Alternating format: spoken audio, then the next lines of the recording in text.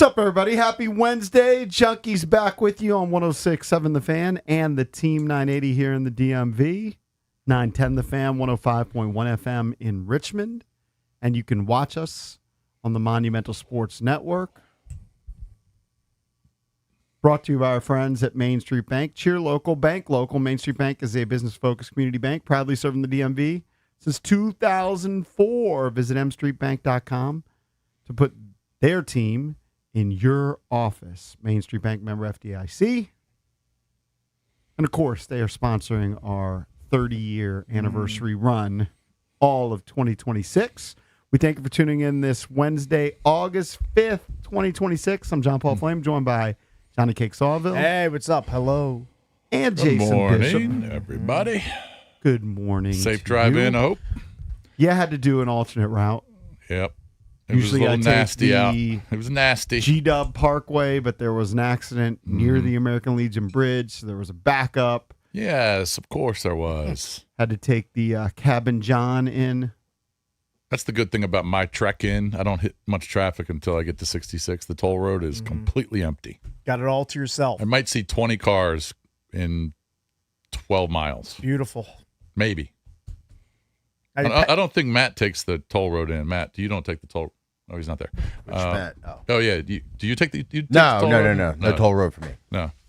So I don't think Drabby takes the toll Have road you either. calculated how much you pay in tolls per month? I don't even want to know. That seems like a lot. Yeah, but you know what? No, but I missed the big toll. So the Greenway toll, I missed that. Smart. So I had to go 28.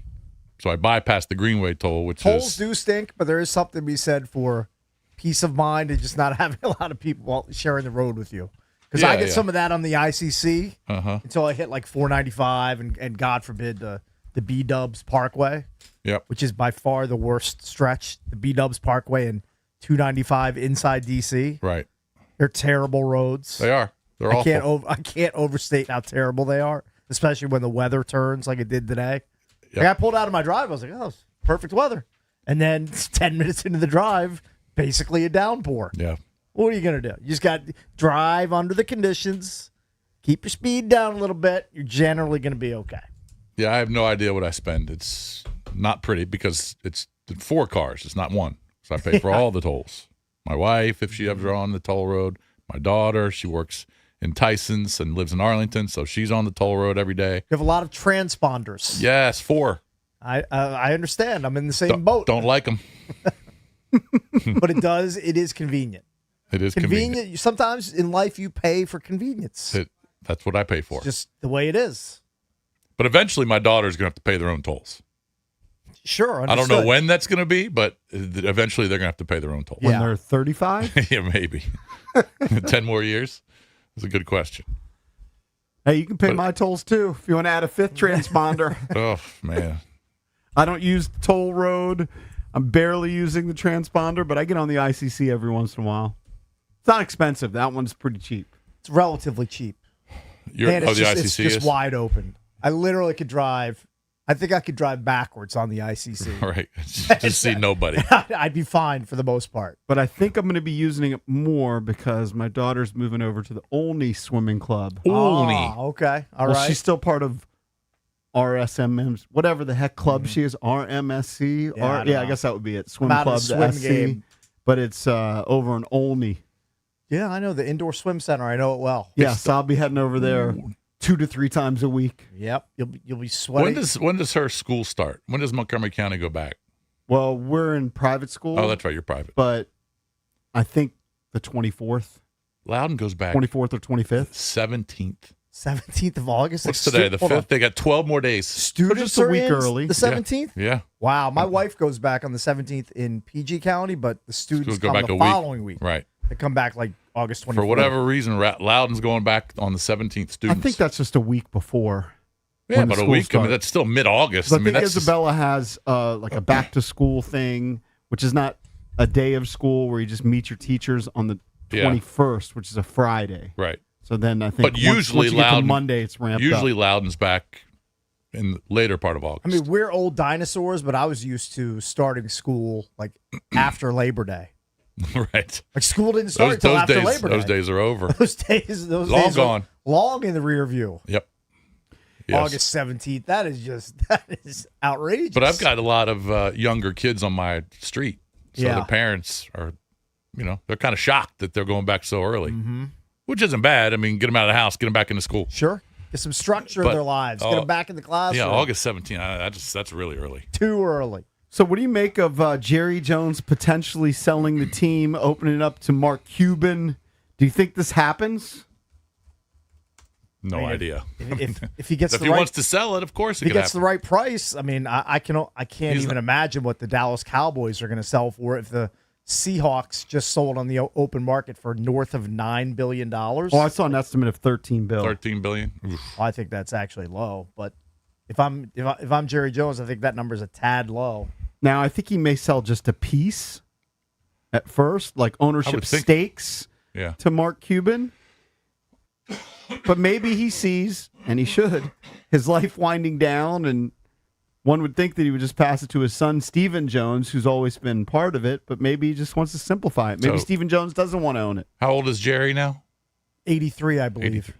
All right. Yeah, I would have thought he would have just handed it down, but all right, so he co-owns it? The only thing that's, now again, I'm speaking out of school here. The only thing that's problematic, I think at times, about just handing it down to your kids are like the tax implications and the estate implications of such a large item being passed from father to son or sons, whatever it winds up being, right? Or daughters, obviously. So I don't know. I'm sure Stephen Jones doesn't want to be cut out of owning a piece of the Dallas Cowboys. Like he wants that to be in his portfolio once Jerry, moves on. Well, also, he's worked for his dad. Yeah, of course. He's been part of the family biz. But if Jerry Jones has other kids, and I'm not sure, sometimes it's simpler to sell assets and then divvy up the money than have them try and figure out how to co-own a team. Doesn't Cuban still own part of the Mavericks? Yes. He's still minority owner. I don't know what percentage he owns, but yeah, I can see that. I can see them co-owning down the road. But you're right. I mean, the Cowboys would go for Seattle went for $9 billion, you said? Over $9 billion. Yeah. I mean, it would have to go for at least 11 or 12. By the way, Jerry bought the Dallas Cowboys in 1989 for $140 million. And I'm sure back in 1989, people raised a lot of eyebrows, like, you're paying $140 million for an NFL team? Yeah. Or are you insane? Right. And now they're worth well north of $10 billion. I would say 13 even is a little light. Yeah, you think so? For the Dallas Cowboys? I mean, I think it'd go more than 13. I think it's possible. Yeah, maybe. I think that's a low estimate, but I think that they could sell for $15 billion. I don't think that's outrageous. So I don't think he's going to sell the whole thing, but he's going to sell ownership stakes. Yeah, that's probably. The He's NFL probably going to be a changed the co-owner. rule, right, where private equity firms now can purchase between 3% to 10% of a franchise. Cuban would have his group, I guess, get in the mix potentially. Jones was pretty effusive about Mark Cuban, saying he's, in addition to financial boat streams for your team, you want to associate with the highest quality of a person who loves the game and then also at the same time wants to do something about it. Mark leads the way in that. See what happens. I was talking to some buddies that were at Commander's Camp yesterday. Jaden looked pretty good yesterday. He did. Jaden looked good. Jaden to Terry was looking pretty good. Yep. That connection's back. I heard Jerry to Luke was looking pretty good, Luke too. Luke was popping a bit. I just said Luke. Jaden to Luke, yes. And then they've got fans out there again today, and I think tomorrow they're off. I think there's an off day tomorrow. But usually after the Jaden padded apparently days, he looked really good yesterday. He looked sharp. After the padded days, which there aren't that many padded days where they're lighter the next day, or maybe even off. Are we officially scheduled to do a show out there at camp, Matt? I think it was the plan. August 18th. August 18th, we're going to be out there? Yep. Day before Cakes' birthday. That is true. Day before the big 5-6. Oh, that'll be fun. Day before LT, LeVar Arrington. Yeah, I can't tell you how many of my buddies are texting me going, "Can you get me some tickets?" Tickets to camp? Just to camp. Right. Yeah. They're relatively cheap. I mean, do they think I know they just You want hang out no. with rich folk. They want they're just VIP. not available? I think all of the, I think it's I think mostly all the VIP. tickets have been snapped up. Like Yeah, at least so- to the general public, those tickets have been gone for weeks, if not months. So they think you have some sort of inside connection. But they could have bought them, weeks ago, but they didn't. I don't even think they were for sale. I think they just made them available. Like if you claim them on the internet, I don't think All they're right, well, charging for them. But yeah, maybe not. Yeah, maybe not. But they've been gone for a while. Yeah. Unless you have really inside connection. Yeah, but they're just reaching out. Can you get hooked? So luckily the PR guys over at Washington are great. So they are help, great. They help me out a little bit, but that's the last time I'm going to ask them. I've already asked them a couple times. Oh yeah, You've asked. I asked my boy Sean. I said, "Can you hook my boy?" And he always takes care of him. Very nice. But he took care of him last year too. But, yeah. And then I got another buddy who called me yesterday. He's going to the Nats game Friday. Okay. Wants to know if I can get him a hotel room. People are reaching out. What are these hotel people? room? Yeah. Like, what are these people? What am I? Hotels.com? Yeah. I mean, do you have? I think the answer to this is no. Do you have a hotel endorsement that I'm not aware of? No. Zippy. I didn't think so because if you had one, I'd hear you advertising for it and doing live reads for it. Right. They just Hence, you don't have a hotel hookup. maybe they just hear us talk about the fact that we park up at the Homewood and we got a hookup. That's probably. I don't have a hookup on rooms over there. No, you wish you did, but you don't. Speaking of the parking, nobody was there this morning. Hung around a little bit. I just left my key on the podium. I never do that. Yeah, I don't know. I don't know that I'd be comfortable doing I've got to that. make sure I see someone and I hand the keys to them, or I hand it to the front desk girl, Lauren. You know that But the she guy who's there today has never been there before. Right. He was there he's new. yesterday. Yeah, yesterday was his first day. He's new. He's a newbie. I mean, I'll walk over there during the break. He took the place of. Do you remember Benji, the young kid? Yes. Benji had to go back to Ethiopia for a family emergency. Okay. So I guess this guy's feeling it. Look at you getting all involved in He always the does. valet's I know lives. everything about their lives. I do. That's impressive. But you're right. This guy's new. Got a lot going on the show today. Daryl Ryder's going to join us, host of 92.3 The Fan in Cleveland. We will get into what's going on with their quarterback situation. Is Deshaun Watson going to be the starter? Is it Shador Sanders? Is Dylan Gabriel got a shot? A lot going on there. Paul Taboni, president of baseball operations for the Washington Nationals, will kind of fill us in on his thinking before the trade deadline and all the trades that they made. He'll jump on at 9. And Mike Sando, NFL senior writer, creator of the Athletics quarterback tier list, which came out yesterday. He'll jump on at 9:40. Jaden Daniels, number 13, according to that NFL tiers list. So Mike Sando joins us later in the program right here on the Junkies.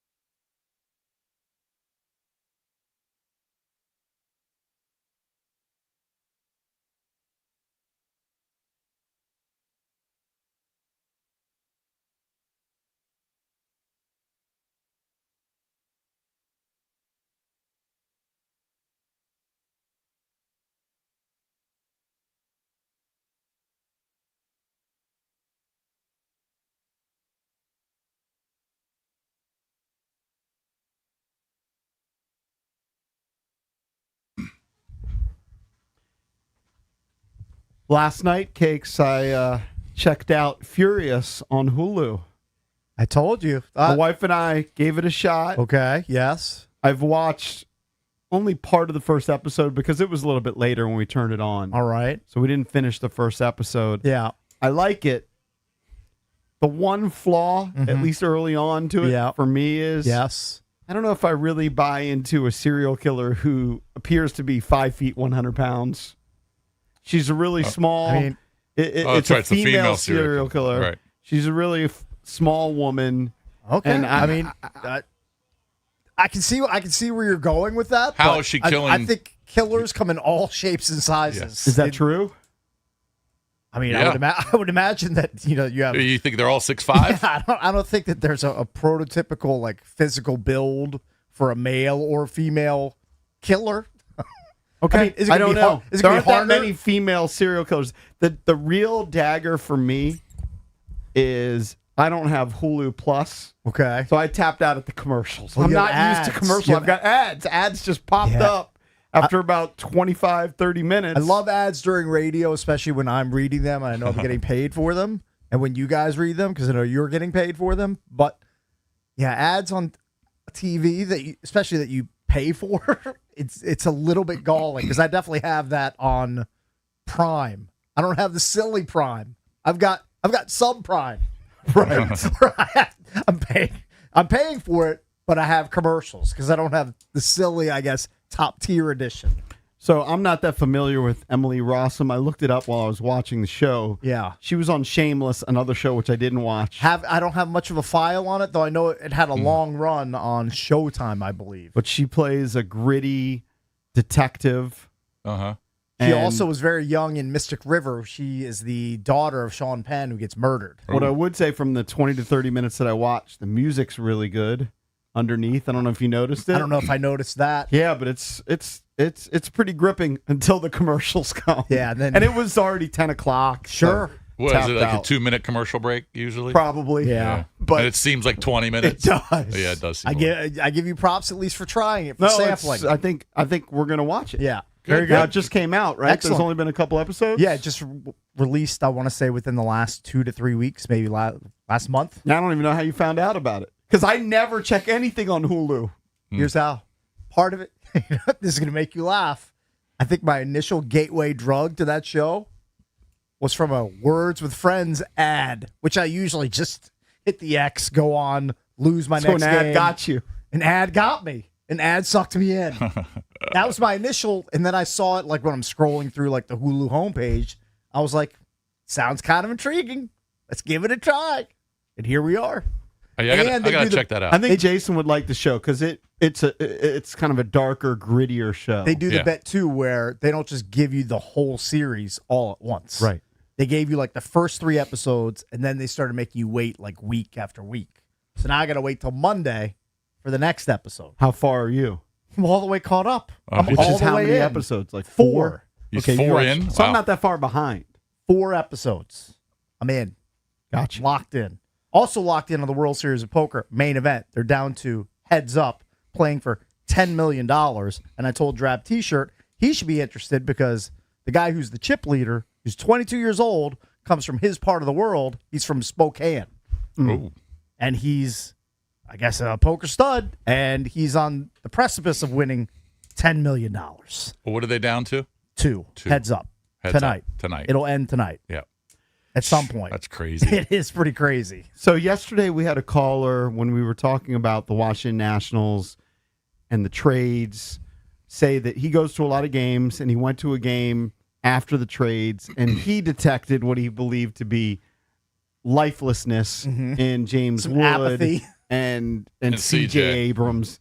He was trying to posit that their mood was different after the trades, and that might be true, and that's why they weren't hitting. Well, James Wood's not even playing now. Yeah. But it's carried over in the hitting. They were shut out yesterday, blanked by the Phillies. They're now 5 games under 500. Yep. 7 straight L's. 16 runs in the 7 losses. Yeah, Yeah, that's the what they've bats been went dead. relying on. They've been relying on the offense to carry them all Yep. season. And if that dries up, especially after you deal your best pitcher away in Foster Griffin, It's going to be tough to string together the curly dubs. And I don't think it was just with James Wood and C.J. Abrams.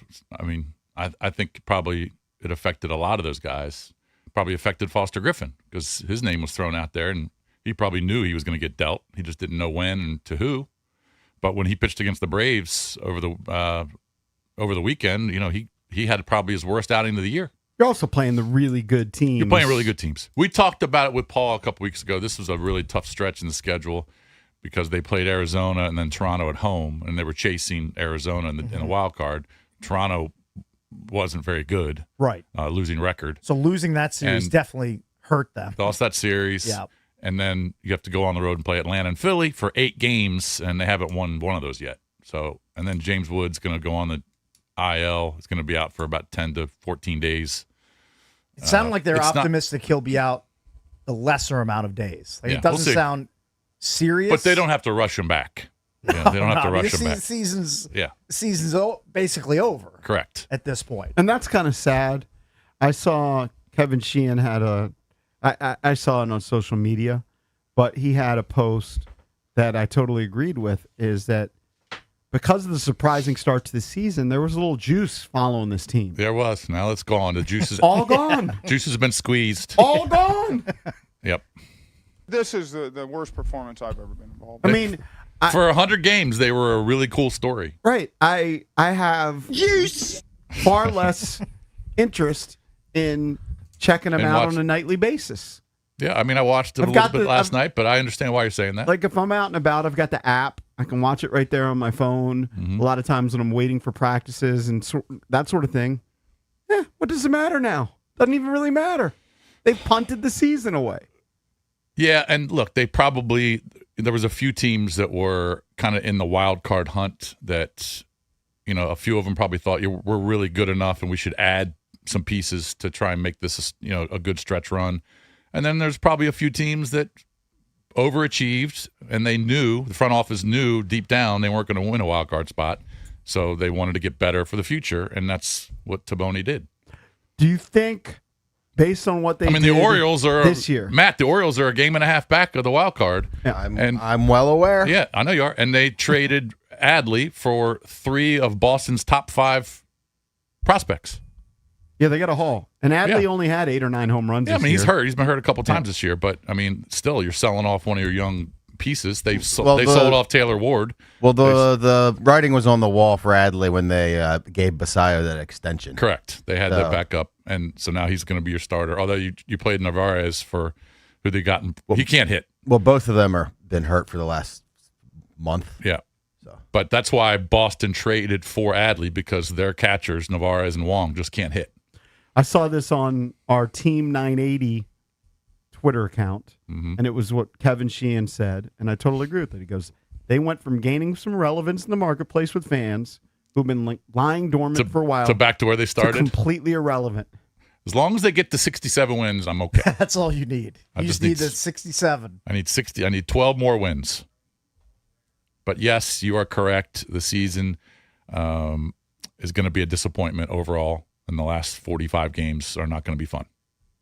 Philly last night was kind of weird. Philly obviously tried to get better. They added Arias, who's a really good hitter from San Francisco, and he had 2 hits and 2 RBIs last night. But they moved all kinds of guys around. Bryce Harper hadn't played right field in years, and they moved him to right field last night. Very first hitter for the Nats. Dylan Cruz hit a line drive, kind of a tough play for an outfielder who hadn't played there in a while. But, Bryce made the play. But they moved guys all over the place. They moved their third baseman to first base, their second baseman to third base. Like I said, Bryce Harper went out to right field. Arias, who they just acquired in the trade, played second. They're going for it, but they had to move a bunch of guys around defensively. So their starting pitcher allowed 4 hits to the Nats. Well, he's an all-star. So Dylan Cruz got moved into the leadoff spot because James Wood's on the IL. Right. 0 for 4. Mm-hmm. And that kind of was what it was throughout. So you're just down on it. You're just down. It's just, I agree with Kevin Sheehan that you had a team that we would talk about on a regular basis because they were in the mix. Correct. Surprisingly in the mix. And we knew that there were flaws. The fatal flaw was the bullpen. Yeah. So I get why they needed to bring in bullpen arms. However, they've dropped in terms of relevancy. Eventually, they probably were going to drop anyway, even if they kept all those guys. Well, I know you don't want to hear that. Maybe you don't even believe it, but I do. I know when their season officially ends. I'm looking at the date right now. Sunday, September 13th.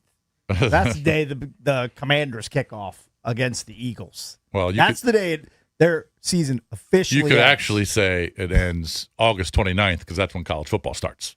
I guess that's true. But once the football season, it officially ends, even though there once the Commanders start. Multiple games. I mean, their official last game is Sunday, September 27th against the Mets here at Nationals Park. Right. But their effective last game is Sunday, September 13th.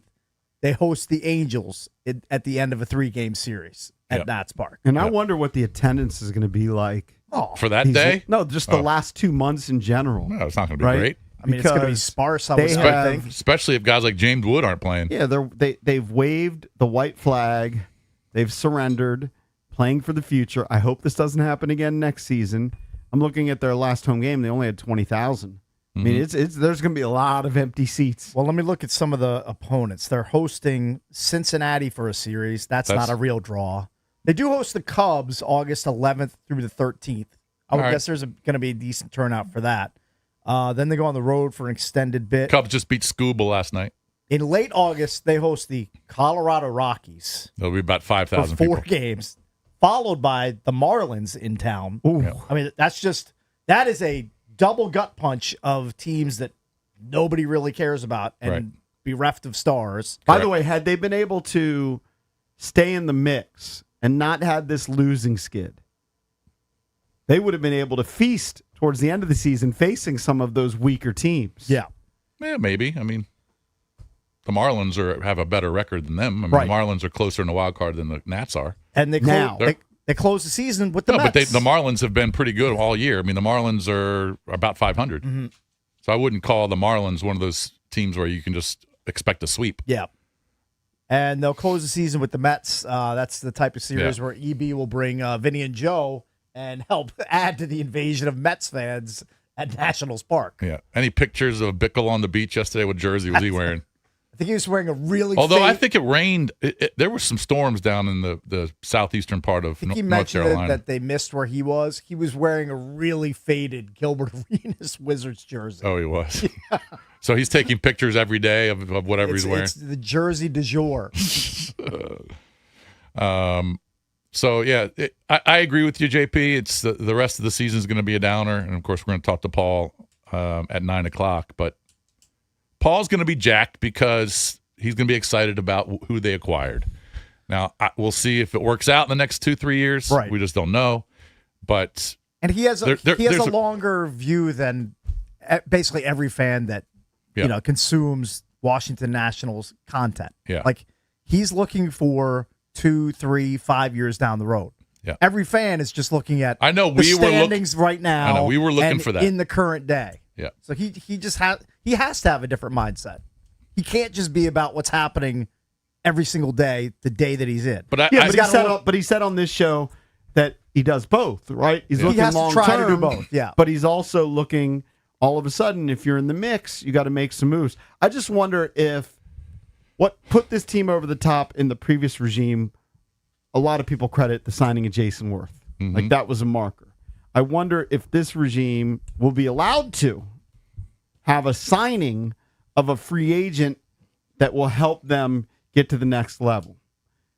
Yeah, it's a valid question. Or is it going to be the same situation next year? That's my opinion. It's going to be very mid-level free agents. Right. Guys that aren't going to, you're not going to pay $160 to $180 to $200 million for. Which is That's sad. my opinion. It's actually sad that Washington is in that boat where they're looking up at teams like the Kansas City Royals and payroll and the Rockies. Yeah. Payroll, basically everybody in the league payroll wise outside at least this year outside of Cleveland. Yeah. Like this is a major market. Like it's kind of embarrassing that you're not willing to spend the money to make your team be a player amongst the top spenders in the league. Now, am I saying you have to be top 3 or top 5?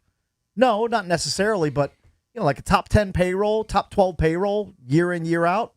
Like they used to be. Yeah, that would be a nice thing for Nats when fans. Mark Lerner, or excuse me, when Ted Lerner was running the show. To open up the purse strings a little bit. They were 3, 4, 5, maybe 7, but they were never 29 or 30. They weren't. I think some fans would take top 20 at this point. Yeah, probably.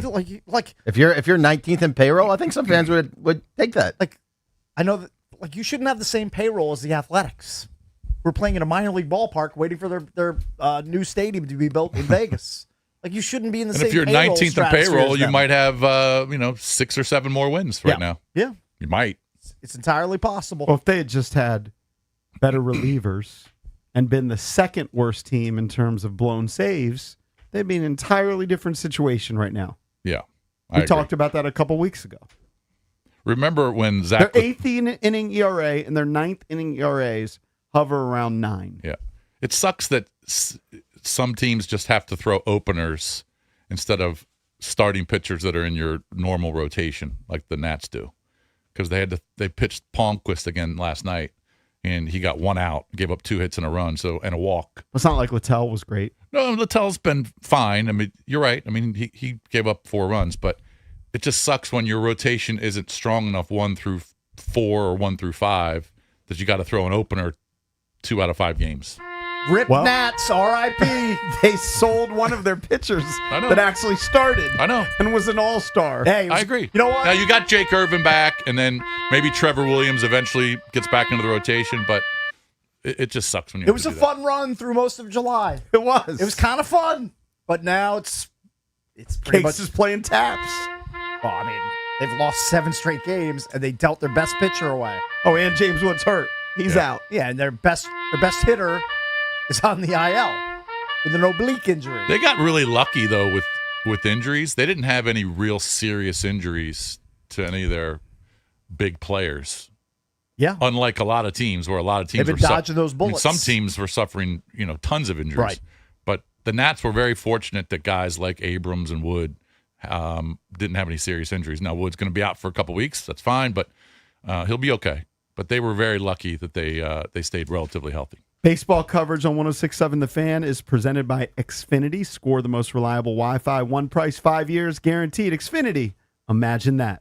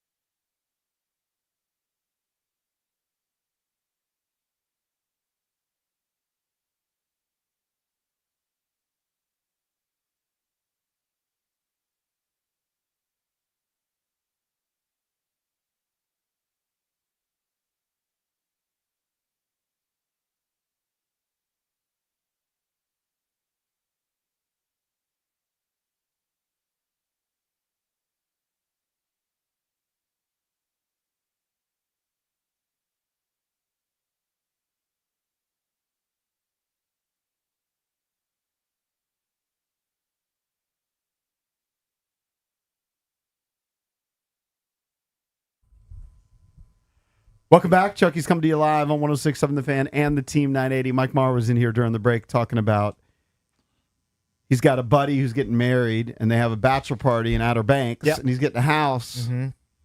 It's probably going to be a different scene there than you and Amy scene when you were in Corolla. Oh, yeah. I mean, that was like a couple's getaway. They're going to just be boozing left and right for an entire long weekend, I would guess. Yeah, we got 10 of us right now. Oh, 10 of them. Yeah, and we're all going down to Virginia Beach tonight. Okay. And so we're breaking the trip up as far as the drive is concerned. So Virginia Beach, leave here at 4 o'clock today, and then leave for OBX. House opens at 4 o'clock tomorrow. Perfect. And then we'll be there for 4 days. 10 guys. 10 guys. My boys, the final send-off from my buddy Matt. How many of the 10 are single, and how many are looking to hook up at the wedding itself? I think... Because if you're young, there's going to be a lot of young females, maybe a bunch of single females there. I think it's 6 are in a relationship, and then 4 single dudes. But that's the thing about OBX is it's not really like a going out town. No. It's very kind of reserved. You're at your house. You maybe go out to get dinner. It's a lot of family scene. Yeah, it's not. There's not a lot of opportunities to go tear it up at a bar. Yeah. Unfortunately. Yeah. Unfortunately for us, but it's gonna be a really good time, and I'm excited to sleep in. I think maybe most importantly, get some time. Isn't? I mean, Who doesn't love it's that? the dream. Sleeping in is the dream. Yeah. Yeah, that's what JP said before the show started. He goes, man, I just loved sleeping in last week. Of course, Cakes will be doing that next week, sleeping in every day. I mean, even sleeping until like 7 or 7:30. It's a huge difference. That's 3 hours of sleep in. Huge difference. That's huge. It's fantastic. Yesterday, Matt, I was going to go see. We didn't really plan on it. I was just thinking about going to see the Odyssey. I talked to my wife about it. Okay. $5 Tuesdays. I said, we got to go see the Odyssey. That's definitely not an IMAX. I mean, no chance. It's at the same theater that Drab saw it at. Was that IMAX? Mini IMAX? I think they call it PTX. I mean, or not to something be like like, all right, their version, but it's plenty. I don't it's want to sound fun. like Kevin McCarthy and come off as like a screen and IMAX snob. So if that was happening, I apologize. Yeah. So, we were going to do it, but we didn't really plan on it. We didn't say, all right, there's a 12:15 show. Let's leave at 11:45. Yeah. We just kind of talked about it. But then I went outside, and I had so many weeds. Okay. I said, oh, my gosh. I said, T, I'm sorry, we can't go to the movie. I got to pull the weeds. I know. I pulled the weeds for an hour. I would never postpone a movie to pull weeds. It's just one of my things, to pull man. One weed. I can't. I was just looking at the weed stand them. and say, well, that'll be here later. I'm going to go watch Matt Damon try to get home. I probably should have, but I decided not to. Basically, half of Matt Damon's movies are all about just trying to get home. You know, he's The Martian, The Odyssey, Interstellar. I know. I'm sure there are multiple others I'm forgetting. I pulled weeds for an hour. I know you'll never do it. That sounds terrible. You won't pull weeds for an hour the rest of your life combined. I mean, I'd probably take the over on that, but slightly. Just slightly. There's a couple things that annoy me about the Odyssey. Okay. I liked it. I didn't love it. Number one, the whole you have to see it in IMAX crowd. And you see all these pictures side by side of the screens. Yeah. Big deal. You see a little bit more of the top of somebody's head or a top of a building. It's not that different. I think I made the right call, though, by going to see it in IMAX. I think you're lemming. Maybe I'm a screen snob. Maybe I'm a screen and IMAX/Thimax snob. And that's part of the sales job on the Odyssey was, and I think it's a good movie. But part of the sales job was like, oh my God, how did they film this? This is unbelievable. I don't really care how movies are filmed.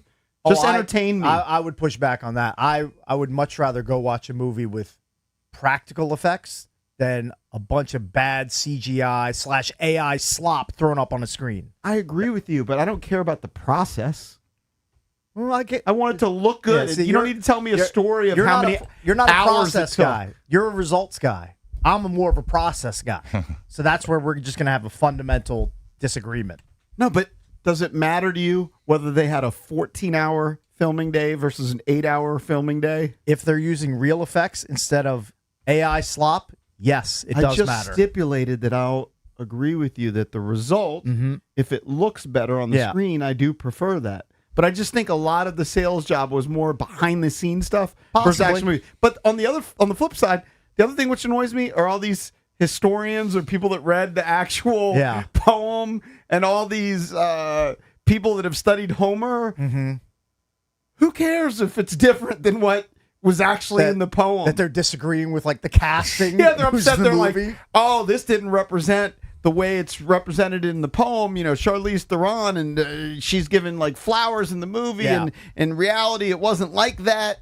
He was having kids with I can't remember the name. Calypso. It was Calypso. Yeah. He was, I guess, in Homer's poem. He's having kids. Of course, he's having kids with her. He's stranded on like an island with her, and she's feeding him lotus flower and drugging him for I don't know how many years it was. Of course, he's banging her on that island. Right. Are you kidding me?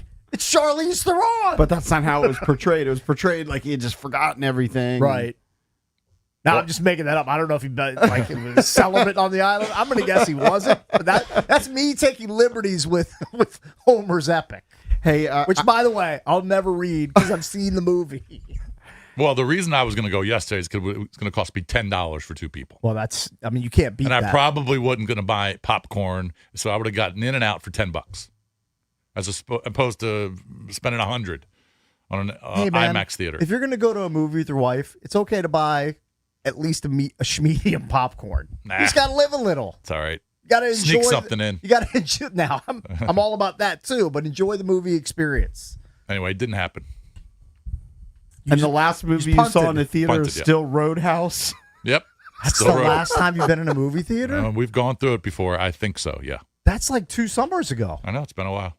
Has been a while. Nothing's been out that I wanted to see. You don't want to go see Spider-Man? No. I definitely won't go see Spider-Man. Seen any of them? I actually don't think. Have you Probably. seen any? Have you seen any of the Iron Man movie? Maybe the first one. I mean, that came out in like 2008. Maybe the first one, but that's going way back. Cakes has talked about how you've seen, at least at one point, you'd seen every movie in the MCU universe. Now that I've definitely fallen off that pace. Or you probably didn't see like an Ant-Man. There are probably at least a handful of MCU. But at one movies point, you were like 17 for 17 or whatever it was. As my kids were growing up, they were right in that like age range where they were into like all the Iron Man and Ant-Man and Avengers movies. Like Jason's probably over. I'm sure. Yeah, of course. Over. I'm fine with it. You think he knows who Thanos is? Doesn't know who that is. Nope. He has no clue. He has no frame of reference. I think you'd like Iron Man. I think I was okay with the first one I saw. Oh, so you did see it? I think I saw the first one. Yeah, I'm pretty sure. I mean, that was 18 years ago. It was almost a while ago. 20 years ago. Well, he's played a different character in the MCU. Understood. Or he's going to, right? He's going to play Does that already happen? He's playing Doctor Doom. Yeah. In the next iteration of Avengers, whenever that comes out. That's just not a type of movie that really, like Spider-Man just does not interest me. Yeah.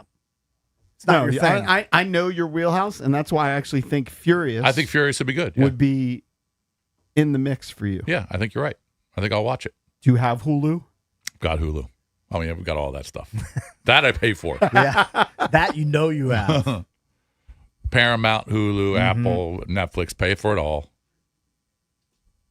But I've been trying to tell you guys to watch one of the best shows on on Paramount. It's called Lioness Special Ops. I know. I should be watching Taylor that. Sheridan, who's a genius. He's actually in the first episode. He was acting, and he was actually a very good actor in the particular role that he was in. Anyway, it's just a really it's war. It's special ops stuff. That's what I like. But the acting's phenomenal. Yeah. I've seen Taylor Sheridan in an interview say he was kind of a struggling actor. I believe he was on Sons of Anarchy. I think that's right. Anarchy? Yeah, I think I read that too. And then he realized, why don't I just start writing these things and make these things? The movies, yeah. And so, to his credit, he started doing it because a lot of people talk the talk, but he's walked the walk. But he plays one of these special ops guys, and he was in a few of the episodes last year. He's just very believable in that role. He sells it. Yeah, he's actually really good. Coming up next, we're going to hit the skins at 7 o'clock here on the Junkies. Give you the latest on the Washington Commanders. It's the Fan.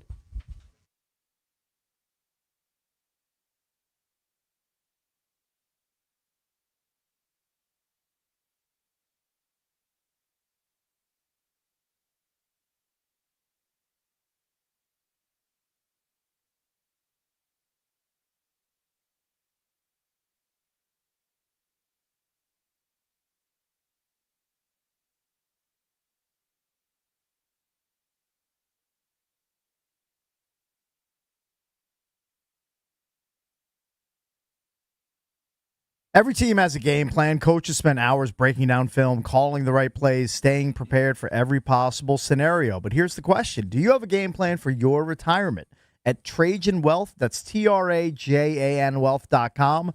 Their fiduciary advisors act like your personal coaching staff. CEO Jeff Jr., a Marine Corps vet who knows the value of independence, founded Trajan Wealth as an independent firm. That means their advisors can customize a financial strategy designed specifically for you, your goals, your risk tolerance, your timeline. Maybe you've got an old 401k sitting with a previous employer. Maybe you're not sure how rising interest rates and changing tax laws could affect your retirement savings. That's where Trajan Wealth comes in. They're going to help you call the right plays to reach your goals on your timeline. So call Trajan Wealth today. 1-855-TRAJAN-1. That's 1-855-TRAJAN-1 or visit TRAJANWealth.com. Advisory services through Trajan Wealth LLC, SEC registered investment advisor. Additional services through Trajan Estate and Trajan Tax. Actual client paid advertisement. Additional disclosures at TrajanWealth.com.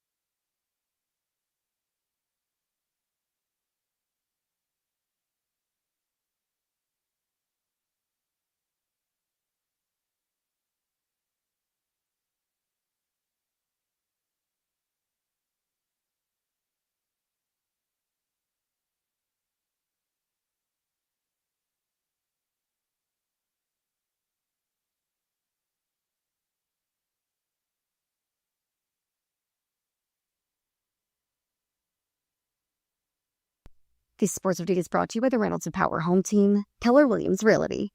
The Nationals took the field last night without James Boone for the first time and found out just how tough it's going to be to get their season back on track without him.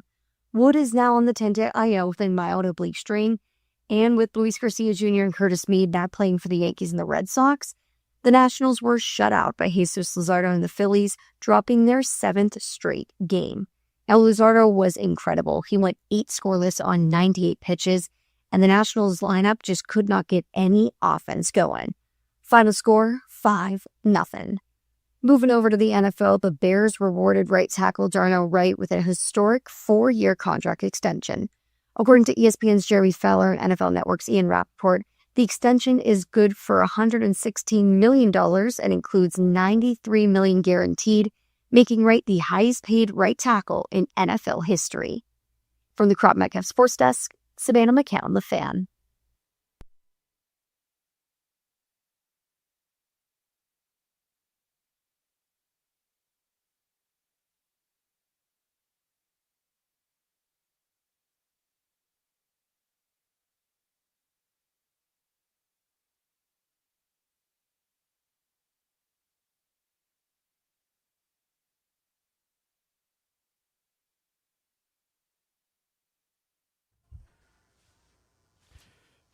All right, it's 7 o'clock. Time to hit the skins. Our training camp coverage brought to you by Paul Henry's Window Installation. PaulHenry'sWindows.com, your clear home improvement choice. So the biggest news coming out of camp yesterday, this happened while we were on the show yesterday. Prior to 8 a.m., Akello Witherspoon abruptly retires. He's on the retired left team list. Former Washington cornerback Fabian Moreau signed to replace him. He has experience with new defensive coordinator Durante Jones. He played in Minnesota last season. So, Fabian Moreau, welcome back to Washington, D.C. You are now a member again of the cornerback room for the Washington Commanders. Started his career here. That's correct. He was drafted in 2017. Yep. The same year They that got him in Akello quick. Witherspoon was drafted. Wow. They got him in quick because he was there on the field yesterday. Yep. Working out and starting to get into the mix. So Witherspoon out, Moreau Yep. in as far as your defensive secondary for the Commanders. Running back Rashad White, he made some waves with a comment about his current quarterback, Jaden Daniels. He said, Jaden Daniels is the best quarterback I've ever played with. Wow. Now, Rashad White played with a guy named Tom Brady in Tampa Bay. You ever hear forget that about guy? him? Maybe he Forget about forgot. him. So now Rashad White goes way back with Jaden. They played together at Arizona State. They're tight. But he claims That's his boy. that Jaden Daniels is the best quarterback that he has ever played with, and he has played with Tom Brady And Baker Mayfield. and with Baker Mayfield. Interesting. So that's some high praise for his guy. Speaking of Jaden Daniels, he had another impressive day at camp. He was seen connecting with both Terry McLaurin, Chigakonkwo. Looked like he is starting to really master the David Blau offense. Let's get to some audio we have of Jeremy Fowler, who was on with Grant and Danny. I believe this was Monday, talking about the connection that he saw at camp between Jaden Daniels and Terry McLaurin. It's hard to ignore that connection you just mentioned between Terry McLaurin and Jaden Daniels, that beautiful pass to start the 11-man work, had another touchdown later in practice. McLaurin looks like himself again. I know last year was hard with the hold-in and then the injuries. So he and Jaden Daniels both look like they're on the same page. I talked to McLaurin after practice. He was almost downright giddy about the connection that they have, that they're growing again or regrowing. So that's a positive. And, yeah, Chigakonkwo, you mentioned him. I think he's probably their receiver 2 right now. He runs routes like a receiver, even though he's a tight end. So to me, he's more of a hybrid model. And so, with the absence of like another bona fide number 2, he's probably the 2 to me. And yeah, so that stood out. Just, the offense as a whole, the passing game looked pretty fluid. And, Jaden Daniels looks like he's added a little bit of bulk, maybe not a ton, but he looks a little stronger to me from what I've seen. And yeah, Sonny Styles is interesting. He physical guy, yes, but he can also cover so much ground. So I know Dan Quinn's been challenging him to take gambles and go for it. Try to get a 10-yard closed gap when other guys can't do that. You can. You have that kind of ability. So he hit a lot of spots there. The connection between Jaden and Terry. He thinks Chig could, soothe people's fears about the lack of a true number 2 wideout because he can kind of play that role from the tight end spot. Yeah. He's not a traditional tight end. He's kind of a hybrid wide receiver / tight end. And at the end there, he touched on Sonny Styles and the fact that Dan Quinn is challenging him to be kind of an all-around player in this defense. So some good positives coming out of camp there, according to Fowler. He started with the Jaden Daniels discussion. Yesterday, I did our guy Toothpicks podcast. Yep. And he received a question, and it was, do you think Jaden Daniels will get down or run out of bounds more often than he has in the past because he's getting hurt from taking hits? And it's really an unknowable answer, but what are your thoughts? Because his health is probably the biggest determining factor as to whether this team becomes successful this season or has a season like they did last year. I think he'll make a concerted effort to try to avoid as many hits as possible. I don't know if that means sliding more, running out of bounds more. I think that's going to be an emphasis. And I just think the fact that they're going to probably run the ball more, being under center, a lot more than they were obviously under Kingsbury. They were never under center with him. I think that will protect Jaden as well. Yeah. Or it should. I mean, he's going to get it should. He's going to get hit. Of course. I mean, all quarterbacks do, especially the mobile ones. So he's going to get hit. Yeah. But I agree. I think they've probably emphasized strongly that he needs to get out of bounds and get down and not take those hits. Yeah. The design runs, that's we have no idea what they're going to do there. They're probably going to scale those back too. But he's just going to get hit. I mean, he gets out of the pocket and he wants to get 25 yards as opposed to 15. So he's going to take some tackles and he's just going to have to be smart. And but you're right. That's the key to this season. And you know what? Is him staying on the field. Quinn and Blau have to be smart too, because the whole reason he threw his elbow out was because he was in a game where I believe they were trailing by 28 points. Mm-hmm. My memory could be shaky on that. It was they pretty were close to trailing that. by a ridiculous amount of points, and Jaden shouldn't have even been in the game. So hopefully the improved defense prevents that from happening in 2026. Hopefully they're not in a game where they're trailing by 21 or 28 points late. But if that does happen, you got to take him off the field. Once you know you've lost the game, you can't have your starting quarterback at risk, in my opinion. That was just bad luck. That was terrible luck. Because Quinn did say he was coming out after that drive. Yep, but he probably should have already been And I out. think the play itself, he thought was going to be a safe play, and Jaden Daniels went to an option that he typically didn't. Right. You just wonder, though, in those moments, like you just described, a 15-yard run versus a 25-yard run. Mm-hmm. It's been in his nature since he was probably 8 years old. Before that, who knows? Whenever he started playing football, that when he's had a chance with a tackler one-on-one, he hasn't dipped to just go out of bounds. He's cut in or cut around him and made moves to get that 25-yard run. And your head could be telling you one thing before a game. Hey, I got to live to play another down. But in those moments, if it's been in your nature all the time to go for it, you wonder how much you can kind of train yourself to actually go out of bounds and, we're gonna and see. slide. Yep. But I know that, when he's on the sideline watching Marcus Mariota for weeks and weeks and weeks last year, that's probably one thing that is ingrained into him now, especially with David Blau coming in. So he knows. He definitely knows he's going to have to be very careful. Yesterday at practice, this is via our friend Grant Paulson, Luke McCaffrey flashed. Luke McCaffrey had his best practice of the week, maybe his best practice I've seen, this is Grant Paulson, in a couple years. Not just in terms of volume of catches, he had several of them, but also how open he was getting. He beat Mikey Sanders still a couple times, which is a good sign.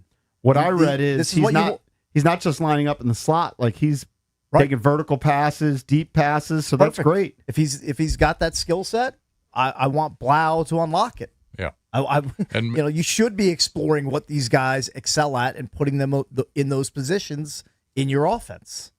And maybe he could be the number 3 as opposed to, I know that a lot of people want to see Antonio Williams, this number 3, the rookie, but maybe McCaffrey is the number 3. Yeah. I mean, he should be ascending. Yeah. He's coming into year 3, coming off an injury. He was showing signs last year before he had the shoulder injury that he could be a productive receiver. And hopefully that's what he is in this offense. But McLaurin looked really good yesterday. Yeah. I understand it's training camp and some of it's just drills, but he looked really good. Speaking of looking good, let's give a kicker update. Yesterday, Jake Moody was 3 for 5. Yep. He made on kicks of 33, 38, 34. He missed from 49 and 56. Correct. Drew Stevens was 5 for 5 from the same distances. Yep. So far through camp, Jake Moody is 19 of 22. He has a long of 55. Drew Stevens is 20 of 22. He has a long of 56. So they're basically, like numbers-wise, they're basically neck and neck. It's dead heat. Through 5 training camp practices. Yeah, it's interesting. So it's kind of a dead even race at this point between the two kickers. We'll have to see who emerges. I could see it. I could see Stevens being your kicker. Week 1, I could see that happening. I could certainly see it too. Would you bet though that whoever is the kicker at the beginning of the season will be the kicker at the end of the season? No, I would not bet that. No way. When's the last time that happened here in Washington? Been a while. It seems like it's been a while. Hey, Mike Marr, I need you to do a project for me. Find out the last time a kicker kicked all 17 games here in Washington. You might have to go back a ways. You know what I found? I can't think of one that's done it recently. You know what I found interesting coming out of camp yesterday? I believe he spoke with the media yesterday. Bill, Corey Krosky-Merritt, talked about being an asset in the passing game. Yeah. And last year he only caught 9 balls. And the assumption was, well, he doesn't really catch the ball out of the backfield. So I guess he's been on a mission to show that he could do that. Now, when he played in college, New Mexico, he had 7 catches. So he just doesn't have a history of it. But he's trying to claim that he worked hard at it during the offseason. He got bigger, stronger. We've seen that. And he believes he has the skill set. He believes it's been slept on, that he can catch the ball out of the backfield. Well, Dan Quinn challenged him during OTAs to be more of a complete back. And look, that's what you want. You don't want to be a running back where as soon as you're out on the field, teams know your only capability is running the ball. Yeah. You want to be, and that's why they brought White in. You want to be multi-dimensional where they're like, is he going to go out in the flat and catch a pass, or is he going to, try to bull rush us up the middle and gouge us for 8 to 10 yards? Yep. Like that's good if he's working on his receiving complement to his game. And Rachaad White, we know, can catch the ball. We know that. Like he doesn't have to prove it. That's been proven over his NFL career. Kicks, it wasn't as long ago as we thought. Okay. Joey Sly, 2023. Ooh. Oh, yeah. He kicked every single game for the Commanders in 23? Yep, and Wow. he did as well in 2022. Okay. Back-to-back years? Yeah, back-to-back all 17. It's just that they mowed through some recently. Mowed through a lot. A lot of different names at that kicker spot. So, yeah, that's if Bill can become a guy Isn't Sly still kicking for? Isn't he still a starter for some? I'd have to look that up. I'm not sure if he's still in the league or not. Titans, maybe? Chargers? I think he was with the Titans recently. I don't know if it was last Titans. year. He's currently he's their number 1? I thought he was still in the league. I see Titans. Okay. On the coaching front, former Redskins tight end coach John Embry was on the sidelines at practice on Tuesday. He was a member of the staff here all the way back in 2010, the first year of the Shanny era. He coached with Wes Welker in Miami. Could he be an add to the staff in the wake of the release of Ben Steele in late July? I know Welker is working with the tight ends. I don't believe he's officially been named the tight ends coach unless I spaced on it. I thought he was. Has he officially been tabbed the tight ends coach?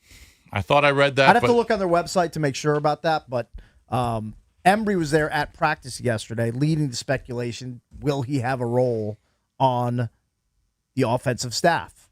Maybe he was just there visiting his guy, Wes Welker. We don't know at this point, but just something to keep an eye on. I mean, I don't know if he was officially named tight ends coach, but I mean, he replaced Steele in that position. Right. So that's what I assume. Right. He's serving as the tight ends coach. He may not have been named the tight ends coach. So maybe they bring in this guy. How old is Embry? He's 60. Okay. 60 years old. And speaking of older guys, not 60 years old, but older guys roster-wise, Laramie Tunsil got the first vets rest day of camp on Tuesday.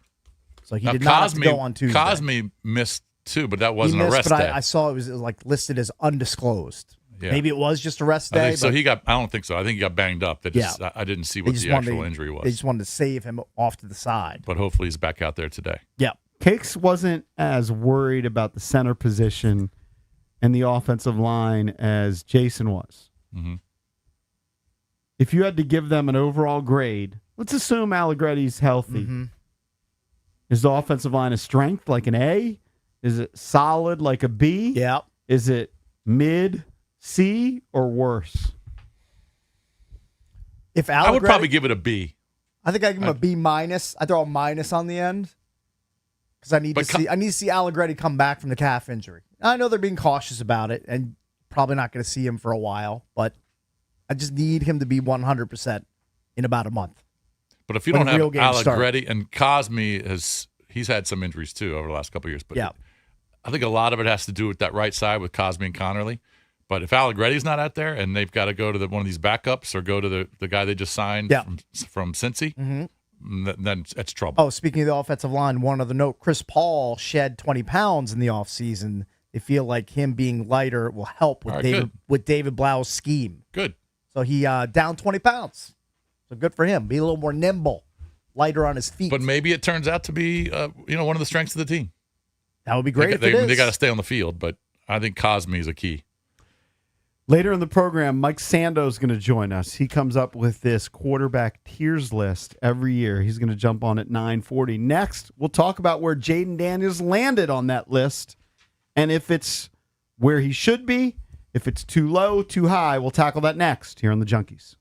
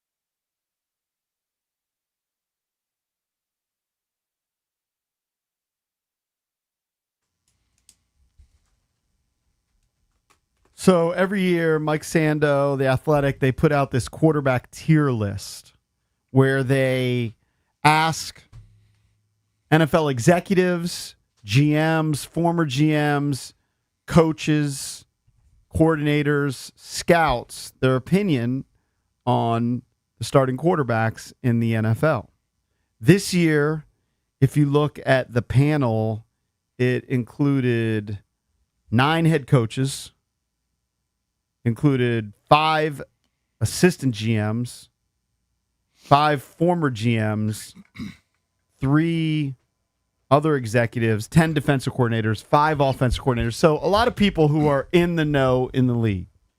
And as you'd expect, they're tier 1 quarterbacks, which they define as quarterbacks that carry their team each week and that their team wins because of them. And this is a factor which I think is going to come into play for Jaden and some of the other quarterbacks. They say that expertly handles pure passing situations. So 3rd and 10, 3rd and 15, and they have no real holes in their game. They only had 4 quarterbacks in tier 1. Okay. I think you'd expect them to be Mahomes, Josh Allen, Matthew Stafford, Joe Burrow. The surprising thing is usually you throw Lamar in there, and Lamar was just on the outside in tier 2. Okay. And I'm going to guess he's on the outside in tier 2 because some people don't think he expertly handles the passing situation. Says he slipped back to the top of tier 2 after failing to threaten defense as much with his legs too. So that was part of it. All right. So there's 4 in tier 1. 4 in tier 1. How many were in tier 2? There's 14. There's 14 in tier 2. All right. 14 in tier 2. So tier 2 is defined as quarterbacks that carry their team sometimes, handle pure passing situations in doses, has a hole or two in their game, and there's dimensions that elevate them above tier 3. It's 13 in tier 2. Okay, 13. My math was bad. It's off Sorry. by 1. Lamar's the top of that. Okay. Jaden comes in at number 13. Is that fair? So he's in tier 2. Jaden Daniels is behind guys like Brock Purdy, Caleb Williams, Drake May. Now, he is ahead of Baker Mayfield and Sam Darnold.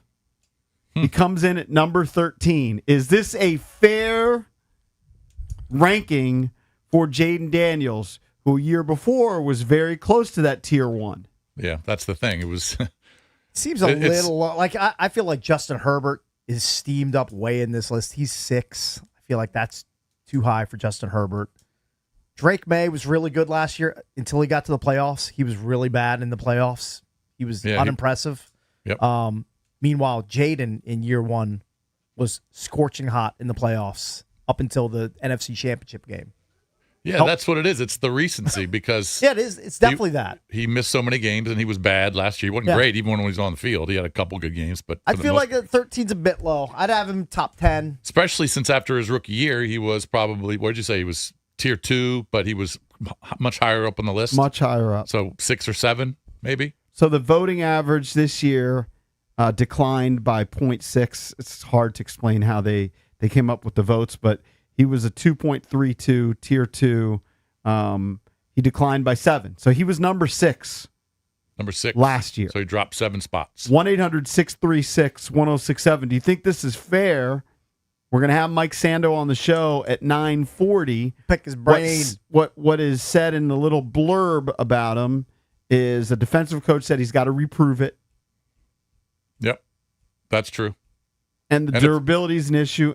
But they also point out that Washington was 2-5 in the games he did start last year. He missed 10 games, and there was a perception, and you can go into the stats, that he wasn't as dynamic as he was. It was just as a rookie. It was a horrible year. It was just a horrible year. I mean, he didn't have a true number 1, a healthy true number 1 when he was out there all the time. It was just a bad year. That's the league's worst defense. Had a terrible defense. Dragging him down. That's why he dipped so much. And I would expect him, if he stays on the field this year, he'll jump back up into that high tier 2. I'm not going to put him at tier 1, But I think he'll be much higher the tier 2 when they do those rankings next year. I feel like at this time next year, if everything goes according to plan, he'll be top 7 or 8 next year. Right. He'll be in that range. Right. He'll make a substantial move up in the rankings, I would guess. So where did they have guys like Jalen Hurts? I guess he Hurts, was they a have tier at 2. 17, and he's the last player in tier 2 on this list. Yeah. I mean, a lot of it has to do with how well you play in big games and in the postseason, too. I mean, Hurts isn't like your natural passer. He's more of a running quarterback, especially inside the 2 with the tush push. But he did play very well in the postseason. I feel like Sam. I think that's where guys like Jalen Hurts get dinged because of the criteria for the GMs and coaches and scouts. It's, are you an expert at pure passing situations? Right. So then nobody sees Jalen Hurts as an expert at pure passing. I mean, he can get hot. Yeah. But running the ball now has become so key with a lot of these guys. And if Jalen is out there, he's going to be a running quarterback as opposed to Jared Goff, who's, higher than him on the list. Jared Goff and Jordan Love higher than him on the list. Jordan Love listed at 10. Guys who just aren't on runners. this list. But I do believe he'll be higher up next year because I think he's going to have a good year, especially since he's got McLaurin out there healthy. And he's got Chig to throw the ball to. And he's got Chig. And he's got Rashad White. Throw that in there. Does it perturb you, Cakes? And if you want to chime in, 1-800-636-1067, that Drake May was elevated above Jaden Daniels, that Caleb Williams was elevated above Jaden Daniels just after last season. Not really. I try not to get too worked up by lists a month before the NFL season starts. Am I crazy, or did Drake May finish one vote shy of the MVP? Why are you guys saying he sucks or that he's average? He sucked in the playoffs. I didn't First say off, he You sucked. thought he was good in the playoffs? Well, you're saying you have a problem with... I asked a question. He had a great year. He was unbelievable He had a last great- year. What do you got? He had a great regular year. season. He had a terrible playoff run. Well, one of the games. cares? Hold I on. mean, One why? of the- I mean- hold on. He was there in the Super Bowl. Cakes. One of the games was a blizzard. Yeah, Understood. All right, so give him an out there. I can give him an out there, but he was bad in the playoffs. Like, is that like an offensive thing to say? Like everybody's. Yeah, but you emphasize that. And You emphasize he was almost won Yeah. the MVP. Should have won the MVP if Okay. Diana Rossini wasn't doing her thing. He was unbelievable last year. You shouldn't. Of I didn't course, say he should be higher on this list. He should be higher than 8. I think so. He should be top 5, right? If we're talking last I'd year, rather Yeah, we're have- talking forward, last and- season. I mean, and he beat the number one. He threw 3 touchdowns against the number 1 defense in the league. That was no quarterback threw 3 touchdowns against the Houston Texans all year. He did. That's impressive. Well, you didn't say that. You said he sucked. I said he stunk in the playoffs. Well, which is accurate. I will say this: he was bad in the Denver game, but they won the game. But there was a blizzard. Yeah, and he was really bad in the Super Bowl. I would agree with that. But I don't know if he sucked in the postseason. Sucked all the way to the Super Bowl. Yeah, right. I mean, if you had to bet What are we right doing? now, What are we doing? Cakes We is know- not- What are we doing as a society? Cakes is not a Drake May guy. No, it's not about not being a Drake May guy, but it's not only does your team have to win, you have to win and you have to look a specific way while winning in order to have any kind of brownie points. Well, that's a Cakes criteria. I know. Cakes likes the flashy numbers. If you had to bet, though, right now, who's going to have the better year? Which this quarterback tier list really is a prediction, right? They're predicting that these guys are going to come out and rank this way. These are the best players, and this is our order. Mm-hmm. Do you believe that Drake May and Caleb Williams, because they're drafted in the same class, will have better years than Jaden Daniels? Both will have better years. I'm going to say no. Well, what do you mean better year? I mean more touchdown passes, higher completion percentage. I mean, you look at the whole overall. picture. I think Drake May is going to have, now he's got a legit receiving crew. I think he's going to have a really good year. He's probably going to have. He's set up to have a really He's going to good have year. a He similar. should. If he I mean, stays healthy, he's going to have a He's similar got year to last year. Brown, Dobbs to throw to. Like Yeah. he has weapons. He's got Travion Henderson out of the backfield. Yeah. I mean, he's set up. I mean, I don't know if he's going to run for year. more yards. He's probably not going to run for more yards than Jaden, but I think he's going to throw more touchdowns. In essence, I'm asking if you had a redraft right now.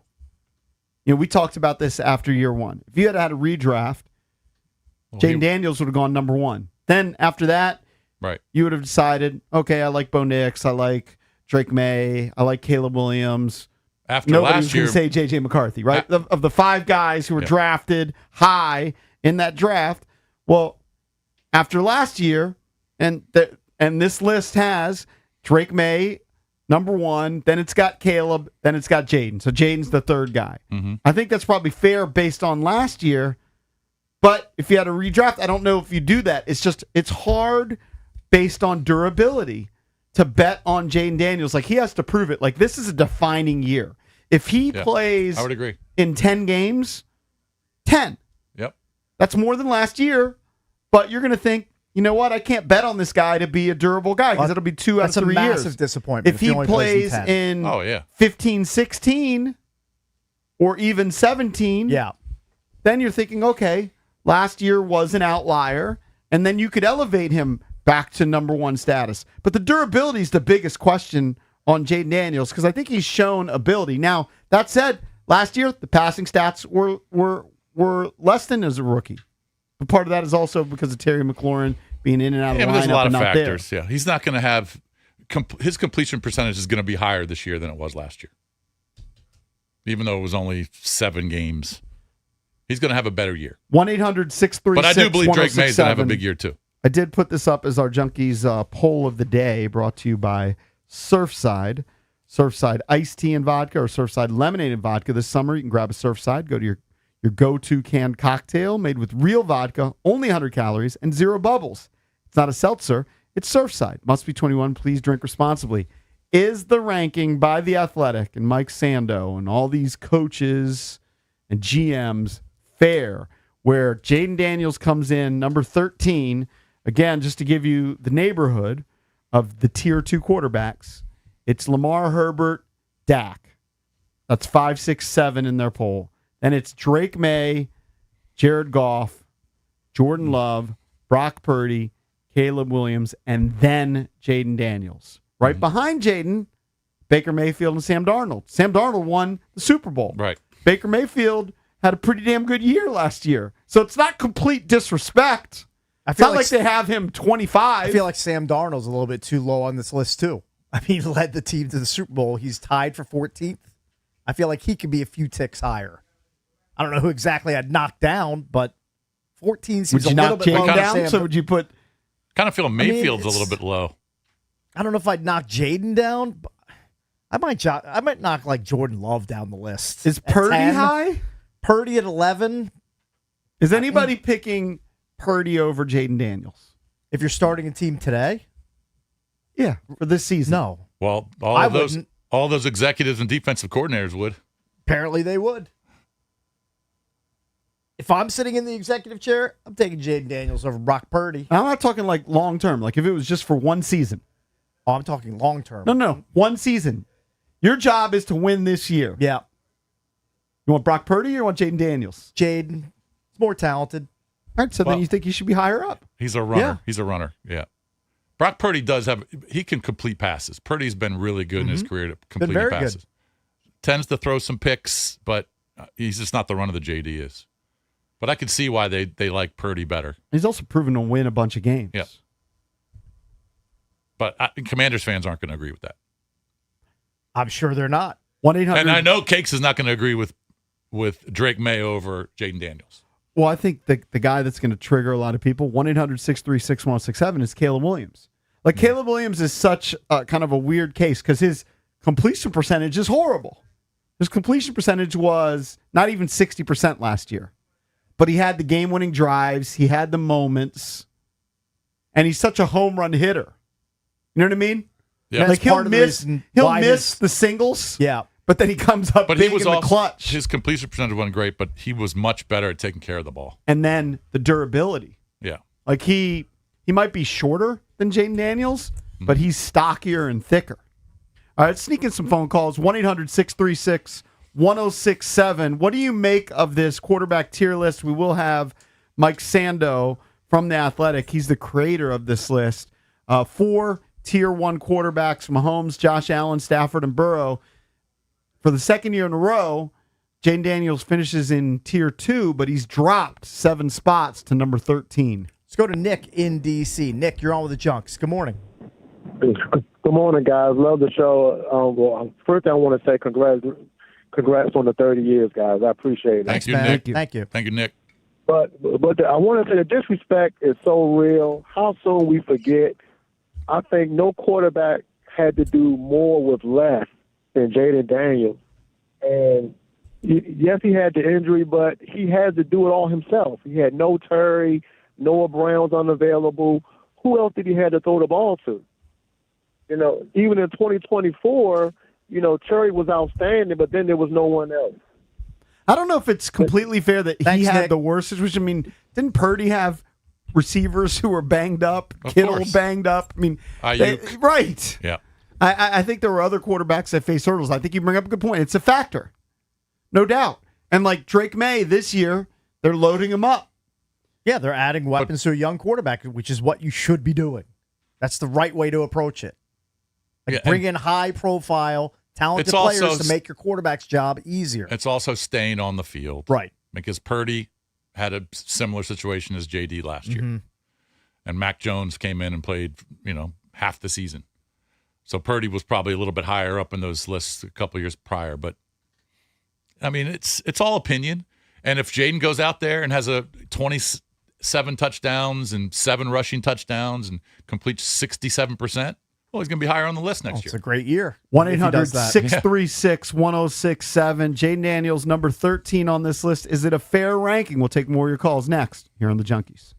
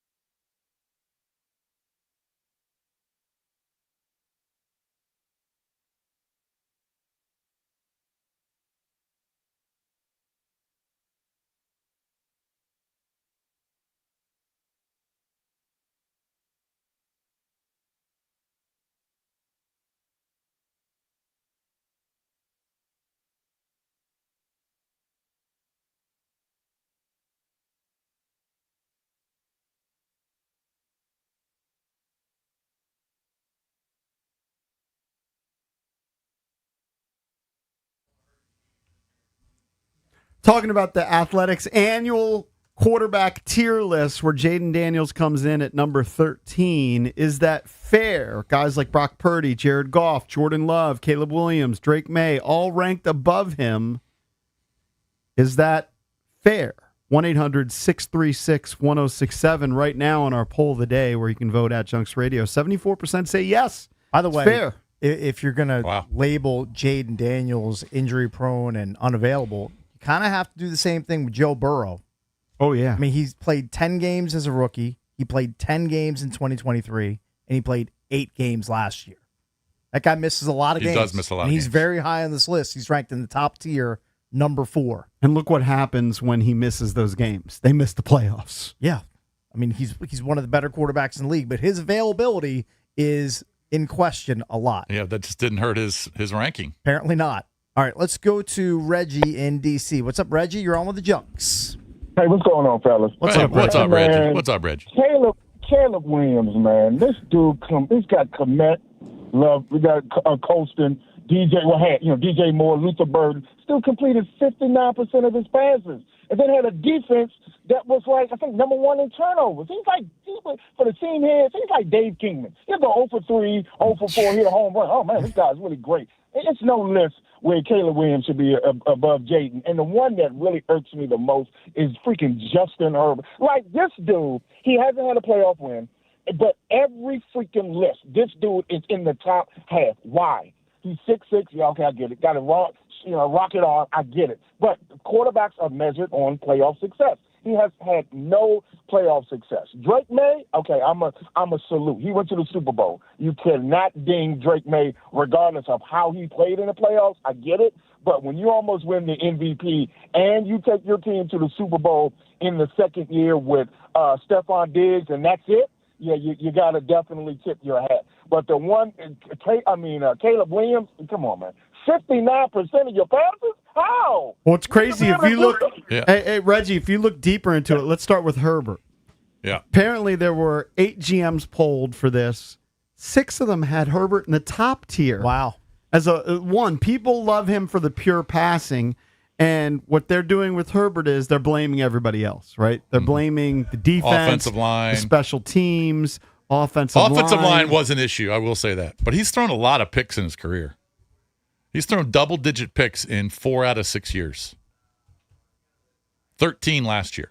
But I see how he performs in the new offense with Mike McDonald coming over as his OC. So he lost both starting tackles last year, and now I don't think there are going to be any more excuses because they went from Greg Roman to Mike McDaniel as offensive coordinator. I called him McDonald. Mike McDaniel. Yeah, Mike. Got the names mixed up. McDonald still has his job. Yeah. All right, let's go to Jerome in Hyattsville. Jerome, you're on with the Junks. Good morning. Hey, Junks. Everybody took my thunder, but I'll say this. I think Jaden is a top 10 quarterback. And if you had to reclass, I would definitely say probably Drake May is probably number 1 right now, just based on, what he did. He was dominant in the regular season. And I would put Jaden number 2. Caleb Williams, like the caller just said, was under 70% completion rate. But here's the difference. I think Jaden has a maturity level, I think, to elevate to be better than all both of them.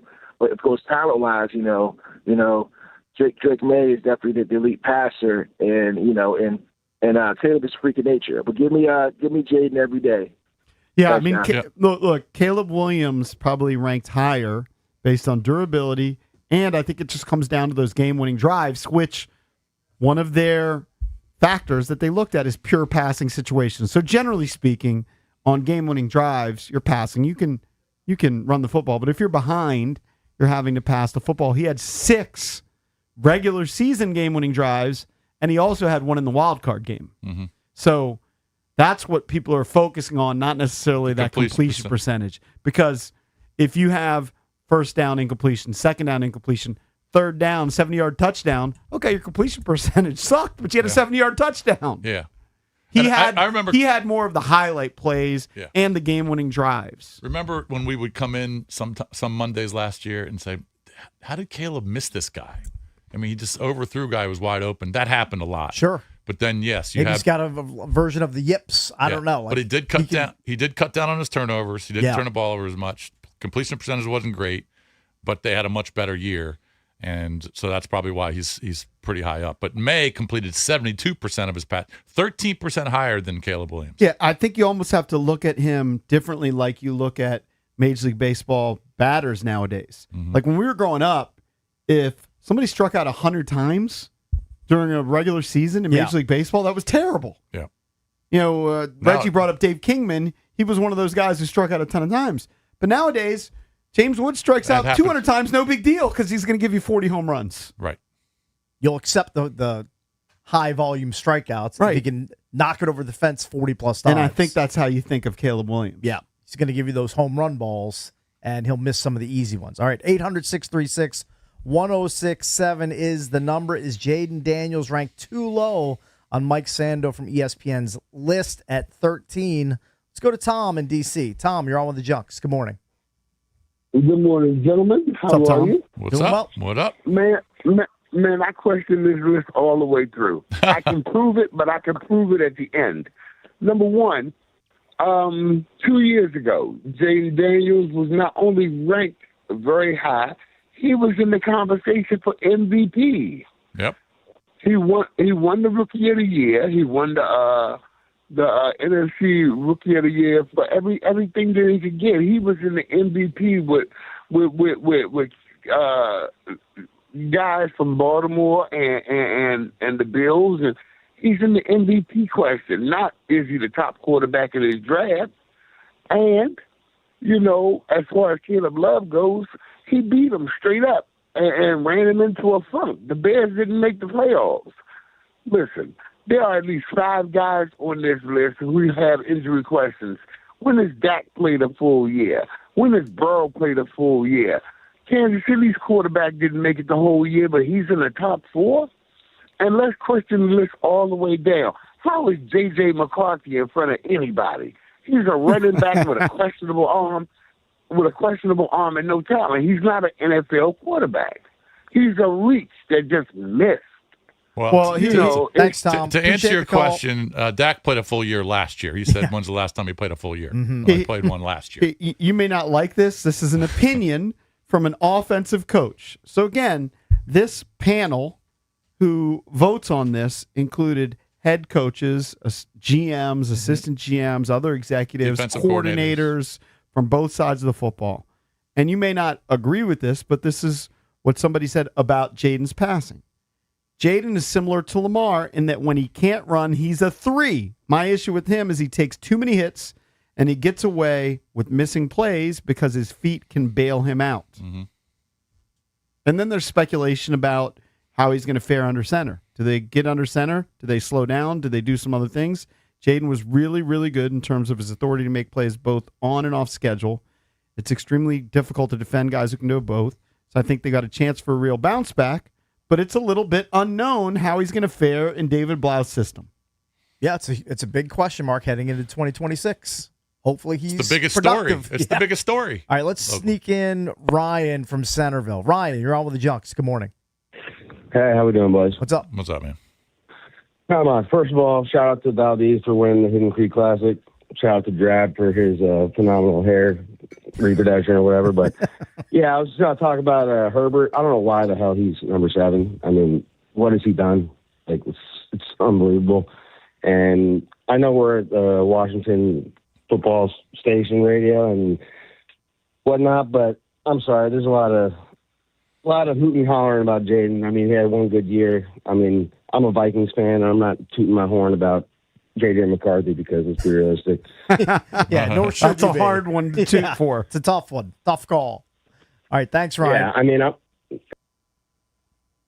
Jake just he didn't want to hear any more of it. Oh, we got a break. Yeah, I know. 1-800-636-1067 is the number. Still to come on the show, we're going to check in with our guy Daryl Ryder, host on 92.3 The Fan in Cleveland, find out what's going on there with their quarterback situation.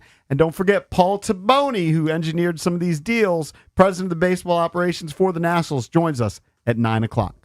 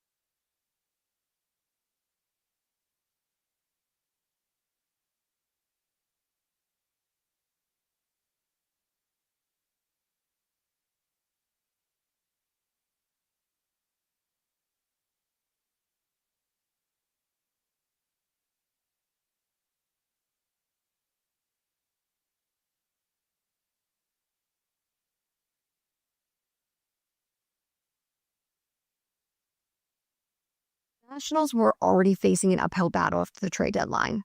Foster Griffin, Curtis Mead, and Luis Garcia Jr. have all been sent to other teams. If that wasn't enough, James Wood landed himself on the injured list with a left oblique strain. Plus, they had to travel to Philadelphia, and they're facing the Phillies on their home turf. The result was as could be expected with all of those factors. The Nationals lost last night 5-0, extending their losing streak to 7 games, and they've now fallen to 5 games under 500. But let's look at the positive side of things. CBS Sports graded every single team's moves at the trade deadline, and the Nationals received a solid A. Their experts said that they got the most out of Griffin, Mead, and Garcia, and the best news is that the Nationals kept C.J. Abrams, which is great not only for just this season, but for building for the future. From the Crop Nightcap Sports Desk, Savannah McCann, The Fan.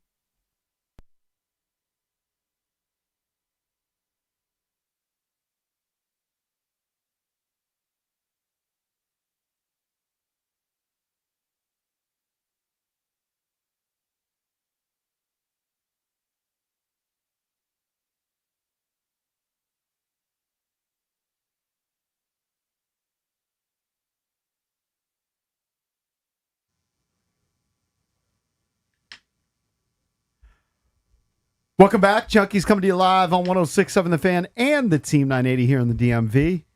910 The Fan, 105.1 FM in Richmond. And you can watch us on the Monumental Sports Network all year long, celebrating 30 years of the Junkies, presented by Main Street Bank. Cheer local, bank local. Main Street Bank is a business-focused community bank, proudly serving the DMV since 2004. Visit mstreetbank.com to learn how to put their team in your office. Main Street Bank, member FDIC, equal housing opportunity lender. I'm John Paul Flame, joined by Jason Bishop and Johnny Cakes Awville. Cakes, were there any bull shark attacks in Maryland and Virginia yesterday? To my knowledge, there were not. That would be a no, but that's the most likely way you're going to get killed by an animal in either Maryland or Virginia. It is White Marlin. It is White Marlin Open Week. Is Jordan there again? I was unaware. Yeah. Oh yeah, Catch 23. Catch 23 is there. Good boat name for him. So how did they do last year? They didn't win it, right? No, I don't think he's ever won. Yeah. The competition, but he loves going there.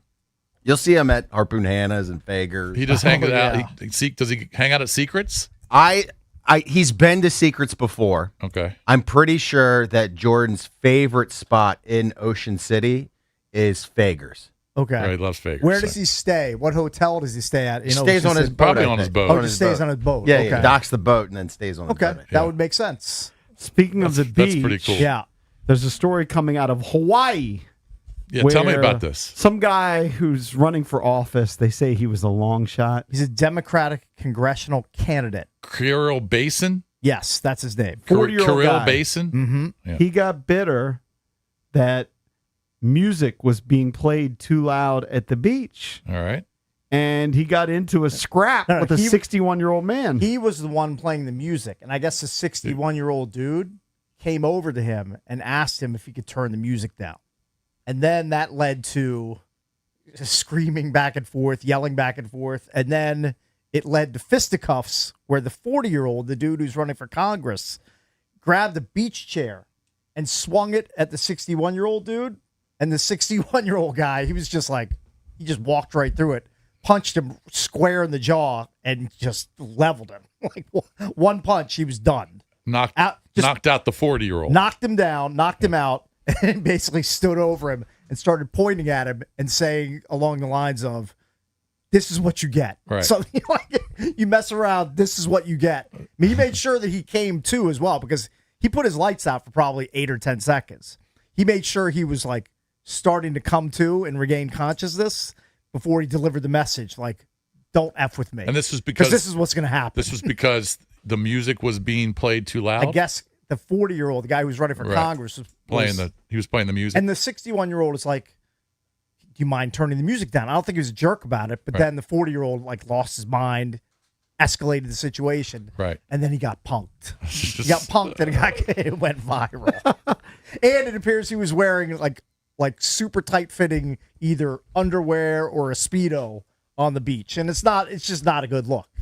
No, that and him getting just completely emasculated by this other dude. This is becoming an epidemic on the beach. Is it really? Yeah. If this is the Bluetooth speaker. Yeah. I mean, everyone's brought radios to the beach before in the past and everything, but everyone's going to the beach in the summer, and the real estate is shrinking and shrinking and shrinking. Yeah. If you want to jam your beach playlist, and there's not that many people around, or there's somebody like 20 yards from you, that's fine. Go for it.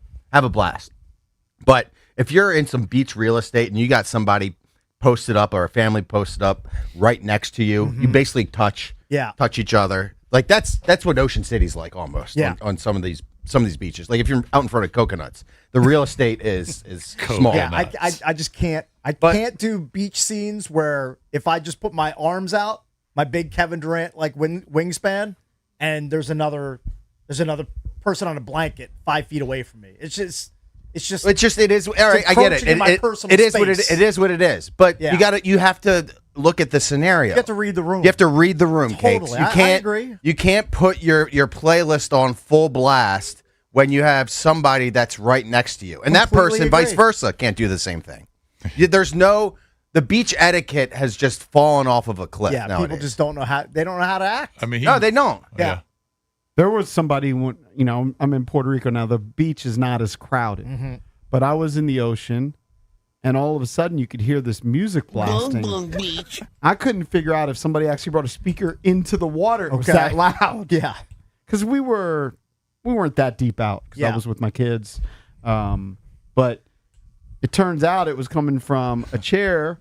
And, I mean, you probably could have heard that speaker 50 yards away. Valdez, you mentioned that decorum has fallen apart as far as like music at the beach. The other place where it's the same exact way, and I don't know if this is like where you go fill up and get gas, but at gas stations, a million times people like, I go to a gas station, I'm a normal person. I turn my car off, I fill it up with gas, I leave. Some people, they just roll in. They'll keep the radio blaring the whole time while they're filling Open the door and you can hear windows open, just exposing everybody to whatever music it is that they like. Does that bother you? I've never been irked at a gas station. Kind of bothers me sometimes. Really? It does bother you? Well, I mean, if you have your volume on 17 out of 10. That hasn't happened that much to me. I mean, how often does that happen? It happens monthly, I would say, at the gas station that I frequent. I don't know what it is, but people just roll in and they feel like they're in a club. They got to keep the tunes pumping the 3 minutes that it takes them to fill up their gas tank. And you know what? If you want to listen to your music on full blast, fine. Just don't have your windows down and subject everybody to it while you're filling up your gas tank. I mean, that's just a personal opinion. That 61-year-old, he knocked his ass out. Punked him. One punch. I mean, he walked right through that beach chair swing like it wasn't like. I mean, he didn't even come like close. Like it was a gnat. He blocked the beach chair with his left hand and pummeled the guy with his right. I mean, that was quite a mismatch. Here's another thing that wrecks me is that when you go to the beach and you put out your blanket and chairs and everything, you claim your space. You got your umbrella out, got your coolers everywhere, you got everything roped off basically. Yep. And then you get there, 10 o'clock in the morning, and it's great. Then you got these beach goers that are showing up like at 3 o'clock. Okay. Like right at the prime beach time. And they set up their chairs, their Tommy Bahama chairs. Right in front of you? Right in front of you. Yeah. The whole reason we set up where we did is so we can look at the waves, not your fat ass.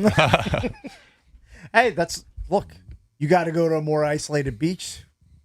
It's the only solution. I'm sorry, It's you just got a there. billion people down there. You got there at 3 o'clock. Why do you think we all come down here at 10 a.m.? That's right.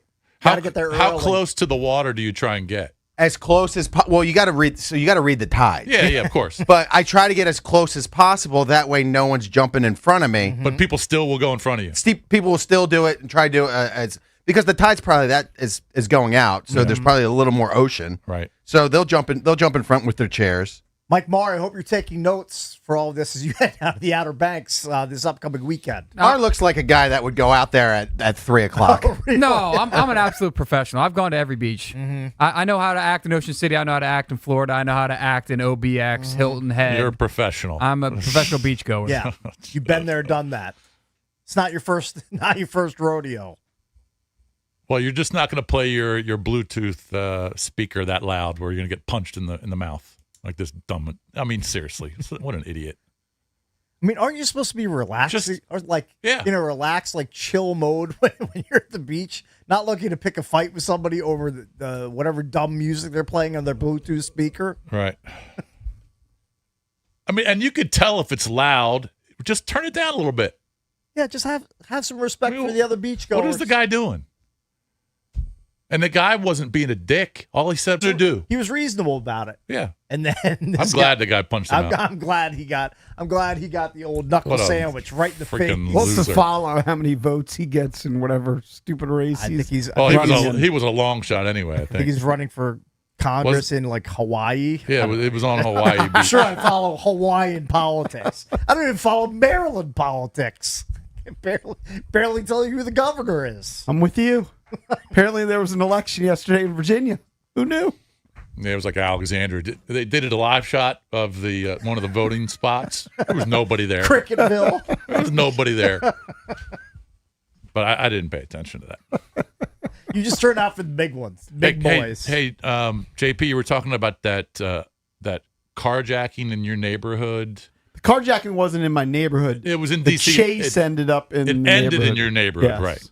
So the carjacking was in D.C., but it ended in your neighborhood. But the horrible story of, I think it was yesterday or a couple days ago. Yeah. Was the man who was hit in his car by 7, 12 to 15-year-olds who stole a car in Germantown? Yeah. A Kia was stolen from a residence in Montgomery County by 7 juveniles between 12 and 15 years of age, and it collided with another car at the intersection of Great Seneca Highway and Clopper Road. Right. Very close to my house. I mean, you just very look, close, right? You just look at the cars that are involved. Like one is flipped over on its hood, and the other car is just a mangled, seemingly burned out mess. It's a miracle that those 7 kids, that none of them were killed. 2 are in critical condition, but yes, 2 walked away. Could you imagine you're just minding your own business, driving around at 5:30 in the morning, and a car filled with 12 to 15-year-olds, none of which are old enough to even have a 7th graders learner's permit, let alone a driver's license. They just snuff your life out because they're joyriding around in a stolen car. It's a horrible story. Horrible kids, horrible families. Right down the street from JP's house. Yeah, that's why I wanted to bring it up because I figured it was a couple miles. I mean, that could have been JP getting smoked by somebody. You didn't hear about that yesterday? No. There was a big story on the news. That's just a terrible story. The crime story pretty much has to end up right in my backyard for me to know about. That's pretty close to your backyard. Yeah. I mean, Germantown's Germantown's like the next town over from Gaithersburg. A lot of spots. I'm on Great Seneca Highway every day. Yeah. Don't necessarily go all the way down to Clopper, but I actually used to live right at that intersection. Yeah, Clopper Road. Great Seneca Highway, always so busy. So many people on that road. Yeah, apparently there's crashes there all the time. Yeah, I wouldn't be surprised by that. Coming up next, we're going to get into the Cleveland Browns quarterback situation and more. Daryl Ryder, host of 92.3 The Fan in Cleveland, joins us here on The Junkies.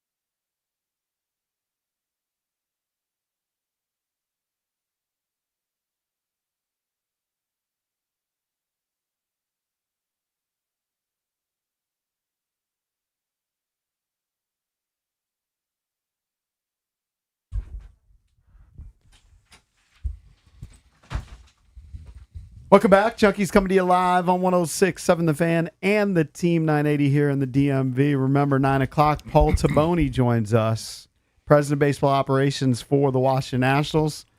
A lot of people understand why they made the move. Some people unhappy about the move. So we will talk to Paul about that at 9 o'clock. But joining us right now on the Rude Guest Hotline, Rude's the most reliable heating and air conditioning products in the DMV.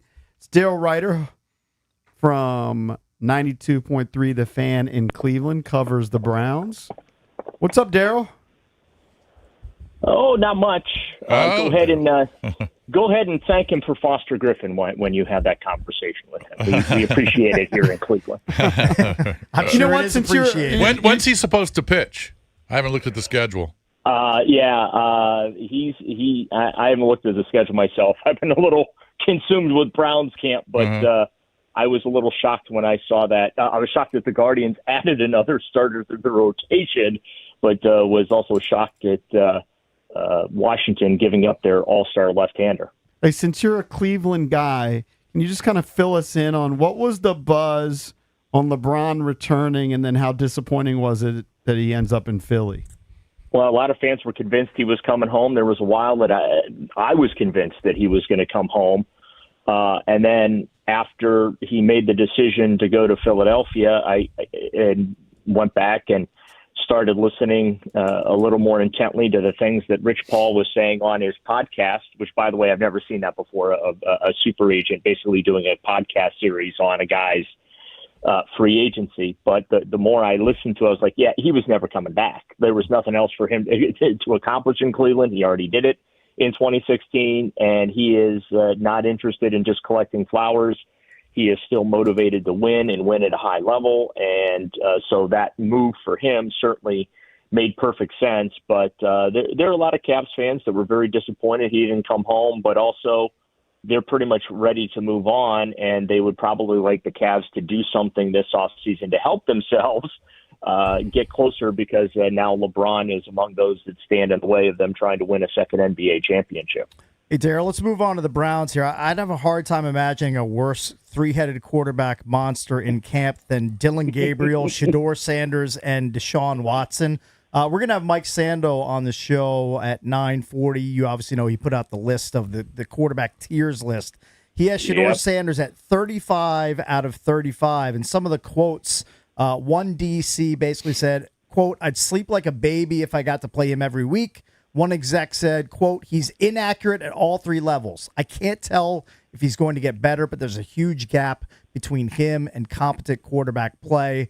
Just break it down for non-Clevelanders. What's that battle been like in camp, and who's the favorite, if there's one at this point? There is no favorite. It's gone exactly as expected. Very ugly. It's supposed to be a two-man race between Shedeur Sanders and Deshaun Watson. And we're asking the head coach if Dylan Gabriel should be considered to be the starting quarterback, just in case you're wondering how this is going. Wow. So, and also, Mike got the quarterback rankings wrong. Deshaun Watson should be behind Shedeur Sanders in those rankings. And the funny thing about Deshaun Watson, and I'm not sure if this was a joke, that I guess he was talking to reporters on August 1st. He actually said with a straight face he would be open to signing a new contract with the Browns when the current one expires after this season. He's stolen $230 million from the Browns, and he thinks that they would actually offer him a new contract? That's insane. He's under the impression he's playing well and going to play well if he wins this job. And, that's not going to happen. I've covered many of these quarterback competitions here in Cleveland. None have really gone well. None have borne fruit. And if you can't do things like completing basic screen passes in install periods, you're not going to be able to do anything when a defense is allowed to hit you and they're coming after you on every snap. Like that's just been my experience. If you can't look good now, you are not going to magically have some sort of epiphany or out-of-body experience where all of a sudden you become elite again. Those days are long gone for him. I certainly have respect for the fact that he could have pocketed the remaining money on his contract and not played again for the Browns or tried to play again for the Browns. I give him credit for the work he did to rehab last year to put himself in a position where the Browns had to put him on the practice field and open the 21-day window and just give him a chance to get back on the field before the season ended, at least in a practice-controlled environment. I give him credit for all the work he's done to be in a position to compete for this job. I'm just going to tell you, he's just not a good quarterback anymore. And it's very apparent. He's throwing a lot of interceptions. He's missing a lot of basic throws. But the thing is, and this goes for all the quarterbacks, they have these wow moments in practice where like, ooh, that's really good. That's the way it's supposed to look. And then dumb things happen. They have bad throws, and you're just like, I can't believe I just saw what I saw. And this is an NFL quarterback that I'm watching do this. So, there was just to encapsulate how this quarterback competition has gone, there was an 11-on-11 series backed up inside your 10-yard line drill. Shedeur comes to the line, first snap, pre-snap penalty. Wow. Deshaun Watson's turn for his series, first snap, pre-snap penalty. It's not going well. Neither one of these guys has distinguished themselves, but Deshaun Watson's best days as a quarterback in the NFL are long gone. And like I said, those rankings that came out, Deshaun Watson, though, absolutely should be behind Shedeur Sanders. This is a guy that's played 19 games in 6 years. So, Daryl, I see these quarterback tracker numbers. I don't know if you're one of those guys that does that, tracks every throw during 7-on-7 drills, 11-on-11 drills. And just looking at the numbers, Shedeur yesterday, for example, it says 21 for 25. Whereas Watson was 5 for 11, and Gabriel doesn't seem to get that many snaps, was 4 for 7, had an interception. Right. Give me the strengths of Shedeur Sanders at quarterback and his weaknesses. Well, his strengths are his improvisational skills. He's had 2 great days where he's ended practice in end-of-half / 2-minute type situations, and he's been successful. And so that's good. He threw a touchdown pass to end practice, Wednesday, on Monday. And then yesterday he got him into field goal range so they could kick a simulated, game-winning field goal there. So he's very good at the improvisational. Where he struggles with the structure and the processing, getting through the reads super quick. The rule in the NFL is if you're holding the ball after 4 seconds, you're in trouble. And Shedeur Sanders, usually when you hit 4 seconds on the clock, he still has the ball in his hands quite a bit. And so he has to speed that up. Deshaun's the same way. Like it's like watching him is like watching a play unfold in slow motion. You're like, is there a throw in our future here coming? So, both of these guys, but the Shedeur, the arm strength is fine. The physical tools are there. It's just he just needs time. He needs time on task. He's never had to really learn a playbook. He's never really had to show up to team meetings and do all these things that he now has to do at the NFL level. That's not a criticism. Like that's the reality in the college football environment these days. These college coaches are not in the business of grooming NFL quarterbacks. They're in the business of doing what it takes to help their guy win for their program today. They're not in the quarterback developmental business, if that makes sense. And I think that's why you see a lot of young quarterbacks that come into the NFL, not just Shedeur Sanders, but a lot of them, they come into the NFL and they struggle because so much is thrown at them that they've never had to be responsible for. In Todd Monken's offense, there's a lot of things the quarterback's responsible for pre-snap. And Monken actually dedicates series in practice, he calls them perfect play periods, where you get in the huddle, you call the play, you go to the line of scrimmage, you do all the pre-snap motions and realignments and things like that. You snap the ball, and then they blow the whistle. That's that. They work on that stuff. And that's why I asked Todd Monken yesterday, I'm like, hey, you do all that stuff for the pre-snap processes. Is there anything you can do to help these quarterbacks with the post-snap processes? And he just looked at me, to sum it up real fast, he just said, reps. They need reps. And so I don't know if there's enough reps in this training camp to do that. But, there's a lot of positives with Shedeur Sanders. There's a lot of upside there. But in a lot of respects, his game is still really raw. He's still growing. He's still developing. And I think he needs some time to do that. Talking to Daryl Ryder, covers the Browns for 92.3 The Fan. What I'm trying to figure out is, an average fan that's not watching all of Cleveland's games, I'm watching Red Zone, I'm catching highlights, is if you just looked at the numbers, last season, Dylan Gabriel versus Shedeur Sanders.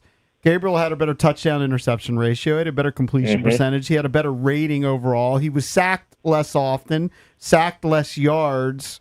What is it about Shedeur versus Dylan that it seems like Shedeur is the favorite there? Well, a lot of Dylan's stuff was dink and dunk, and so when you're dinking and dunking, you get high percentage throws. Shedeur's not afraid to throw the ball down the field, okay, and make secondaries work. Two plays stand out that go against Dylan Gabriel in my mind. One, he threw an intentional grounding in the end zone against New England that was a safety. And all we had heard about was his football intelligence, and he's the supercomputer and things like that, which I totally get, I totally believe, but that's not a supercomputer play. That's not an intelligent play. And then also too, the Browns ran the exact same play. One time with Dylan Gabriel, one with Shedeur Sanders. It was a basic dump off screen pass into the flat to the right, and Dylan Gabriel threw the football into the bench. Shedeur Sanders threw it to Dylan Sampson, who took it for a 60-yard touchdown. So there are, and also too, there's a height difference. Dylan Gabriel's 5'10" at best. They might list him at 6 feet, 6'1". I'm 6 feet on the nose. I'm taller than Dylan Gabriel. Unfortunately, God did not bless Dylan Gabriel with the physical attributes that you need in the National Football League as a quarterback from a physique standpoint. To me, he's too short. And if he was taller, well, I'd certainly be more open because I think he'd see the field better. But the reason I don't do quarterback trackers, especially with 7-on-7s, is you're supposed to look good in 7-on-7. There's no traffic in front of you. There's no defensive line coming after you. There's no offensive line in front of you. So if you can't look good in 7-on-7, you got a problem. And I'm here to tell you both of these guys have struggled at times in 7-on-7. Daryl, I'm just interested in what the fans' reaction has been since Watson's come back. I know he was suspended, and with all the allegations and the lawsuits and everything that happened off the field. And I believe guys should get a second chance. Unless you kill somebody, you should get a second chance.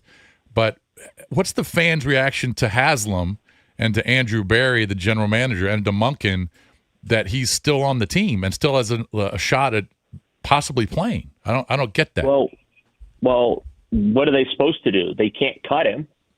The salary cap rim, they had to add a dummy year for a veteran minimum for 2027 to the contract, non-guaranteed, just so they could stretch the dead cap out.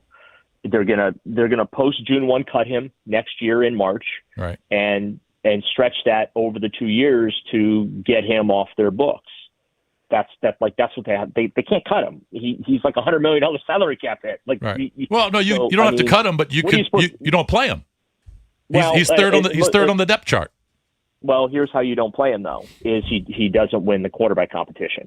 You're paying him $46 million a year. He's healthy. You have to let him compete, and then you allow the play be what the play is, and you make your decision accordingly. So, they've been softening the ground for this since March. And so there's not, and I'll be honest with you, they're just, the outrage just isn't there. And frankly, I think there was more national outrage than local outrage even when he was going through the suspension process, the investigation from the NFL and stuff. Right. I will never forget his first autograph session that they did. It was the most tone-deaf thing I've ever seen. It was a bunch of mothers with their young daughters and kids lined up, and here comes Deshaun, and he's signing autographs, and they were just all over the moon trying to get his autograph. Wow. And that's why I was, and there were no protests outside the facility. There were, I think that first training camp here in Cleveland, I think I heard one snide comment from the crowd. Jimmy Haslam said it best at his press conference late last week when he said, "The fact of the matter is, if you play well, fans will root for you." Right. And I'm paraphrasing there. That wasn't the exact quote, but that was the message he said, because he was asked, "Hey, you got one quarterback in Shedeur Sanders, super popular among fans. You got Deshaun Watson. We all know the situation there." And the sum of Jimmy Haslam's remarks ultimately was, "Hey, fans care about guys that play well and win. And if he plays well and wins, fans aren't going to care. If he plays bad I guess that makes and sense. doesn't win, then the fans care." Yeah. So, And I guess that Darryl, makes sense, yeah. What stings for Browns fans is they've collected some nice pieces offensively over the last couple of years. Harold Fannin had a remarkable year last year at tight end. Quinshon Judkins had a nice rookie campaign before he broke his foot. They draft Casey Concepcion at 24 and Denzel Boston at 39 in the most recent draft. So there are pieces there. Right. It's just going to be a problem of having a quarterback deliver the ball to them. Absolutely. I mean, they have a tremendous young nucleus that I'm excited about, but I'm equally as frustrated for Browns fan because it is the quarterback that's going to hold them back this year. Denzel Boston and Casey Concepcion have looked incredible in training camp. They looked incredible in the offseason too. Like you saw immediately why the Browns drafted both of those players, and they are going to elevate that wide receiving core. Quinshon Judkins coming off the broken fibula and dislocated ankle. You never know it. Looks healthy. They got this other young running back they drafted last year, Dylan Sampson, who can catch the ball out of the backfield to get him in open space. He's fast. Harold Fannin Jr. coming off his rookie year. Like, they have a nice young nucleus around the quarterback right now. And I think that when this season is done, and the story is written on this season, we're going to sit there and say, if only the Browns had a quarterback. And that is basically my expectation of how everything's going to play out in 2026. Do you think they'll have the number one pick in the draft next year? No, because they have too much talent on the team. Oh. This is a team that averaged 16.4 points per game last year, okay? Mm-hmm. And if they could have made a special teams tackle against the Jets, they should have won that game. If they could have stopped, get a stop against the Vikings, Carson Wentz and the Vikings in London, that's another game they blew. They blew a 2-point conversion against the Tennessee Titans. So, they could have conceivably, with as awful of an offense they had last year, they could have conceivably won 7 or 8 games last year.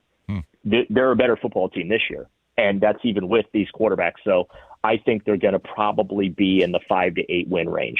They're not going to be bad enough to get the number one pick in the draft. That's why it's helpful. They have the 2 first-round picks. They've got their 2028 first-rounder.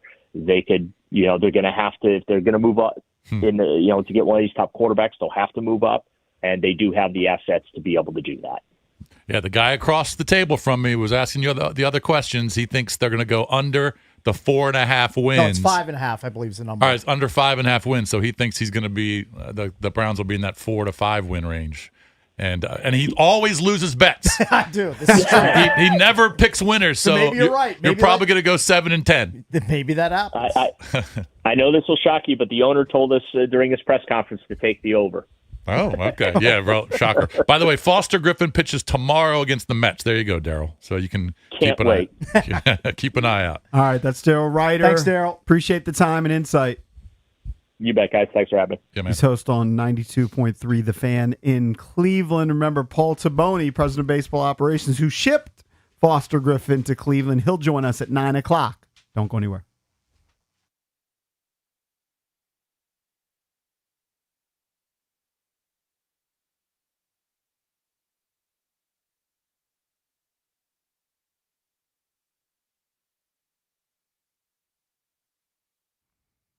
Baseball season's in full swing, and there's no better place to be than Kalshi, America's #1 prediction market platform. It's a lot of fun.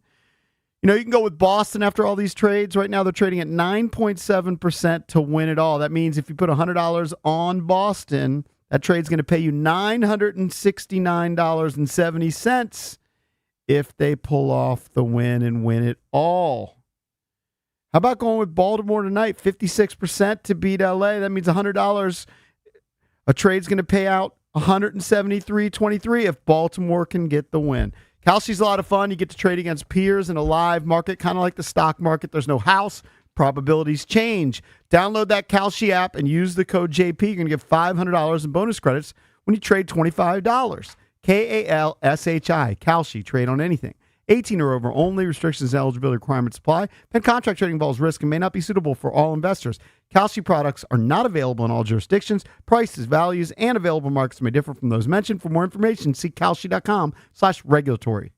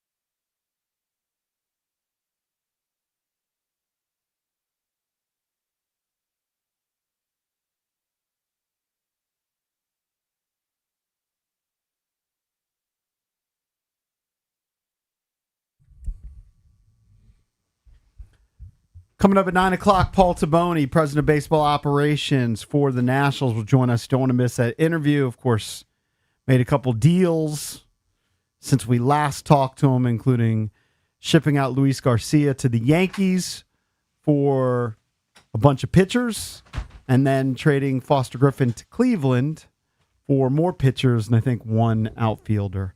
So we will talk to Paul coming up in about 15 minutes. All right, let's get into the Junkies Blitz, brought to you by Offenbachers. Upgrade your backyard for game day with outdoor furniture, hot tubs, swim spas, saunas, and more. Shop Offenbachers.com or visit one of their 4 locations. Locales. Can I guess the lead story? Sure. Valdez's guy, Zay Flowers, got paid in Baltimore. See, you're about money. That's not my lead story. You want another guess? Javon Walker out for the year? Kind of related to that. Now, he's on the Falcons. Javon Walker he was just a second-year guy. I mean, that's brutal for the Falcons. Jalen Walker. Because they drafted him. He blows out his ACL. I believe his name is James Pierce, is the other guy they took high. Yep. He was involved in a very high-profile arrest where he was fleeing from the police, and he had to be subdued by police because there was an issue with him and I believe a girlfriend. Yep, domestic issue. Had a restraining order against him. He violated it from what I remember. So them drafting those 2 players doesn't look great. Kind of blowing. You can't help the injury. Yeah, the injury. But there were warning signs about James Pierce's reason off the field. I know that he kind of slipped in the draft. So it's going to be a rough year in Atlanta, I would think. So quarterback but situation. That and the quarterback situation is dicey. That's what I was going to lead off with.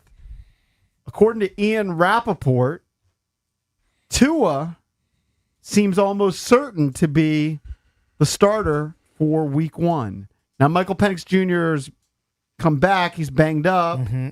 Hasn't been medically cleared as he continues to recover from the ACL tear. You know, it's funny, when we were talking about a redraft of the quarterbacks that were drafted and Jaden Daniels drafted, I didn't mention Penix. No one talks about him. I think he flashed some when he was on the field. Yeah, but the injury history, I mean, hasn't he already torn his ACL twice now? Once in college now, once in the pros? Yeah, the thing about Tua, I'd be worried about that. So both those guys. Last season, he threw so many interceptions that, a couple years ago, I think he was regarded a little higher than the way you look at him now. Well, he's had multiple concussions. Right, injuries, plus, just a lot of picks. 15 interceptions last season. So neither Tua 14 games. or Penix are on the field. So who's taking? Well, that's why they signed Cooper Rush. So Cooper Rush, is he taking number 1 reps right now? I mean, I don't know who else they have on the I haven't followed every day of Falcons camp, but I'm guessing he's heavily involved. Yeah. I'm curious. I didn't. We're gonna have Mike Sando on the show at 9:40. He's the author of the Athletics quarterback tier list. Where did either of those guys finish? Tua and Penix. They had to be way down there in tier 4. I can look it up. How many? Is Tua a tier 3 guy?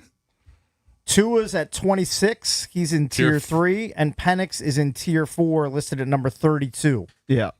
Gonna be a long year in Atlanta, I would think. Speaking of injuries, Lurch's Niners can't escape injuries. Now, if we did, especially at one position, if we did big surprises again, that was a segment we did probably 28 years ago, where we would sarcastically say big surprise. Yeah. Big surprise, Mike Evans has a quad injury. I mean, you look up soft tissue injury in a Webster's dictionary, there's Mike Evans' face. Picture. Now, he's a great player. He's a Hall of Famer.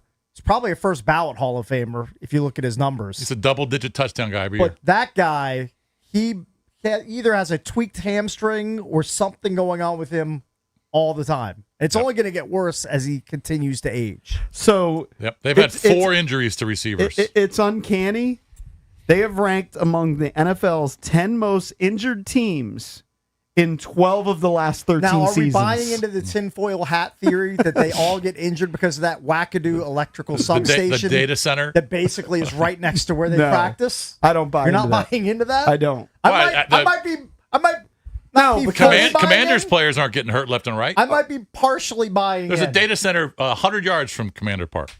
Okay, well, Mike Evans always gets injured. Now, he was injured before he got in San Francisco. Ricky Pearsall hurt his knee. He's got a history of it. Yeah. He's out for the season, Ricky Pearsall. Yeah. Christian Kirk has got a calf injury. He'll be fine. I mean, if you want to go down the list. Stribling's hurt. You're They going to drafted. blame Kyle Shanahan's car accident. By the way, I'm blaming his car accident and him fumbling for his phone. It's a substation, not a data center. Yeah. Right, there's a difference. Yeah, it's just all it's doing is churning out huge amounts of electricity. People and in radiation. Ashburn, believe me, people in Loudoun County always blame the data centers for any sicknesses. I'm not fully buying into the substation bit. Yeah. Kind of buying in. I'm just saying there's a difference between the two. To counter it, Christian McCaffrey, who is always seemingly injured, went through last season with, I think, 450 touches during the regular season. Yep. And he played in every game. And he was a stud. So somehow he's fighting off the electrical currents that are pwning all of his teammates out in San Francisco. Those guys, they'll be back. And that's why they brought in Debo. They'll be back soon. I mean, Pearsall injury hurts, but they'll be back. Let me just tell people they've had a bunch of running back injuries. So Jordan James hurt his rib, Kalen Black, adductor, Garendo, Peck. If you're sitting as long as McCaffrey's healthy. If you're sitting at like number 6 and Christian McCaffrey falls to you in a fantasy draft and you don't draft him because I'm worried he's going to get hurt. He's going to touch the ball 100 times You're a this big week. P word. You got to draft him at number 6. I don't care how many touches he had last year. You just have to pick that guy. He's too good, and he's too involved in the offense. So tomorrow is the start of the NFL season in terms of games. Mm-hmm. You have the Pro Football Hall of Fame game, which pits the Cardinals against the Carolina Panthers. Yes. Not exactly a mega matchup. Don't care. It's who starts at quarterback for the Arizona Cardinals? I know Jason Bishop. Are you asking him? I'm asking him since you say you know. I know exactly who's starting. Well, it's not Brissett. Nope. I guess it's going to be Beck because they drafted Carson Beck. That's their guy. 3rd round pick. That's who should be starting in the NFL Hall of Fame game. A guy who won't see the regular season a snap there unless Jacoby Brissett gets hurt. I'd like to see what's the total on that game. Is it about 33 and a half, 32 and a half? half? I'll tell you right now. I feel like going under the total in the Hall of Fame games is always a winner. Your total is 35 and a hook. I feel like under is the play there. Carolina laying 1.5 in case you're a real sicko degenerate and want to bet a side on that game. By the way, we need to start thinking about our Circa Survivor Week 1 pick. I know it's early, but we need to start at least trying to formulate who we're going to pick. I know Jason might be out on it, so we'll figure out, or he might need a sponsor for his portion of the buy-in. All right, so last year, Hall of Fame game, 41 points. Mm-hmm. All right, would have lost. Year before that, it was 38. Year before that, it was 37. Year before that, it was 38. So it's been pretty high scoring the last. You know what? Maybe I'll stay away from that. Yeah, maybe you should. I always just feel like they're low scoring games. How many years ago was it, by the way, where they had the issue with the turf at the Hall of Fame game? Remember the turf was just so bad they had. It was 2016.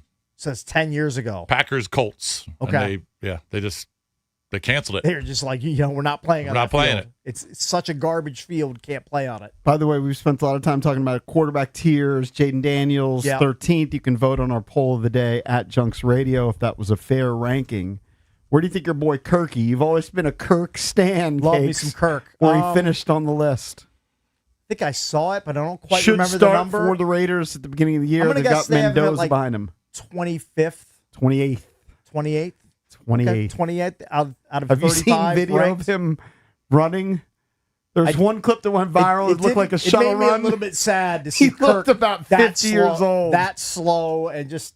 But again, he's like 38, right? 38, and he's suffered an Achilles injury within the last few years. He was never fast to begin with. So, of course, he's going to be slower. And he's running against a bunch of 20-year-olds. Right. So, of course, he's going to look like a dinosaur and a glacier. I'm guessing Mendoza goes all out in every drill. He just looks like that goody two-shoe. Eddie Haskell. Yes, that's what he looks like. Suck up Fernando Mendoza. You're from your favorite team, Indiana, ranked number 6 preseason polls. I still have a hard time believing that they're elite, but I guess they are. Coming up next, Paul Taboni, President of Baseball Operations for your Washington Nationals, here on the Junkies.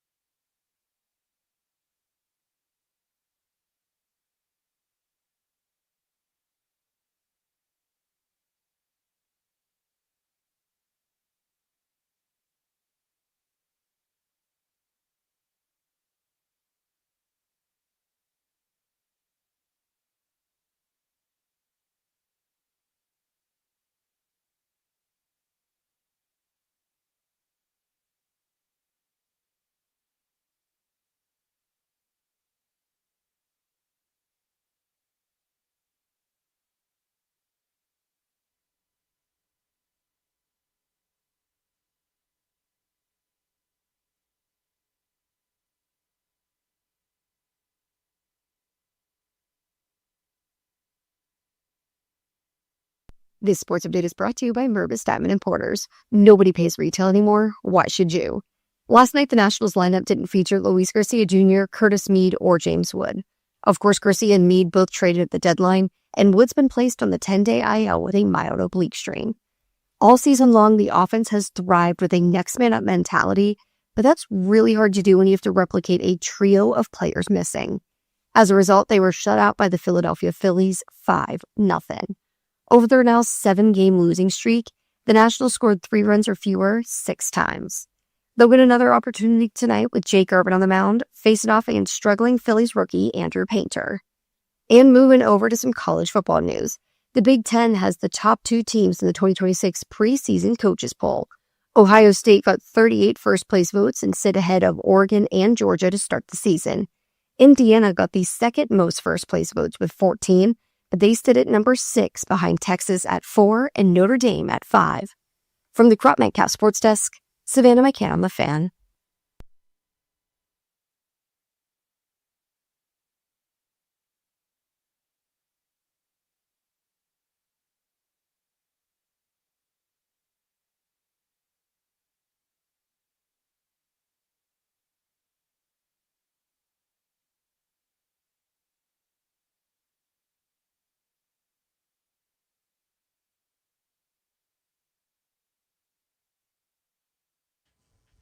Welcome back. Chucky's come to you live on 106.7 The Fan and the Team 980 here in the DMV, 910 The Fan, 105.1 FM in Richmond. And you can watch us on the Monumental Sports Network. We're celebrating 30 years of the Junkies in 2026, presented by Main Street Bank. Cheer local, bank local. Main Street Bank is a business-focused community bank, proudly serving the DMV since 2004. Visit mstreetbank.com to learn how to put their team in your office. Main Street Bank, member FDIC, equal housing opportunity lender. Let's check in with our guy, Paul Taboni, president of baseball operations for the Washington Nationals. Post-trade deadline, Nationals made a couple moves, shipping off Luis Garcia, Foster Griffin. Of course, Curtis Mead was traded before that. What's going on, Paul? Good morning, fellas. How are you guys? Doing well. Hopefully you are too. Before we kind of get into the specifics of some of the players you received, I kind of want to ask you what you tell the fans. There's definitely a fan sentiment. Some of the fans frustrated that you guys seemingly were sellers. I know you're bringing in arms that you need, whatever. Do you have sympathy for the fans that say, "Hey, man, we're just getting rid of guys who are really top contributors to this team in Foster Griffin and Luis Garcia"? Yeah, of course. I mean, those are two awesome players, right? Not to mention Curtis. And it's tough. Like, it's the same battle that we had in our heads. You know, I said to you guys last week, one of our biggest challenges is balancing who we are today with who we're going to be in the future. And so the decisions to trade guys like Foster, Louis, Curtis are never easy. But at the same time, it's obviously with a plan in place, and it's a hope that, hey, we can still compete this year and bring guys in that can help us this year. But also, hey, we're setting ourselves up better for the future. So you brought in 8 arms total, if you include Connolly early. I'm not asking you to play favorites or rank them, but I assume early, once he's healthy, he's going to be in the starting rotation. But how many of these other guys, these arms, do you feel like will be contributors quickly? Yeah, I mean, so you bring up a good point that we're bringing in a bunch of arms, but it's also a good amount of arms that are in the upper levels, the minors. So to answer your question, I think a few of them. Obviously, Giovanni stepping right into our pen. Will Gion stepping right into our pen. Jake Bird, I think you'll probably see up here in the next couple weeks. But then beyond that, Ben Grable comes to mind. So he was the lead piece in the Yankees deal for Louis. We think this guy's one of the best relief prospects in the minors. So, he's in AA right now and having a ton of success. It wouldn't surprise me if he was in AAA before we know it and knocking on the door. So just to answer your question, I think a good amount of them. And it was part of the reason why we targeted the returns that we did is because we want these guys showing up hopefully somewhat soon and not 5 years from now. Paul, how much did the sweep at the hands of the Braves impact your decisions heading into the trade deadline, if at all? Were those losses like a big factor, or did you and your staff already have your minds made up that these players are going to go? These players are going to get dealt before the trade deadline?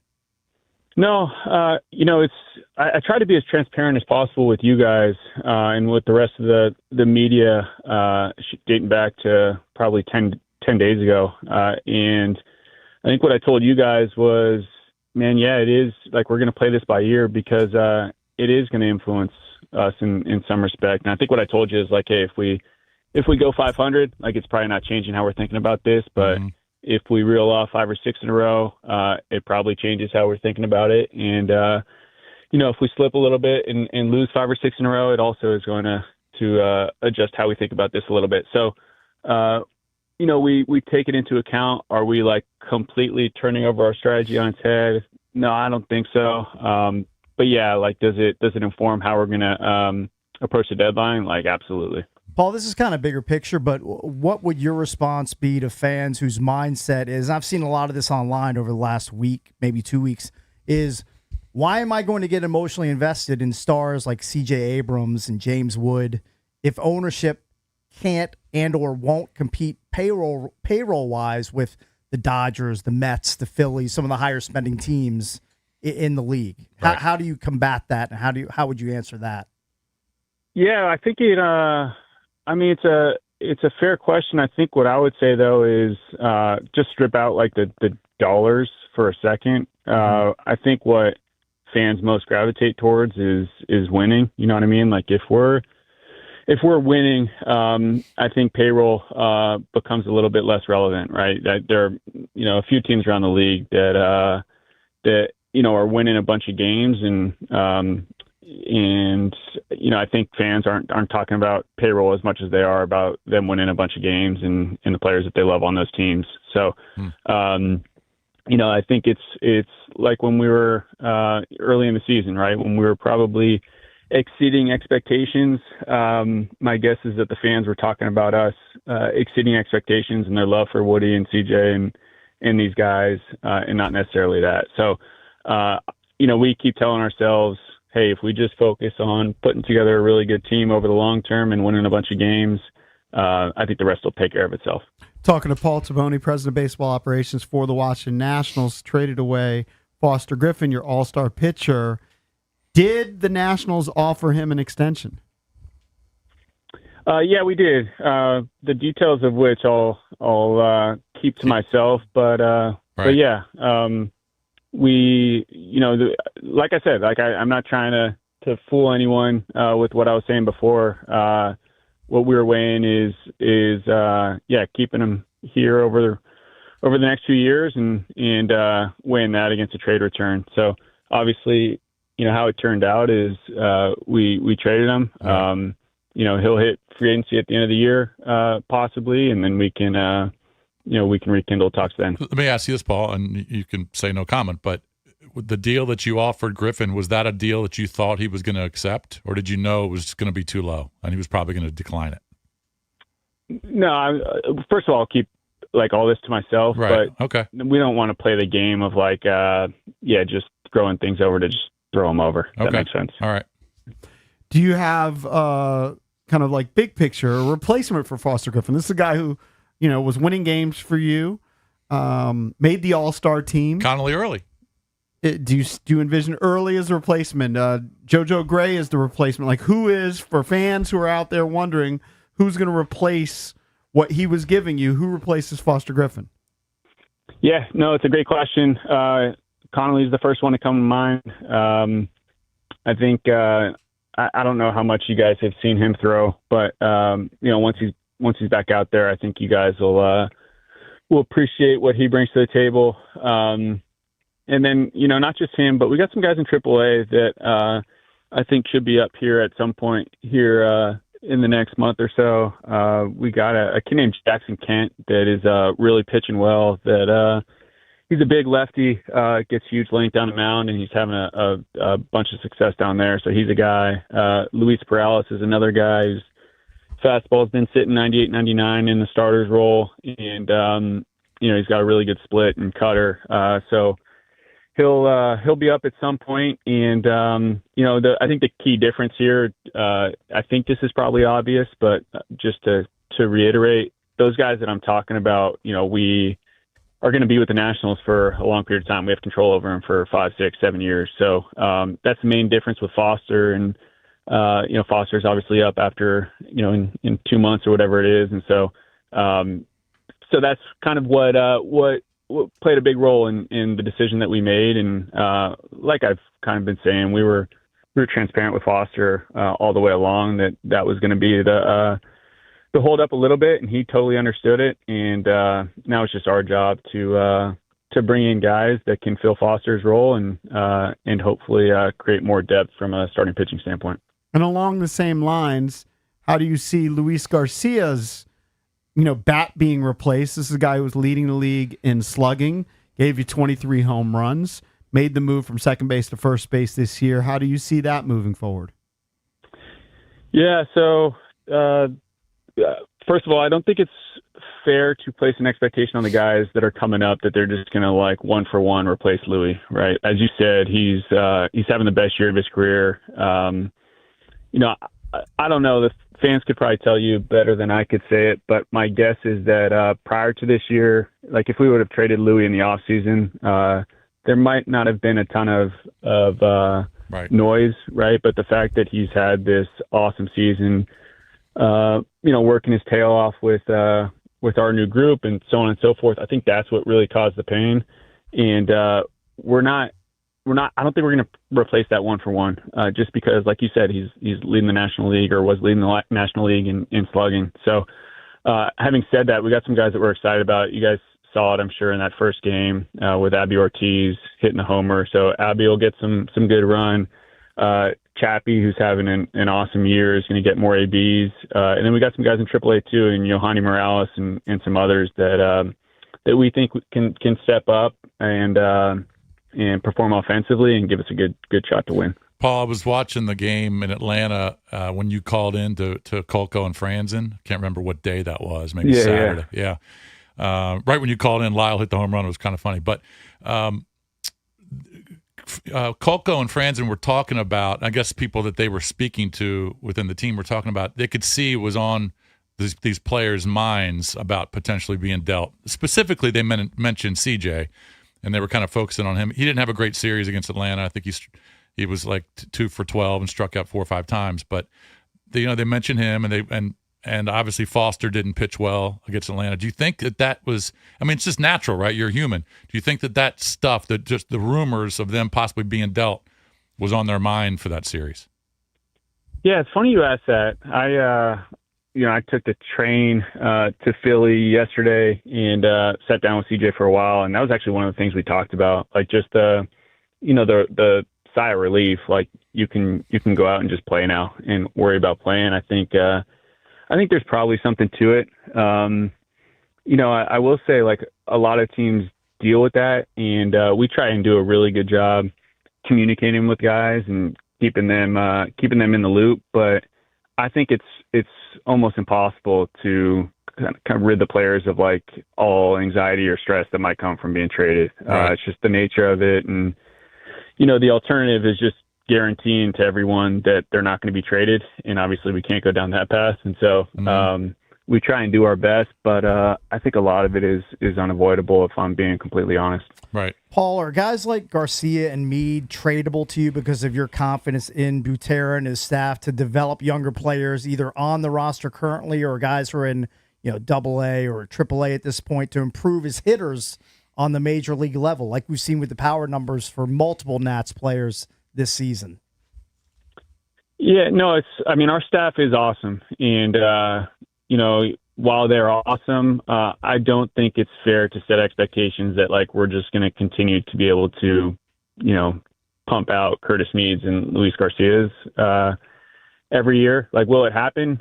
Yeah, it'll happen. But those are pretty rare cases where, it's part of what has made this team fun to watch over the course of these last 6 months or whatever it's been, is the fact that you can count pretty much, I don't know, 8 to 10 guys, whatever it is, that are having career years. And whether it's JY or Kaber or you mentioned Louis, you mentioned me, you mentioned Woody, CJ, like you can just go up and down the line. And I don't think that's going to be the case every year, which is why if we're going to trade a guy like Curtis, we need a return that we're really excited about coming back, because those guys they're tough to come by that produce like that. And so once again, if we're going to trade them, we want guys that are, in our opinions, maybe tougher to come by, and Connolly fits that mold.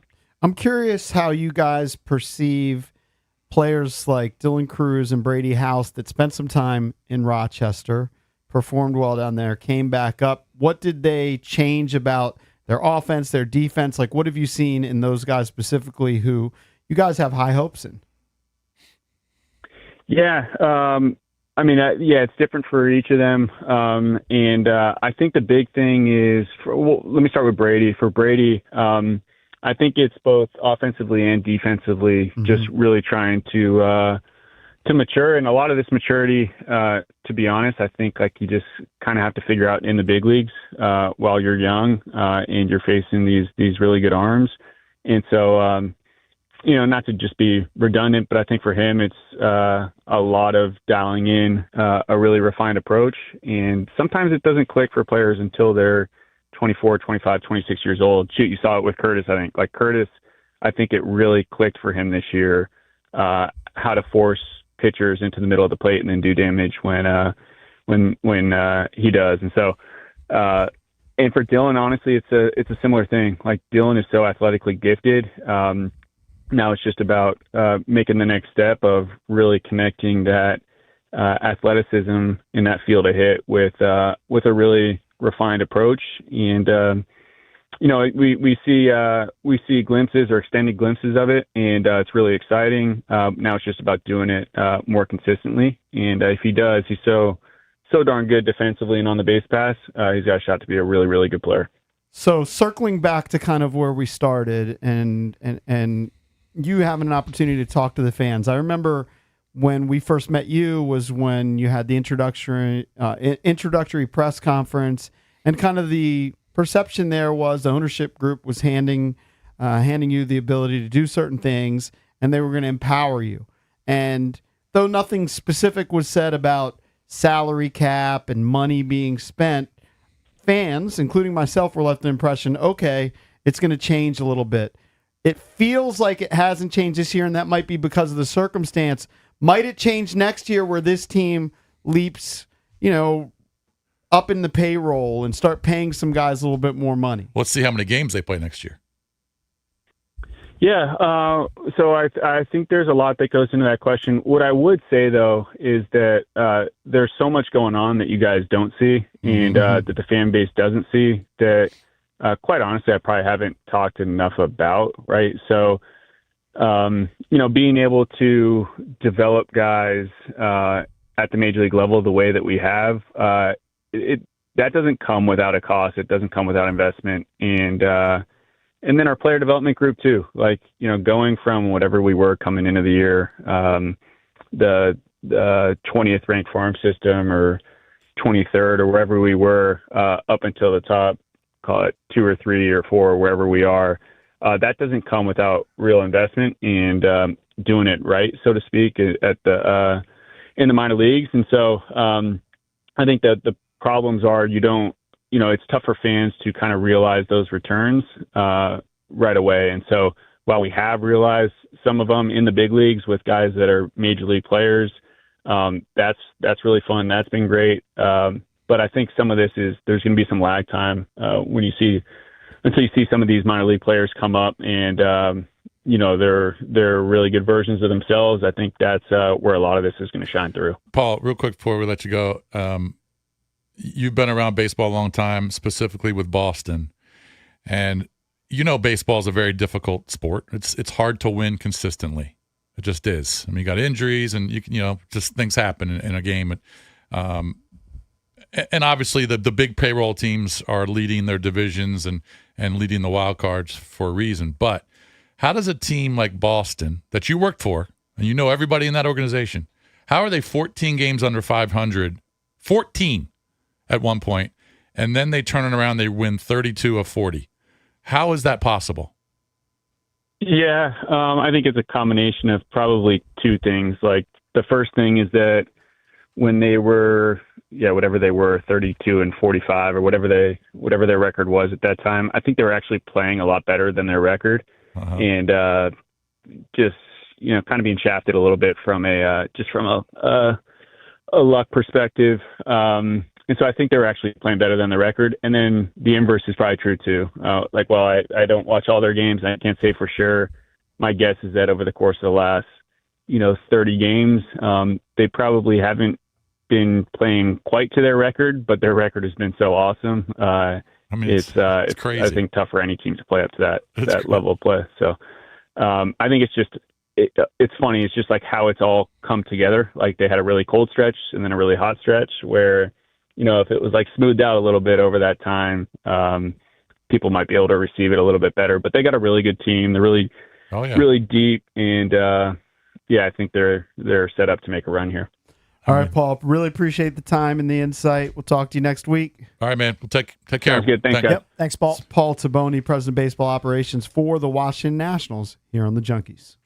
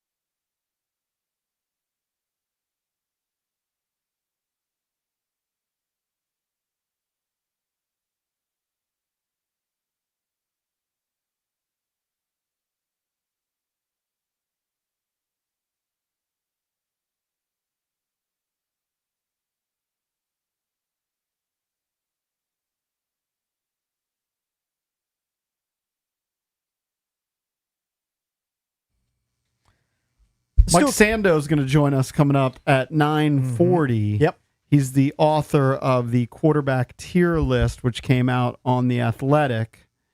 And right now, our poll of the day, where Jaden Daniels was ranked 13th, whether that was fair. You know what? Commanders fans seem to think it's fair. 73% fair. Wow. 27% no. You can vote at Junks Radio. All right, let's do a quick EP before Mike Sando joins us, coming up at 9:40. Okay, Richie. The EP driven by BMW of Fairfax, DC's only BMW Center of Excellence Award winner. For the ultimate buying experience on your ultimate driving machine, get over to BMW of Fairfax. Ask for EB's girl Miriam, the general manager, or check them out at bmwoffairfax.com. Scary story to lead the EP.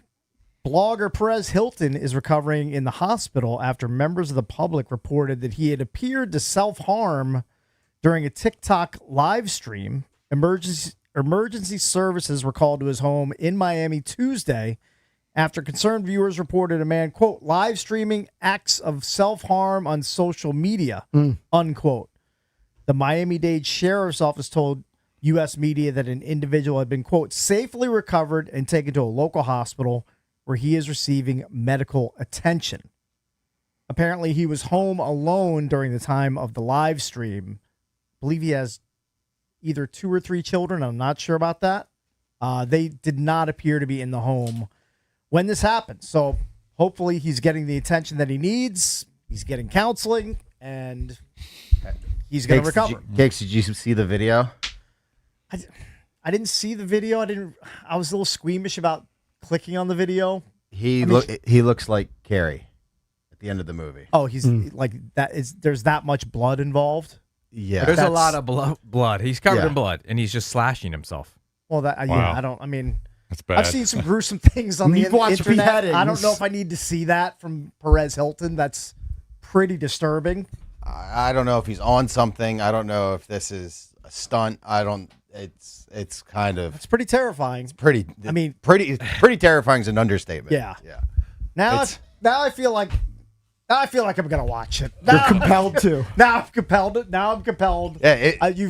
I'll see if I can find it for you. It's kind of it's tough to find. It's tough to find now. You could find it early in the morning. Yeah. No, it's all over Twitter. Is. Just put it in there. You're getting full body of him slashing himself. It's who knows? Yeah. I mean, really sad if this is really what's going on. Sad either way if it's a stunt. Well, that's pretty terrible. So that's your lead EP story. This next story is much lighter.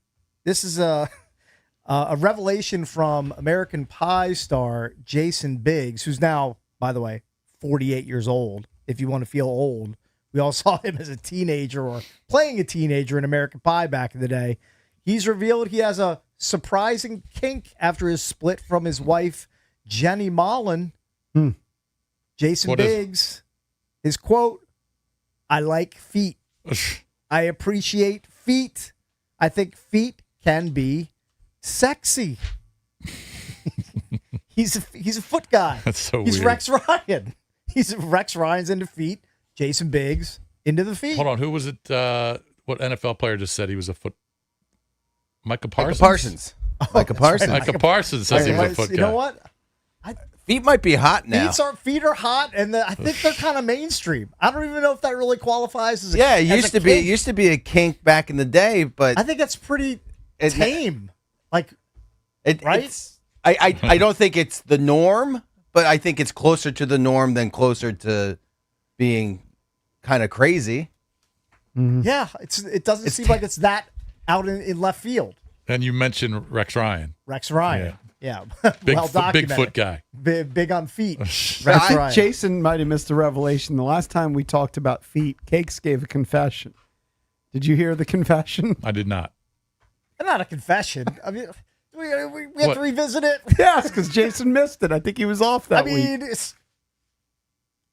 We were talking about like very light simulated choking. Uh-huh. And that We've talked about that before. Yeah, but it was only talked about one way. I've just noted that he doesn't feel comfortable talking about it. There was a quote that said it can be fun for both parties. Sure. Okay. Yeah, that's all. I can tell you're not comfortable talking about Yeah, it. So what I'm you not gonna think? push it. Yeah. You think? Yeah. But of course, Flame has to push it. Was it obvious? What I don't understand is how does he just discover this? Right? Who, Jason Biggs? Yeah. Is that what he said? Or maybe he's always. Yeah, he said that he's finding feet attractive post divorce. Well, maybe he was married for so long, and He's he was never really thought about it. routine, like his sexual life with his wife was routine, and he never. Yeah, but all of the adult content out there, all of the, I mean, he's just discovering it now at what did you say? 48. 48? He's 48. There's a possibility that the people that do this show, including myself, we only work 4 hours, may consume more adult content than others out there. Hey, maybe you just had, like you seem to know all angles. Maybe you had a late sexual awakening. That's all. I don't know. He discovered a new category. He was I in a think box. I think it's hard to find new categories. That's a very jaded view. Right. He was in a box, and now he stepped outside his box. I think most people are in a box. Correct. That's true. You like what you like. Yeah, there's only so much out there. That is true. To wrap up the EP, because we had to break for Mike Sando, he'll be joining us at 9:40. Phil Collins said he almost died in 2024 from alcohol abuse, basically to the point where his loved ones were coming into the hospital to say their goodbyes. Wow. But he recovered. He's 75 now, but dealing with a host of health issues. But it was very touch and go for him 2 years ago when he was in the hospital. He looks a lot older than he is, too. He looks like he's 100. Yeah. I'm going to listen to In the Air tonight when I drive home now. I think you should. Coming up next, Mike Sando. He's the author of this article about the quarterback tiers. Jaden Daniels lands at 13. Is that fair? We'll get into how they got Jaden at 13 and the rest of the list next here on the Junkies.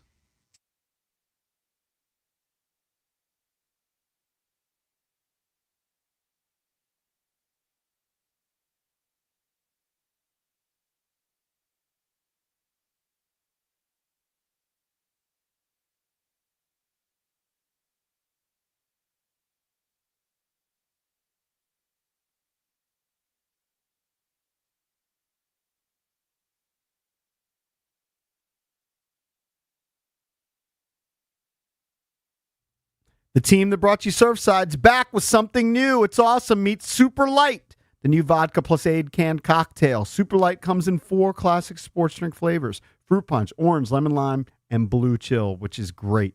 Perfect to enjoy after the game, on the golf course, or during the barbecue with friends. With just 90 calories, 0 sugar, and 0 bubbles, Super Light is here to fuel the moment.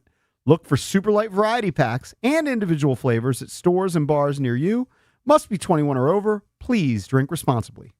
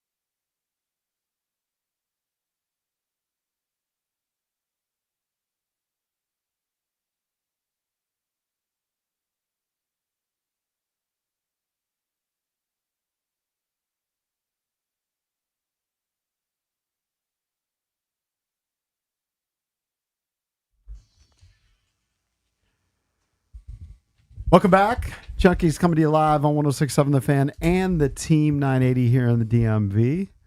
Let's head out to the Rude Gas Hotline, Rude's most reliable heating and air conditioning products in the DMV.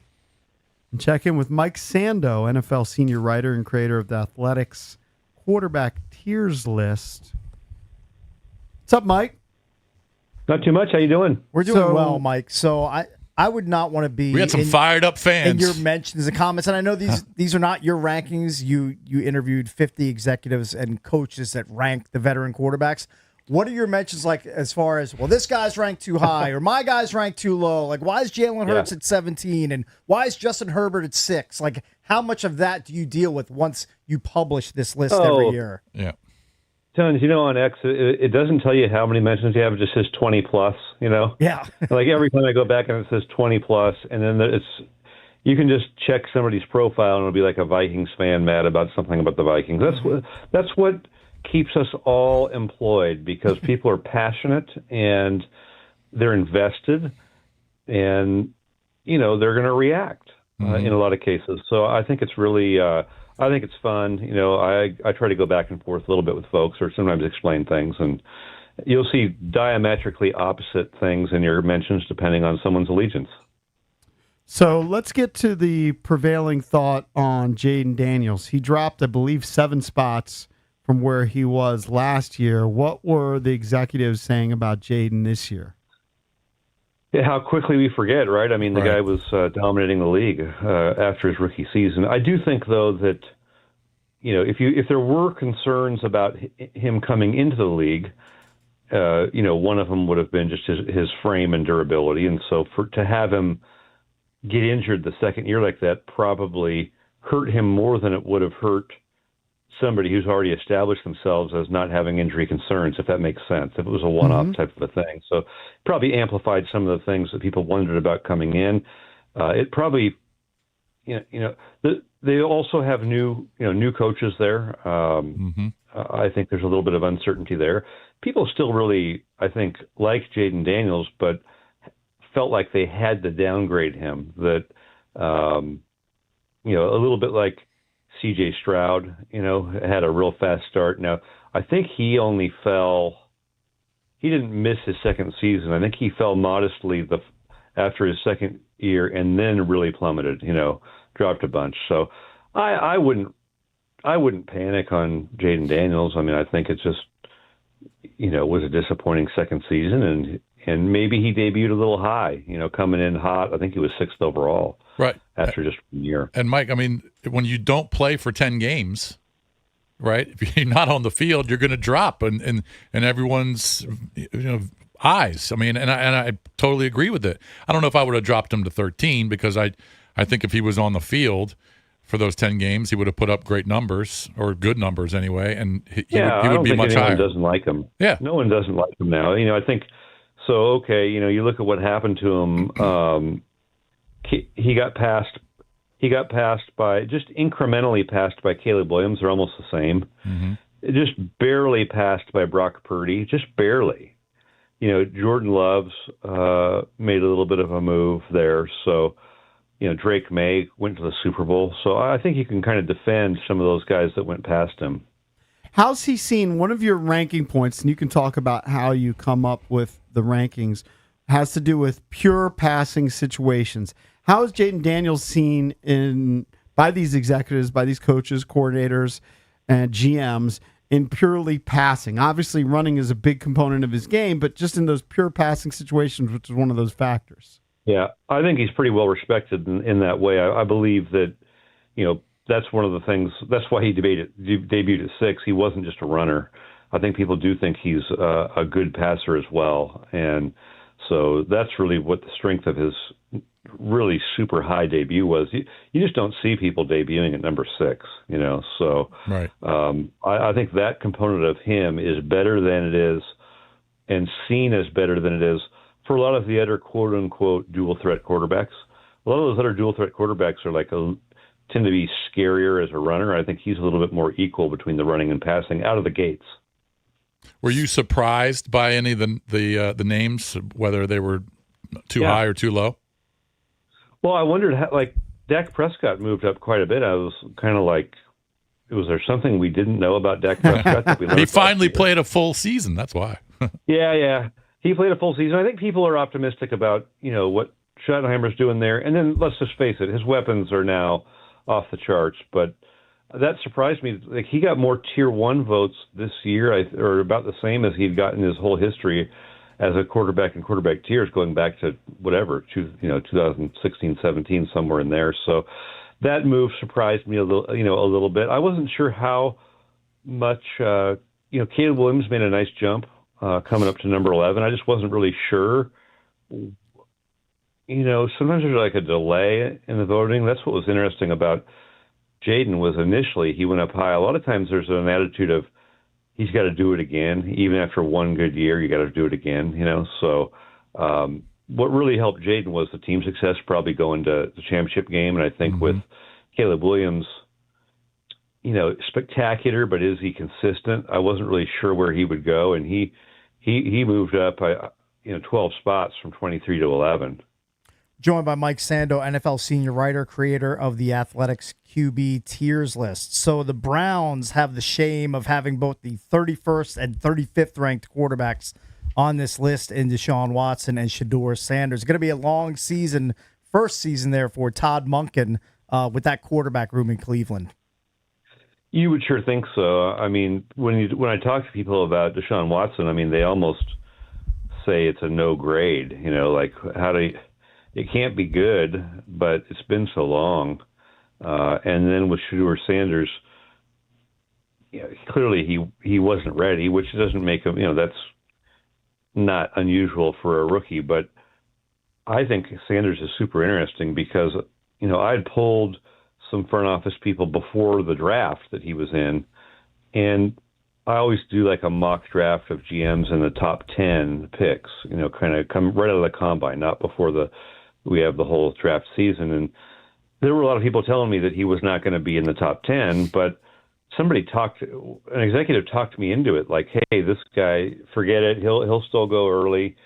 And to go from that to where he potentially could be a top 10 pick to, I think one of the comments was, I'd sleep like a baby if we could play him every week, was just interesting to me. Like, what's the real read on him? He got 12 votes in Tier 5, which isn't even that just means you're not even a starter. Like, no one in this thing gets that many, Yeah. So that's a wide range. I wonder, to what extent does he kind of turn off people with his pedigree and his perceived attitude? Is that a component in this thing? No one really want to deal with him? That seems why he fell in the draft. So Lamar Jackson drops out of Tier 1. Usually when we talk about the top quarterbacks in the NFL, it's almost a no-brainer. Everybody goes Mahomes, Allen, Stafford, Burrow. And usually Lamar is part of that. In your tiers list, he slipped to the top of the Tier 2. But explain why he's slid down a little bit. What are GMs and coaches telling you that is the reason he's not thought of as high anymore? Well, I think he's one of those guys. He's fifth overall, and I think he might have been fifth last year, but he was still in Tier 1. He got, I think, 22 Tier 1 votes. There's some concern about his legs right now. His rushing last season went to 25 yards a game. I think it was 50 before that, and even higher earlier in his career. People didn't think that he looked like he even wanted to run and take the hits last season. Now, he was banged up too, so is that a little bit of an overreaction? I think it's more he's back to where he's been. He's always been a super high Tier 2 where people wondered why he wasn't Tier 1. Last year he pushed convincingly into Tier 1, and it just felt like this year was kind of like, some of those concerns that people had that kept him out of Tier 1 carried the day again. And so he's still top 5 quarterback, a ton of Tier 1 votes, but which way is the arrow pointing with him? There's some debate. Were you surprised Sam Darnold was as low as he was because he won the Super Bowl? He won 10 straight games. He did turn the ball over a bunch in the regular season through 14 picks, but he won a Super Bowl. I would say no, because there's different reasons why people get credit siphoned away from them, right? So for Brock Purdy, it's being in the Shanahan system, right? I mean, Jimmy Garoppolo's third all time in yards per pass attempt in the history of the league. So people are like, hey, that's a lot of Shanahan. Right. Darnold had the best defense in the league, and he basically had it in Minnesota too, by the way. And Minnesota went 9-8 without really a quarterback last year. And then they have dominant special teams, which won them games. I mean, they had Rashid Shaheed scoring touchdowns to beat the Rams and help them overcome 30-14 deficit to win home field advantage. You know, I think he had a return touchdown in the playoff game against the 49ers. So I think people can see that Sam Darnold did a nice job, and when called upon in some big moments, you know, played like a top-tier guy. I think there was a couple of games. They just weren't asking him to do that very much week in, week out. You mentioned the turnovers. I think he would need, you know, more years to stack even more winning to really move up higher. Okay. Mike, got to run. Appreciate the time and insight. That's Mike Sando Thank you, Mike. from The Athletic. Thanks, pal. Thank you. Thanks, Mike. Appreciate it. When you look at the guys who moved up and moved down a tier, so Jaden remained in tier 2. Now, he went from high tier 2 to middle of the pack. Mm-hmm. The guys who jumped a tier from tier 3 to tier 2 were Trevor Lawrence, Sam Darnold. So Sam Darnold did jump because he was a tier 3 guy before, in tier 2. Then the second-year guys, Caleb Williams and Drake May. Yeah. Lamar moved down. C.J. Stroud, Geno Smith, Deshaun Watson all moved down. It's going to be very interesting to see how these guys play this year. Mr. Bickle. I mean, Mr. Cakes. Hey, Mr. Cakes, we've got fantasy drafts coming up. Yeah, get prepared for them. Get ready. Fantasy drafts. Still a couple weeks away, right? It'll be here before you know it. Yeah. Well, we'll be talking more and more about it as the season approaches. Got the Hall of Fame game tomorrow. We're out of here. B. Mitch and Finley. They're coming up next here on The Fan.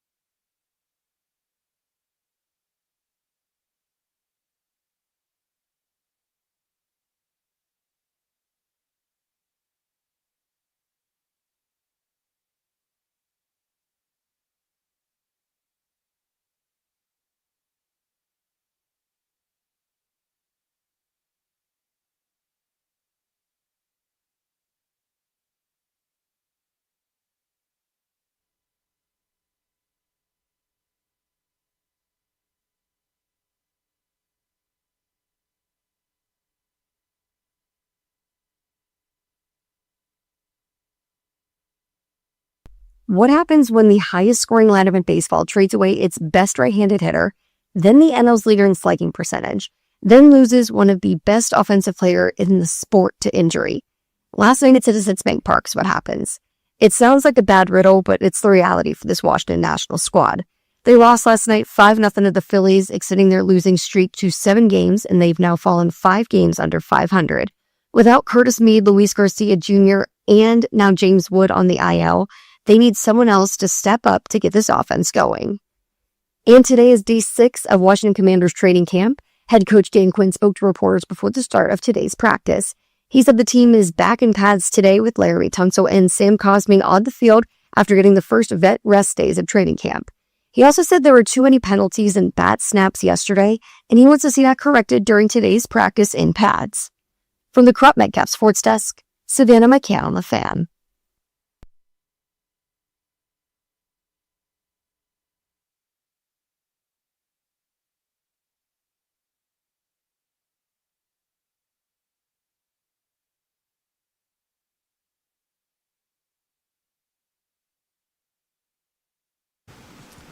Put the mic on my man. What up, everybody? It is 10 a.m. in the District of Columbia. Points north, south, east, and west. We're west out Way in Ashburn, Virginia. Well, I feel like we've talked about this so many times, but I can't remember. I think we're about 25 miles west of the city. Ashburn, VA, BigBear.ai Performance Center. Day 6-ish of training camp. Does that sound right, B? It's a day. It's a day. Humid day. Call it that. So we're all geared up for the rain. I had my little rain jacket on. I got my closet up there where I hang all of my clothing. It looks, it really inspires people, I think. You got to get a better app, man. It barely really rained, but damn, the humidity came. It did last night, and it's raining hard in Maryland. Is it? Yeah. Yeah, it rained overnight for sure. But it's humid as hell. We may need to put out the camera or bat signal for an update because I looked at my app. And, Brian, you, like me, might be trying to play a little golf over the next couple days. Yeah. And it's just the thunderstorms is just all you see. I'm checking tomorrow and Friday because those are my days. That's kind of what I was thinking, B. Yeah. We are out here for Commanders training camp, and it was another padded practice today. I want to start with a series of compliments is probably the wrong word, but I'm going to say praise. There's a number of things I've noticed now that we're into the second calendar week of training camp. Next week, things will probably ramp up a little bit more. Monday, Tuesday, Wednesday. Wednesday's at joint practice against the Dolphins. First preseason game is 9 days out now? Next Friday night against the Dolphins? And today's Wednesday, isn't that 9 days away? Yep. Like, we're getting into the meat of this thing. And Dan Quinn said repeatedly throughout the offseason, I'm going to run my most competitive camp yet. And coaches always say that kind of stuff. It's like what I always say. If you look fat and ugly on the first day of school, you're just fat and ugly. Like, you're going to say the best things, right? But this camp has been really competitive. They've gone way longer, seemingly every day than I expect. Yep. That when they have the pads on, there is real full speed. Yep. And I think people are on the ground, too. Will Harris just keeps thumping dudes. It just continues to thump. That's the thing I think offensive players have to understand. If you know that a defensive guy is that thumper type guy, you have to bring it too. And if both guys are going at a certain level, they are not going to go to the ground.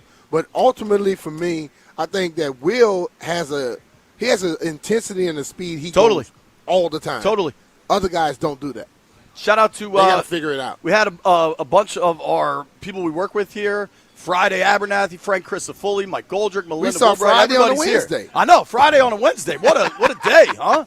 And so the Commanders, I think it was very cool, invited all of the local news stations out and, various executives and stuff. And the one dude who I think was brown-nosing the absolute most, who would you say, B?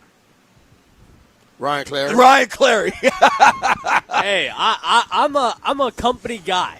I am a company guy. Corporate Clary. Corporate Clary. If you're telling me there's an executive here, guess what? I'm going to shake their hand, and I did. Corporate Clary is saying that he's shaking hands, and he's dumb enough to not lean into the camera shaking shot. Shaking hands and kissing babies. When he's talking. Well, the best news is they aren't here right now. They just left, so they won't be able to see this. Yeah. So I'm sorry, Frank. Joey, do not tell them. They will see it when they go back and look at it. Well, if they do, I guess we'll find out. Yeah, they got to go back and look at the film. So padded practice, which I was excited to see. I think they've now done this twice, and it's both days they're in pads, that they run the offensive linemen out there to start practice running routes. And it is nothing if not fun. Like, yeah. It's just a fun way to start. And I don't know, B, if there's any science to this. Lord knows I'm not a scientist. But I wonder if just getting the O-line running those routes just loosens them up a little bit more for on days you know you're going to be going at Totally it. does. It's totally got to, does. right? Like you loosen them up. Because, like, one thing, those guys normally, all the drills they do are like hit step, little steps up. They don't do any running per se. Right. In that situation, they have to open up a little bit, which helps them out. Because they have a lot of pulling and different things like that on this team now, and they have to get them ready to go. So that's one conclusion I've reached is I think they run this little offensive line route tree on padded practice days. We're 2 days in. To me, that's a pattern, right? The other thing we got to discuss, we've talked to PR about what terms we're allowed to use as far as this, and this is the term that's been agreed upon. Razzle-dazzle is going to be a part of this offense. Like, it's not going to be twice a year they run some kind of trick, gimmicky play. It's going to be twice a game. Yeah, and like we're seeing it day after day after day. You have to practice it. See, that's the thing about it. Like, many people who come up with these plays, a lot of people think it just happens. No, if you just like you practice all your regular offense, you got to practice the trick stuff. You got to practice the stuff that you feel is a little bit more exotic. You know what I'm saying? And I think when you do those type of things, and then if you do it all the time, it becomes like second nature. Totally. Instead of just doing it on, we're going to try to do it this week. If you haven't been practicing, it ain't going to work.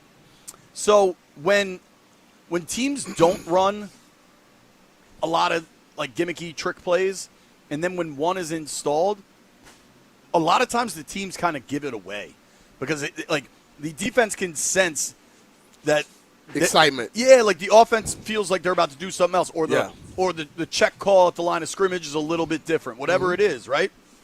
Like I remember in high school when we would run a fake punt, the up man on punt team would yell, "Let's go Barons! Let's go Barons!"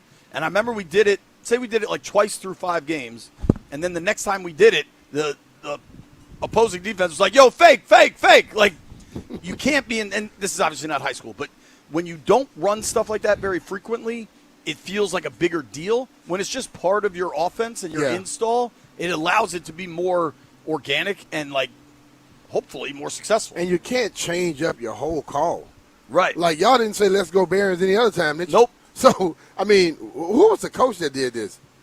You know the coach still? Yep. Well, coach, that was a mistake. You gave it away. And if you are going to make a call, you got to change it weekly.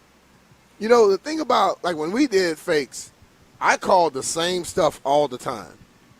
But I may have told them if I call something different, we're not running it. Right. If I call something the same, we're running it. Right. So all of a sudden, when they start looking, and if I call something different, everybody, looking for the fake, we don't run the fake. Right. You know, I'll trick you up a little bit.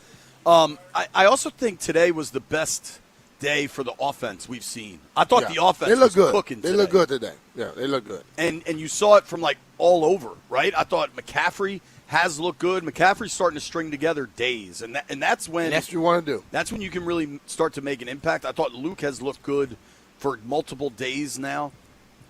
I also thought the offensive line today, Cosme and Tunsil got the day off. Both were back in today, and you could see the O-line, I thought, was gelling because, to their credit, the defense was blitzing a lot. I thought it was Frankie Louvu's most active day. Mm-hmm. I saw a lot of Frankie, and there was a collision. I believe it was Cosme. They're not going to give me the all-22 to go back and look, but Frankie blitzed hard, and I think Cosme got him kind of late, but got enough, and it was a real collision. It's just like today was a day that reminded me anyway, and probably them. Yo, we know it's mid-August and it kind of sucks, but you all right? Cramp. I'm good now. Dude, I hate that. You get it like right here. Right in that rib. Or I get it in my back sometimes. That thing feel like a bone. You all right? Yeah, I'm going to get through We can this. go to break. No, I don't need to go to break. Okay, Jeff, don't go to break. Stretch through it. Yeah, stretch it out. I thought McLaurin has been impressive throughout camp because it's what you would expect from McLaurin. But you know who continues to, day after day, make big plays. Who's that? Colson Yankoff. Bro, listen. He's an athlete. I know people can say who's drafted, who's this, who's that. That dude gets his name called every day. And I think that's how you see a guy like that stays around and ends up on the football field. Yankoff makes unbelievable catches. He does multiple things. That's a guy who makes yourself not expendable. Totally. You know what I'm saying? Yeah, absolutely. And I think this offense has so much more work and looks for the tight ends that someone is going to emerge as this secondary tight end to Chig and have 35, 40 catches. And Sennett has looked good. Cager's shown. Yeah. Like the kid 40, Bennett Moore, the undrafted guy, yeah. had a couple things. But Yankoff every day is making a play where you're like, damn, you know? Mm-hmm. And the athleticism, the ball skills, he's big, strong, ox. He's capable as a blocker. And the amount of multiple tight end sets we're going to see is just so dramatically different. Like, so I don't know that fans recognize this or understand this, but every practice is blocked off. Yeah. Like, there's generally 10 blocks, right? And they know exactly what they're going to do. It's going to be individual drills, position drills, team drills. Team drills are typically when you get your 11 on 11, 7 on 7, or they've been doing a lot of live kicking, those sorts of things where the full team is involved in one drill, right? Mm-hmm. But every single day you see that Yankoff's making a play, and it's been really interesting to watch. And he's a young man. He's very likable when you talk to him. And I think these guys with John Bates down, and it kind of feels like Bates might miss all of preseason. I mean, they said weeks. They said a few weeks. Yeah. So we'll see. But these dudes are making the most of that opportunity with Bates down. Yankoff especially, I would say. Yeah. And we know who John Bates is. There's zero question about his abilities. But it's been fun to watch the rest of this group get more work. I mean, right now on the roster, Bates, Cager, Moore, Chig, Sennett, Yankoff. I mean, that's 6 tight ends. They're obviously not keeping him, not keeping 6. No. But I really think on the final 53, I'm not even talking about the 70. I'm talking about the 53. I think you're going to have 4 tight ends. It's very possible. Chig, Bates, Sennett, Yankoff. Probably Yankoff. Because Yankoff also is very, very big in the special teams. So that's a guy that makes himself, you keep him around. I'm looking at, we're talking about tight ends now. I look at another guy who kind of puts himself in that position, and that's, what's my man, 26. Can't think of his name right now. Running back. I'm sorry. What do you I'm saying he puts himself in the same position as a Yankoff. Oh, J-Mac. Jeremy McNichols. Yeah, McNichols. Because when you can do multiple things, man, you become a person that the team want to keep around. Totally. Yeah. And J-Mac is a guy, they've stuck him to the practice squad before. I won't be shocked if he's part of the 70 and not necessarily the 53. You know, I've also been impressed by Bill. And Rashad White's going to have a role. Fat Man's going to have a role. I think Fat Man's role comes on as the year progresses. But they have not said anything about Bill. And when they publicly talk about Bill, it's been very much in a challenging tone, I think, to want more from him. But I do think with Bill, man, every time it's the first team going out for the first drills, it's Bill. And today, especially when the rain was coming down and before it got super humid like it is now, it kind of felt like a November game against the Giants. Like it had like an NFC East feel to it when it was kind of cool and rainy. And they were really running the ball. And it's fun to watch Bill versus Fat Man because their run styles are just so dramatically different. Totally. Bill is kind of this like slicer glider through the hole. Fat Man's just squared shoulders. Squared shoulders and say, I'm going to take you with me. Yeah. But like the thing about Bill, I think they want Bill to be focused on holding on to the football and just being better as a blocker. And I think he's improved at both of those things so far in practice. Agreed. You know, like I always discuss, you have to do certain things on a football field to make sure you stay out there. And as a running back, it's things that really don't have anything to do with running. It's pass ball pro protection and protecting that QB. we have a lot of football to get to. I want to get to some Dan Quinn audio. There's a lot of things for us to discuss. But I rarely do this. I got some advice for the people. I'm gonna give some advice to people out there. You? Yeah, me. Advice. One, here's a piece of advice. Maybe it's always been there, but I just got zapped. There is a red light camera when you get off 695 at South Capitol at that light. So that's step one advice for the people. You do with that information what you will, but I know I may be getting to the studio late and trying to hurry up. I'm going to stop at that light no matter what. So anybody getting off 395, 695 onto the South Capitol exit, you come off right there, the Ryan Zimmerman baseball field's right there. Stop at the light. That's piece of advice number one. Why wouldn't you stop at the light, though? I'm wondering. I should have saved it. I looked at the ticket, and it has a time on it. You know why I didn't stop at that light? Right. It was 9:55 a.m. And So you just ran the light? No, it was yellow, I thought. It was yellow, V. It probably was turning red before you got across that line. PSA number 2, and this is a multiple-pronged PSA. If you want to watch Hard Knocks, but you're not there for the start of it, HBO, what are we doing? Why can't I start that from scratch or go to the app? I got an email from HBO, hey, make sure you watch Hard Knocks, right? And so by the time we got the girls down, bedtime was a bit of a circus, I'll say. Uh-huh. And then I'm like, all right, it's like 9:25. I want to watch Hard Knocks. I want to start it from scratch. I don't know what's beeping. It's driving me crazy. Yeah. Ryan, go find out what that is, man. Let me turn that off. You could not watch Hard Knocks from the beginning. And so then I was like, all right, I'm going to watch this movie, and at 10, I'll start Hard Knocks up. Uh-huh. There was no access to Hard Knocks, which drove me crazy. So here's my other PSA. So I ended up watching this Mark Wahlberg movie called The Gambler. You heard of this? Nope. I don't know if this is a good movie or not. I kind of came into it late, but it's about this dude who's just like a degenerate gambler. And here's all I want to say. I've been very clear. I've been a gambler since I was a kid. Stallion is completely incapable of stopping this. You need to get that water out of there. You got to empty the water, dude. So we have these little air conditioning units in the tent, and with the humidity, the water's going to fill up fast. Lift up and pull out. Here's my PSA for I'll do it in the break, dude. It's painful watching you try to do it. This is my PSA for young men out there. The stallions of the world. There is so much content out there that's telling you gambling is fun, gambling is easy, put your parlays in, you're going to hit them. No, you're not. Like, if you want to get into sports gambling or go to the casino, any of it, you have to, like, really understand it is slanted against you. Okay? 100%. Despite what the commercials and the parlays, like the reason FanDuel or DraftKings or anybody promotes whenever somebody wins a big parlay, they want you to put them in, man. And I just think watching this movie was about this dude in like the pits of despair of gambling, and he takes a loan from a gangster that's threatening him to pay it back. And then at the end of this movie, it had the Hollywood ending where he hit 2 big bets, was able to pay off his debts, That rarely ever and then he happens. walks off into the sunset, never to gamble again.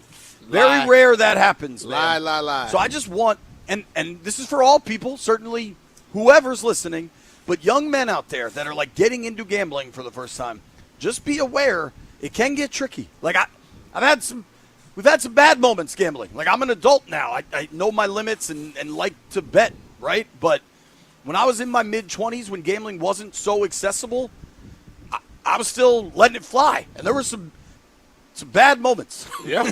There were some dicey moments. But I want the young men out there to understand that it's not all just young men, everybody. People. A lot of women bet now. Okay, women, And they need to figure it old out, too. people, dogs, cats, whoever. Just know it's not always going to break your way, despite what the marketing and the movies may tell you. The dogs and cats can ruin me out of themselves out of it. All right, I want to have a larger conversation. I want to talk about Jeremy Reeves because the safeties play a lot in this defense and are going to have a lot of different roles. It looks like Revo is going to have a huge role. I want to talk some Jaden Daniels. I thought he looked excellent today. Ben Standig's going to join us at 11, I believe, in the tent. And you're going to hear from a number of players today. Plus, we got to talk about these Nats, man. Not a good situation in Natstown. A season that has been so much fun all of a sudden feels like it's on the brink of getting bad. Plus, we got to keep an eye on something tomorrow. Tomorrow's the first day in the NBA that you can negotiate with your veterans on contract extensions. And that means Anthony Davis and the Wiz. And how's that going to shake out? Because there's so much excitement for this Wiz team they've put together and a new type of year where we're out of the rebuild and now we're competing.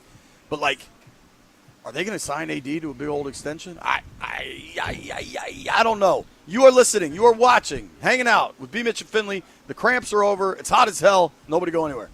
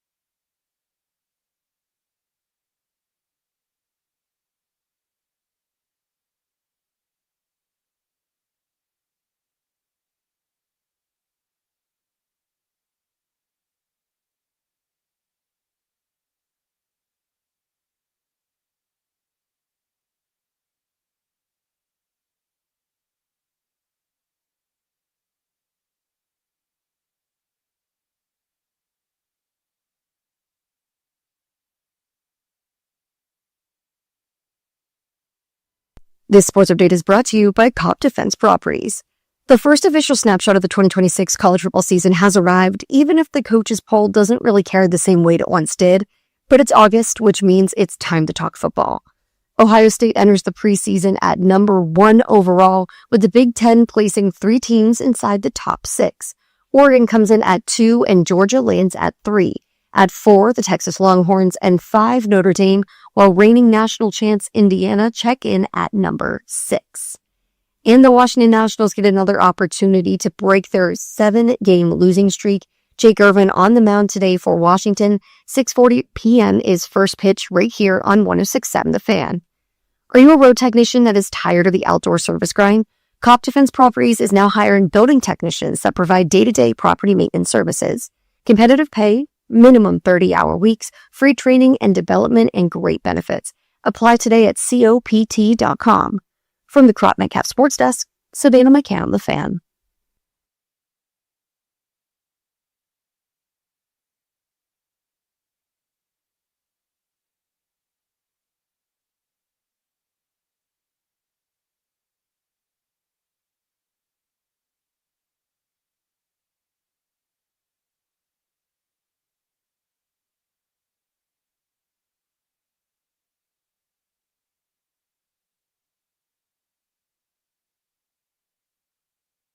Six, seven, The Fan, coming to you live from Ashburn, Virginia.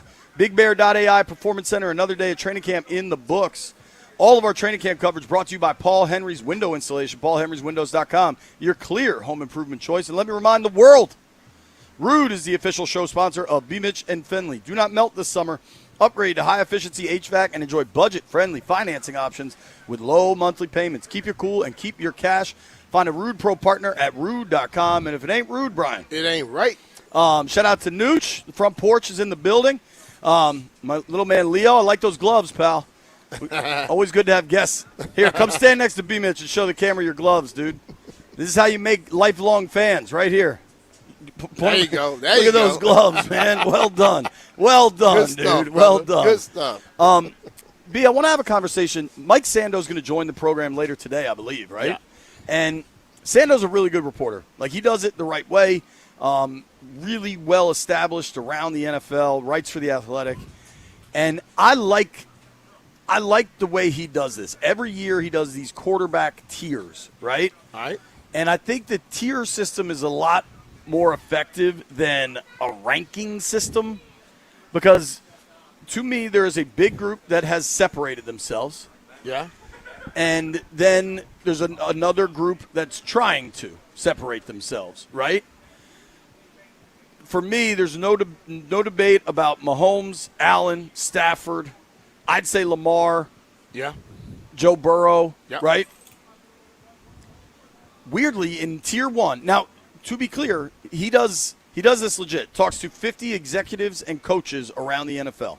Uh-huh. And he divides them up into 4 tiers. Obviously, the higher the tier, the better. Yeah. So, like, I don't get caught up in where you rank within a tier. But it is wild to me. We'll start here. Lamar not in Tier 1. Is that crazy to you? Yeah, it is. Based off he's had, 2 MVPs already? Yeah. Yeah. Now, if you're just basing it off last year, Lamar wasn't that great last year. Yeah. But the other guys that didn't play a whole last year. So if they're going to dock one person, they got to dock the other for not being in there.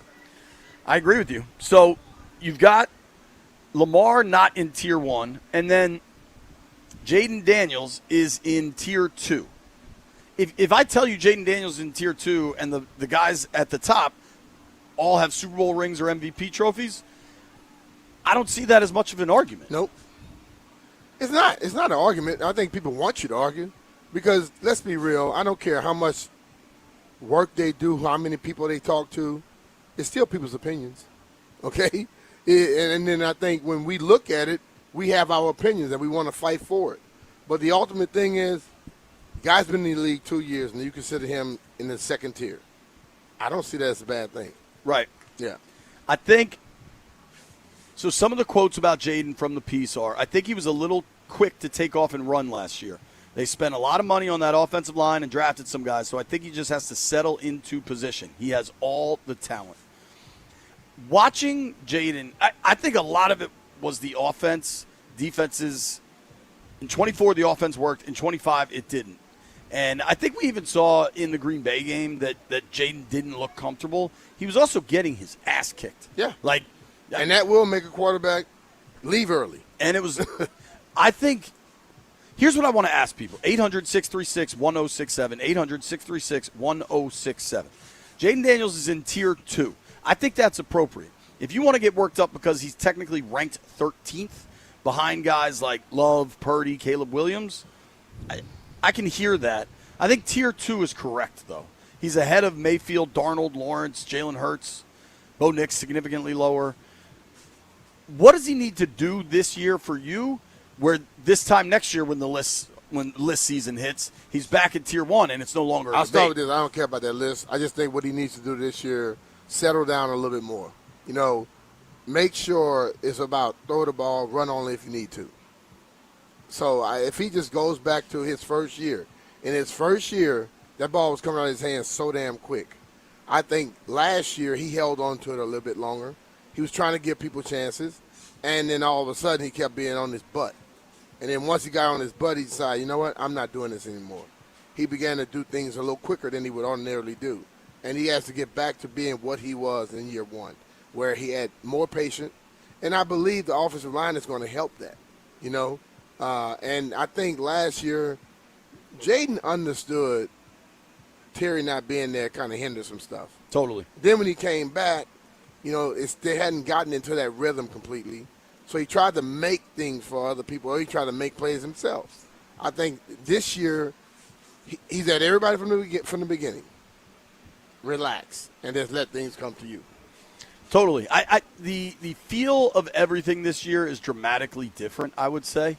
And I think Jaden's comfort level in this offense, I mean, we're only 2 weeks in, but, I thought today they cooked, right? Yeah. And I thought today was probably the best day the offense has had. I think, is there the assumption of health? Yes. But I think that is an assumption around the NFL. I think the reason Lamar's not in that top tier is because of health. Yeah. I think removing health, I think Jaden Daniels has looked so good in this camp, so comfortable, so ready to go that I think he gets there. And I don't think it's a ton of conversation about it. Mm-hmm. It is interesting with Jaden if people are trying to find a criticism.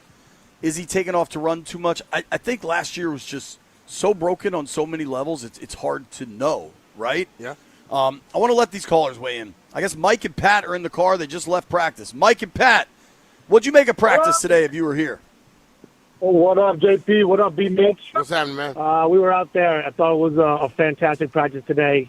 Beautiful day for football out there with the light drizzle. Every day is a great day for football.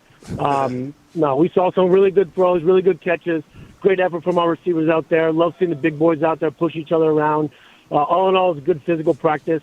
Honestly, every quarterback out there made some great throws. Even during the one-on-ones, during the drills, 7-on-7, everybody did great. It was an awesome practice. So, yeah, guys, I think it's the vibe's looking good today. Go Skins. Let's go. HTTR. Right, appreciate you, man. All right, now we're going to go to Damian in D.C. Damian, what do you think Jaden needs to do this year to get back in that top-tier QB conversation? So, in my opinion, Jaden Daniels is going to go back to the top 10. He's going to throw 20 touchdowns this season. 20's not that many, dog. Yeah, we need 30. Yeah. I don't know if we lost Damian. But Well, I just feel like, I just feel like, okay. That number's got to be at least 25, dog. Yeah. But I think Antonio Williams is going to be his second slot receiver. So Antonio Williams has been looking good. Yeah. He has. He looked real good. Appreciate the call, man. I do think the Terry thing last year was such a hindrance. I think they came in with such heightened expectations. I do think defenses kind of figured some stuff out. But, to me it's almost hard to look at the numbers, B. Like, his completion percentage did drop almost 10 points. Mm-hmm. In 24, he was completing 69% of his passes. Last year, that number fell to 60. Mm-hmm. Now, he played 4 complete games. He had 3 other starts where he didn't even finish. There was no – it was like Stallion on the dance floor. There was no rhythm to the 2025 season. You know what I'm saying? It was more than just him. And I think what I always say, quarterback's the most dependent position in sports. I know what we say. Oh, quarterback make this person better, make that person better. If they don't have an O-line, they're not going to be very good. They don't have anybody to throw the ball to, they're not going to be very good. And if they damn sure don't have a running game to support them, they won't be. Last year, you had injuries to his best receiver. He got injured. Had injuries in the offensive line. All 3 things you got to count on were injured. So now you're fighting an uphill battle. And still, he understands how good he is. He was trying to make things happen by himself. He has to. This year, I think the goal should be keep him comfortable to where he can do things and allow others to help. Don't ever make him think he has to do it by himself. Agreed. Yeah. I think if the defense is better, if it's that can break the right way, and it seems like they're tracking that way, injuries can undo any season at any time. Let's seek in Patrick's in Ashburn. Patrick, you think Jaden's poised to get back into this top tier? Talk about him like you talk about Stafford and Burrow? Yeah, man, he should already be up there. What are we even talking about here, man? Come on now. He was injured last year with an inconsistent offense. You know what I mean? Bo Nix is not better than – I got friends that aren't even going to buy Madden this year because of the ratings. You know what I'm saying? I do not pay attention to Madden ratings. Perhaps that's a hole in my game. I don't really care about the red. In these tiers, Bo Nix is rated below him. Like, you can make an honest – if you are really tiering this out, I don't – maybe you disagree with Herbert being 6th, Brian, but Mahomes, Allen, Stafford, Burrow, Lamar, Herbert, Dak, Drake May, Jared Goff, Jordan Love, Brock Purdy, Caleb Williams, then Jaden. Based on last season, until you get to 10 with Love, Purdy, Caleb, Jaden – it's a pretty easy case. If you're looking at 25, what was accomplished on the field, and that's what you're basing things on, I think the top 10 of this thing, you can argue about where they're the order if you want, but the top 10 sounds correct. And I think last year, this time last year, Jaden was firmly in the top 10, arguably the top 5. This year, coming off a down season with a bunch of injuries, it's fair for him to be just outside. It also won't matter week 1. Yeah. Like, nobody's going to care. Daniels is 13th. Hurts is 17th. They're going to be on the field, and we'll start to sort that all out. Mm-hmm. What do you think Jaden Daniels does this year to take a leap? What helps him? Because I think there's a lot that will help this young man really jump. And I think a lot of it is the offense. I think a lot of it, though, is just who he is. Nobody go anywhere. If you're on hold, stay there. 800-636-1067.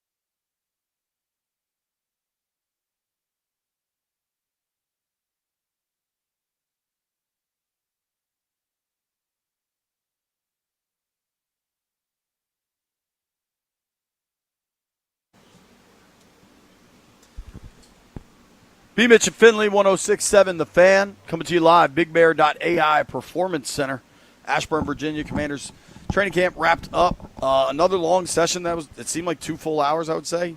Maybe, 100 minutes, something like that. I thought the offense got the better look today, and I thought Jaden Daniels had an excellent practice. I think Jaden Daniels having a really good camp. Mike Sando put out his tiers for the Athletic today, and Jaden's in tier 2. I think that's fine. If you want to be mad about the ranking, he ranked at 13th. I can understand it. I think if he plays the way he can, it'll all work itself out. Let's go to our guy, Co from the Foe. What's up, Co? What do you think about Jaden this fall? Man, if JB healthy, sky's the limit. Gentlemen, you already know, man. It's going to go back to that first season. Offensive line been plugged in and they ready to play. But really, man, I wanted to piggyback on that first segment. We were talking about the tight end room. Yankov been making plays since he's been here, gentlemen. And I don't understand why he don't touch the field more. Y'all, I ain't seen him in training camp this year, but he needs to be on the field more. Y'all say he's out there on special teams. A guy like Yankov, you cannot let go. Just off the name itself, Yankov. I'm telling you. The name go down with players like Nagurski, Buckus, and I ain't saying he's going to be great as them, but even if he's a Danny Woodhead, you know what I'm saying? It is a great name. Yankov, Co, I've talked to him about it. He's a baller. I've talked to him about it, and I've said, I imagine you've heard every possible joke about that last name. He's he's like, nothing surprises me anymore, man. I've heard it all. And it was funny when. And one more thing, JP. Sure. One more thing before I get off the phone, man. Look, a good gambling movie, man. Best one of my favorite ones is 2 for the Money. I've seen with that. Matthew McConaughey. And then another one would teach all these rookies about that gambling life and game, Uncut Gems. And I'm gone, man. See y'all Uncut this Gems. week. Uncut Gems is intense. At least Uncut Gems has a spoiler alert. I think the movie came out 10 years ago. At least that has a bad ending. Because the problem with so many of these gambling movies is they have this happy ending. That's generally not how the story goes. That's all I'm trying to make people aware of. Nah, you're right. But Uncut Gems, not a happy ending. That is an intense movie. Let's keep these phone lines going. My guy Will is in Arlington. What's up, Will? Hey, what's going on, JP? How you doing, bud? B. Mitch. What's going on, fellas? I'm going to tell you something. The only way that Jaden can get to the top tier in the NFL rankings as quarterback, I think, is to get back to the NFC championship or maybe even the Super Bowl and to put up 30 touchdowns and maybe, 5 or 6 interceptions. And to do that, I think they need to hurry up and sign Stefon Diggs. That's an interesting stop call, dragging Will. their feet, and I ain't doing that, man. I appreciate you, Thanks, man. fellas. I mean, that's the question I get most out here. It's just people like, hey, is Diggs going to happen? When is Diggs going to happen? And I don't have the answer. I mean, none of us do. And I think they probably have an answer. They probably have an understanding of what they're trying to do. We said in the beginning that they want to go out there and see what they have. And there have been guys stepping up in practice. And if they decide they want to do it or not. I just think that it's not a rush unless he's letting you know I'm about to sign somewhere else. There's no rush at this point. I remain confident that there's at least been a conversation of, hey, if you get close with somebody else, give us a call and let us at least talk through it. I go with that. And I wouldn't be shocked if he's had that conversation with other teams, too. Probably so. Baltimore, KC, whoever it might be. It's interesting because I think there's like a parallel path where would Diggs help this team if he signed today? Yes. Yes. Are they trying to make sure there's a lot of work available to these other guys who are like, I don't think a week ago we would have said, yo, Luke McCaffrey's really showing something. Yeah. But, that's what we've seen the last few days. He has. He may have gotten the B. Mitch and Finley bump. He came, he sat down with us. Now all of a sudden he's balling out. Sent it. That's what we do, dog. Let's go to Drew in D.C. Drew, you think Jaden bounces back in a big way? Yeah, definitely. I think that last season his injuries was what limited him, definitely. But I think if they bring in another receiver like Stefon Diggs maybe or even Tyreek Hill, I think he'll have an even better season than the first. I like it. Good call, man. Appreciate it. My guy Drew, very succinct. Yeah. Just made a good point. Great call, dude. You didn't start school yet. Dude, I don't know how other parents are feeling, but I'm ready for school to start. What you talking about? I don't know what that is. I think Daniel's in Arlington. Daniel, how does Jaden bounce back this year? Hello? Hello. Man, you up? Yeah, buddy. No injuries. Of course he bounces back. I mean, he's right on all the time. My question for y'all, though, y'all are seeing it. All the clips I see, he's back in the shotgun. Is he under center in camp? Yeah. He's not going to be not in shotgun. He's on the center and he's in the shotgun. Shotgun and pistol is a part of every NFL offense across the league now. That's still going to be a part of this offense, but he'll be under center. If somebody could count it, I'm sure these stats exist. Maybe White Brian could track it down.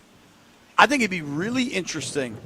Dubby, see if you can track down how many under center snaps Jaden Daniels has taken as a pro.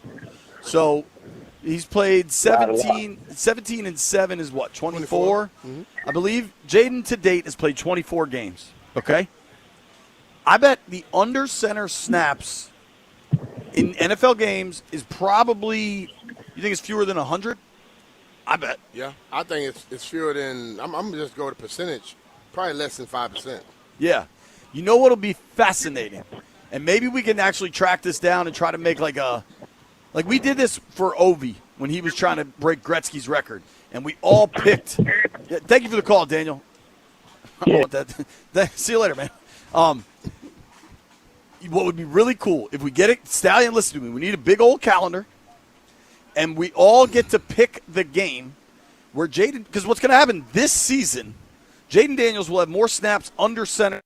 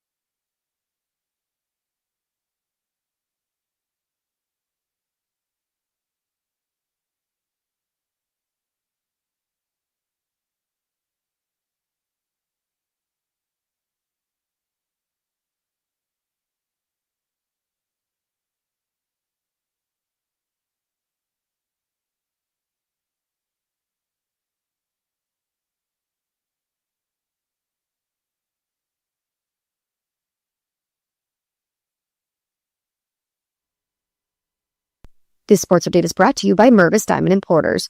Nobody pays retail anymore. Why should you? Tons of news around the NFL as training camps continue to get underway.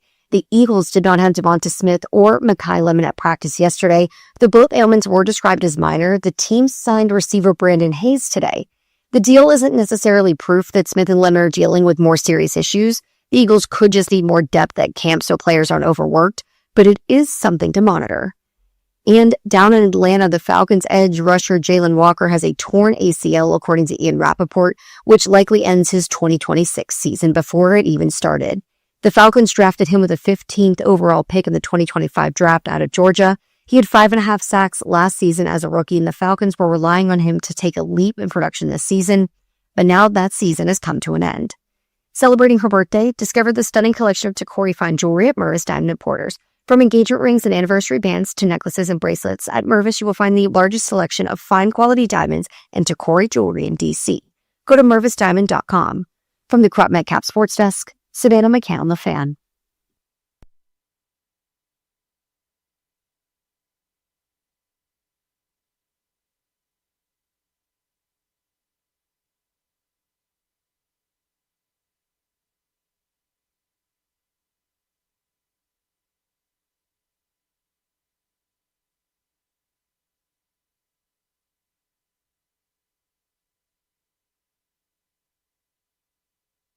Mitch and Finley, 106.7 The Fan.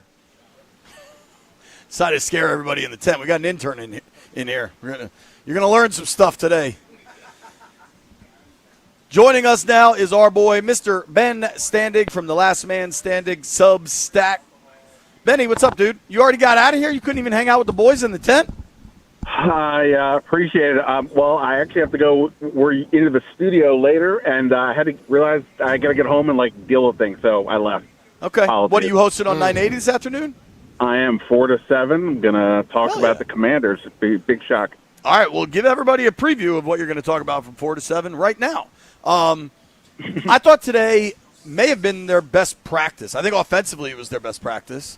What would you see today? Yeah, I mean, I think that the pads.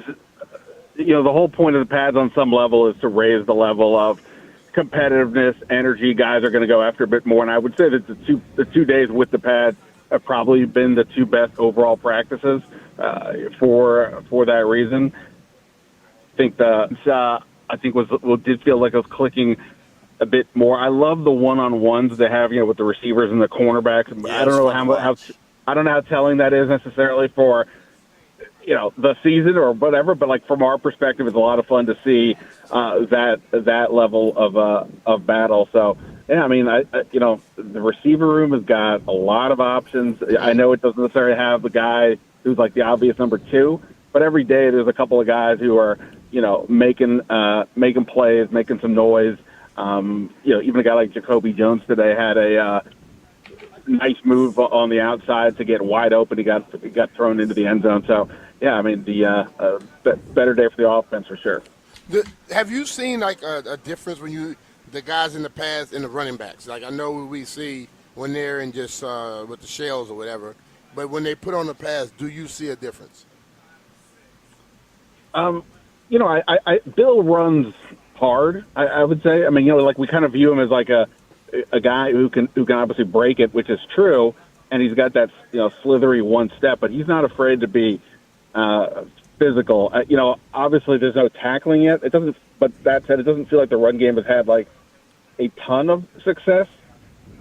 Maybe I'm wrong on that one, but I haven't noticed much. To your point, though, I mean, Katron Allen certainly is another guy that's physical by nature. I'm excited to see these guys, some of these guys at least, get into the preseason and the joint practices to see be a bit more open. But yeah, I think between Bill and we lose Ben there. Can be physical, fat man. Yes. Okay. Talking with our friend Ben Standig here on the Rude Guest Hotline. Standig, I'm curious, man. You used to work at The Athletic. Mike Sando is a wired-in dude. He puts out this quarterback tiers piece every offseason, every training camp. Jaden's now at 13th in the second tier. I kind of think that's fair. I'm curious what you think, and How do you think Jaden gets back to what we saw last year, where he was or in 24 rather, when he was just a dominant player? Yeah, you know how, like, in gambling, when the trend goes too hard one way, it's sort of the smell test, as Kevin Sheehan might say. Sure. It goes too hard one way, then you go the opposite. I kind of feel like that's where we're at with Jaden. Like, rankings, it is what it is on all these things. And, in that general tier, sure, I think that makes sense. But because of the way things went last year, it's just like 2024 didn't happen. And look, there are a lot of questions here, right? Especially if you're on the outside. Like, we've all, heard the gospel of David Blau, but for the rest of the world, they're like, wait, they got some guy who's just been a coach for 2 years as the OC. Oh, that's scary. They saw what happened with Jaden last year with the injuries.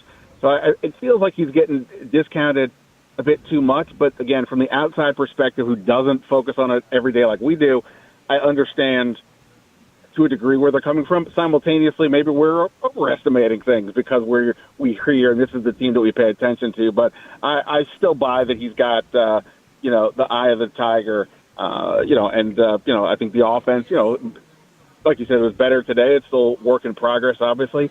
But, if people want to discount him and put him, beyond the top 10 quarterbacks, I guess we'll see where we're at the end of the year. Yeah, it's kind of a proceed with caution. I talked to De'Ami Brown. No, who was it that said Jaden Daniels with a big chip on his shoulder is pretty darn dangerous? Quan Martin, maybe. I don't. Yeah, Quan.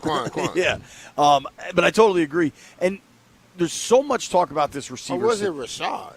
No, it was somebody I talked to. I don't know. We'll figure that out. But there is so much talk about the receiver position. There is so much talk about Steph Diggs, which I still think it's very possible could happen. Let's remove the Diggs conversation for a minute. I have been more encouraged with the receivers that are here than maybe I was a week ago, and I think a part of that is Luke McCaffrey. Mm-hmm. What have you thought of Luke? Yeah, no, I wrote a bit about him yesterday. There's no such thing as the MVP of practice, but I kind of thought yesterday he arguably was out in a day where the offense only found the end zone one time and didn't really have a ton of plays down the field. He had the one touchdown. He had some plays down the field.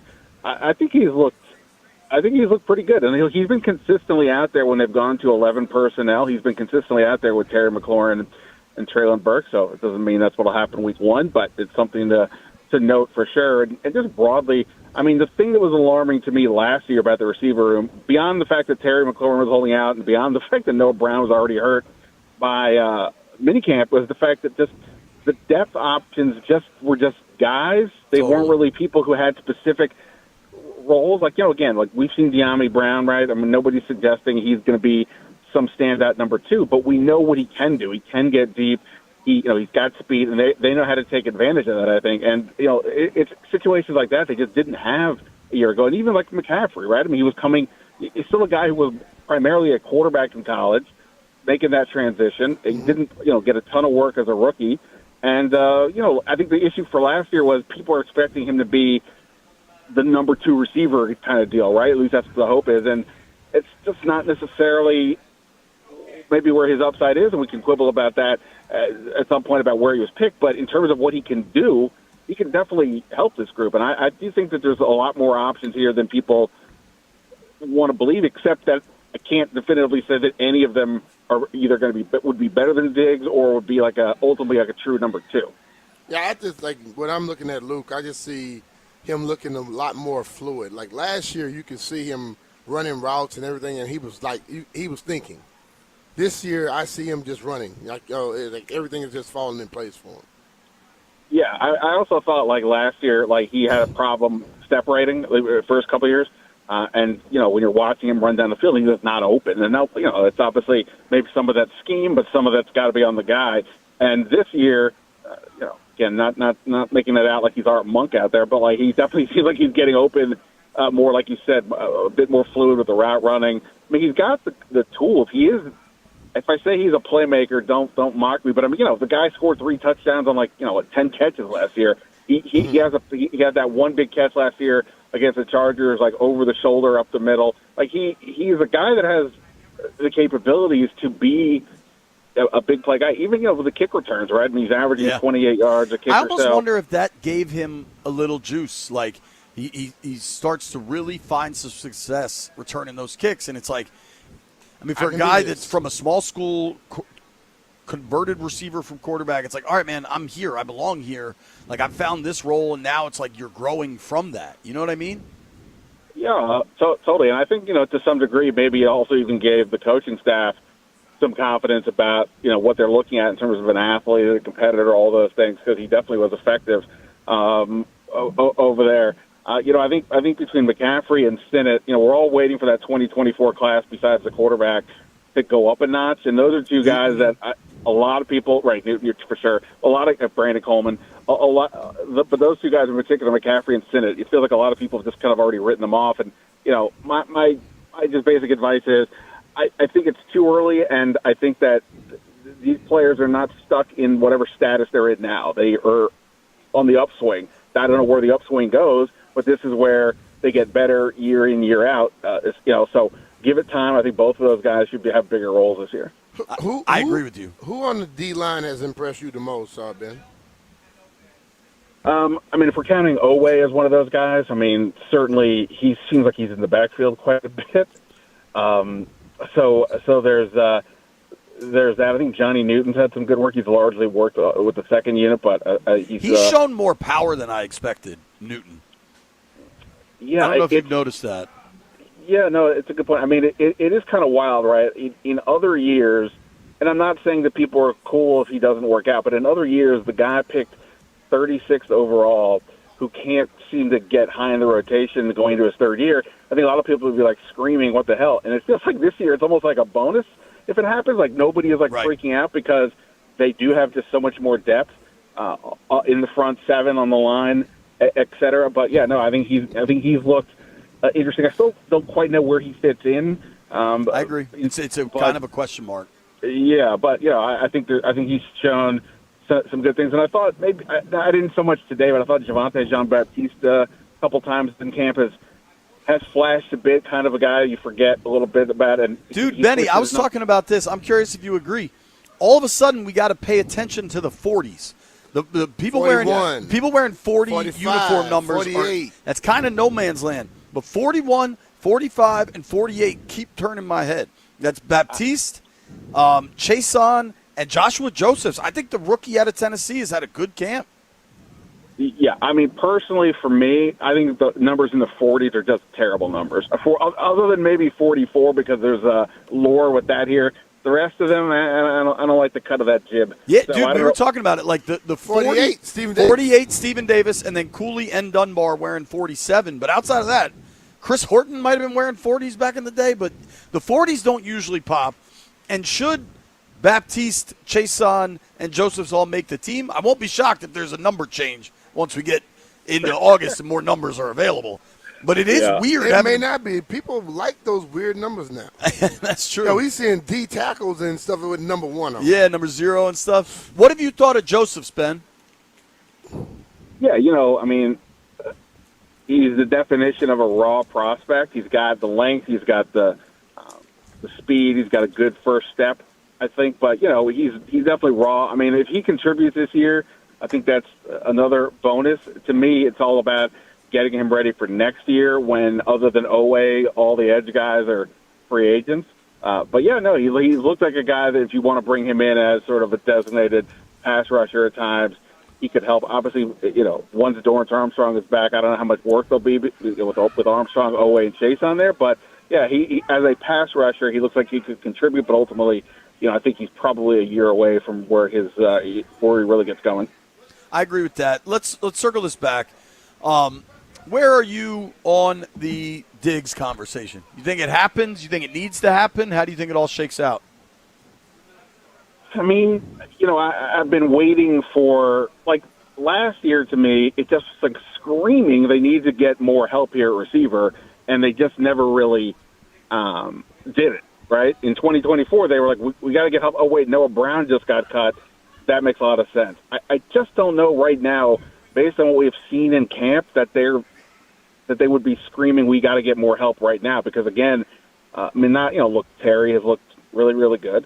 and all the other guys, to some degree, have contributed in ways that you can imagine them contributing on game day. So I'm just sort of the mind, I would right now rather see the Antonio Williams, Jalen Lanes, McCaffreys, if you want to throw in De'Ami Brown or even Traylon Burks, like these guys who have something to prove. I'd rather give them the space to do it than bring in a guy who obviously Diggs is good, but he's going to just sort of block their path, and it's not towards anything of the future, most likely. So if they bring it in, I wouldn't say it was terrible, but I think based on what we've seen, I don't know that Adam Peters and them should be panicking about having to go get somebody.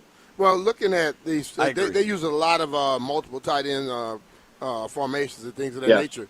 Do you think when you look at the tight end group, can they be, somebody that's kind of take that pressure off of having to go out there and get a big name number 2? Well, I think that's the other part of this, right? Like the last few years, it's been 3 receivers on the field pretty much all the time. This year, they're going to go with 12 and 13 personnel a bit more. So now you're taking more, dude.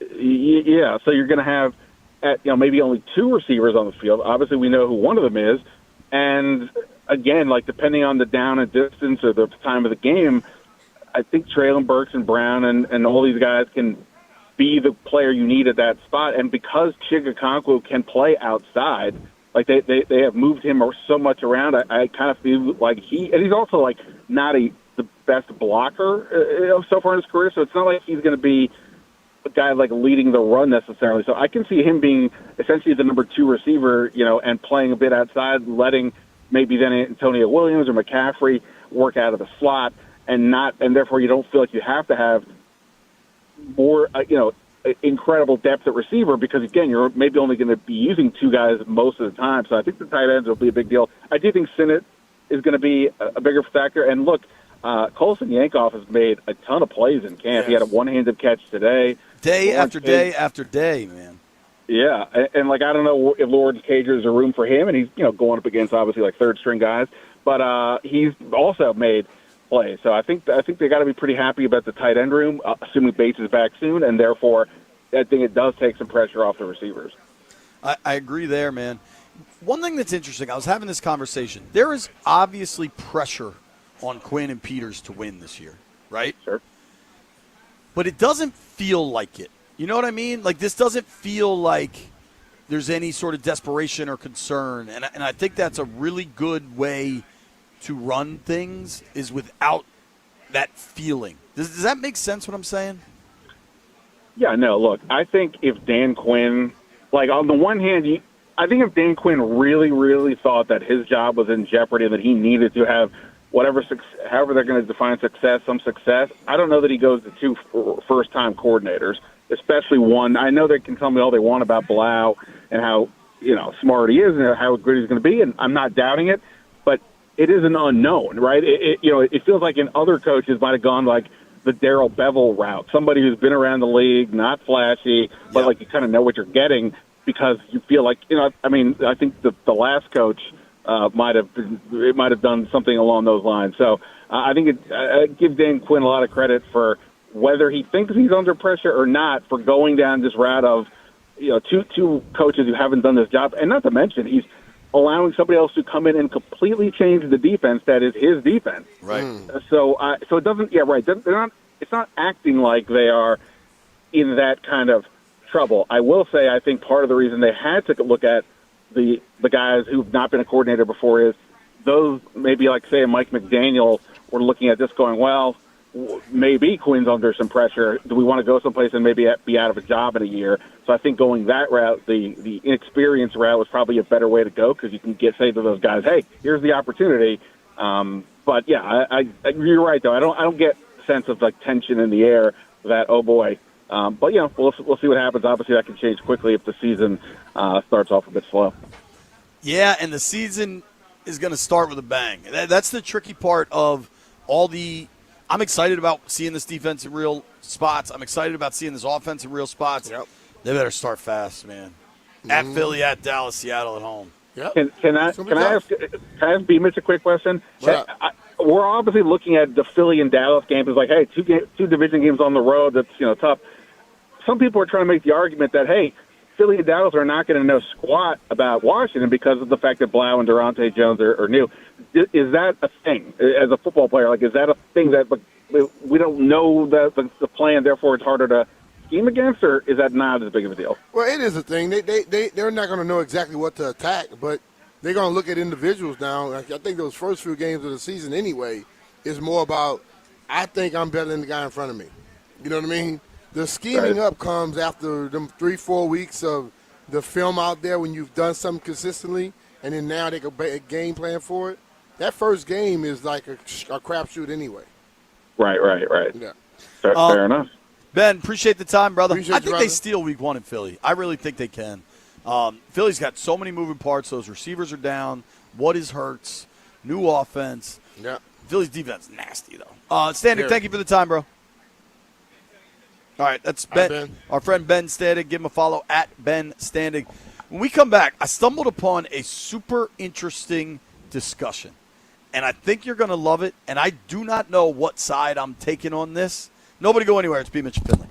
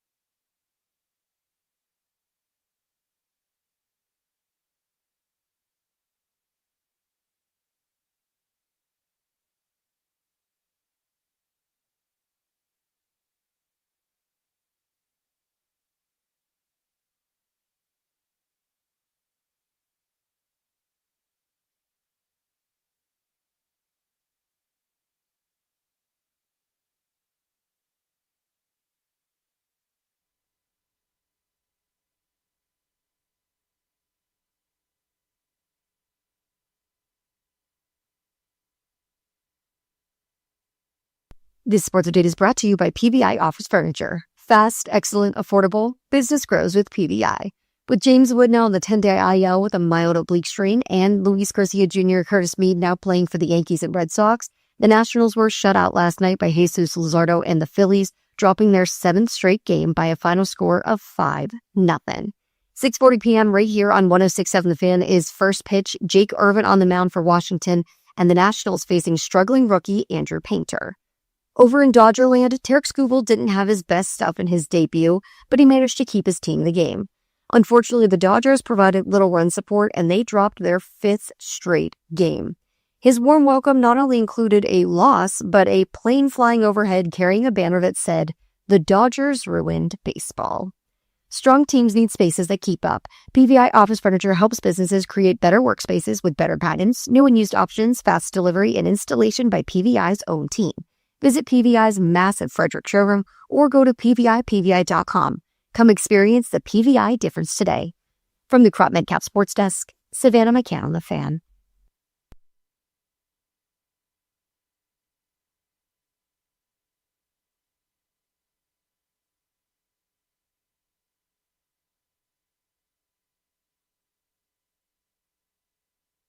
Update. Shout out to the Ribbinator. They have food trucks out here in Ashburn for fans to buy food. I'm giving Beverly a shout out here. Beverly's Ribbinator Barbecue food truck. Boys just bought a whole bunch of meat. We got the meat platter, which is ribs and wings, and they're good, dude. Yep. If you get B-Mitch's seal of approval, that's a big deal. Shout out to the Ribbinator. I like the ribs a lot. I haven't had a wing yet. I will. I like the rub on there a lot. Also, shout out to our friends from Paisanos. Sammy, the intern, went and got a Paisanos pizza. She seems very happy. Also, one more tent update. Seems like the outside temperature just went up 15 degrees. Like, we haven't had I guess Monday was pretty gross out here. We haven't had the stretch of really gross that I think we're about to have. So, here we go. You gotta practice when it's hot to play when it's cold. I saw this on social, and I wanted to have this conversation. I think the 2001 Miami team, I love college football. I love watching college football. I love betting on college football. I love college football. That 2001 Miami Hurricanes team was incredible. Uh-huh. And the other team that kind of touched that was 2019 LSU. I mean, just two incredible teams. Joe Brady is now the head coach of the Buffalo Bills. Joe Brady is from South Florida, grew up rooting for the Canes. Yeah. Joe Brady was the offensive coordinator on that 2019 LSU staff. Mm-hmm. He is uniquely qualified to enter into a discussion about 01 Miami or 19 LSU. Kevin Clark is a Miami alum, I believe, did a great job with this. I want to hear from Joe Brady and Josh Allen talking about the Canes and the Tigers, and then we'll have our own discussion. You grew up in South Florida. You grew up around the Canes. This is the most important question you're going to be asked all offseason. 2019 LSU or 2001 Canes? 2019 LSU, without a doubt. Different We era. did ChatGPT does not agree. We did do that, but different era, different type of football, and we would have put up a lot of points on them. You'd win. Yeah. Okay. I didn't play, so it's hard for me to actually speak proudly on that. But yeah, we did get it done. Did you grow up a Canes fan though? I did. So it's a win-win. It's a win-win. It's a win-win. Absolutely. Josh, do you believe that ChatGPT was correct about No, Miami and LSU? I think LSU wins it. This is unbelievable. I am. A little different era of football. It is. Right, like it's like talking, baseball players nowadays and baseball players back then. Like it's two great teams, but completely different. The offense you're going against, you got Dorse under center, throwing it to Andre Johnson. It's play action, I formation, handing it off to running backs where we never went under center once, right? So, the pair of Jay Jettas and Jamar Chase. Well, no, so we had Justin Jefferson on the show last week, and one of the reasons I didn't ask badass about everybody is because Justin, he gave everybody on the LSU team, and if you were a part of it, 1 through 20 is going to be your badass. Even Patrick Queen, Joe Burrow. It was just everybody, and they were fighting in practice all the time. Yeah. They were just punching each other. Yeah, it's crazy. Yeah, without a doubt. Which I'm sure they were doing in Miami as well. Yeah, and that's honestly, that's what you kind You of need want. the fire, you need that yeah. on your team, right? Like that's what kind of makes the teams kind of go, right? If you have a bunch of nice guys, you might not be in this conversation, right? So, yeah, love it. All right, B. 2019 LSU, one of the most remarkable football teams I've ever seen. I saw them in person in Tuscaloosa. I mean, the offense that team had, Burrow, Jefferson, Clyde Edwards-Helaire, I mean, they were unbelievable, right? The stats are unbelievable. But that 0-1 Miami team, B. We got some dogs on this thing, bro. Just listen to the defensive players. Ed Reed, Jonathan Vilma, DJ Williams, Antrell Roll, Philip Buchanan, Vince Wilfork, Jerome McDougal. Those are just guys that had big NFL careers. Yeah. If you're talking 0-1 Miami versus 19 LSU, what do you think? I think this is such an interesting I debate. think this game is a lot closer than what Joe Brady just stated. He talking about they would have put a lot of points up on them. No. That defense was so good. Ed Reed was a center fielder. I think Sean Taylor was on that team, picking off not stuff even a starter. all over the place. I don't see them just running through them. I think Vince Wilfork? It'll be a much closer game than what he just stated. Believe me.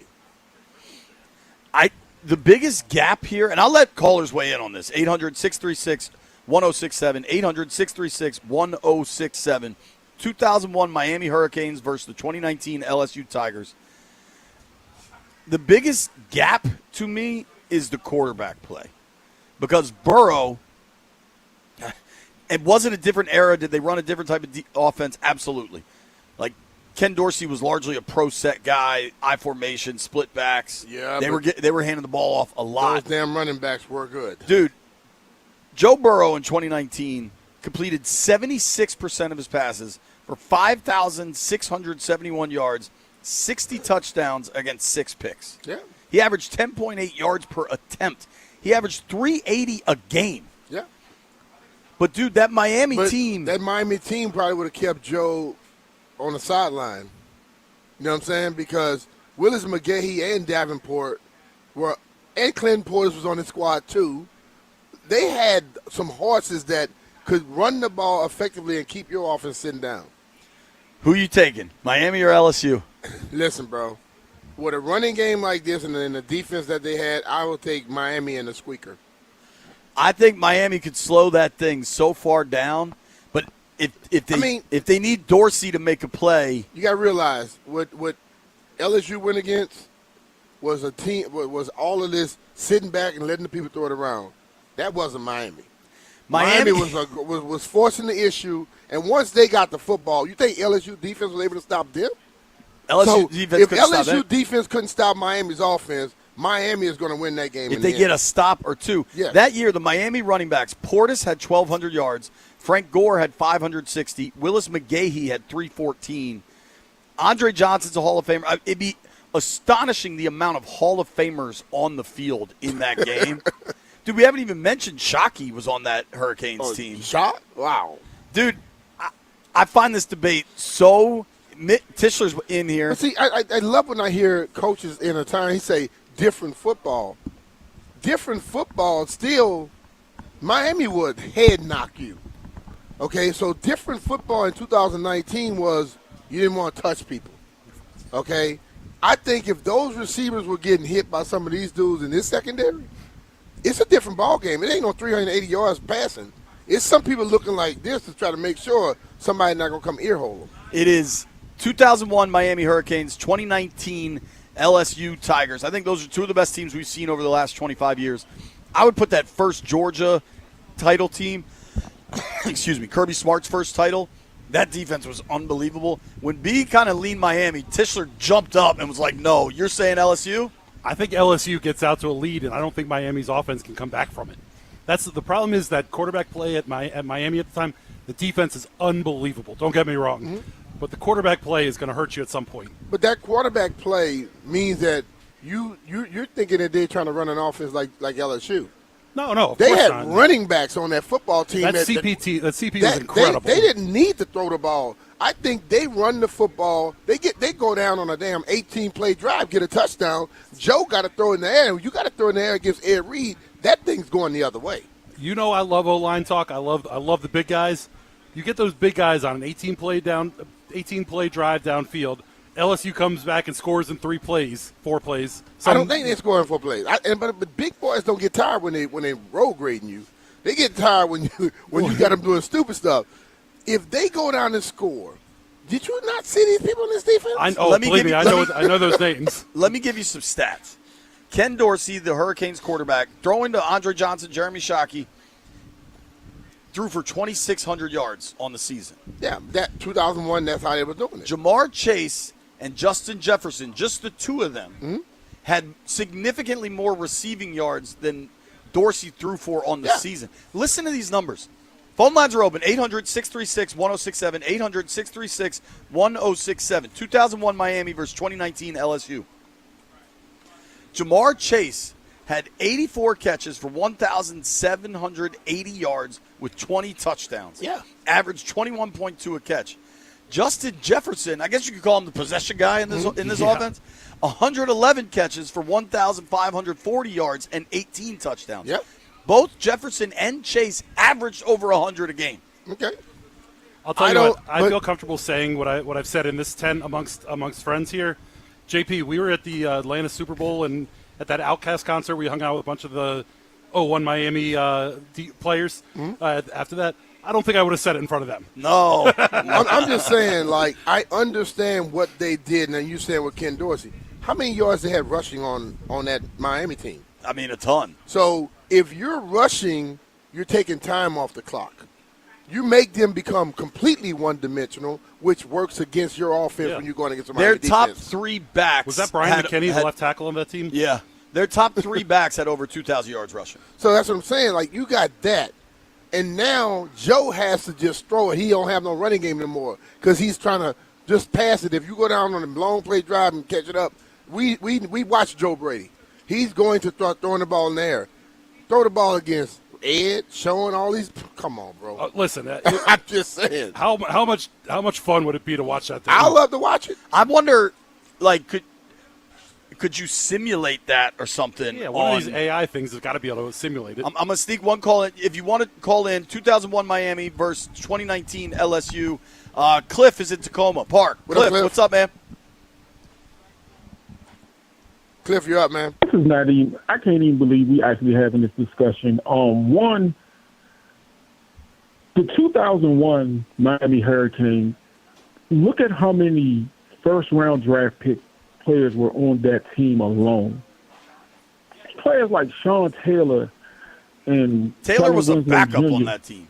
Yeah, exactly. They were backups, and everybody talk about the numbers that Dorsey had that year. You got to remember, he was handing the ball off to Clinton.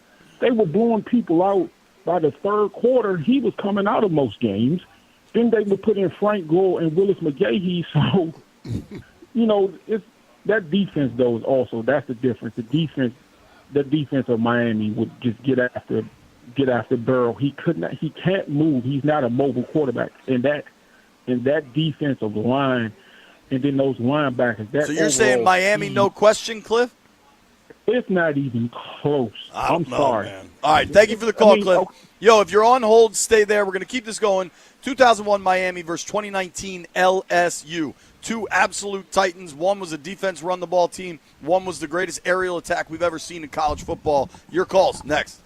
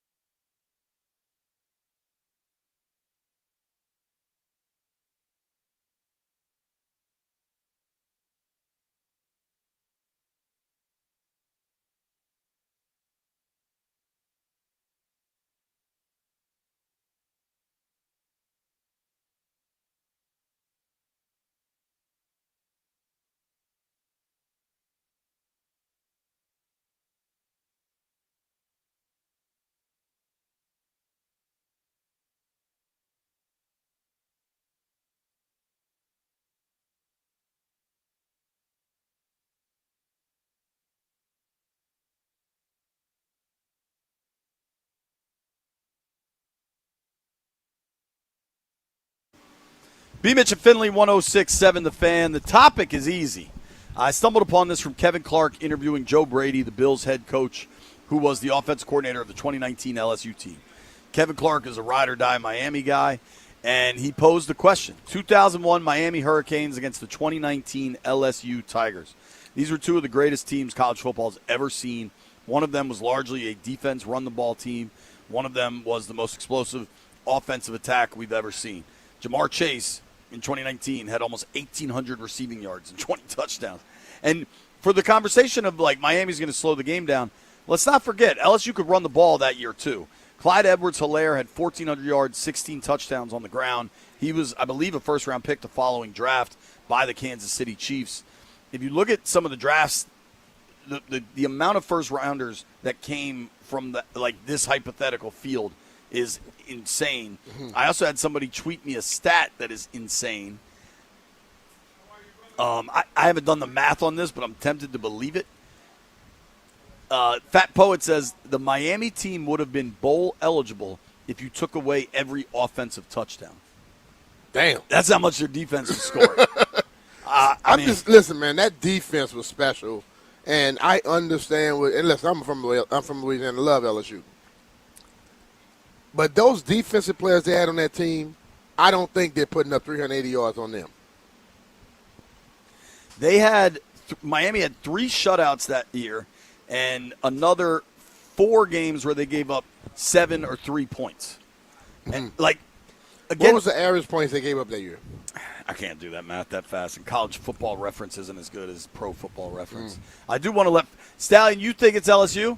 I think it's LSU, man. Like, seeing Jamar, he was a true freshman at that point too, and he was doing that. Justin Jefferson, who is probably better than Jamar Chase on that team as well. Joe Burrow having the best quarterback season I've ever seen out of college football. That's a hard offense. You need to go on back because you probably never seen it. Go watch that Miami defense. What year were you watch born? 98? 99. 99. Okay. Yeah, he damn sure ain't see the game. Let's let Jason and Waldorf chime in. Jason, you taking the Canes or the Tigers? Go Tigers. What's up, fellas? How y'all doing, baby? We're good, man. How are you? Hey, I'm doing good. That's my Earl, so I got to say Miami, hands down. And basically, Miami was way more physical compared to these guys of the day when they want to play flag.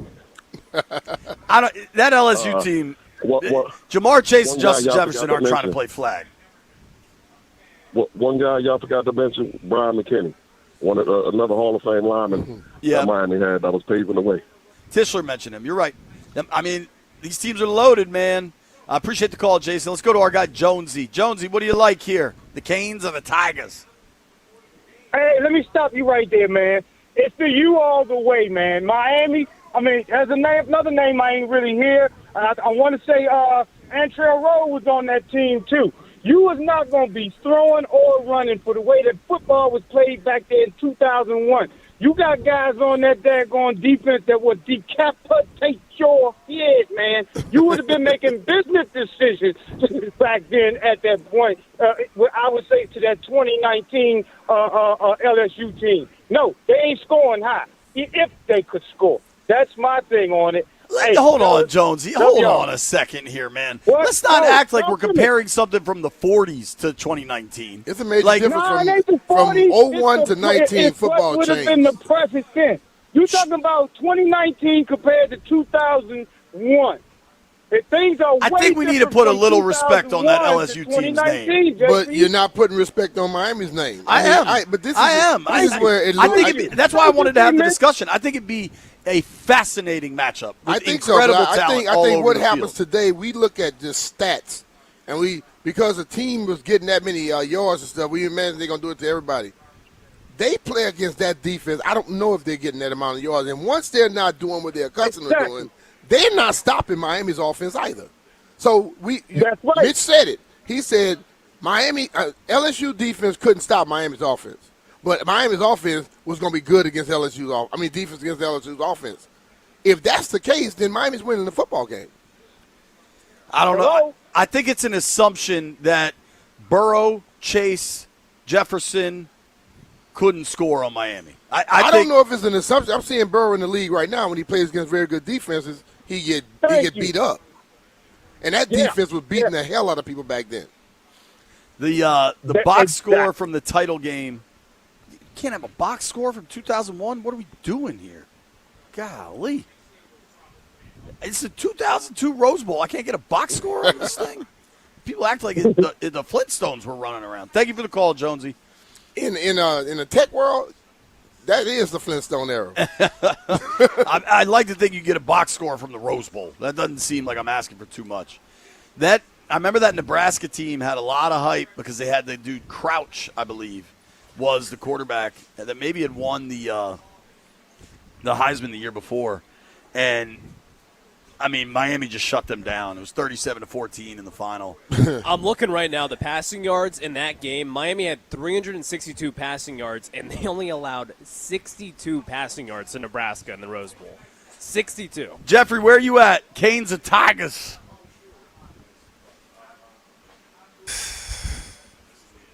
I may got to go with the Canes, man. Like everyone's been saying, that's a different era of football. Like, we were watching them and then going out in the backyard trying to take someone's head off. So they kept ripping their helmets off and holding them up after every play. Yeah. I think that year is when they banned that. That was like, all right, anybody takes their helmet off, it's a 15-yard penalty. And plus, playing Little League football, that's who our coaches made us watch. Like, they made us look at these teams. So I got to go Miami. What about White Brian? He's an analytical dude. Who you got, Dub B? I have LSU And if you by mention 2 like touchdowns. Cam Newton and Auburn, I'm going to throw you out the window. What'd you say? I have LSU by 2 touchdowns. 2 touchdowns. Explain. Brian, you on crack, bro. Joe Burrow, I understand that Miami defense was all-time great, and I'm not they're the best defense of all time. They're one of the best college football teams of all time. But Joe Burrow was throwing for 400 yards, 5 touchdowns, no interceptions against Georgia with Azeez Ojulari. Georgia defense that year was not like Miami's defense. Jordan Davis. I think Georgia won the title the following year. Their defense wasn't better than Miami's defense that year, 2001. It was not better, but it's not like he didn't play against I bad. agree with that. I understand what you're saying, but they ran through Bama. They ran through Georgia. Bama and Georgia, if you can run through their defensive linemen, their secondaries normally suck.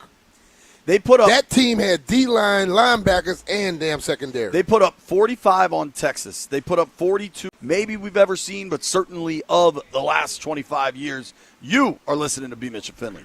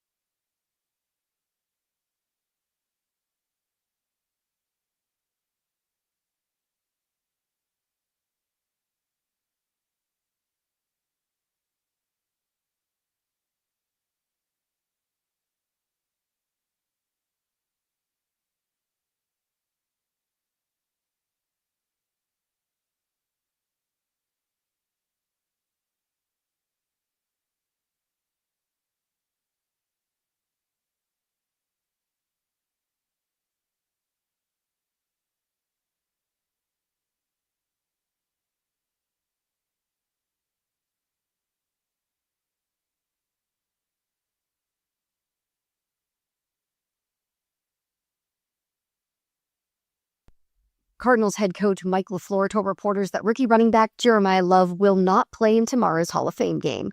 The Cardinals play 4 preseason games, and he assured everyone that they will get to see plenty of reps from Love in Arizona's 3 remaining preseason games. As for the Hall of Fame game, though, you will get a look at rookie quarterback Carson Beck, who's getting the start. In today's practice of Commanders training camp, we got to see the first bit of chippiness. Luke McCaffrey and cornerback Mike Sandistro first had to be separated. Then, after a sequence where rookie running back Katron Allen was in the end zone, safety Nick Cross hit him late. That led to Allen throwing the ball at Cross, and receiver Van Jefferson came over and got in Cross's face. Now, of course, this happens all the time at training camp, but tempers are flaring out in Ashburn. From the Crop Metcalf Sports Desk, Savannah McCann on The Fan.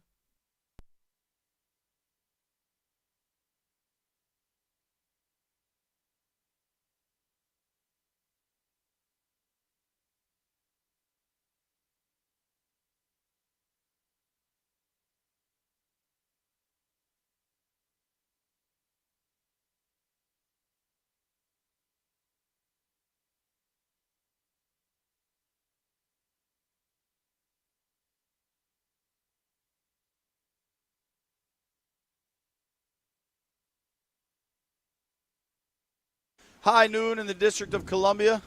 We got the homie DMX bringing us in. Always get you hype. R.I.P. I was watching a thing about DMX and Jay-Z this morning. It's wild. DMX seemed like a wild dude. Jay-Z said he made a mistake by letting DMX go right before him. He said, dude, he wouldn't even on stage and the music playing all there. He said crowd went crazy. He said DMX they say he killed it and then he did the prayer like he would normally do. He said the whole damn arena crying. I got to go on stage. That's crazy, man. DMX, gosh, did that stuff hit hard. Yes, it did. Speaking of hitting hard, Commanders brought in Nick Cross as a free agent from the Indianapolis Colts. Very durable player, very sure tackler. We've seen Cross deployed in a lot of roles so far through camp. He seems like he's going to play a lot. Seems like the kind of guy Durante Jones wants out there. I got to sit down and chat with Nick Cross. I thought it was an interesting conversation. Nick, thank you for making time for us, man. I'm curious, twofold. A lot of times people say the defense is ahead of the offense early on in training camp. Do you feel like that's happening, or you guys are learning a lot of new stuff on the fly too? I mean, I think obviously it might look that way, but at the end of the day, I think we're both learning at the same pace. It's always competitive. Offense gets theirs off some days. Defense goes out there and plays well. It's that the ebbs and flows of training camp. The good competition back and forth. And at the end of the day, it only makes the team better. So I mean, both sides are learning new systems, and I think everybody's doing it as best they can. How do you like this defense? It's a good defense. I have a lot of guys who I knew in Minnesota who ran the defense. My boy Cam Bynum, he came from that defense when I was in Indy. And, it's a great defense. They produce a lot of turnovers. And at the end of the day, it's exotic. It's different than what, a traditional defense might look like. And, the results, they speak for themselves. Now, we're only seeing a glimpse so far. There's obviously a lot more camp to go. But you seem like a real chess piece in this defense. Like, I've seen you lined up deep. I've seen you lined up pretty close to the line of scrimmage. Like, what is your role here? Because it looks like they're asking a lot of you. At the end of the day, like I've done wherever else I've been at, I'm here to be the best player I can be. There's nothing on the field that I can't do. You go cut on the tape. I play in the deep part of the field. I play close to the ball. I blitz. I play coverage. I come in the box and run support. So at the end of the day, however they want to use me, however they want to fit me into the defense, and wherever I can go make plays to help the team, that's all I'm worried about. There was a play in goal line the other day where it seemed like you were blitzing on one side and Owe got the pressure on the other. How encouraged have you been by this defensive line? There's some big fellas, man. Oh, yeah. We got great guys out there, guys who can, go. At the end of the day, J.K., D-Payne, Dietrich, D-Wise, D.A., all them guys, Owe, K-Levon, the list goes on and on. Guys who have played good ball in this league for a long time, guys who are highly productive at what they do, and it's great to have them all on one team so we can go out there and be the best defense we could be. How impressed, or what are your early impressions of Sonny? A great kid, big backer, fast, he always jokes and says he's faster than me, which, it's not the case, but at the end of the day, he's a sponge. He wants to learn. He comes in, he knows his stuff. prepares like a vet, and at the end of the day, I'm excited to go out there and play with him. I'm curious if you think this, like, you know, I've covered football for a long time, and a lot of rookies kind of come in a little wide-eyed, like, oh man, there's a lot going on here. Because Sonny's dad played, do you think he approaches it differently? I think that could play into it. You know, at the end of the day, you know, he went to school, you know, Ohio State, you know, they breed pros over there. And at the end of the day, you know, he comes in with his head on his shoulders, you know, great kid, you know, come from a great family and everything, and, you know, just being around him, just talking to him all the time. You know, he's serious about what he does. You know, he trains the right way, prepares the right way, takes care of his body the right way. So, you know, it's nothing short of amazing to see. A lot of pros coming from College Park too, man. Oh, yeah, I mean, I'm a Terp, you're a Terp. Do you get people yelling that kind of stuff to you, especially, you know, once the fans are out here, that energy changes? Oh, yeah, for sure. You know what I'm saying? I know, you know, I was talking to one of my old coaches yesterday. He's like, hey, you know, the fans are going to be out there. You know, the offense is going to try to put the ball down the field. You know what I'm saying? I'm like, yeah, you know, everybody wants to come out here and see a show. And at the end of the day, it's one of those things where, you know, you hear the Maryland chants and everything. And, you know, those are usually people I go to first when it comes to it's like, all right, like, you know, you've seen me since I was, you know, 17, 18 years old, go out there, run around in College Park, and now to come here. And, you know, even guys who, you know, were fans of me when I was in Indy, you know, it's great to see guys who follow my career and still be out here and support me. Sure. With the fans, it was funny. Like, it seems like there's always a deep shot. I don't think you guys let one off today. I mean, that's one of the big things Coach DJ preaches. He's like, protect the deep part, respect the deep part of the field. You know what I'm saying? That's his favorite thing to say, his favorite thing to talk about is just respect the deep part of the field. You know, if the ball not going over your head, you know, it's hard for you to lose a game. So at the end of the day, that's the big emphasis, is just making sure that, you know, if the ball's not going on overhead and we got to come up and tackle, I think we're in a good spot. Nick, thank you for the time, man. No I problem. appreciate it. What have you thought of Cross so far, B? I like Cross. I mean, sure tackler, a guy who's very much into the game. And I think what we saw over our last few years, we didn't see good tackling.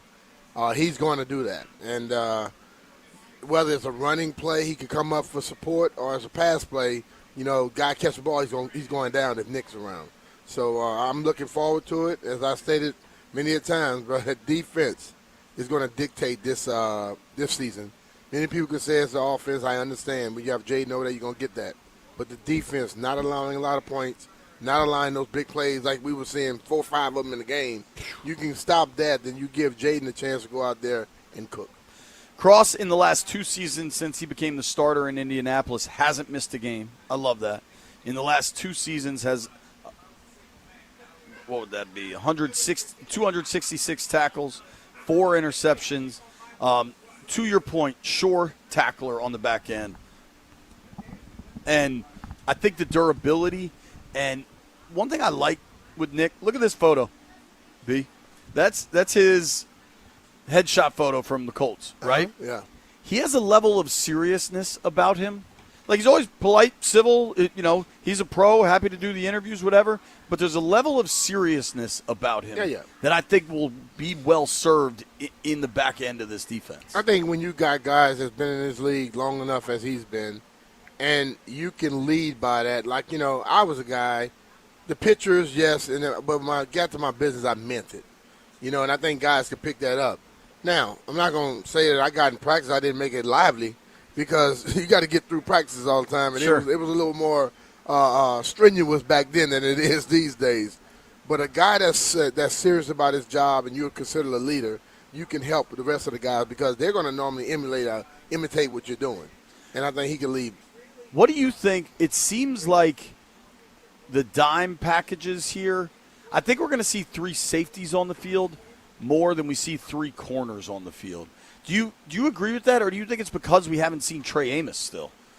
I think you're going to, based on how the league runs now, you're going to see a lot of nickel and dime stuff out there. Right, but the nickel seems different in that it's 3 safeties and 2 corners rather than 3 corners and 2 safeties. I think in this defense with Devontae Jones, it's no telling what we're going to see at any given time. And I think if you got teams that are running the ball effectively, have bigger receivers, you may see more of those safeties out there. If you see a team with the little quicker receivers, you're going to see more more cornerbacks out there. I just think that he's the guy who's going to game plan for the game, not the situation, not just, this is what we run, we're going to run it. Dan Quinn was asked about the safety group particularly. We've seen a ton of Jeremy Reeves out there, but Dan Quinn talking about this safety group put together here in Washington.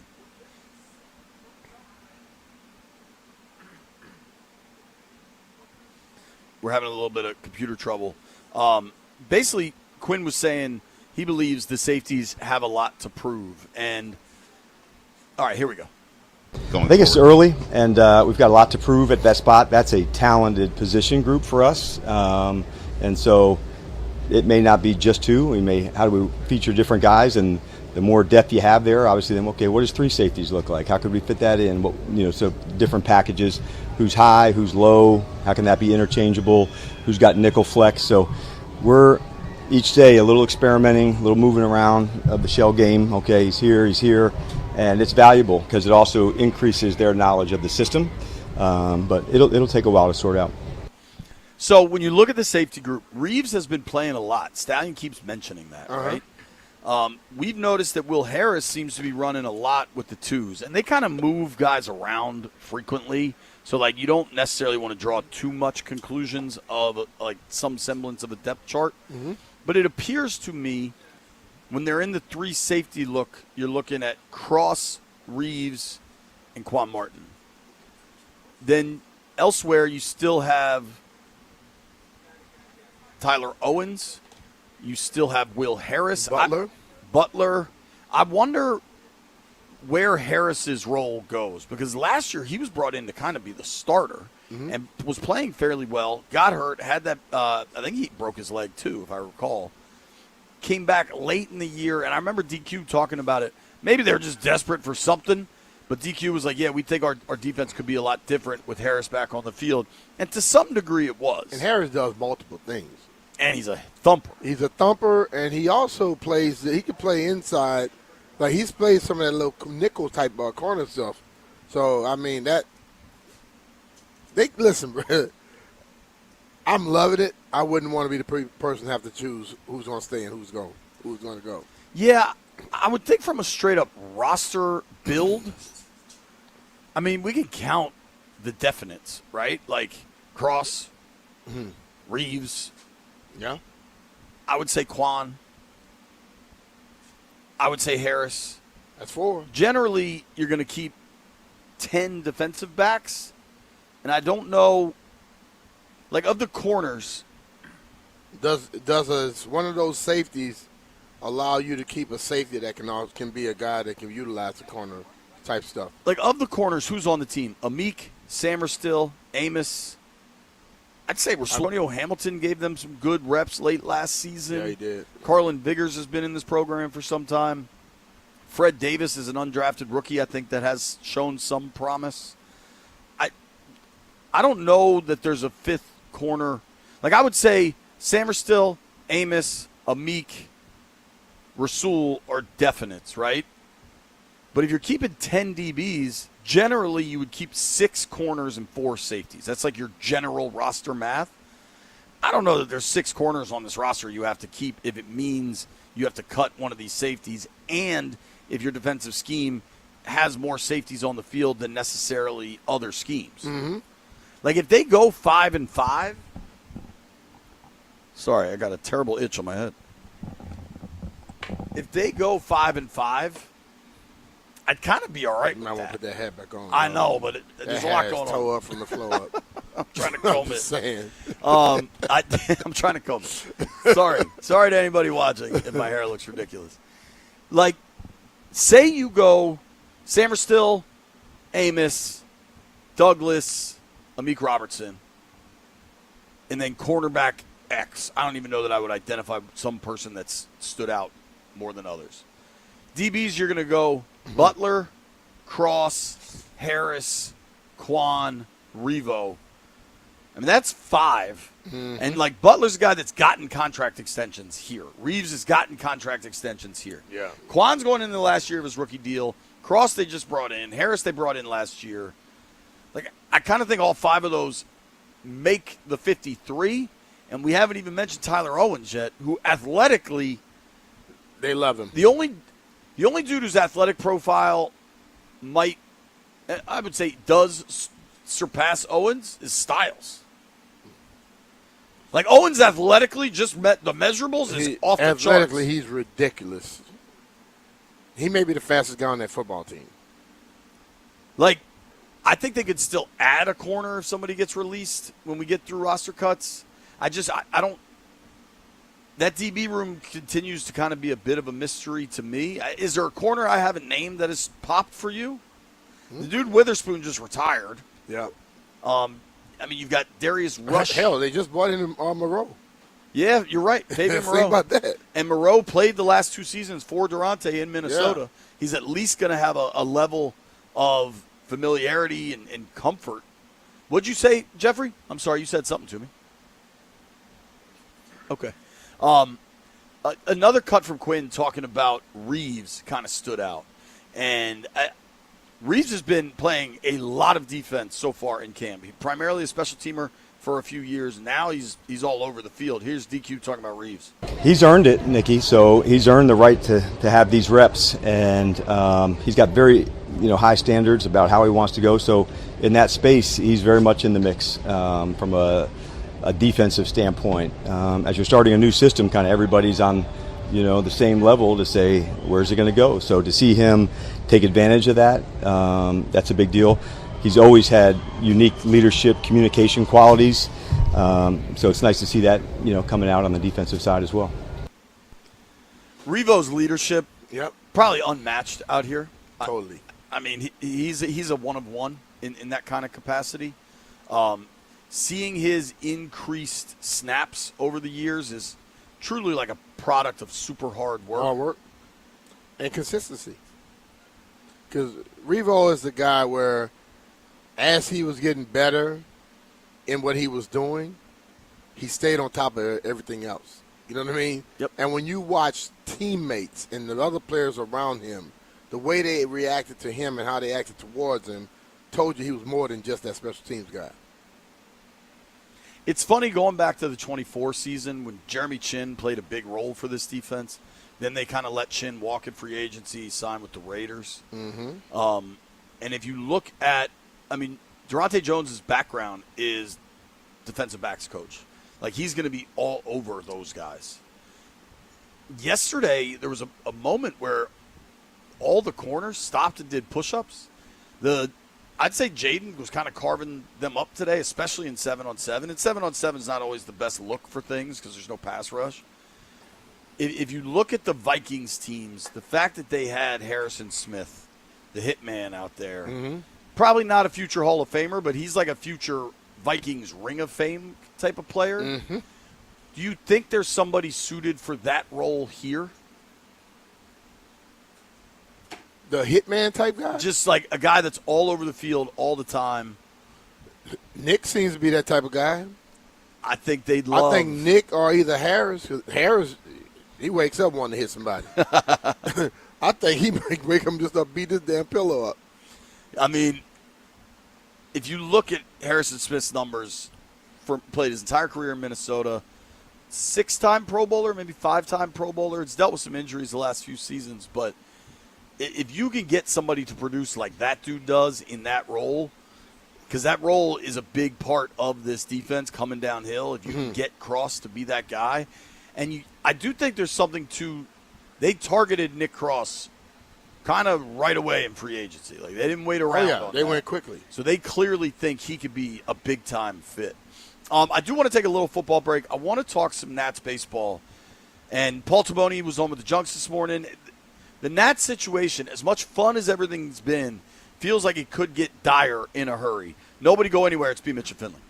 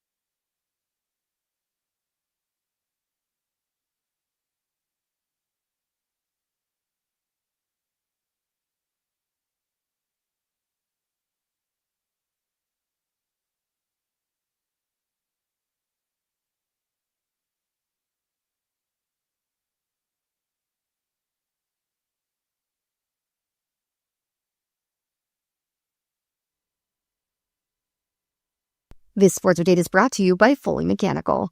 The 2026 NFL season may be more than a month away, but rosters aren't locked in quite yet. Training camp brings a lot of things: hope, optimism, and trade talks, which is what ESPN's focusing on, and they're highlighting 5 trades that, in their words, make too much sense, including a move for the Commanders. They believe Washington to make a trade with the Patriots for wide receiver Kayshon Boutte. The Commanders need another reliable wide receiver behind number 1 wideout Terry McLaurin. And according to ESPN, Boutte may not be perfect, but he would likely be their number 2 right away. And his ability to take the top off the defense would be ideal in opening up immediate space for McLaurin to work. So we'll see if anything comes of this move that makes too much sense. And 6:40 p.m. right here on 106.7 The Fan. Tune in to listen live as the Nationals take on the Phillies, hoping to stop this losing streak. When your HVAC strikes out, call Fulham Mechanical, your go-to for heating, cooling, and radiator repair in D.C., Maryland, and Virginia. Locally owned, never franchised, Fulham Mechanical is proudly installing Amana systems. From the Crop Metcalf Sports Desk, Savannah McCannell, The Fan.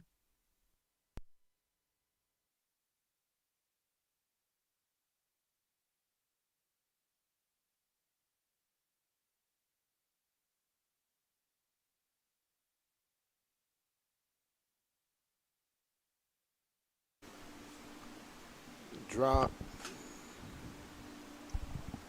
B. Mitch and Finley, 106.7 The Fan. It's crazy, man. This Nat season has just been – it's hard to describe because it has been so much more fun than any of us expected. Mm-hmm. Then they start slumping going into the All-Star break, coming out after the All-Star break when there was a real discussion, should they be buyers or sellers at the trade deadline. They ended up selling, which was the correct call, and it didn't help that they had lost 5 in a row going into deadline day. Well, B, now they've lost 7 in a row. Now they're 5 games under 500.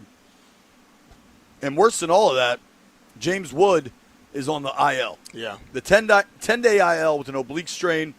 I was watching that game.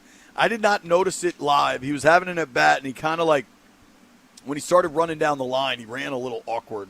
Credit to Coco and Franny when I was watching it because they immediately said something. Then they showed the replay. On the replay, I could see it. What is the latest on Wood? They're saying this is not a big deal, right? Yeah, I think the belief right now is that it should be on the shorter side, but I mean, it brings up like a larger conversation, though. Like an oblique injury is a tough one. Yeah. Like, especially in, just in any sport in For general. a dude that's that long, For too? for someone who's that long. When that swing is all, it definitely has to have it. Yeah, and I think back, Dylan Cruz last year missed a couple of months with an oblique injury. I'm 99% sure it was an oblique injury. And it's one of those things that it can linger, but they seem to be pretty okay. Stallion has a question here. With the Nats basically punting on the season, would you want them to be cautious with Wood? Yes. Absolutely. Yeah. Yes. Yesterday. No debate about that at all. Who's the kid they called up? Pinckney. Yeah, Andrew Pinckney. He was like a 5th-round pick in the same class as Dylan Cruz. Okay. He was actually, it's funny, his nickname in college, because he played at Alabama, he was the Paul Skeens Killer. Because I think he hit like a couple of home runs off Paul Skeens. Wow. And he's actually been really, I know this for a fact.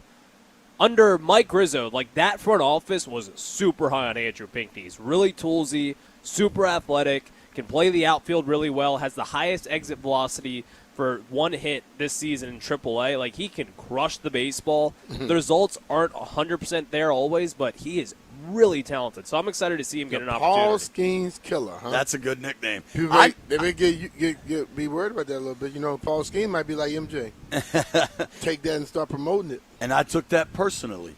I know some people with ties to that Bama baseball team. We're going to get a Pinckney scouting report here in moments. But what does the lineup look like with Pinckney called up and Wood out?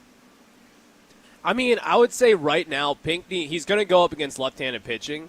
I want to say tonight, I think you're going to see Christopher Sanchez pitches on Thursday, and tonight you get Andrew Painter. So I wonder if they put him in the lineup against a righty tonight. They're still in Philly tonight, Yeah, right? they're still in Philly tonight, in Philly tomorrow. By the time I got the TV on last night, Philly start with these 6:40 starts.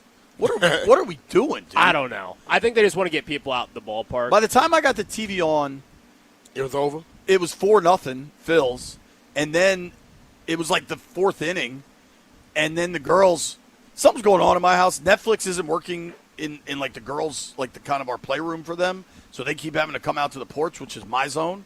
And so then they were watching Kid Danger or whatever show they're watching right now, and then by the time I got done with bedtime, the game was over. The game ended at like 8:45 or something. Yeah, quick game. Hey, baseball goes quick these days. Yeah, especially when you can't hit. That's my biggest concern with the Nats right now is, and some of it is obvious, right? Like you trade away Meade and Garcia, which was a lot of power, and now they just can't hit. And now you got James Wood on the IL. When did DL become IL, by the way? It was, I think 2020 things changed. Oh, because disabled? Yeah, I think so, yeah. All right. Paul Taboni was on with the Junks this morning, and I thought he was pretty honest about kind of the emotions involved with trading guys away to teams that are willing to take on more payroll. Jeff, if you can't play the second of the two Taboni cuts, please. Yeah, I think it. I mean, it's a fair question. I think what I would say though is just strip out like the dollars for a second. I think what fans most gravitate towards is winning. You know what I mean? Like if we're winning, I think payroll becomes a little bit less relevant, right? That there are a few teams around the league that are winning a bunch of games, and I think fans aren't talking about payroll as much as they are about them winning a bunch of games and the players that they love on those teams. So, I think it's like when we were early in the season, right? When we were probably exceeding expectations. My guess is that the fans were talking about us exceeding expectations and their love for Woody and CJ and these guys, and not necessarily that. So, we keep telling ourselves, hey, if we just focus on putting together a really good team over the long term and winning a bunch of games, I think the rest will take care of itself. Do you think they will get back to spending? I have no clue. I don't. Based off of what I've seen, no. But if they were to start moving this thing, I would have to believe that Taboni basically, let's say, look, man, we're going to try it this way. If it works, it works. If it doesn't, we're going to have to try to figure out a way. Because they must have a hell of a package in their deal to say we can do it with the small amount we get to spend. I think one big difference when Taboni took the job, and Sally told me this, and I believe it, he had options. He offered like the GM of the White Sox job, and that's why they had to make him president of baseball ops? No, but I'm pretty sure he probably would have been elevated to the GM of the Red Sox. So, I mean, I'm sure he had options on the table there. So, and one thing we've heard, I think this has been reported, was that he has to he wouldn't take the deal if they wouldn't guarantee some of the analytic R&D stuff he wants. Mm-hmm. Obviously, they're coaching up, elevating the ball, and there's some technical stuff required.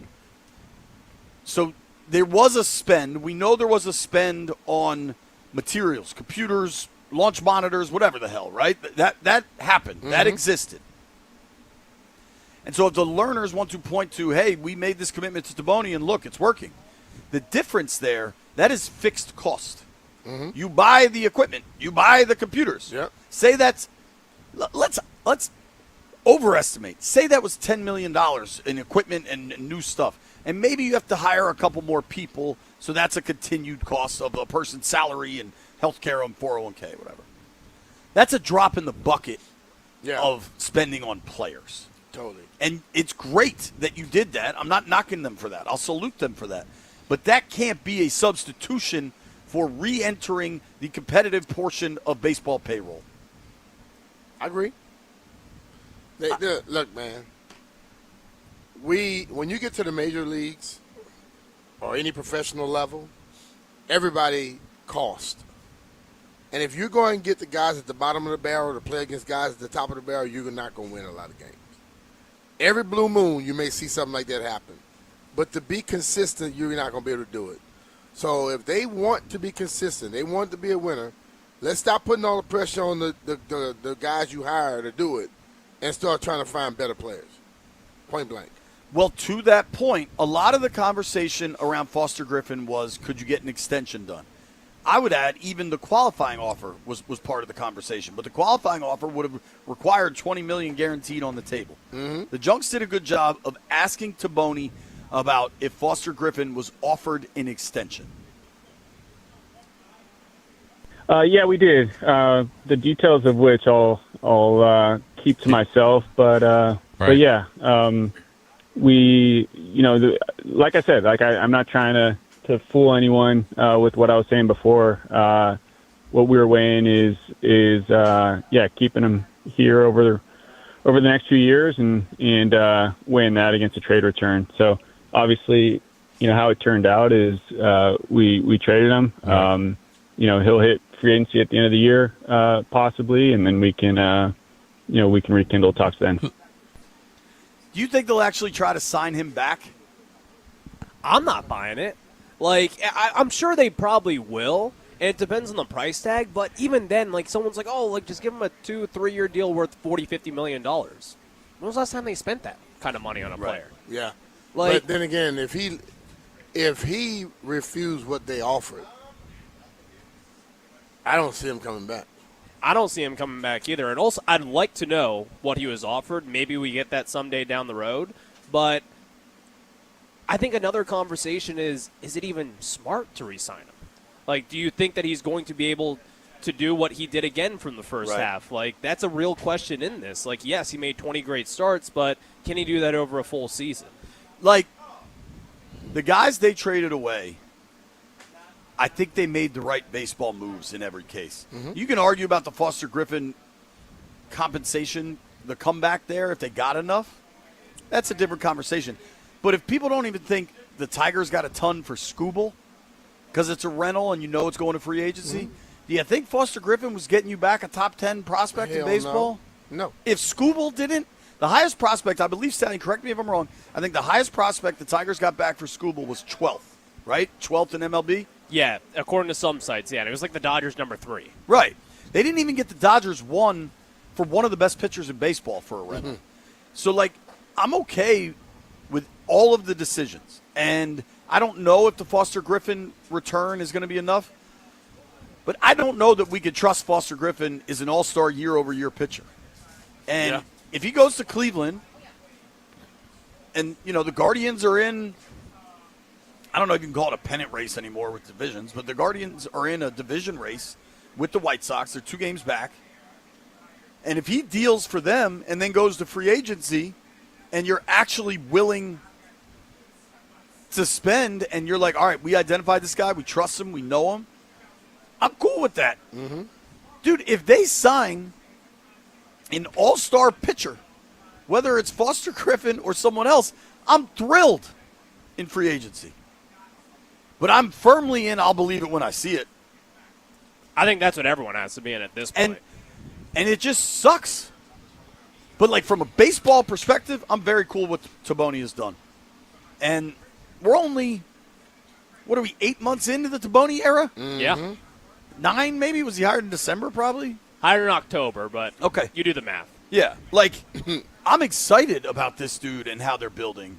But I just don't know that he can overcome the hurdles that Mike Rizzo had in front of him. Yeah. So, but baseball-wise, I got no beef. I want James Wood healthy. If he has to rest a month, that's fine.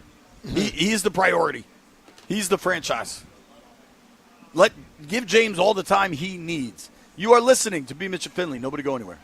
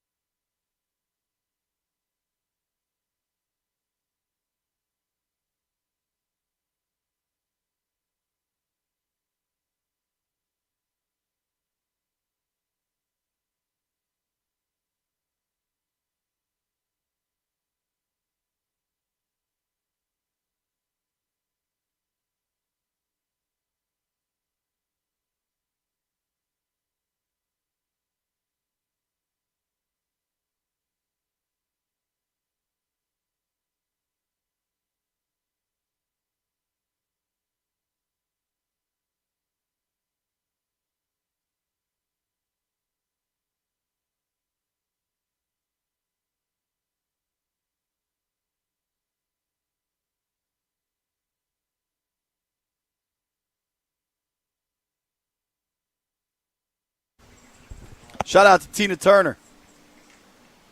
What's love got to do with it?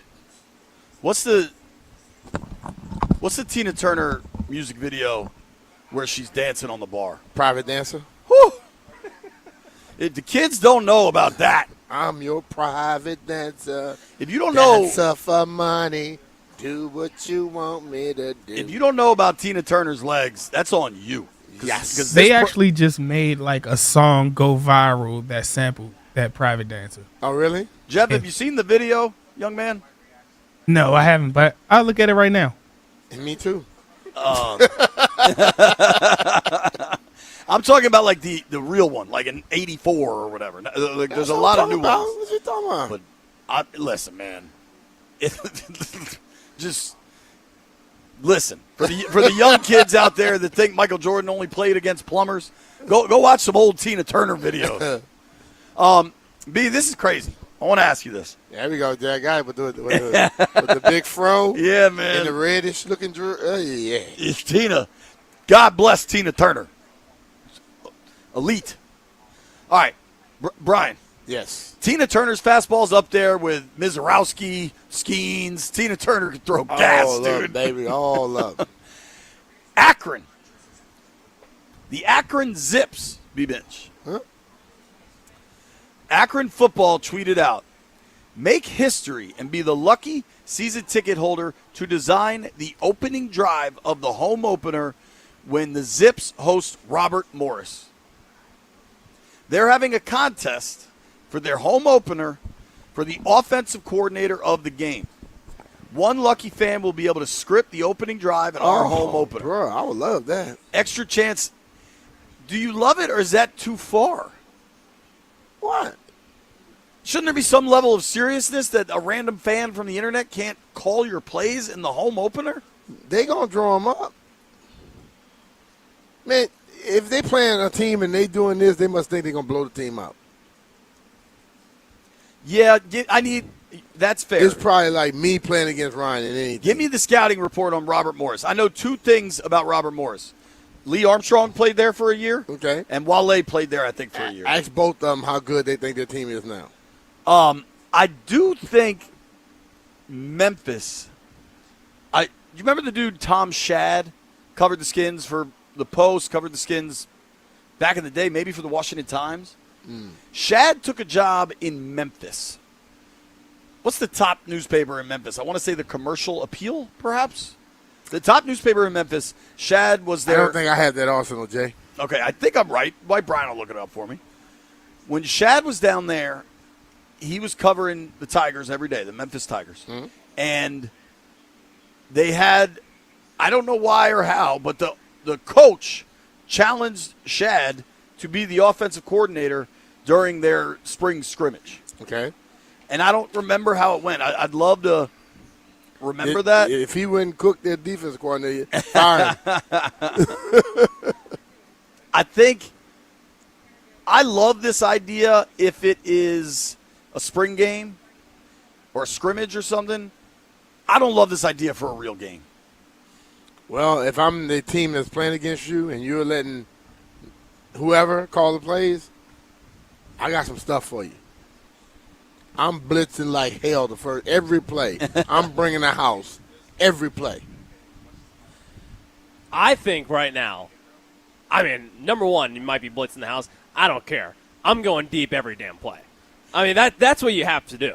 That's what we want you to do. Of course they want you to do that. Go deep every play, and then now you punting. Man, if I was, I'm old school. We'd be running the hell out of the football. A little play action. You look like David Blau out there. Aura D. Razzle dazzle. First play, hook and ladder. Second play, I'm throwing something deep. I'm going to throw a crossing route, and I'm going to have another guy come across. Boom, we going on you again. Halfback pass. Bubble, I'm doing everything. Joey says. I'm throwing the whole book at you. Joey, our producer from Monumental, texted. He said, who's ready for Swinging Gate 2.0? I think, Jeff, what would your offense look like? You get to run the Akron Zips opening drive against Robert Morris. What are you calling, Jeffrey? Air that thing out. I'm with Ryan. I'm going deep every play because I'm going deep every play. Showing why I should be in the league. I'm doing all my all the plays that I double tap on Madden so they could be in my favorites. I'm using all of them. I'm bringing them all out. All right. Going Shanahan offense like 2012, Jeff. Madden doing a QB draw. RG3 running the edge there. I'm just getting the fastest kid on the team. You're lining up at quarterback, and we're taking you outside of tackle. We're taking Trent. He's blocking receiver. He's blocking anything in your way. We're going to the house. I think I can score. I think we can get a touchdown. I'm definitely going to have the tight end run a motion out to the right. Throw the pass to the tight end. Let the tight end throw it to whoever's down there. You two running sound wide like open. such jackasses right I'm now. blitzing. This is our dream. I am literally our blitzing, dream. and your quarterback is going to be hurting. By the time the blitz come, the ball will already be down the Well, field. enter the contest then. Well, I mean, it's not hard. Go to the so website. the thing is, there is a disclaimer on there that I thought people saw. It's not actually real, but people are taking it as if it is real. But you do. I think you actually get to meet with the offensive coordinator. But I think scripting the first drive of the first At game the is very not bottom of the graphic, it says, with the head coach, of course, this hasn't been done before, but we're not crazy. Oh, So this okay. is fake. Ooh. You also win other stuff. You get an extra chance to win with new season tickets. Dude, this is lame now that I know it's fake. But is it though? You get to meet with the OC. This one here, it's fake. Well, Ryan, let's be real. It's You're going to for meet the- with the OC, give him a play, and he's going to say, "Yeah, we're not doing that." Yeah. I'll give him a play. The replies are funny. This dude said, I'm not giving up the headset if we score. Another guy said, Akron fans watching me trot out the kicker for the 6th consecutive Wildcat flea flicker. This is you guys running this thing. Putting the fastest guy on the team at running back just to see what would happen. First ball. Well, I'm not going to read that. An account says, first play, I'm sending wide receiver 1 on a go. All that work all summer. Go make a play. Safety helps. I don't care. Go set the tone. Make it happen. Second and 10, play action, slip screen. Shout out to Akron. What they wanted to do was create some attention for the program, And they did. You did it. Well Yep. done. Mike Sando from The Athletic will join us at 1:30.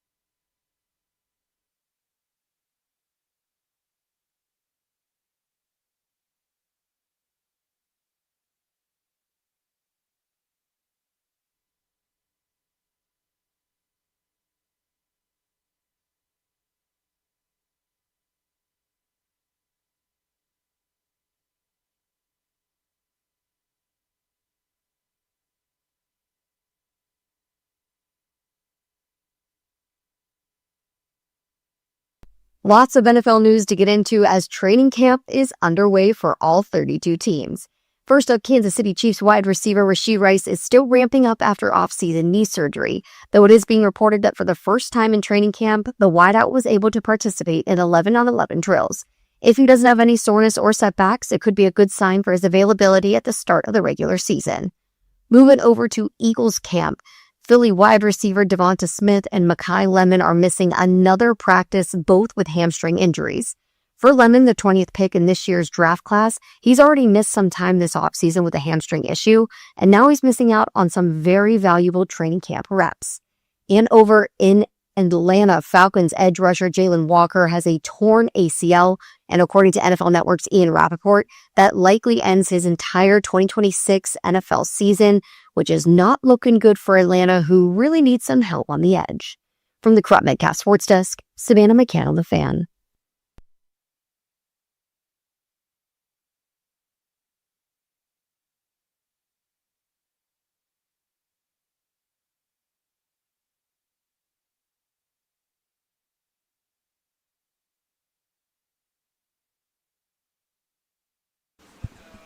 All right, we're going to take our daily look around the NFL, but I wanted to read something to Brian. What's that?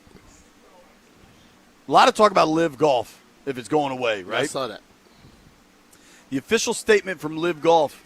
Live Golf has an agreement in place with a lead investor, signed by the investor and approved by the board, to anchor the transaction and play a key role in supporting the path forward for the league's next era, driven by and for the players.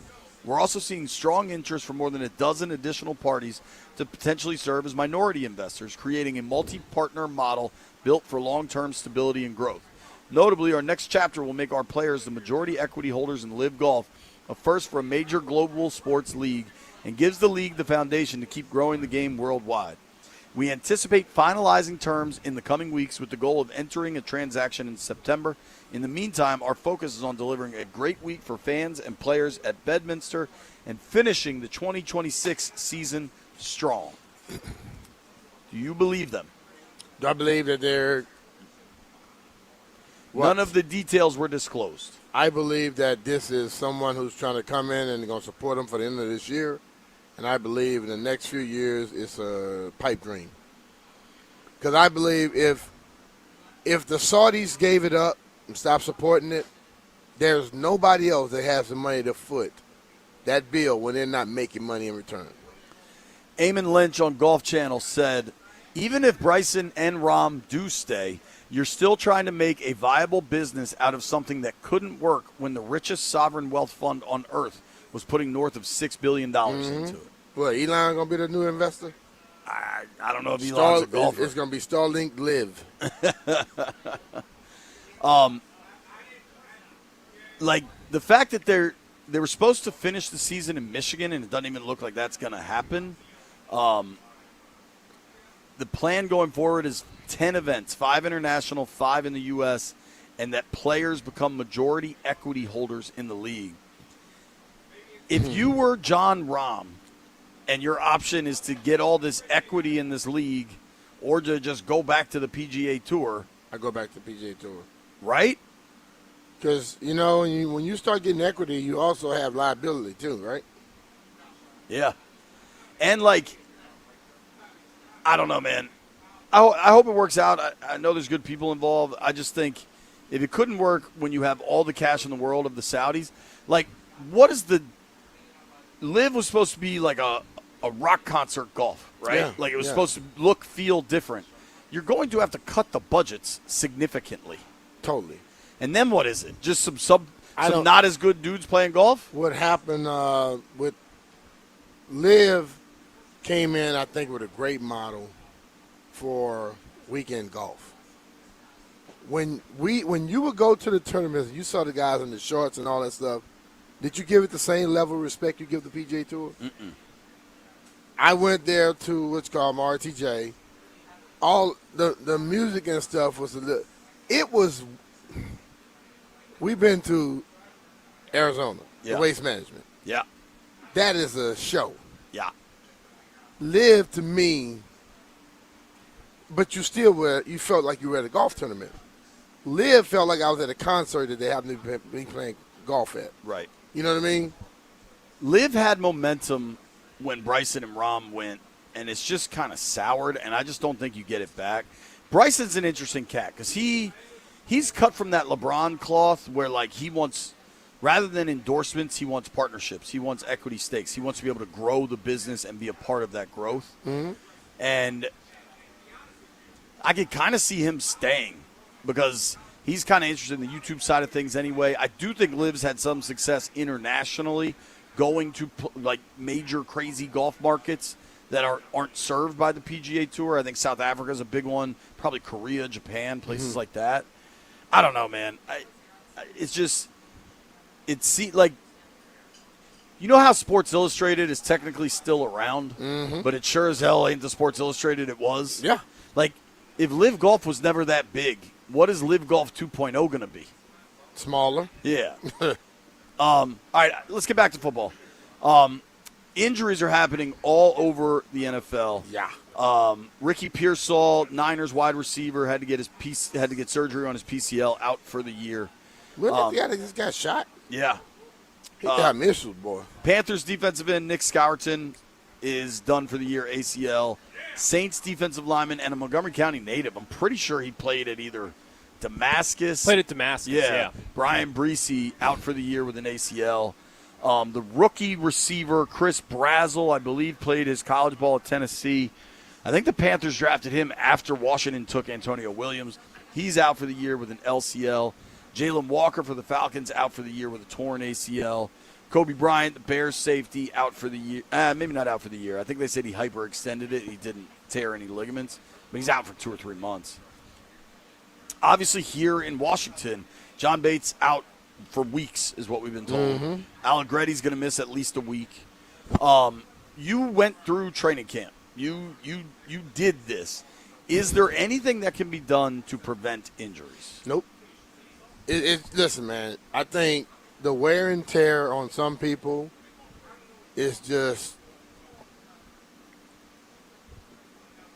when you go out there and you're rolling the dice every time.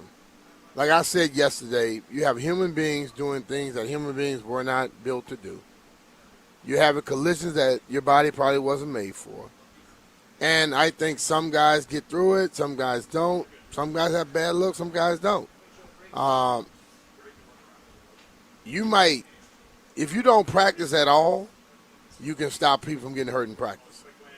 But once that game, that's what they tried last year. But once that game starts, people are going to get hurt. Think about how light everything was last year, and then everybody started getting hurt once they got into games. Listen, man, I can look back.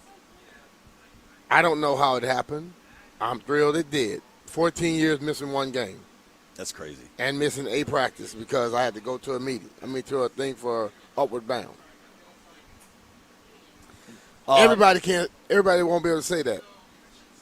Todd Monken was asked, I guess, like off air. I'm not sure how this got out, that he had said Shador and Deshaun Watson would each get a start in the preseason. Mm-hmm. He has walked that way back. He said, at this point, we're so far from that. He said the comments were not really what it's made out to be. What do you think of the Browns quarterback situation? JP, you've been watching this thing for the last 4 or 5 years. It's as confusing as it gets, but I can understand this. They have paid a lot of money to Deshaun Watson and got nothing from it. They are going to give him every chance to go out there and earn some of that money he's received. And they are hoping to God that he can get back to the form he had, because if he does, he could be very good for him. You know? So he's going to get the chance, hands down. You paid him, what, already $200 million about that? Probably, and you haven't gotten basically a whole season from him, per se. Maybe a season and a half, if that. You want to see him play. It is crazy, the money. Like, I'd love, sometimes it's like, touchdowns to, like, how much each touchdown was worth kind of thing. Mm-hmm. I mean, Deshaun has largely been hurt. He was suspended for a while. That has just been a mess up there. Yeah. And I don't know. I don't know that Shador's the guy. I don't know that he isn't. But Shador, there's like these lightning rods in our world where just the mention of them drives people crazy. Like, Shador's in that, like, Caitlin Clark LeBron world where just like anybody Like they get talked about on the news. You know what I mean? Yeah, Not just yeah. sports news, but news. It's crazy to think 2020 Deshaun Watson, 4,800 pass yards, 33 touchdowns, 7 picks. I mean, that was his last year with the Texans. That just feels like 25 years ago. It does. Because every time it was something else with him. The injuries he had, the suspensions. But when you pay somebody that level of money, you're going to give them a chance to go out there and perform for your team. 12th overall pick, I believe, won 2 titles at Clemson. And maybe he won 1 and then Trevor Lawrence won 1. Will turn 31 in a little over a month. Like, if he could put it all back together, prime years, he's 31 for a quarterback. Hell yeah. What do you think of Atlanta? Tua versus Michael Penix. Injury versus injury. Both of those guys have that little history of injuries, and that's the whole thing about them. Which one of them is going to stay healthier? Because it seems when they're healthy, they both can let the ball fly. Now, It's weird they're both lefties. Yeah, it's weird. I lean more to Penix because I've seen enough of Tua to know exactly what I'm getting from him. Penix is starting to get to that same conclusion. Yeah, I mean, with Tua, it's like, I mean this honestly as like a human. You kind of pray there's no more head injuries. Yeah. Because it has just looked so bad repeatedly. Penix in 2 years. Now, they didn't give him the keys right away in 24 because they still had Kirk. Mm-hmm. But in 24, he started the last 3 games, including a pretty decent game here in Washington. He completed 58% of his passes, 3 touchdowns, 3 picks. That was his first ever NFL work. I think there were signs of encouragement that year. Last year, they go to him. It just wasn't great. He completed 60% of his passes, about 2,000 yards passing, 9 touchdowns against 3 picks. 3 picks on 276 attempts for a second-year guy is actually pretty good, like protecting the ball. But then he gets injured, and that offense moved way better once Kirk came in. There's just, I think maybe Kirk was healthier. I don't really know. You got to think Falcons ownership, anyway, wants it to be Penix. They drafted him 8th overall. Hell yeah. And a lot of times, like if it's a tie, that tie is going to Penix. I think so. I think it makes sense to bring a lefty backup that can kind of scoot around a little bit like Tua. The backup there makes sense to me. The other thing, I don't know where I was, B, but somebody was asking me this. When the NFL went to 17 games, they have to reopen the CBA with players, right? Mm-hmm. And I think, and I'm not a player, you were in those meetings, in those rooms. I think the one thing players should be fighting for every time the window reopens is money. Money and more money. More money. Hell yeah. More money and also lifetime insurance. Sure. Because you get through with football now, they got 5, I think. Insurance is very damn valuable. Sure. I would put that in the money benefits camp, but I'm with you. Yeah. Mm-hmm. Yes. Yeah. What they did to go to 17 games, I think this was misguided, man. One of the big concessions the league made was they more or less threw out for weed testing. Well, weed testing going to be thrown out anyway, so. It already has. It basically has now. Well, moving forward now, you don't have to worry about that. Right. But you got to go straight for money. But that's what they did to get to 17. Mm-hmm. I think to get to 18, the league is going to capitulate on getting grass into stadiums. Because now with the World Cup done, you've seen it can be done. I think getting grass into stadiums is valuable. I think money, health insurance, all these other things. Money and health insurance is way more valuable. The league doesn't want to give those things up because it costs them way more. And it's almost like the league is able to generate these, like, in politics that we get so caught up in arguing about little stuff that we miss big pictures. Mm-hmm. Politicians do that on purpose. They create these little culture wars over small topics because it's way easier than trying to actually tackle debt or health insurance or whatever.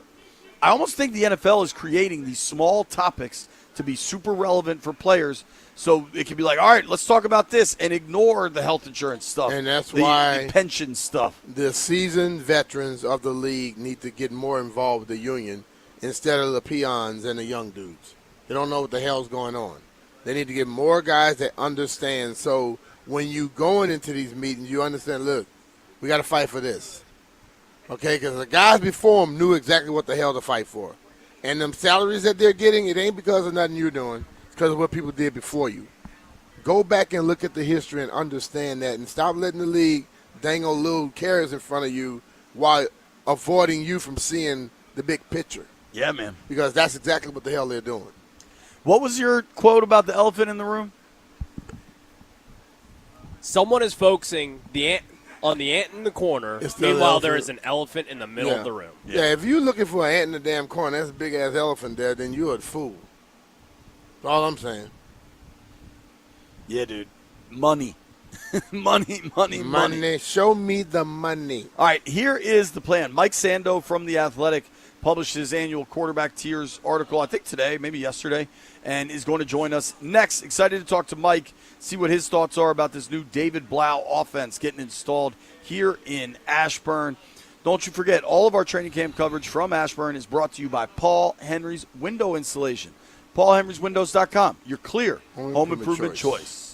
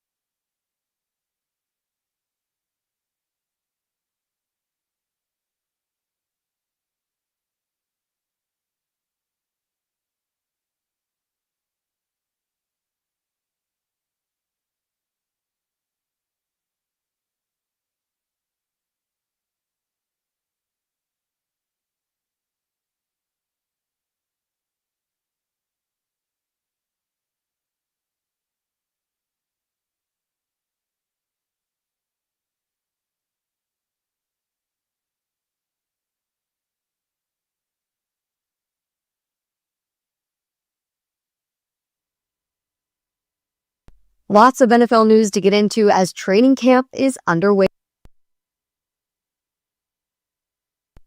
The Commanders had the pads on for the second time in 3 days, and the offense had another solid day. Here are some of the best moments from today's training camp action. Jaden Daniels has been stacking good days for a while now. His first of several touchdowns was to tight end Ben Sennett, who's getting more reps with John Bates out. He had 4 more scores on the day with passes to Terry McLaurin, De'Ami Brown, and Luke McCaffrey. Daniels, though, wasn't the only quarterback to put on a good show today. Marcus Mariota was dealing just as much during multiple drills, and he had touchdowns on 3 straight plays. The coaching staff is starting to get a feel for where this team is at with just about a week before the preseason begins. Tomorrow is the Hall of Fame game, so football is officially underway. Overall, head coach Dan Quinn said that he is pleased with what he's seen from this roster, saying that he likes the connectedness of the team. From the Crop Metcalf Sports Desk, Savannah McCann on The Fan.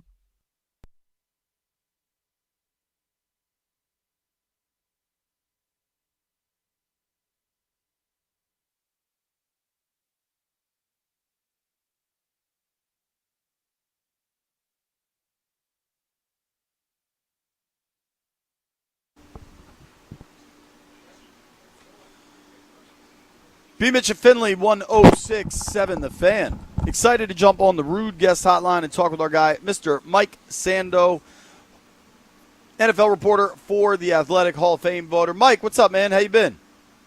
I've been doing great, thank you. Glad to be here. Yeah, man, glad to have you. And I know what kind of labor you put into doing your annual quarterback tiers column. What is anytime you put together lists and tiers and these sorts of things, there's always going to be feedback. What's the feedback been so far? Really good. I mean, obviously, you get, people associated with a fan base or a team think their guys, should be higher. That's very common. But I love it. I think it's a fun discussion to have. And sometimes you're not sure what type of feedback you're going to get about certain guys or others. And I don't think this year there's been a super big surprising reaction to any one quarterback, but there's been no less, heated discussion. So I love it. I mean, I think one thing I find really interesting, and I know, heck, I probably know some of the scouts and execs you're talking to. Like, I know you're talking to real NFL people, and I find it telling of his level of command of the position that even though Mahomes is coming off kind of a down year and sustaining a massive injury, that he's still number one on the list. Like, what does that tell you about Pat? It really does. I think he's kind of in that Brady realm, where I don't care if they missed the playoffs one year, or he has an ACL, or what. It's not like there's a full reassessment of Brady, right? That doesn't really happen with those guys until they clearly fall off physically. You'll see like a Drew Brees at the end of his career, Peyton Manning, his arm with his nerve issue. You'll sometimes see that and then they just fall off a cliff. Rodgers with his inability to move, has fallen off. But I hesitate to even call it benefit of the doubt. The concrete is set on what you are and what you're about, and it's not really questioned until there's a real obvious fall off in what you can do physically.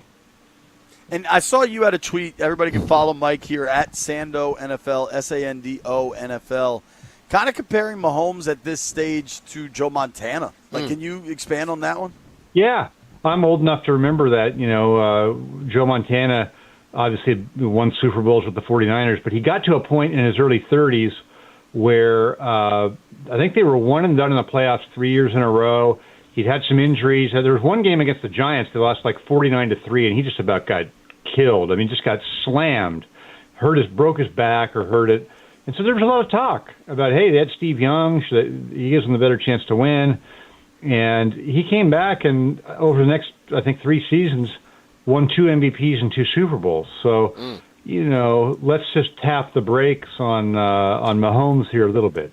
Well, what is it that said Pat that you think that sets Pat, away from everybody else? I would say historically he's one of the very few quarterbacks who's won the Super Bowl without a top defense. He did that before, earlier in his career. I think he has, the approach and the mental makeup is probably the closest thing to Brady since Brady, in terms of just the guy's. He seems like a nice guy, but he seems kind of diabolical in his approach, and just everything he does in approaching that job and handling himself is exactly how you would hope somebody would.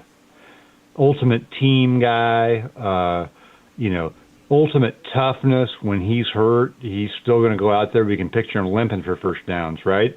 I mean, he's just respected in every way. I mean, how you can hurt be that respected ankle at has that been. position. Like What's the injuries he's played through with that ankle thing that was bugging him for kind of years, and he just kept gutting it out. Yep, totally. So there's just everything about him is super admirable, I think. And then he's, the multiple Super Bowl success speaks for itself. Yeah.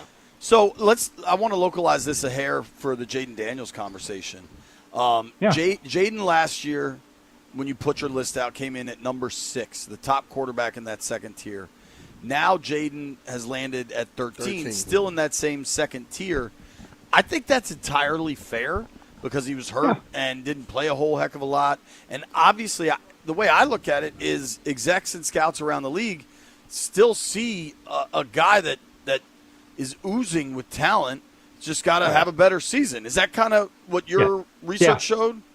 Yeah, I think the combination of how great he played as a rookie plus the team success of getting to the championship game gave him an expedited vault to the brink of tier 1, right? If he had the great stats, but didn't have the team success, that's a little bit of a different thing. But I think he checked boxes in a big way. So he, after only 1 year, advanced way higher than guys often do.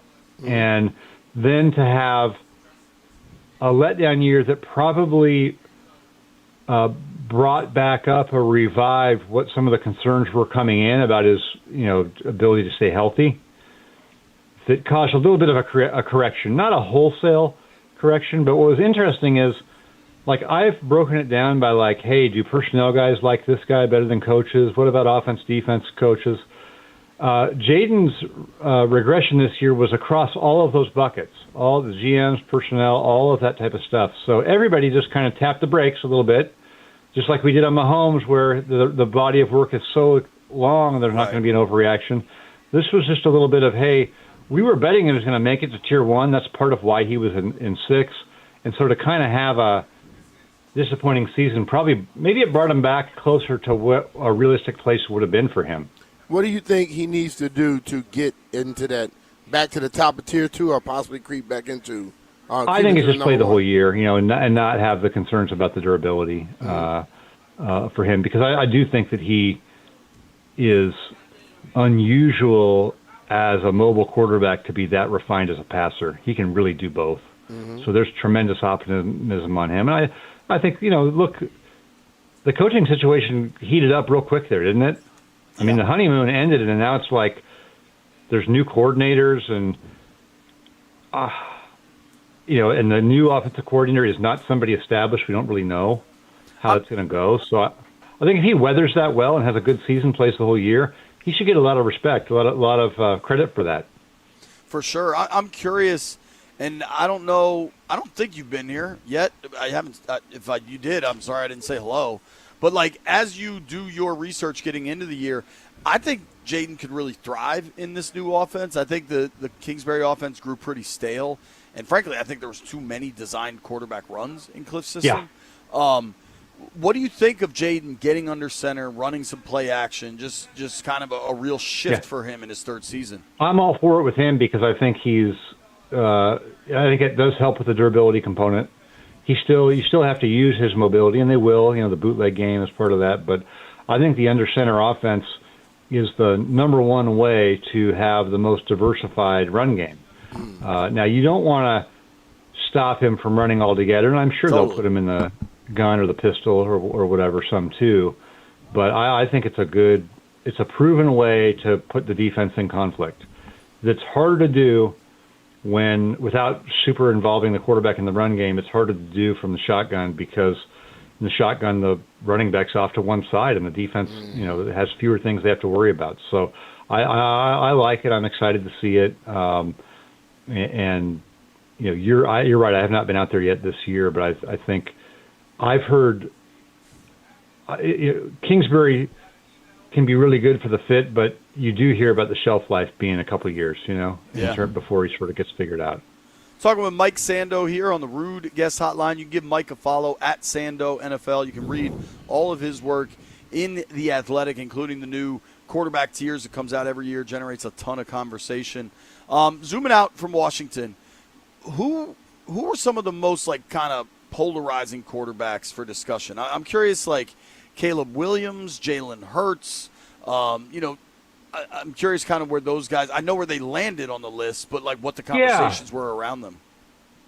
Yeah, I think those are definitely two guys. Caleb Williams, I think there were some questions raised just kind of about him as a guy, a leader, as an accountable person when he first came in, and it was amplified last year. There's some things written about him coming into last year that were pretty harsh, but everybody loved the talent, and so I think you saw a willingness of the voters to really push him up. I think from 23 to 11 in this thing, based on seeing it come to fruition on the production side with some real superstar type plays in big moments.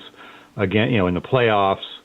He also reduced the sacks, which I think is a huge thing. I'm not quite sure how he did it because he actually held the ball longer. They timed that average time to throw or sack, and that actually went higher, and his sacks went way down. So awareness, whatever it was for him, I think made it easier for people to get on board. Where I think you see some of the conflict in people's minds and among different types of voters is the top of tier 2 with Lamar Jackson and Justin Herbert. Because neither one of them's really had a ton of postseason success. Both of them have obvious talent. Different types of people, like the personnel guys, are going to favor Herbert more. They're just going to look at this big guy who can move and make all the throws, and they think probably in their minds a little bit, hey, I got you this guy. It's up to the coaches. If you can't make this guy a Hall of Famer, then that's on you, right? So, but he hasn't had the production quite, and he hasn't had the team success. So what do you do with somebody that everybody would love to have, but for whatever reason, at an organization where they've had 20 years of Phillip Rivers and Justin Herbert and haven't won a division since the 2000s, how do you evaluate that? Yeah. How do you just decide how much of it is the quarterback versus all of that? And then Lamar is just has been such a dynamic runner, and passing is really what gets you respect in the league more and is more sustainable over time, and I think is more important to winning at the highest level. So his rushing fell off last year. People weren't as afraid of him. His rushing yards fell by about 50% on a per game basis. I think there's some concern of what he might look like. You mentioned going under center with Jaden Daniels. If they're going to do that with Lamar, do you lose what made him the hardest to defend? Because I think he's even a different level runner than Jaden at his best. Another quarterback I wanted to ask about, how do you evaluate Daniel Jones? I mean, what we saw in New York for a few years was one thing. Then until he got hurt, I'm going to say it was week 10, week 12, what we saw in Indy was dynamic. And now he says he's back from the injury, good to go. What on earth do we make of Danny Dimes? I kind of see him as a possible Alex Smith type. He's taken in the first round, but really, wasn't like a super amazing talent. He was good. He was athletic, and yet is going to be, like a lot of the sort of tier 3 or upper tier 3 quarterbacks. They're going to be very dependent on what's around them, and so you could see Alex Smith be a laughingstock with the 49ers until they got Harbaugh. They had great talent around him, and he was a redemption story. You could win a playoff game with him. They never won a Super Bowl with him, but they were a very good team that won a lot. I think with Daniel Jones, I sort of see something similar. He was in a really bad situation early in his career. Got a little bit of traction when Dayball came in, but it wasn't like people were super afraid or respectful of what he was doing. It was in the context of things, and it was not just pure drop back pass, put on your shoulders, Joe Burrow. It was, a quarterback run and make some easier types of throws. So I see him going to Indy, where they've got a great running back, they've got a pretty good offensive line. Shane Steichen's probably pretty good at scheming and has just been hungry to have any kind of a pro level quarterback at all. Being the best of that coming together, you probably saw the best out of Daniel Jones. Was it going to hold up forever like at that clip? I don't think so. I think defenses were starting to figure him out even before he got hurt. Yeah, the numbers kind of slowed down. Lamar, I think last year when he was healthy, he was more efficient passing the football. What kind of passer do you think he is, or does he have to take a major step to get more respect? I think he's a really good passer. I think he's as a passer, you're obviously helped when they're scared to death that you running the ball as a quarterback, and they can build some things off of that. But I think he's a good passing quarterback in the NFL. I think if you take away the running, though, I don't think he's tier one passer. I think just like I feel Josh Allen, even if he's a little bit better passer than Lamar Allen, we can debate. I think if he's not so fearsome as a runner and a dual threat, I don't think he's up there either. So that will be interesting for Lamar over the back half of his career, because we've seen the guys who you really worried about running, when that left them, they could still be a starting quarterback, but the fear factor went away. And in some cases, Cam Newton was banged up, Russell Wilson, whatever. There was a pretty big drop-off. So I think it's to Lamar's credit that last year when he was banged up, he didn't look like he wanted the run. He was still a pretty good passer, and he got 22 votes in Tier 1. It's hard to do. Yeah. It's remarkable with Allen because he's been so durable and so tough and runs so much. You just wonder if that shoe drops at some point. I want to sneak one last one in, Mike. I watched the quarterback show on Netflix, and I came to really like Cam Ward, the dude, the young man. Yeah. What were some of the reports on the Titans, the former number one pick on Ward? Because he seems like the guy that you need in a locker room. I kind of felt that too. I think the guys who liked him really brought that up and thought there was a fearlessness to him.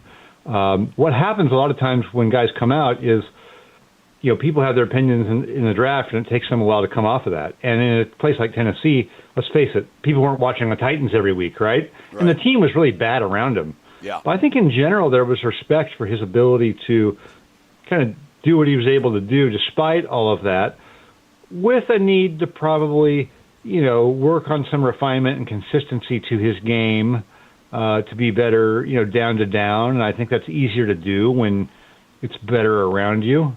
I'm kind of intrigued by his personality, which seems pretty strong, pretty confident, with Daboll, who's kind of a little bit of a hot-headed guy himself. So we may see. I feel like Cam Ward can take it. I feel like it could be just interesting. I think he might give it right back. yeah, exactly. He may give it right back. So that would be totally different from what Daboll had with Daniel Jones. Yeah, for sure. Mike, we got a break here, man. We really appreciate it. It's always good work. It's always good hearing kind of some real commentary on the QBs around the league. Thank you. Hey, I sure appreciate it. Thank you. All right, man. All right, Mike Sando from The Athletic. Check out his quarterback tiers. Comes out every year. Always a good read. Nobody go anywhere. We got to make some bets in a tent.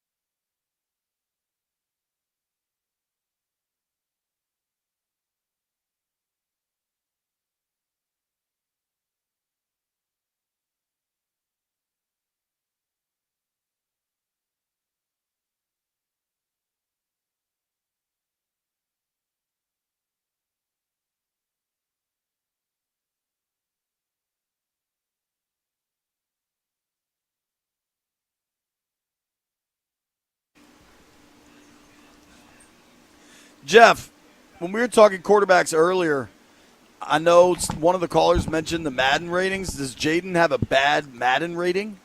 I think his Madden rating is like a 79, if I'm not mistaken. Out of 100? Yes. And Caleb Williams and Bo Nix is like a 90 or 89, one of them. What was Jaden last year? I think he was like an 85. I'm looking it up now. They out there with their mind. Yeah. So I he got was an 87 after 2024. They got some haters. Yeah, over 79 overall. 79 overall. So Josh Allen's a 99, Matt Stafford's a 99, Burrow's a 97, Lamar's a 94, Mahomes a 93, Drake May a 92, 91 for Dak, 90 for Caleb. Okay. So it's 80 now. It's 80 this year. It started at 85 last year and dropped to a 79. They also always juice the cover athletes, so that's why Caleb's all the way at 90. Yeah, but he was more than 85 last year. In 24, you're saying? Yeah. Yeah. Based on what I'm looking at, Madden has Jaden ranked as the 18th best quarterback in football. I think that will be proven very incorrect. But, hey, that's why they play the games, man. It's obvious that John Madden ain't doing it. I mean. Because he damn sure wouldn't think he's 18. Yeah. He's also passed away. Yeah, I know that. I know that big time. But I'm just saying, it's like you get people now who try to, there's too much of the Brian Hawks in the world. Damn, why B-Hawk catching strays here? Damn, analytical people don't know nothing but no damn real football. Yeah, B-Hawk, you don't know nothing. I like Jaden Daniels. Whatever. B-Hawk just catching strays. I think everybody. I just like to mess with B. Yeah, I get it. We got a poll of the day, Daniel. He's so easy to mess with. Stan, what is this poll of the day? The poll of the day here. This is a new thing that. Did that just appear? It just appeared. It just appeared. We have the poll of the day, and today's poll of the day was which was a better college football team, 01 Miami versus 2019 LSU. Do you know the results, JP? No, but the poll of the day is brought to you by AAA Commanders MVP membership. Become a AAA Commanders MVP member today. Get all the benefits of AAA plus exclusive experiences, discounts, and tickets. If you're already a AAA member, upgrade for free or at AAA.com/Commanders. Well, the poll right now. What, did you tweet it out? Yeah, I tweeted it out from the Beamich and Finley show account. It's at Beamich and Finley. And which college football team was better, the 01 Hurricanes or 19 LSU Tigers? It's right now 81% Miami Hurricanes. I am surprised. And you know, a lot of young people do this. That's true. I'm surprised how overwhelmingly people are saying Miami. I think this is what's wrong with football. People see offensive stats and they run with it. They don't look at a whole team. I think that Miami team was a more of a football team than just a offensive juggernaut. LSU was pretty damn good too, man. They were, but they wasn't that Miami team, dog. I don't know. Here's what I do know. We got to make some bets.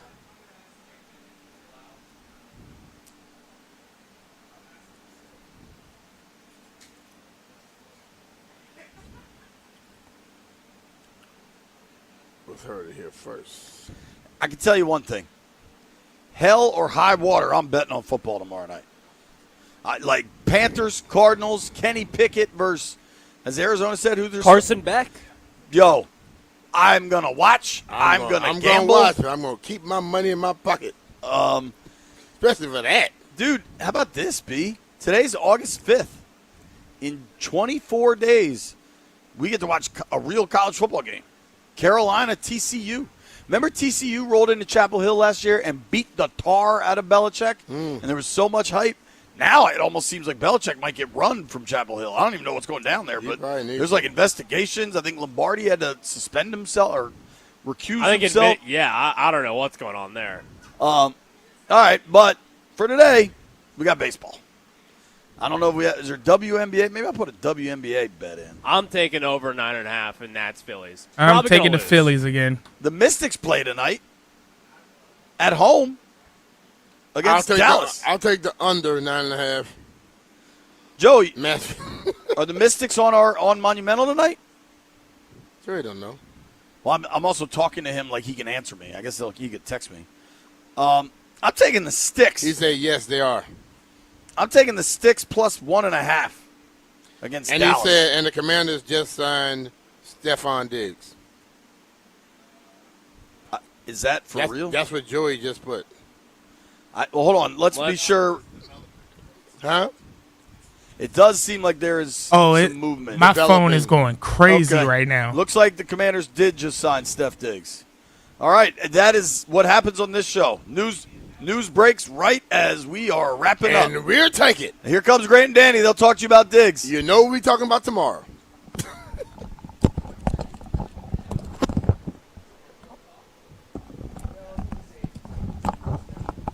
Steph Diggs, B.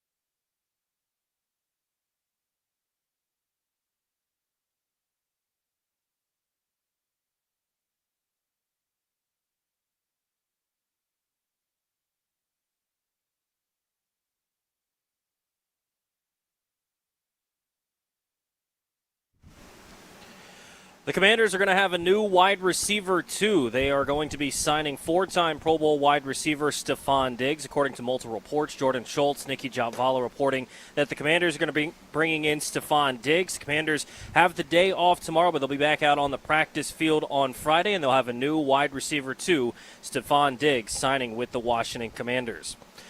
From the Crop Metcalf Sports Desk, I'm Toby Altizer with breaking news on The Fan.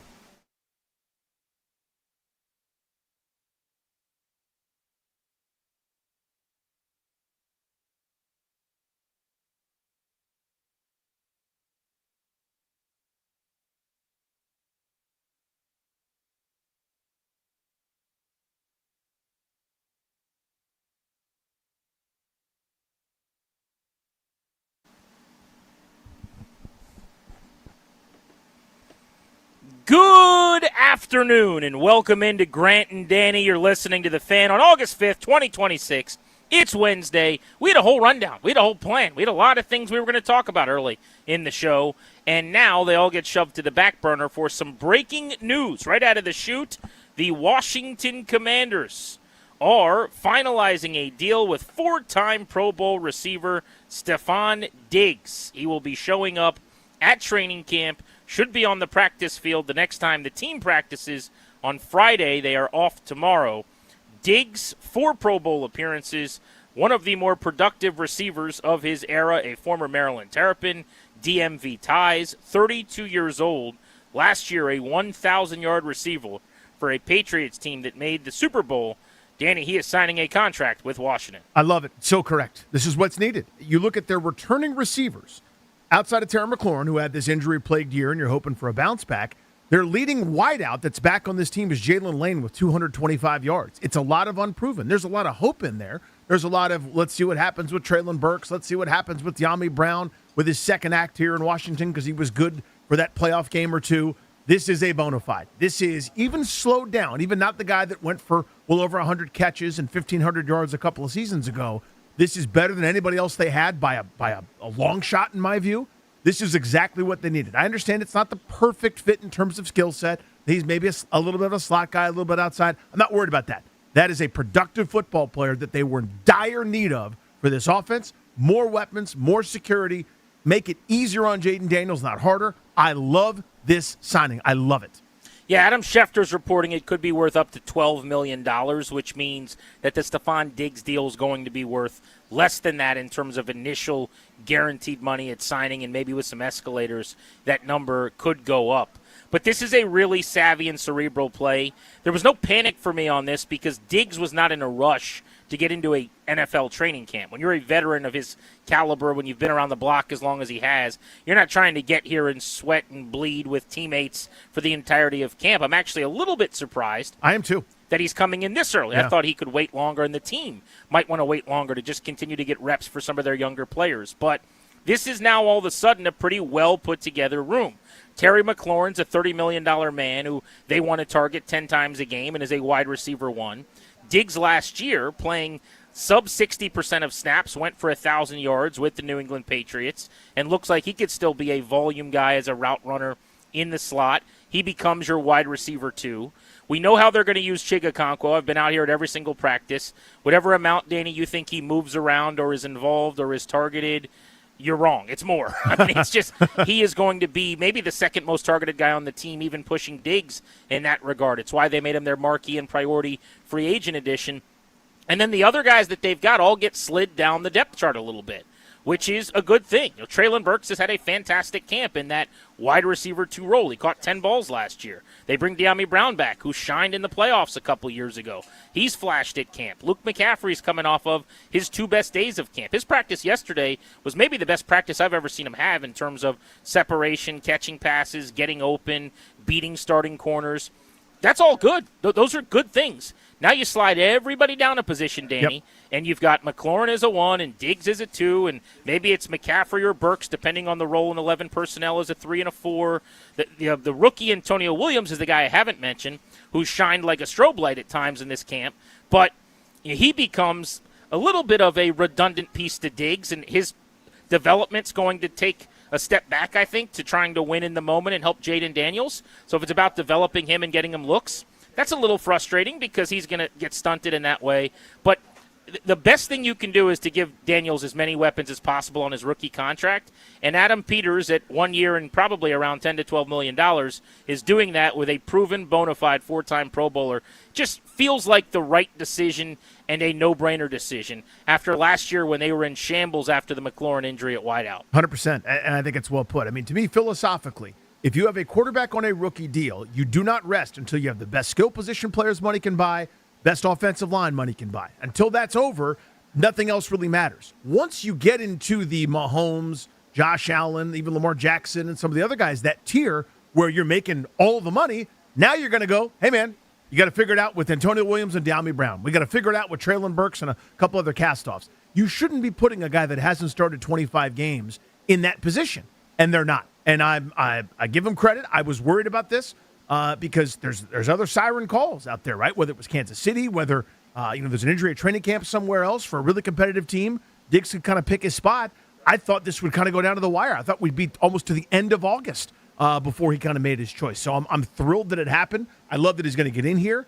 In general, I'm with you. If a team is rebuilding, if we're going slow, and may or may not have the quarterback, if this was another Carson Wentz year or a Case Keenum year or one of these waste of times, I would go, I want to see Antonio Williams as much as possible. With all due respect, he's secondary to me. It's about Jaden Daniels, and I need a security blanket, and they just got one here. A guy that admittedly is on his fourth team in 4 years, but there's a lot of 1,000-yard seasons in those 4 years. I will certainly take that on a short-term deal for a guy that's has been in these short terms on his best behavior on the field when it comes to some of those antics where he's not as welcome in other places. That hasn't been the case over these last couple of seasons where since he left Buffalo, basically he's been, as by all reports, just a guy that comes up or goes to work, does a good job, and catches a whole bunch of balls. I think that's a really important part of this, so let's dive into that. From a teammate standpoint, they were making the decision as to whether or not they wanted to add a valued piece, but a big personality to this locker room. That's what he is, by the way. He is a massive personality. Mm-hmm. When he's in a room, you know it. He's going to be loud. He's going to be attracting attention. He's going to make the jokes, right? I think what you've seen in the last few years of Stefon Diggs' career is that he has prioritized his love for football over some of the diva stuff that had followed him, where he fell out of favor with the Vikings and got shipped out of there. Then he's playing with an MVP and a guy that some people would tell you is the best quarterback in the league over Pat Mahomes right now, and Josh Allen. And he and Allen had issues, and who has a problem with Josh Allen? He seems like the nicest guy in the history of the world. Yeah. He's married to Haley Steinfeld. He's like Mr. Buffalo. He could win mayor in multiple towns and that area of New York. And Stefon Diggs, for whatever reason, couldn't get along with him. He moves on. So now he goes to Houston for a year where they really, really liked him. I think there was kind of a come-to-Jesus moment there. He got hurt and only played half of a year, but they have nothing but nice things to say about him in that organization. And then last year, he was with a young quarterback. He was helping a Daniels-esque piece in Drake May in New England, and he played in all 17 games. 85 catches on 102 targets tells you a lot. ADOT's not high. It's a lot of stuff around the line of scrimmage. It's screens. It's crossers. It's drags. I think he's going to fit beautifully into what Blau does. But comparative to, say, Brandon Ayuk, who is loud on social media, making weird videos, a gigantic pain in the ass off the field, Stefon Diggs gets in a lot of trouble, okay? He does. He has, there's always in the news with like TMZ because he's dating a celebrity, or there's something in a weird bag on a boat and we don't know what it is, but it's a weird color. Like Stefon Diggs has stuff like that happening, but he loves football. His videos are about training. They're about catching passes, running routes. He wants to win. He's the guy, Danny, that's sitting on the sideline 10 minutes after the Super Bowl the stage was put away, still crying because the confetti's falling around him because he wants to win really badly. So give me that. I'll deal with some of the other stuff off the field, but he cares about ball. Brandon Ayuk's making videos where he's like stepping on money. They're very, very different. And by the way, the best thing about this deal is it closes any book on Brandon Ayuk, I would think. That's like you jumped to part two, and that's we've already stopped talking Yeah, about him, I know. but we can now officially say that clown shoe's not coming here. I'm thrilled about that. And I wonder if he might be 5 feet away from me. He lives in Ashburn, apparently. He bought a $10 million home. He bought a home there. What is he thinking right now? Well, what is he thinking? I think is a great standing question that I don't know we'll get a good resolution to. But I think that's part two of it. And you're 100% right. That temptation, hopefully, has been now removed. I want no part of, as you said, the clown shoe. But for Diggs, again, I had a couple listeners. I think one of the days that you were out around the All-Star game was very passionate about this. And I think a lot of fans feel this way. Just some of the off-field things and what he was accused of and the different legal proceedings and the like. And I totally understand that.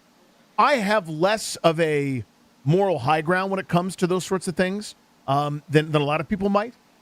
Here's how I view it in general. And I know not everyone does, and it's your fandom. However you want to, allocate the chips is your call. But for me, the league says you're eligible to play, so I go, yep, that's fine by me. That's all I'm going by. I don't need a choir boy. I don't need anything that where you're an angel, you're perfect. I would prefer that if given the choice. But can you help my football team? And the only thing I care about is, are you going to do the stupid, selfish thing again that means you can't play? AKA, I don't really have a moral problem with people smoking the pots. God bless. Whatever you want to do is fine. I don't care. Well, the NFL said, hey, man, if you test positive, you get suspended. So don't do it. So I don't care about the crime. I care about are you able to play for my football team? So none of these off-field misbehaviors are,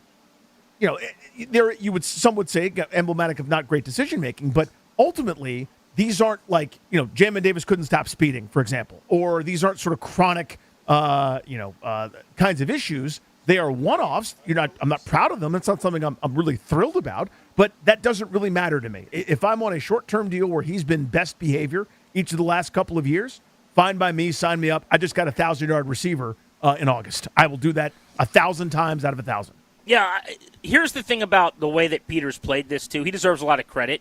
We were getting a lot of calls. I've been talking to listeners out here every single day. In fact, I had a listener call me over to the fence today and say, are we signing Stefon Diggs? And I said, well, I think they have a chance to, but it's not going to be in the next few days. They're not in a rush. He's not in a rush. So to that guy, if he's listening right now, I'm a silly goose and I apologize.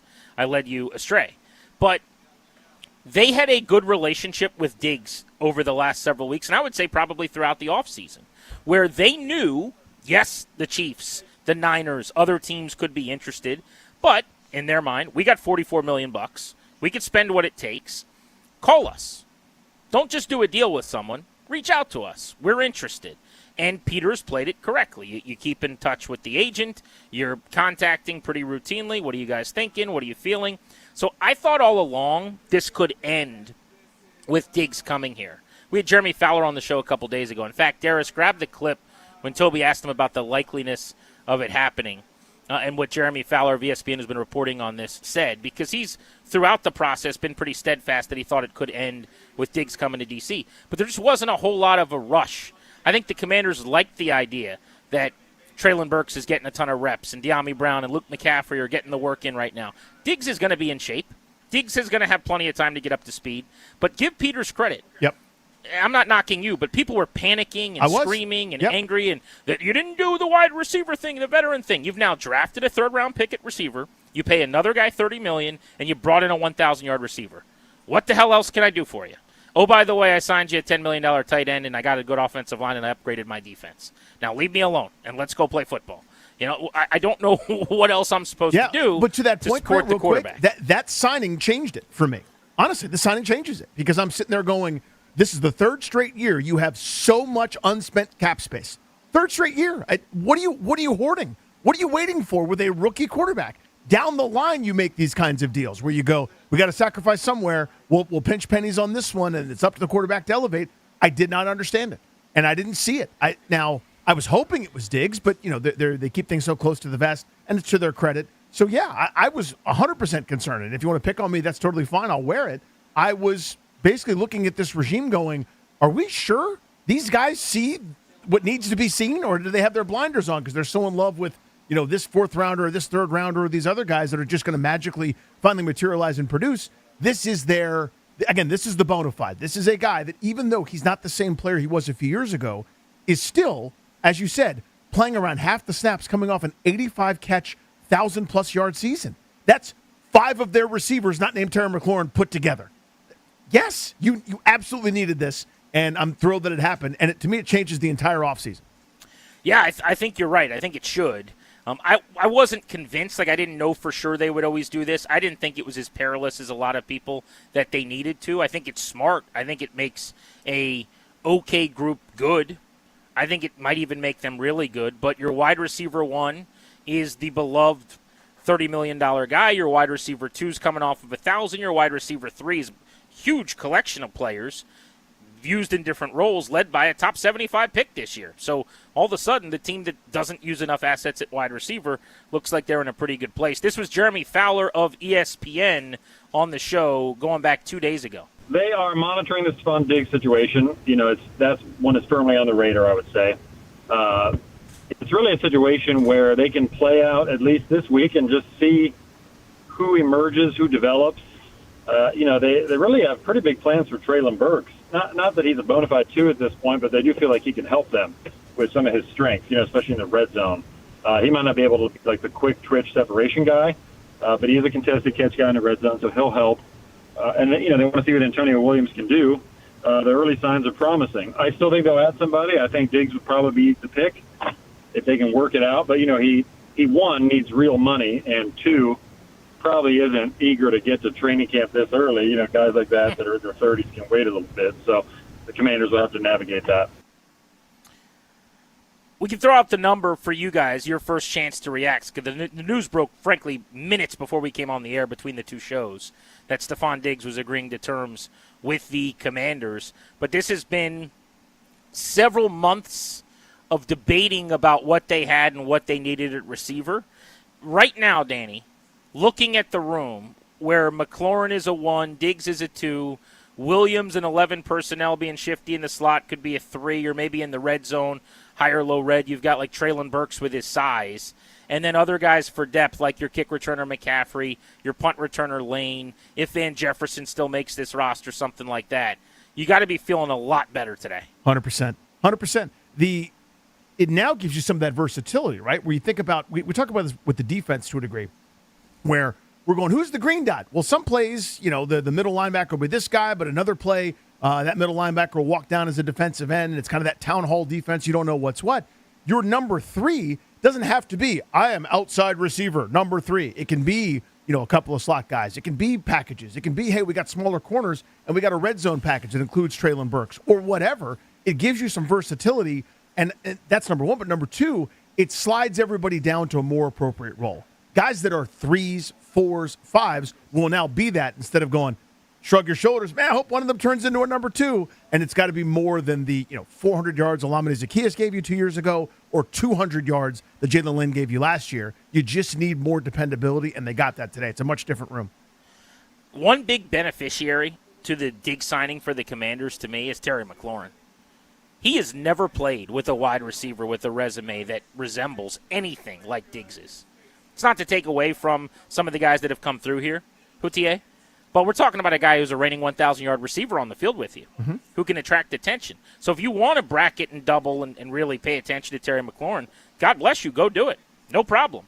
But Diggs can get one-on-one matchups in the slot outside. He proved last year all the way to the Super Bowl. He could win in that regard. This is not a game breaker anymore. I don't think this is a 1,200-yard, 14.5, 15-yard per catch guy.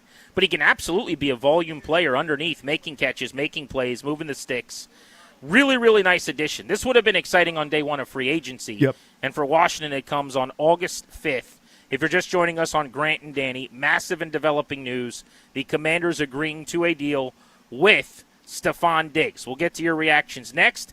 800-636-1067. I'm actually out here in Ashburn on site where there's a bit of a buzz in the tents as the news broke. We'll see who's still out here. Most of the reporters have headed for the exits, but see if we can grab someone to chat about this live from camp after practice number 6. You're listening to The Fan.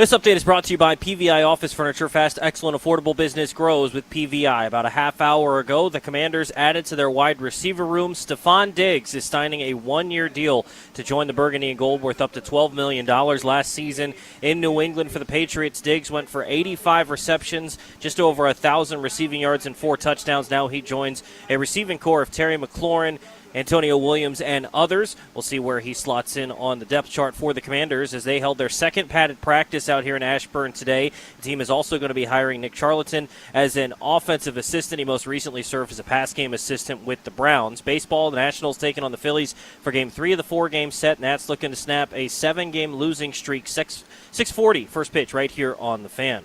Strong teams need spaces that keep up. PVI Office Furniture helps businesses create better workspaces with expert guidance, new and used options, fast delivery, and installation by PVI's own team. Visit PVI's massive Frederick showroom or go to PVI.com. Come experience the PVI difference today. From the Crop Metcalf Sports Desk, I'm Toby Altizer on the Fan.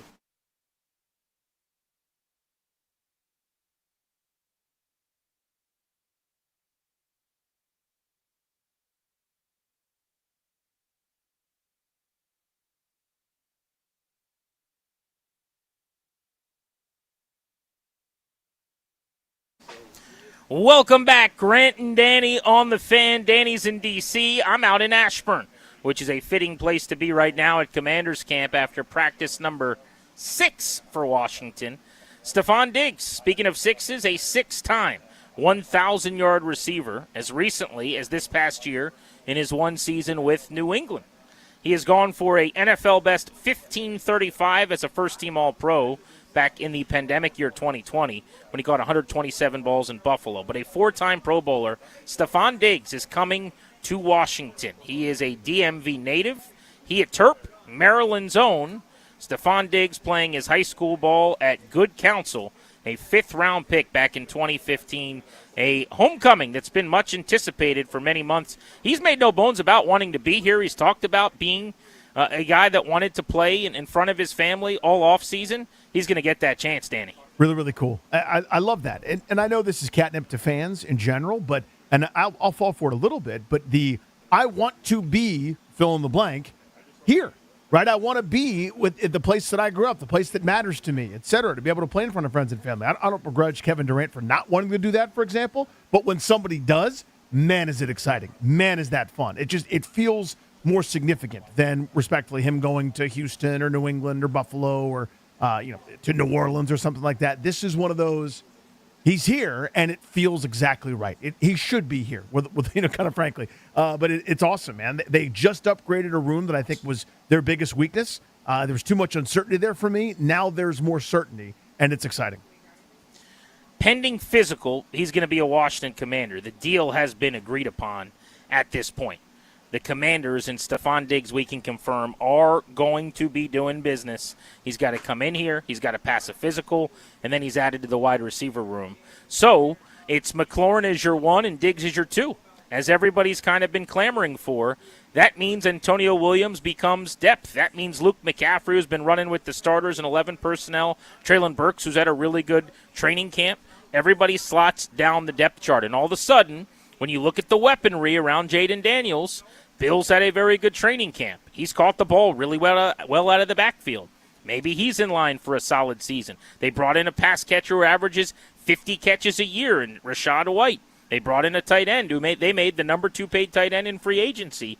And now this receiver room gets a gigantic jolt today. We'll take your calls. 800-636-1067, 800-636-1067. We'll start with Dan in Fairfax. How about it, Dan? Stefon Diggs is a Commander. Grant and Danny, it's great to talk to you all. You too, buddy. I think, Danny, you're one of my favorite comedians. And, Grant, I've been watching you ever since you were on David Letterman. So I appreciate you, buddy. And, I'm really thrilled with this. I'm so glad they got Steph Diggs. I've been waiting for this for like 2 months, and I was wondering why they were dragging their feet. I used to watch Stefon Diggs, or listen to, on 106.7 The Fan back when he was with Maryland. So I have a lot of memories about him. He always seems to get 1,000 yards. I think he's going to just make us more potent offense, another weapon for J.D.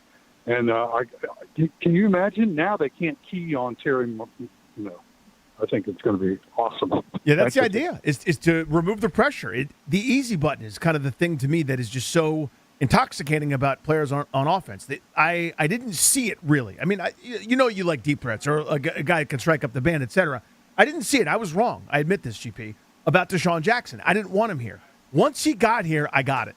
Not only is he the danger, right, of him, putting you on Sports Center, putting you in the highlight, going deep, 80 yards, not going into the end zone normally because he refused to do that, but that was still really, really powerful, but also the threat of him. Even those 3 catch for 30-yard games, it was still important because it took pressure off everybody else. Now, Diggs isn't that player. He's not a deep threat per se, but the guy can turn 5 into 15.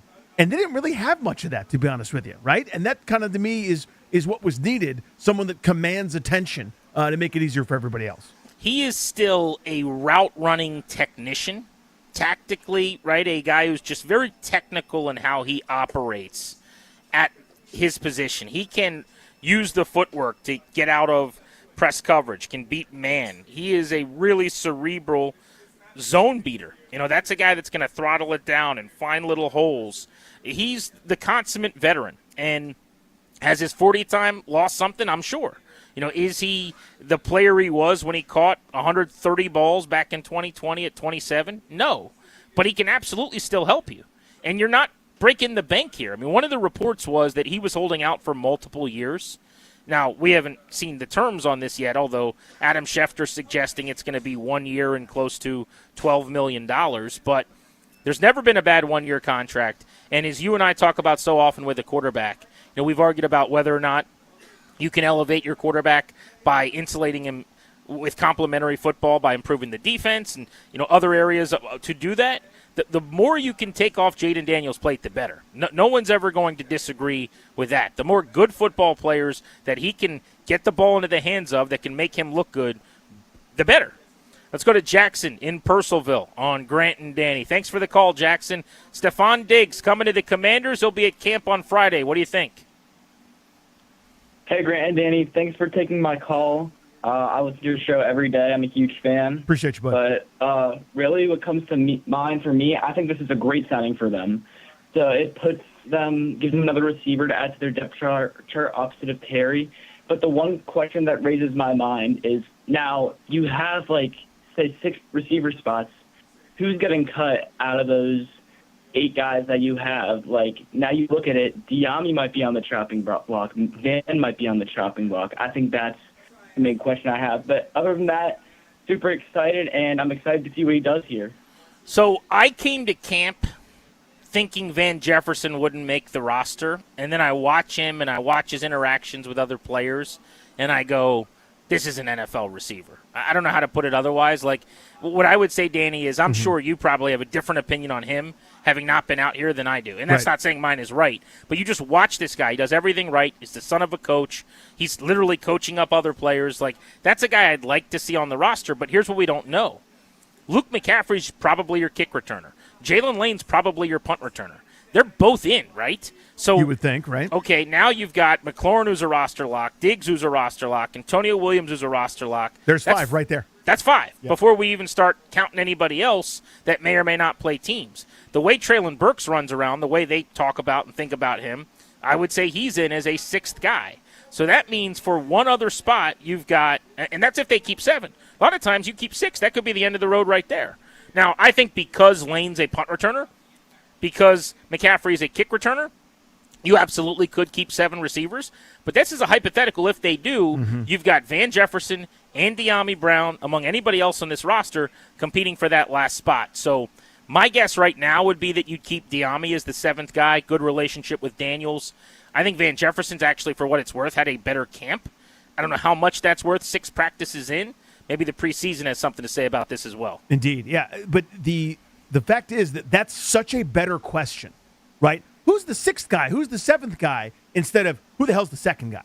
You know what I mean? And the framing of that is what's so exciting to me about this. It's now, who's the odd man out down towards the bottom, instead of who's going to step up here. Now, somebody may do that or may have done that without Diggs, and that's fine. I welcome that if it does happen. But to me, that's not how I would want to go into this season that's so damn important. Year 3 for Quinn, year 1 for Blau. kind of a huge season for Daniels and this offense and this organization, quite frankly, that now that you've had a couple of years to wash away some of the stink of the old regime, and now this is kind of built in your image, and if you're sort of left, I hope this, I hope that, I don't love those types of situations for an organization to be in at this stage. So to me, the framing of the conversation is the most exciting part of it, where I go, okay, I know who my 1 and 2 are. Now after that, that's way more fun to kick around and debate.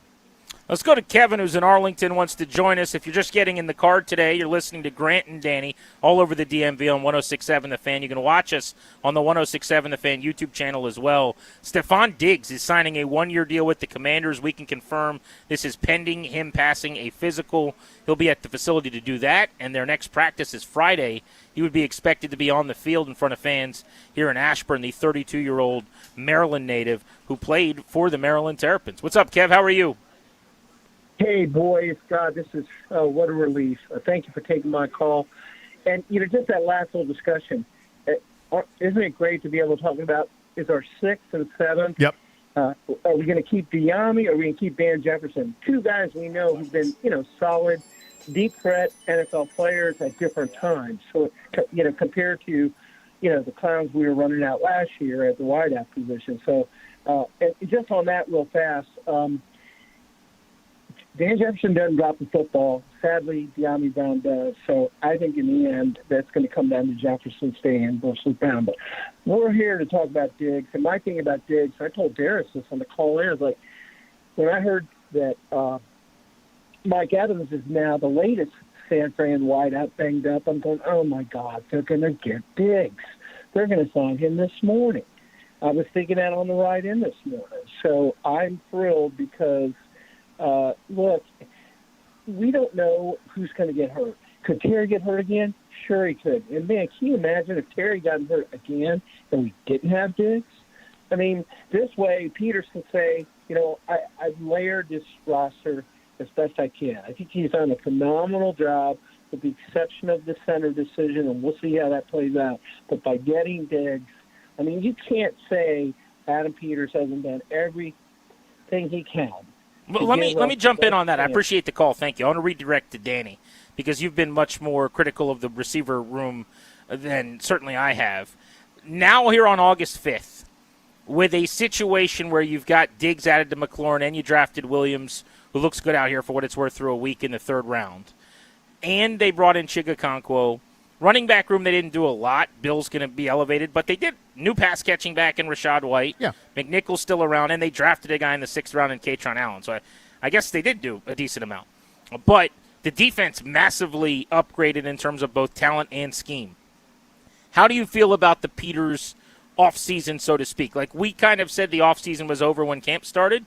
If it's a evolving thing where the roster is part of it, how do you feel right now? Infinitely better. I mean, night and day for me. This is that's cool. You did this one thing. You improved your lawn, but you didn't have walls in your house. Like I'm sitting there screaming that they have unused cap space, holes on offense. Why are we expecting a first-year coordinator and Jaden Daniels to elevate everything and fix everything? It's not the way anything should be at this point. You are in dire need of something dependable, and they solved it. They did it. This to me is there was a burning fire that was raging out of control, and they put water on it. And I'm so thrilled about it. To me, it changes my entire view of their offseason. I would also add that while I don't think we've talked about Stefon Diggs' competition to make the roster in weeks, and that is Brandon Ayuk. His name barely came up the last couple of weeks. I think today's probably the last time you hear his name mentioned at all. Delightful. Around these parts. Like Delightful. That ship has absolutely sailed. It is over, Johnny. Your veteran receiver is a guy that actually performed and was healthy last year, Stefon Diggs. Your thoughts, 800-636-1067. I got Logan Paulson watching some tape on Diggs from last year. He's going to join us at 3 for a breakdown on how David Blau can use him in this offense, so that'll be insightful. You're listening to G&D on The Fan.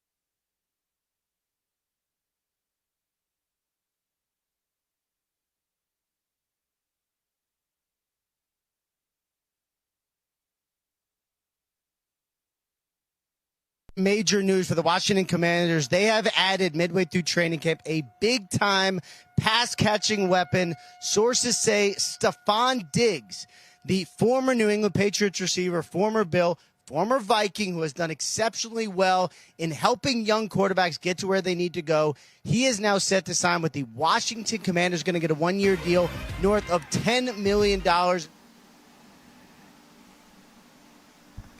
That was Ian Rappaport, ESPN and NFL Network. Welcome back, Grant and Danny.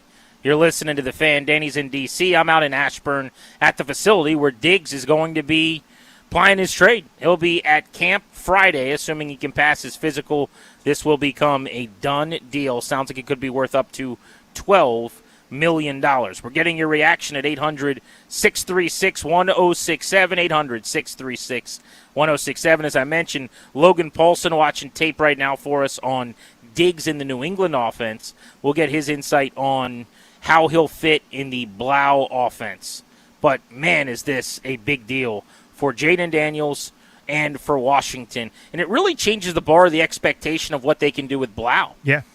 In the first year coordinating space, it's hard to get guys open and do a lot of the scheming and some of the stuff he's going to be asked to do. It gets a lot easier when you have really good players. And now he's got two receivers who have made a career out of winning one-on-one. They only had one of those guys, and it's easier to defend when it's just McLaurin. Let's go to Melvin in D.C. on Grant and Danny. Melvin, thanks for the call. How are you? A long time caller. Melvin, you're on the radio, buddy. Go ahead. What's up, bud? Yeah, I've been watching Stefon Diggs. I think it's a great asset. He's an excellent route runner. He knows how to get open. So my thing is, Blau has to fit into his. Hey, I got to let you go, buddy. It's way too. I don't know where you are, but it sounds like people are excited. People are talking about it. I think. Yes. I think that's what was happening. There's so much buzz about Diggs, and the point he was making, though, GP, was it's now up to Blau to make sure that you're properly utilizing this thing, right? You've got a race car. You don't just want to take it to the grocery store and around the cul-de-sac. Well, that is kind of the flip side of what I was just talking about. When you bring in a Brandon Ayuk, who can be a malcontent, or you bring in a guy like Stefon Diggs, who had the early career, mid-career reputation of being a guy that needs the football, a diva, was mad about targets in a Super Bowl, or whatever it was, AFC Championship game with the Bills, and you got a first-time coordinator, that's a lot. Do you want that for your young quarterback trying to feed everybody and keep food in everybody's mouth? Do you want that for your young coordinator trying to make sure everybody gets theirs? The fact that Diggs has matured and kind of left that reputation behind him is what makes me feel so good about this. If this was Diggs off of Buffalo, even though he's like in his prime, it's a little more nerve-wracking for me. It's a ticking time bomb, yeah. Because I don't want that around my sweet, precious Jaden Daniels. I don't want that around David Blau, who's never done this before. But it just seems like he's in a different headspace in his career. Let's go to Ricky in the district on line 7. Ricky, you're on Grant and Danny. Thanks for the call. What's up? What's going on, fellas? I appreciate the call. Look, I'm hyped about the fact that we got Stefon Diggs, right? The only hot take I got is why didn't we just sign him for $221 or $222, like 2 years, $22 million? He's already proven. Yes, he's a vet, but he's proven. Last year, even after an ACL injury, this man went for 1,000 yards. Like, what else does he have to prove? And he wants to be here. I feel like we should have just took the risk and signed him for 2 years. It couldn't hurt. Appreciate you, dude. What about that, GP? Would that have been prudent business? I wouldn't have hated it. I like one-year deals better. He has had a serious injury over the last few years. He'll be 33 at this time next year. Let's just see what's under the hood here. Let's kick the tires a little bit. There's also something with a guy like Stefon Diggs. Like, if you only have a one-year deal, you don't know where you'll be next year, maybe there's an added motivation. It's a contract year. All of a sudden, again, you're playing for your next gig too.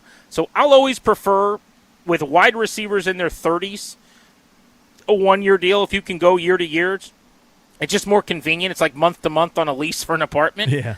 But I certainly understand the idea. He's saying, how about 2 years? If not for the serious injury he had suffered a couple years ago and the early career issues in locker rooms, maybe. But he's kind of in that, like, show me area of players I'd bring in. With that, and from Diggs' perspective, now, again, it may be delusional, but he's probably still hoping for that one, higher level payday, which I don't think is coming from receivers that are approaching their mid 30s. But maybe he doesn't want to sign a 2-year deal at slightly less money, right? I mean, this is kind of the best of both worlds. We'll give you a chance to continue to show your wares. You'll help us tremendously, probably help yourself a little bit, and you can be a mercenary towards the end of your career. Just go to the next spot where you think you have a chance to be part of a highly competitive team, or whatever your motivation is. But had that been announced, just to the caller's point, I'm making this up, 2 for 22.5, and some incentives could bring it even higher. I don't know that I wouldn't have jumped over the moon, but I'd be like, okay, that makes sense. Like you believe he's matured. You kind of believe in this transformation of later career Stefon Diggs, where there had been some maturity issues in the past. Let's go to Ben in Stafford County who wants to jump on to talk Stefon Diggs. One of the biggest splashes that Adam Peters has frankly made, maybe not in terms of money because he gave twice as much over 4 years to Odafe Owe, but Diggs is a needle-moving star. Yeah. This is a guy that you hear that name, it resonates. There are ripple effects throughout the league. Ben, how are you? You're on Grant and Danny. What's up? Well, I'm doing pretty good, We just added a very good receiver in Stefon Diggs, but I think this is going to help the offense in a lot of ways, I would say. I think it helps everybody, especially the guys in the receiving room as well, like Antonio Williams, so you don't have to put him in such like a big role. And also, I was thinking about this before you guys answered the call. Have we ever seen Stefon Diggs in a wide receiver 2 role before in his career? Because I don't think we have. Yeah, so, I mean, in Houston for those games, number 2 opposite Nico Collins, he was clearly the number 2 injury-shortened season. And I don't know what you'd call him in New England, GP, because, I mean, he was on a pitch count in terms of that, but he was their best wideout, but wasn't necessarily what we think of as a number 1. Yeah, I don't think he's been like a bona fide 1 the last few years. He's been more of a role guy. We're saying wide receiver 2. That's not really even probably accurately what to call him. I mean, it's going to depend on their personnel and their groupings or what have you. I wonder what percent of the time he's on the field. They love 12 and 13 personnel based on what I've seen at practice, 2 and 3 tight ends. So could it still be that 50-55% that McDaniels used him on the field for, in terms of 2 or 3 receivers in New England? Very possible. As we continue, we'll check in with some of the folks who covered him in New England, get a feel for Diggs, the teammate, Diggs, the guy, as well as the impact he had on Drake May and that offense last year. We did have Logan Paulson digging on some of the tape for us, so we'll dive into how he's going to fit with David Blau. We're continuing with our wall-to-wall coverage of a massive move for the Commanders. Stefon Diggs is coming to Ashburn. The Maryland Terrapin is going to be playing at home. He's joining the Commanders pending a physical. You're listening to Grant and Danny.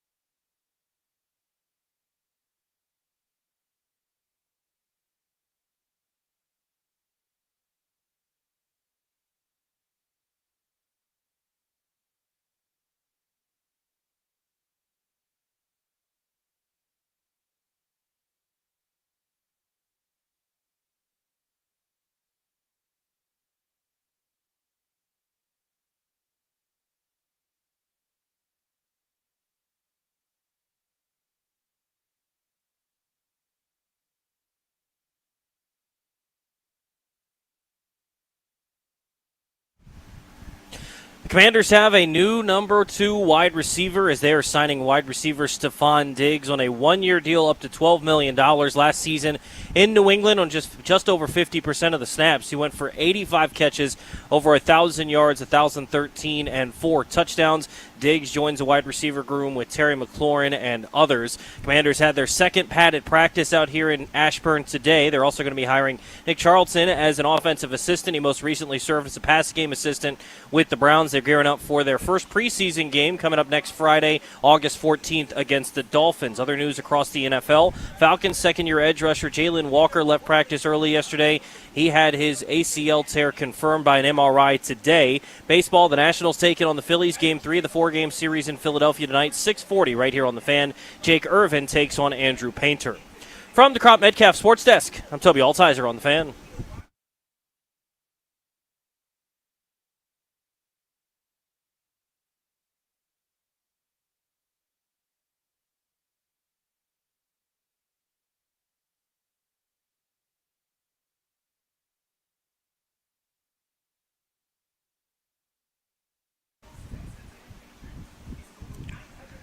Grant and Danny on The Fan. I'm in Ashburn. Danny is in D.C. today. Logan Paulson will join us in just a moment. Show's brought to you today and every day by the law firm Kondori and Murad. They're the exclusive sponsor of the program, and they will help you with your last will and testament, a living trust, or a medical power of attorney. Schedule a free consultation with their attorneys today at kmlawyers.com. Mention this show to get a discount. That's kmlawyers.com. Massive development, breaking news today out of Ashburn. The Commanders, right before we went on the air, in fact, the news broke at about 1:58 today. Stefon Diggs being signed by the Commanders. It's a one-year deal, will be worth upwards of $12 million on the one-year deal, pending a physical, and he should be here at the facility by tomorrow. Get that physical done. Danny, they're going to be operating with closed facility tomorrow. The media's not out here. So the first time anyone will see Diggs in a uniform on the practice field will be Friday morning. They'll have pads on again on Saturday morning. That's exciting. It just is. There's a guy. I mean, people, I think, kind of sleep on this. He's approaching top 25 all-time in yards, top 30 all-time in receiving touchdowns. He is on his way to being a Hall of Fame player. I know that sounds kind of crazy, but you look at some of the numbers he's compiled. He's in some very elite company, and he's here with still plenty in the tank. Let's go to the Ruud guest hotline. Ruud, the most reliable heating and air conditioning products in the DMV. And welcome onto the show my buddy, Logan Paulson, Danny's buddy, a former 10-year veteran tight end in the NFL, and my co-host on Take Command. Logan, huge breaking news. We've been talking a lot about the receiver room and Stefon Diggs. Are you surprised that Washington signed him today? What do you make of this move?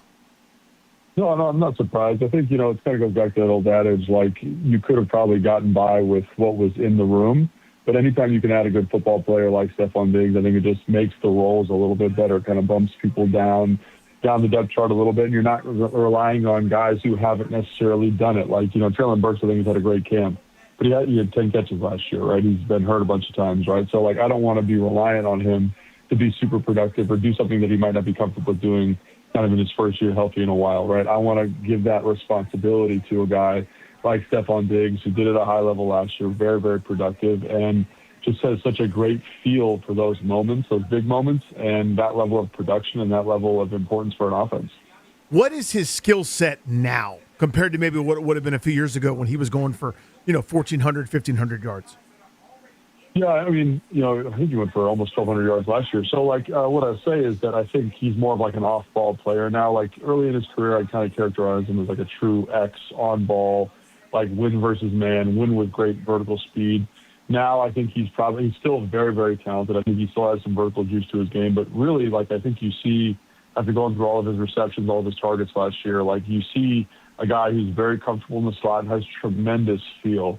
He has a really good feel for the football. Again, probably has lost a step, but catches the football at a very, very high level. Great competitive toughness, quite honestly. There's some big shots that he takes, like snatching the football out of the air, hands catcher, runs through the ball at a high level, has a great feel for kind of that kind of double stick, Euro step at the top of his route, and knows how to create space, And I think when you look at clips, especially later in the year with Drake May, like he would just stare him down. He was like, I trust Diggs to win. And I think like that's a skill set that's very hard to find. So even though like maybe not quite the same horsepower that he had earlier in his career, I think there's still a guy who's playing winning football and can help this offense.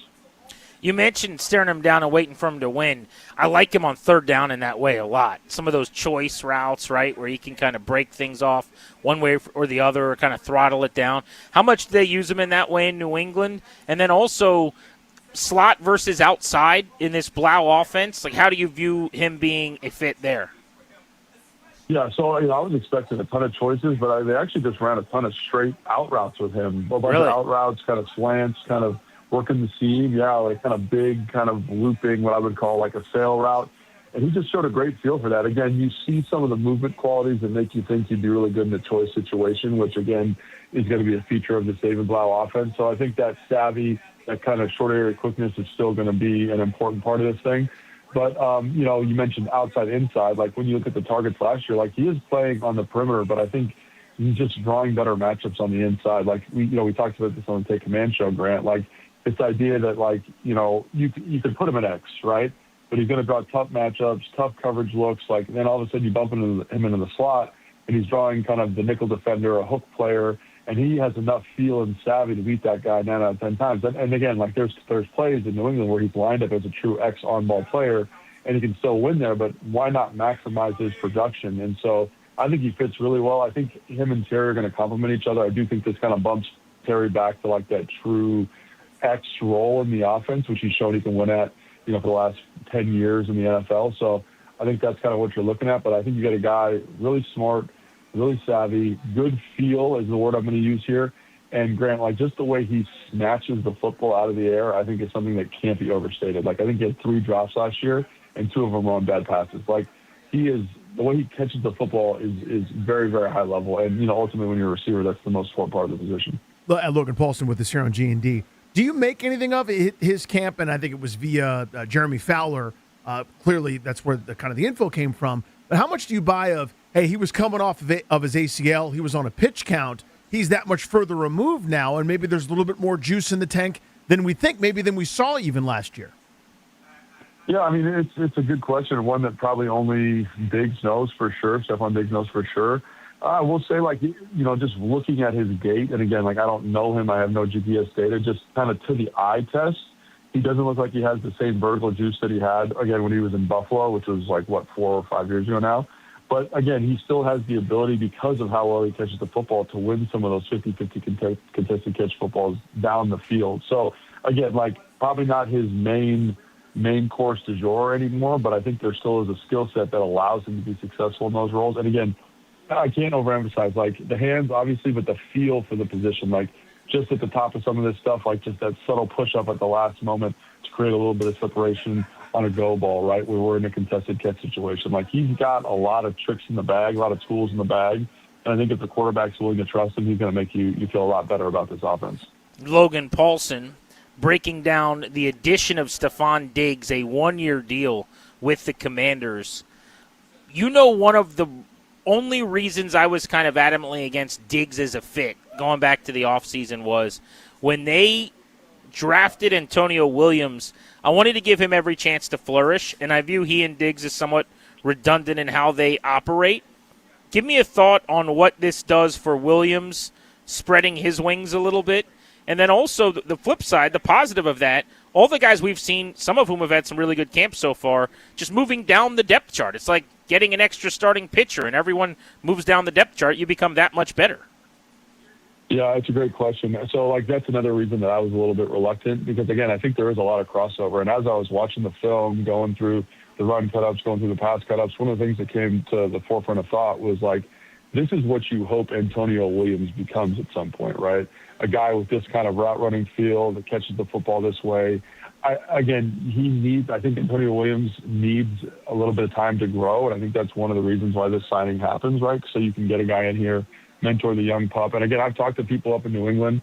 I've told you this before, Grant, guys that I have a lot of faith in, a lot of trust in, and they just say Stefon Diggs was a great teammate, a great mentor, really helped kind of the young guys blossom. So I think you're bringing in not only a guy who can help you win right now, but a guy that's going to help Antonio Williams kind of say, like, like, hey man, on this option route or this out route, like think about this inside stem, think about this double stick at the top, maybe take one more revolution to create this space.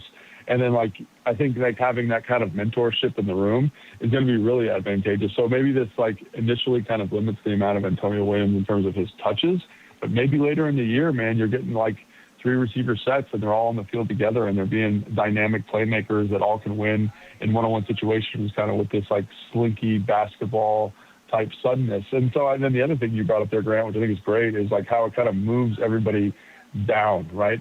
Like when we're talking about the receiver room, the pass catch room, it's like, okay, well now, Chig has to have 75 catches, Traylon Burks has to have 45 catches, and they just haven't done that before. So now it kind of takes some of the onus and the responsibility off those guys to have these monster years and kind of says, hey man, you can come along at your own pace.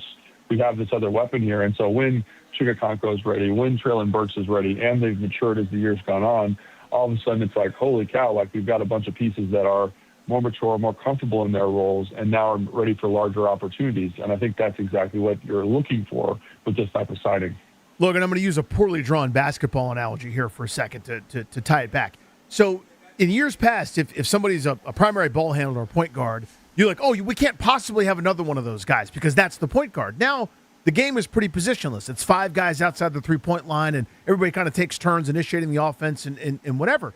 You're starting to see some of that, I think, with football too. And to me, when I hear there's a crossover in skill set maybe at this point between Diggs and Williams, my first reaction isn't panic. I go, good. I want some of that deception. I want some of that crossover where they're interchangeable, where one's outside one play and inside the next play, and they're lined up in a stack, and you don't know which way is going, and this, that, and the other. It reminds me of Chenal and Styles there as speedy linebackers. I want guys that are good at football and good after the catch. I feel like they've got 2 of those guys now. That's less of a problem to me and more of a, all right, David Blau, get to work in the lab. Your thoughts there?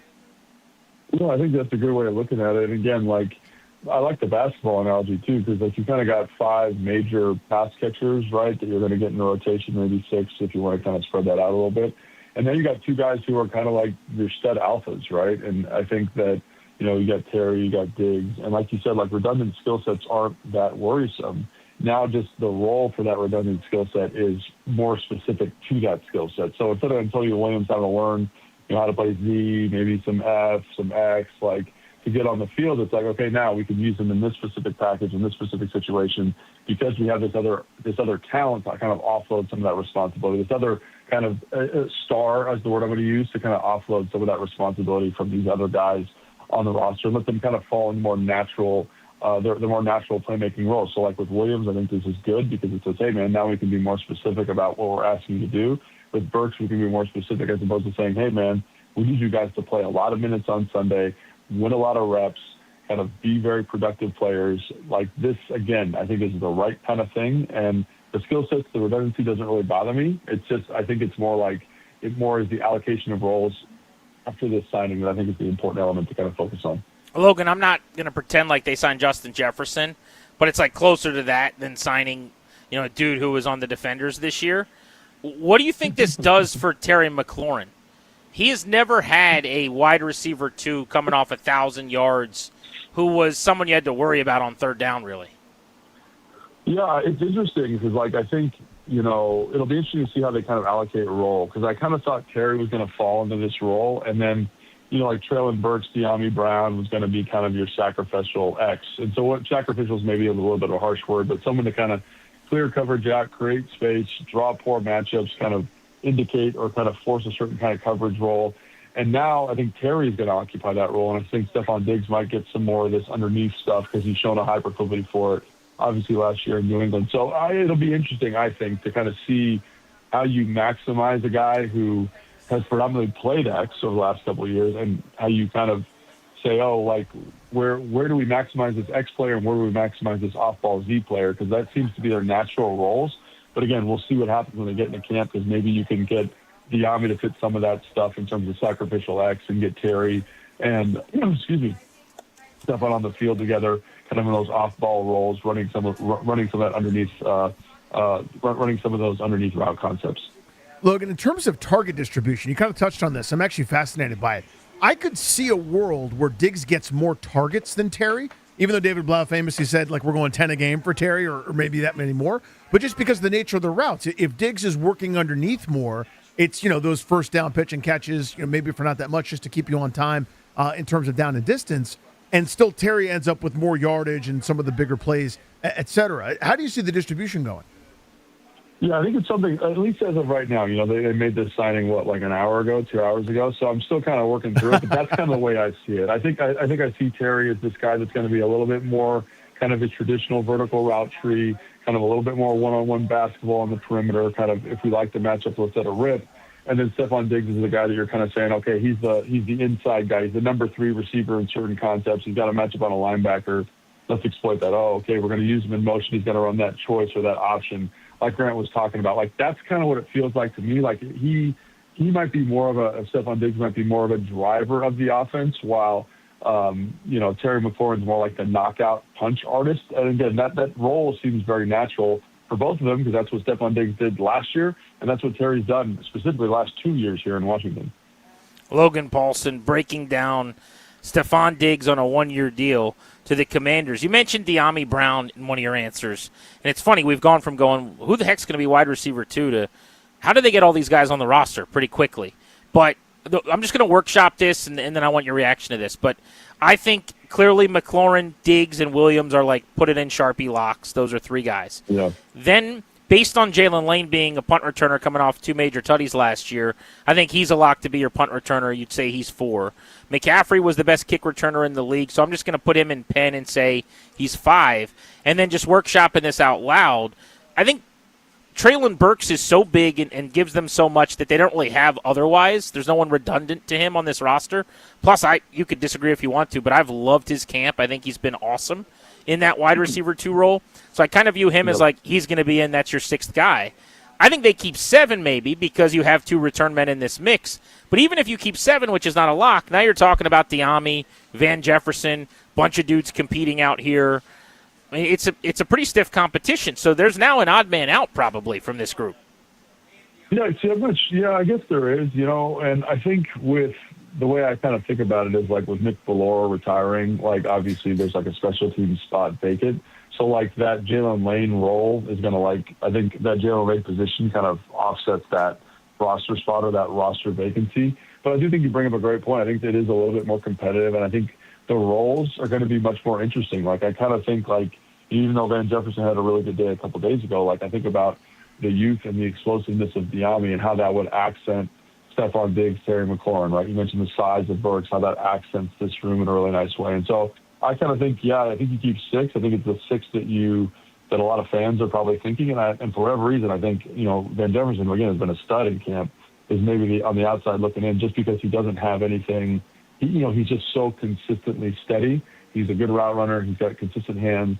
But De'Ami kind of has the pocket aces here in terms of being able to hit the home run play. Burks is kind of this athletic freak in the red zone who can win one-on-one. So maybe, again, because he's very good at a lot of things but not excellent at anything, Van Jefferson's the guy that kind of is on the outside looking in. In terms of personality, I mean, this is such a hard thing because we're not sitting down interviewing him, et cetera. But this is a guy that, has I don't know how to say this the right way, Logan, but has kind of run afoul of each of the last couple of stops before doing these kind of 1-year serial new team situations, talking about Diggs, where he, for whatever reason, wasn't happy in Buffalo, wasn't happy in Minnesota before then. There is some potential volatility there, and that's kind of the downside. Did you ever play with a player like that, number 1? And number 2, what's the best way to make sure that he's happy and taken care of while still maybe not sacrificing productivity for others? Yeah, I mean, it's the kind of the age-old question. And, I was really concerned about that. But then again, I talked to some guys that I have worked with closely and played with, and some of the guys that I very implicitly trust. And they said, he was an angel in the locker room with them, right, with the team. Right now, obviously, there's some off-field stuff that probably doesn't make ownership super happy and all that kind of thing. But in terms of how he was in the locker room, they said he was an angel, which that was a direct quote. Now, I don't know if I would go that far. I'm still a little bit, I want to see what this looks like here. But because of the people who told me that, I'm kind of believing that he's going to come in and be a model citizen, at least initially. And so, obviously I played with guys like, Deshaun Jackson, who's got a little bit of a diva to him. Pierre Garçon, who is a diva or aggressively outward, but is an excellent teammate. So I think it just depends on the guy and how they kind of individually handle their diva nature, so to speak. And so, from what I've heard, I think he's going to be great. And I'm really excited to see him come in here and make this team a whole lot better, help Jaden Daniels, help this offense, and help David Blau kind of install his offensive vision, because I think his skill set, just Stefon Diggs, is going to be excellent for this group. Yeah, the pros, as it pertains to Blau getting a weapon, far outweigh the cons, in my opinion. That goes without saying. But as a first-time play caller and coordinator, and I mean, you called plays at the high school level, and you've had to put offenses together, the more mouths to feed, it's a great thing. It can also be tricky, and you got to have the right mouths to feed. McLaurin has long been the antithesis of a diva.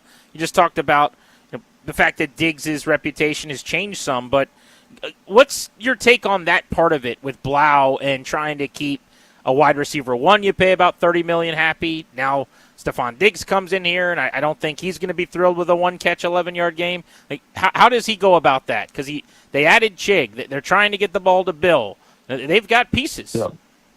Yeah, I definitely think it is a problem, but it is a good problem to have. Like, if you're a coach, like, this is the issue you want to have. You want to be sitting up late at night going, man, like, how do we make sure we get everybody happy here? Because if everybody's happy and we have enough playmakers, like, that's really the thing that's going to drive this offense. Like, it's not so much me with my pen and my paper. It's like, if we've got dudes that are ballers and can win, like, that's going to help us no matter what. And I think that's, again, a good problem to have. But I kind of, you've seen Blau do some of that already through training camp, kind of with the formations, the different kind of trips alignments, like with allocating different, like, so the X is in the third spot, right? The F is in the 2 spot. Like, you're getting a really dynamic playmaker in a good coverage situation or a good matchup for the offense. Like, he's already shown signs that he can do that. Now we just got to kind of take that to the next level and say, how do we now maximize Stefon Diggs, Terry McLaurin, Bill, like you talked about Shig. Like, I think this is a good problem to have, and one that he has shown, or at least started to show, a proclivity for handling already. Logan, how is he as a blocker? And is that maybe something that he isn't going to get enough credit for? Because he's, as you kind of put it, not a huge guy, but he's sneaky physical. Yeah, so that was one where you're going through the run game cutups, and I have what is that word? Like a pre-diagnosis of what I think he is as a person and as a player, like this diva receiver. And you start watching, you're like, man, that's like a pretty tough block. Like, he's throwing himself in there, like he's digging the safety out. Like, it's not like he's, a fullback, not he's like Mike Allstott, but like the stuff that they asked him to do, I was like, all right, like, this is important to you. And I was kind of like trying to put a context, like taking away the number, taking away the name, like what would I think about the player? And I was like, this is a winning football player who I would want in my organization, not knowing who he was, right? And because of how he blocks, because of how he catches the football, because of some of the stuff he does after the catch, like don't get it twisted, man. This guy's playing good ball. And I know there's a lot of baggage associated with the name and associated with the personality. But, like, if you're just watching the All-22 and you're going through his season last year, like, he had an excellent season. I don't know if he's a top 15 player still, but, like, he is a very, very, very useful football player. And I think that's the thing. It's like, I thought he blocked well. I thought he did some nice clear-out stuff, which, again, Grant talked about getting guys touches. Like, he was at moments, very selfless football player, which I was not expecting. And obviously winning helps with that. But I expect him to win a lot of games here with the Washington Commanders, so hopefully he comes in and brings a lot of that same stuff that he had in New England. Logan Paulson, breaking news, Stefon Diggs, a one-year deal with the Commanders. On the rest of the receiver room, you've been out at every practice like I have. Go through those guys and who's impressed you, if you're willing to rank them or what have you, but like, who stood out to you? Yeah, obviously, like, this is a tough deal because it kind of depends on the day. And, as you go through training camp, there are ebbs and flows. And so, obviously, out of the gate, Traylon Burks is the guy that impresses the most, right, because he's winning all these huge kind of above-the-rim plays in the red zone. I think Luke's has had a really sneaky positive camp with how he's caught the football, how he's running routes, how he's blocked. Like, I think there is a useful kind of role for him there. The utilization of Chig is something that I've liked. And again, we haven't necessarily seen it show up in production, but just in terms of like where he's lining up, the types of routes he's running, I think that's going to be very helpful for the offense. Diami had that one big day a couple days ago where he's making plays down the field. So if I was going to rank the pass catchers, I'd probably obviously go Terry, I'd go Chig, I'd go Traylon Burks. I think I'd probably go Luke. I think Luke's had a very solid camp. And then probably Diami, Jalen Lane, some type of order like that. So that's kind of just high level what I'm thinking at the moment. But this feels, and I think you'd be interested in what you have to say about this, Grant. Like this year feels so much different than it did last year, and even different than it did 2 years ago. I just think they've got such great depth, and I think they had great depth before the signing, but now you've got a guy who can kind of step into that role and be the alpha dog in conjunction with Terry in that room. Logan, awesome as always, buddy. Really appreciate it. And I'm going to bug you offline. I'm going to have you review our 8U flag football offense and look for some holes and chances for upgrade, man. Appreciate you. Yeah, thanks, guys. Appreciate you. There's Logan Paulson. Listen to Take Command, the podcast I do with him 3 days a week, wherever you get your audio. Really good deep dive into X's and O's. In fact, we did an episode recently, Danny, where all the terms he often uses and showed. We got the whiteboard out, and he was drawing up all the different formations and schemes. Oh, that's awesome. Plays. It was pretty fun. Got some good feedback on that. John Keim of ESPN covers the Commanders. He's out here in Ashburn. He'll join us on the breaking news of the day. Stefon Diggs to Washington, a one-year deal. How did this deal come together? We'll find out next.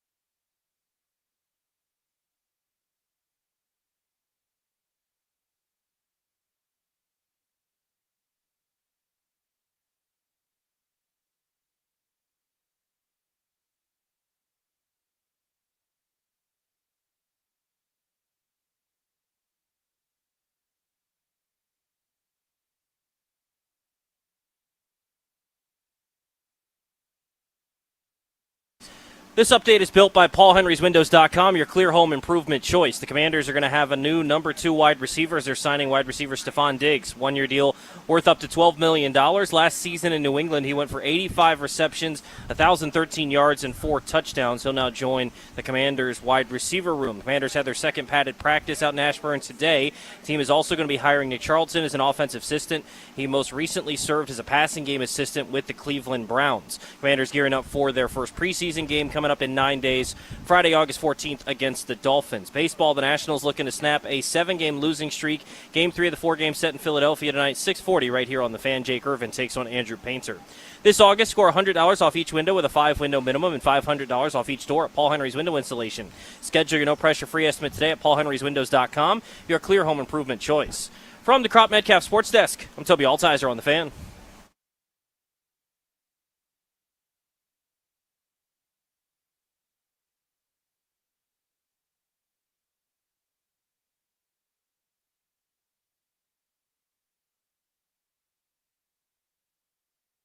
Welcome back, Grant and Danny on the Fan. Danny is in our DC studios right near Nats Park. I'm out here in Ashburn on site at training camp, day 7. I guess they all blend together, but it was practice for the media that was open number 6, and we are pleased right now on site in our little tent that we were kind enough to steal from our friends at Channel 4 occasionally.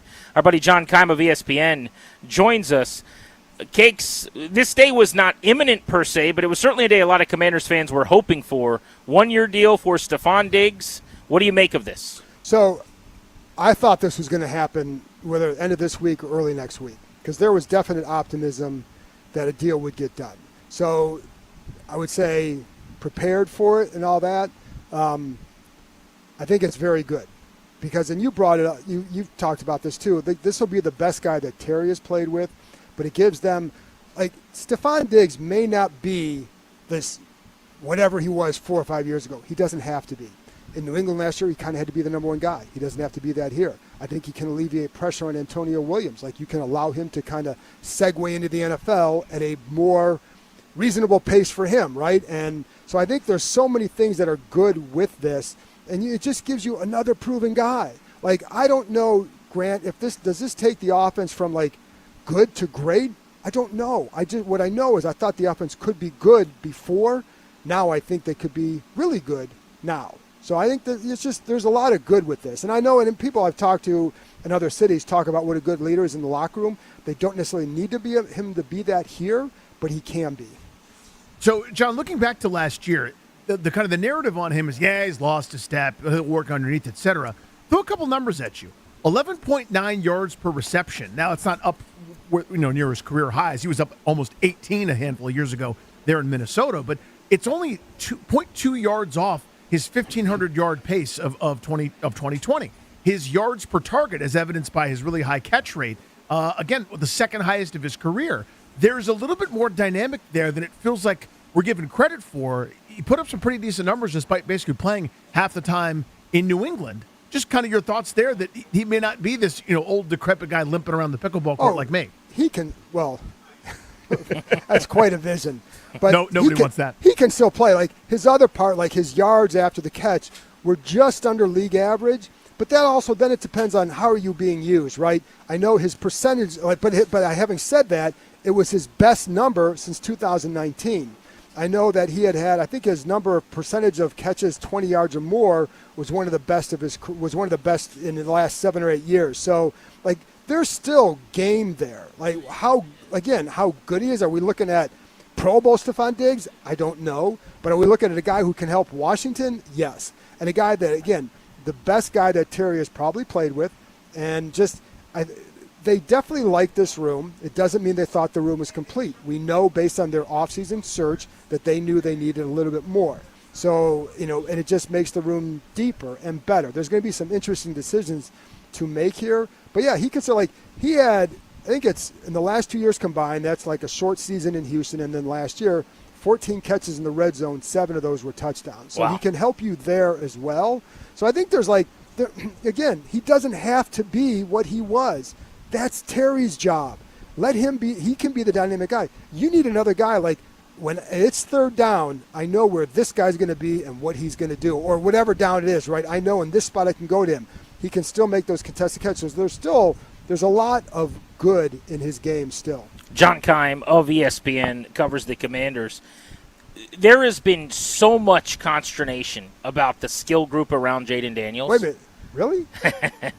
But think about it now, right? So you have McLaurin as a 1, Diggs as a 2, a top 75 pick in Williams, looks shifty out here as a 3. Whatever depth behind them in whatever order you want to say, Burks has had a good camp, McCaffrey has had moments, whatever.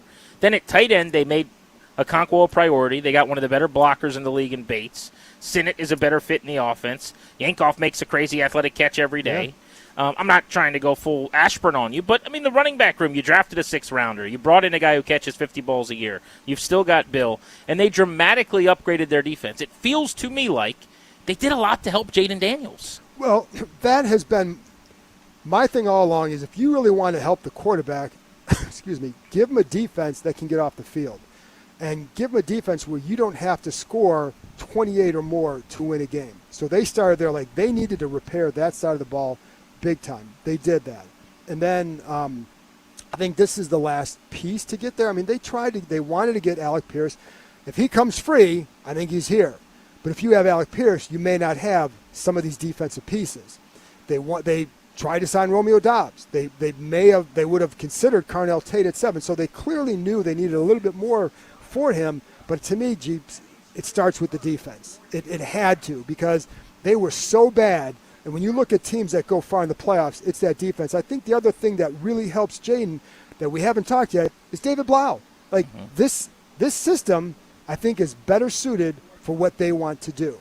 The play-action game. I think what you also see in practice is the changing of the tempo with the snaps. I think there's ways that you can do things to help Jaden with that, right? Now, the last part was get another receiver. You had to do that. Like, I can say all this, and I would agree with anybody who says you had to get another guy. But you knew that they were talking to him, and then I'd heard this week optimism, so here we are. This is the last time I'll ever bring up Brendan Ayuk's name, I promise. Who? But exactly. In the back of my head, I've wondered this.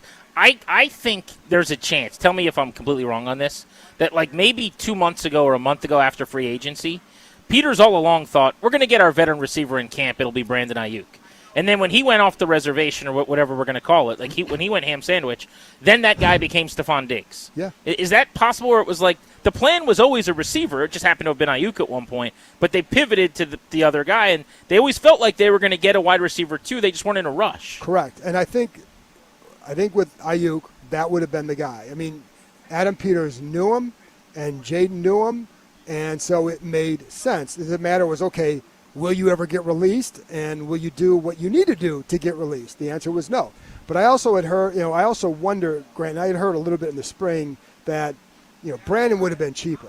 And he's also a potentially higher ceiling, but he hadn't played in by the time he would have gotten here, he wouldn't have played in almost 2 years. Yeah. So you really don't know where he would have been at. And then I think like the last month and a half certainly didn't help him.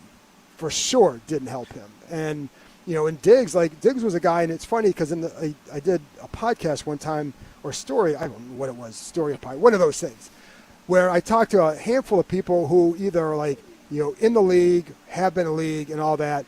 What would you do? Who would you take? And only one guy said Ayuk, because the ceiling. Everybody else is like, hey, listen, after 5-12 last year, they're thinking that is Dan Quinn coaching for his job? Well, if he is, you get the proven guy. You get the guy can do something wrong. I'm not saying that he is coaching for his job, but that was the feeling of some people that I talked to. Like, this is a guy that can help you now. You don't know what you'd have in the other guy. How did it end up that he's here? There are other siren songs out there, John, that might have been more appealing. For me, it's just as a neutral observer, thinking about Kansas City, or if somebody got injured, if he'd waited a couple of weeks, maybe he could have gone to L.A. and played for McVay or something, or San Francisco. Trying out dudes from high school teams. Yeah, I mean, they didn't go. They signed Debo instead of him. Yeah. Kansas City doesn't have the cap room. They only have like $3 million of cap room, so they didn't have the cap room to really sign him. So I don't think that was going to be an option, mainly for that. Washington's done a good job with the cap, and you could get him. We I don't want to say poke fun, but we talk a lot on this show about them loving their cap space. They love it so much. This is- That's who Daniels is going to throw to, by the way, is cap space. But to their credit, this is why you keep the cap space. I want to see a fan show up at the stadium with a name on the back that says cap space, like 43 or whatever. Three straight years 43, of 43.7. Yeah, of tens of millions of unused cap space. That's That their would be best player. good. That's a great idea. Someone's for got a to do jersey. that, and I'll, yeah. But yes, I'm not saying that they're right, but this is why you do it. This is why you do it. And I also think they're looking ahead. Jane's going to eat up a lot of cap space in a couple years. You also have a tackle in Josh Connolly in a couple years. Trey Amos, a cornerback, expensive, Mikey Sanders, so expensive positions where you have to sign guys. So does that factor into it too, that you want to maintain that flexibility for future stuff? But you also have to balance that with get some guys here now that can help you win and build while you're doing that. So for sure. And the other part is too, like they're going to have to get another receiver at some point down the road. That dude's going to cost, whether it's a draft pick or something else, like that dude's going to cost a lot at some point. You know what I mean? So I think there's a reason to maintain flexibility. However, the goal is always to win. It's got to be the first goal. And so I think Diggs helps you get there. But you're right. Like, they have signed a few more guys like Linderbaum and do all this and go crazy with the money, do what the Raiders did? Like, sure, but then you probably don't have this. You also don't have some other pieces. But I think like that flexibility does get you a guy like Diggs. Good perspective, good insight on the Commanders and their thinking bringing in Stefon Diggs, a needle mover, by the way. Just Yes. looking at some of the numbers and the traffic today. Listen, People are excited. Dude, I finished my podcast, get in the car, I'm like, got to go back. But the good thing is I dropped a shirt out by the stands. It was one of my favorite shirts. I wouldn't have had it if I didn't go back there. So it look was at you. fate. It was all about Stefon Diggs helped me save a valued shirt. Look at it. That was your favorite Commander shirt, right? No, it's a dry fit workout shirt. Yeah, exactly. It But makes you me better look- thank Diggs when you see him at the facility, I would. guess, tomorrow. John Keim, check out all of his work, ESPN and all over social media. The Dean of the Commanders Beat. Thank you as always, buddy. Thanks, guys. Appreciate you. Next, let's talk to one of the national newsmakers who's been all over this story. Their information and insight on how this all came together. Next on Grant and Danny.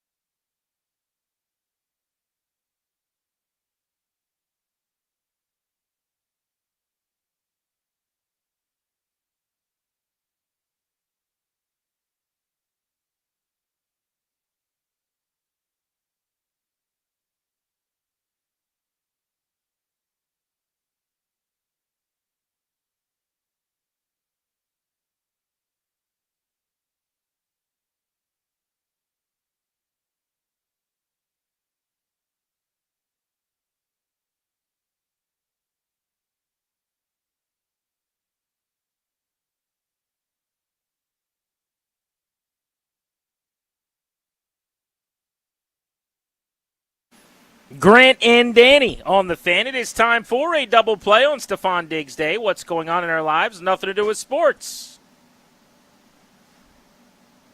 Sponsored by FH Fur. For 45 years, FH Fur has set the standard for premium comfort. To celebrate, get 0% financing for 72 months on a qualifying new system purchase, plus a premium EnviroAir IAQ 5-inch filter, absolutely free. FH Fur, plumbing, heating, air conditioning, electrical, absolutely the best. I got to say, just behind the scenes out here, the Diggs news comes down at like 1:55. I'm basically putting things in my bag to come over to the tent and getting ready to start the show.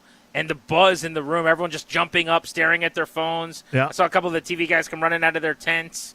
It was a pretty cool scene out here. Toby and I had just gotten back from a little lunch. We went over to One Loudon after I had some things to record today, and we went to a delicious little spot called Ted's Bulletin that you don't know anything about. Oh, I'm sure I don't know anything about Ted's Bulletin. I'm Tobes sure. has never been to a Ted's Bulletin. He didn't know about the Pop-Tarts? the little Ted's Tarts that they make. Yeah, so Toby probably said something. I'm not a big Pop-Tarts guy. Like, he probably had some sort of incredible food tick where he just doesn't like it.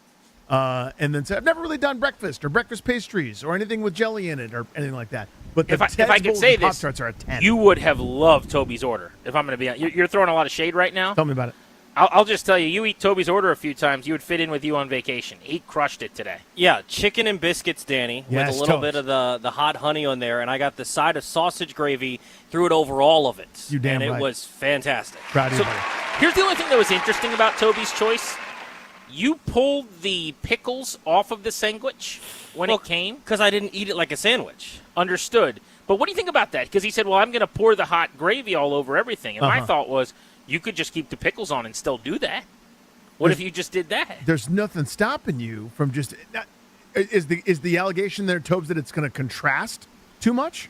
You don't want that pickle in there? I'm not thinking pickles and gravy. I'm thinking biscuits and gravy with Sure. a little bit of chicken and hot honey and gravy. Mhm. That's all good and well. I'm not thinking pickles and gravy is necessarily something I was looking for. Yeah, I'm not going to dump gravy over my pickles. Like, I'm not just going to take a Vlasic out of the fridge and just grab some sausage gravy for it. But as part of the ensemble, I don't know, man. I don't know that you need to take all that out of there. Yeah, I wasn't looking forward to that. I kind of usually you probably could pick it up and eat it. Instead, I was using a fork and a knife as if I'm somehow sophisticated, which I'm not. You're very sophisticated. But yeah, it was really really good. It hit the spot, and maybe next time I could leave the pickles. I just don't know that that'll probably be the only time I'll ever have sausage gravy with pickles. Danny, or as Charles Barkley once called you, Danny Rute. Danny Rute. Hey, Danny Rute. Is that a pretty good? That's not bad, right? That wasn't terrible. Danny Routier? Yeah, there it is. Give him the pitch whistle one more time, Darren. Danny Routier? Go ahead, Grant. Danny Routier? That's not bad. Okay. That's not bad. Danny Routier? I just wanted to let you know that you remember the scene in Forrest Gump where he's like, I must have drank me about 15 Dr. Peppers? I sure do, yeah. I think I had 9 Diet Cokes. The poor waitress she started bringing 2, when that happens. It was just an irresponsible amount because it's so sweaty and it's so hot out here. It's very humid. And so I just made the Diet Cokes pay. It was a bad day to beat a Diet Coke. I always feel at Ted's terrible. Bulletin. Yeah, I feel terrible for wait staff in those kind of circumstances where it's like, listen, we both kind of know here. But what's the play there? If you're a waiter or a waitress, tweet me at Grant Paulson. Am I needy and annoying? Like, I'm trying to help you. This is not about me. I'm fine. Right. But if I say, hey, just bring me a carafe, not a giraffe, or a giraffe, honestly. Bring me a giraffe, please. Bring me a giraffe of Diet Coke. And if you bring me a giraffe and you just set it in front of me, it's easier for you. If that fills like 3 glasses worth of a giraffe, then just give me that and I'll drink the whole giraffe the I'm all entire about time. that. Yeah, because usually a couple places that do stuff like this for coffee, where it's like instead of coming by every 7 seconds to fill the coffee, Ted's Bulletin, in fact, does this, where they go, listen, you want coffee? Here's your pot. You get a pot of coffee. Don't make the wait staff go back and forth 17 different times to top off your coffee. You can do it manually, and it's awesome. But, like, I'm with you on that. It's such an inconvenience to go back and forth and back and forth and back and forth. The normal checking in on the table, that's routine, that's normal. If every time, like, you're within eye contact with this person, you're waving them down, putting at your Diet Coke, it's no fun for anybody. Get the picture. She was a lovely lady, by the way, and I did my favorite dad bit. Toby hadn't heard this one yet. She was from Alabama. Oh, no. Which I always, when I say Alabama, I always want to say it like Keith Jackson. Alabama! Alabama. Oh, And doctor. so she was like, y'all need anything with your biscuits and your gravy? And I did the thing where I go, I'm noticing an accent. She's like, oh, yeah. And I'm like, are you from New York? Oh. That's so good. Oh. And she's like, no, sweetie, I'm from Alabama. And I was like, oh, it sounded, she's like, New York. I've never gotten that one. Oh, no. Oldest trick in the book. Yeah, that's old. That's but a it's good one. But by Oh, the way, no. No, Frank, here's the thing. It is tough, but that's the right of the dad. That's what you earn. When you have children and they've beaten your will and you take it on and you're basically just shuffling through life, those little moments of dad joke joy, those are the good things. Oh, man. That's right, You Coach. okay with that, Tobes? I mean, you didn't love it, but you were fine with it. Yeah, it was all right. It caught me a little off guard as well. I'm like, what the heck is this? And I You're like, picked "No, up Grant, on it that's after wrong." the fact. Yeah, I picked up on it after the fact, but it was certainly something to do. That's absolutely It's ludicrous. Thank you, Coach. If there's ever someone with an accent that I'm talking to, I'm going to do that. Like when we go to London as a show, assuming we go to London as a show, to see the Commanders playing football against the Colts, I'm going to do that bit 846 times. What are you going to go? Are you from Texas? Like to the person from London? I'm going to say New York. Oh. Like for an American accent, not for the Londoners?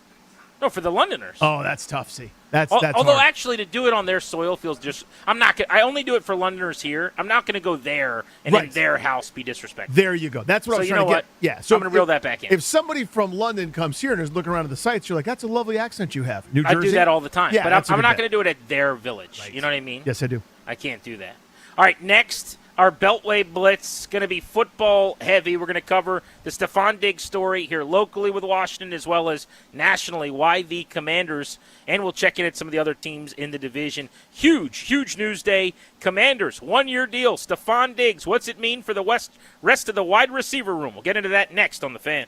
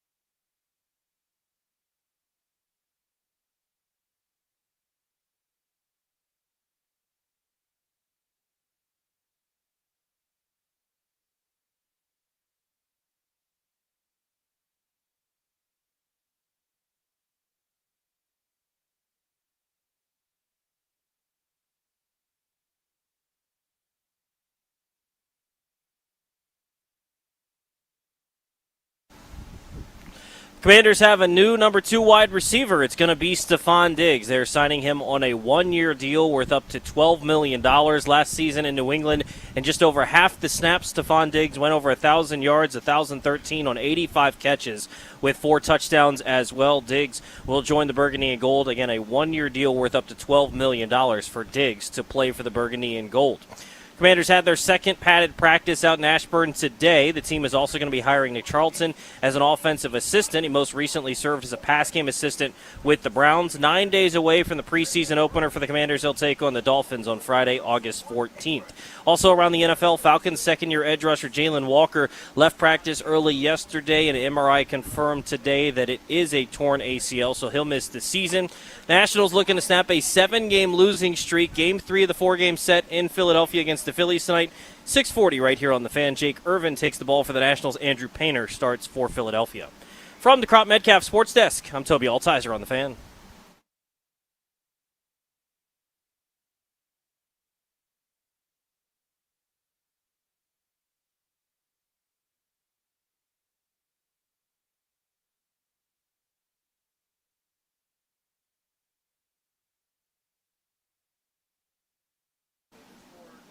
What are you doing to protect your family's assets? That's what our friends, the law firm of Kondori and Murad, would like to know. They'll help you to draft a last will and testament, set up a living trust, or put together a medical power of attorney. Schedule a free consultation with their team today at kmlawyers.com and mention the show to get a discount. That's kmlawyers.com. What a massive day for Commanders fans.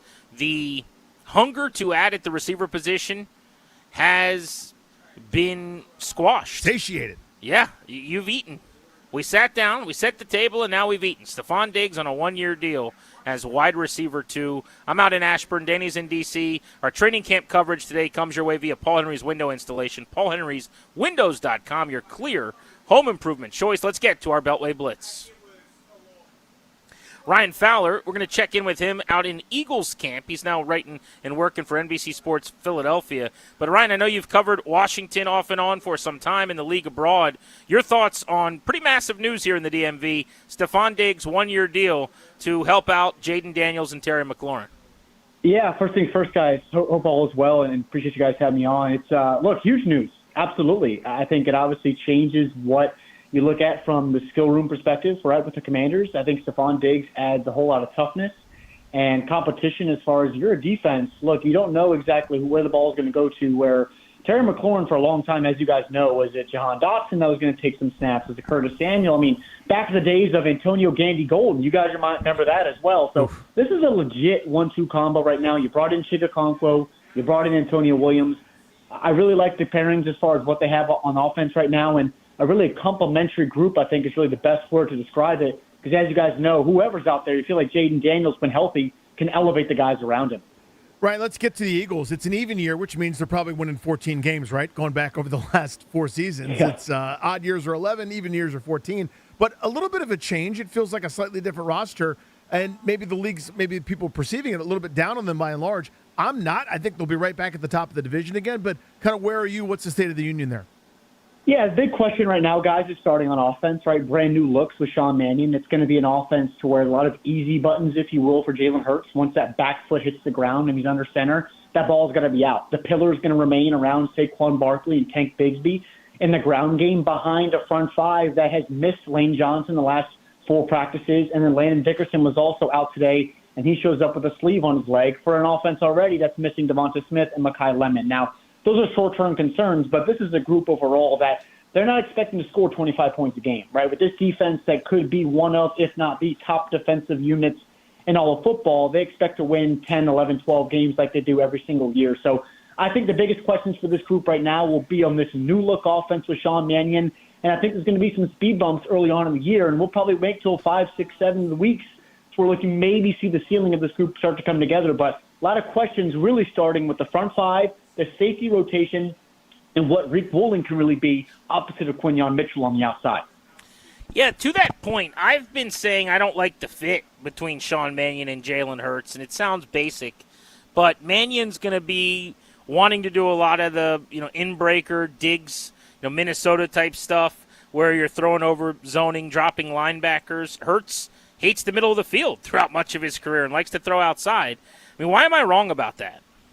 No, I don't think you're wrong at all. I think they want to see more consistency there, Grant, right over the middle of the field. I think even the last couple practices this week, Jalen did do a nice job of working over the middle of the field with a little bit more zip to the football with to guys like Dallas Goedert. Dontavian Wicks has really been the star of camp, if you will, so far. But I think the biggest thing with this offense that I'm interested to see with Jalen Hurts is just the communication along with the front five, the play action as well, moving out beyond the tackle box and allow him to be an athlete on the perimeter to where if he breaks out to his arm side and he moves forward towards the line of scrimmage, brings that defender with him, he could try to make that defender miss one-on-one, which we've seen him do in the past, or then he could dump off passes 10 to 15 yards down the field. So, yes, there is no more A.J. Brown and that clear 1-2 combo that they have, but they feel here in Philadelphia that he has enough weapons on the outside, complementary weapons, behind that really good ground game that they expect to have for Jalen Hurts to be a top 10 quarterback this year and lead them what they think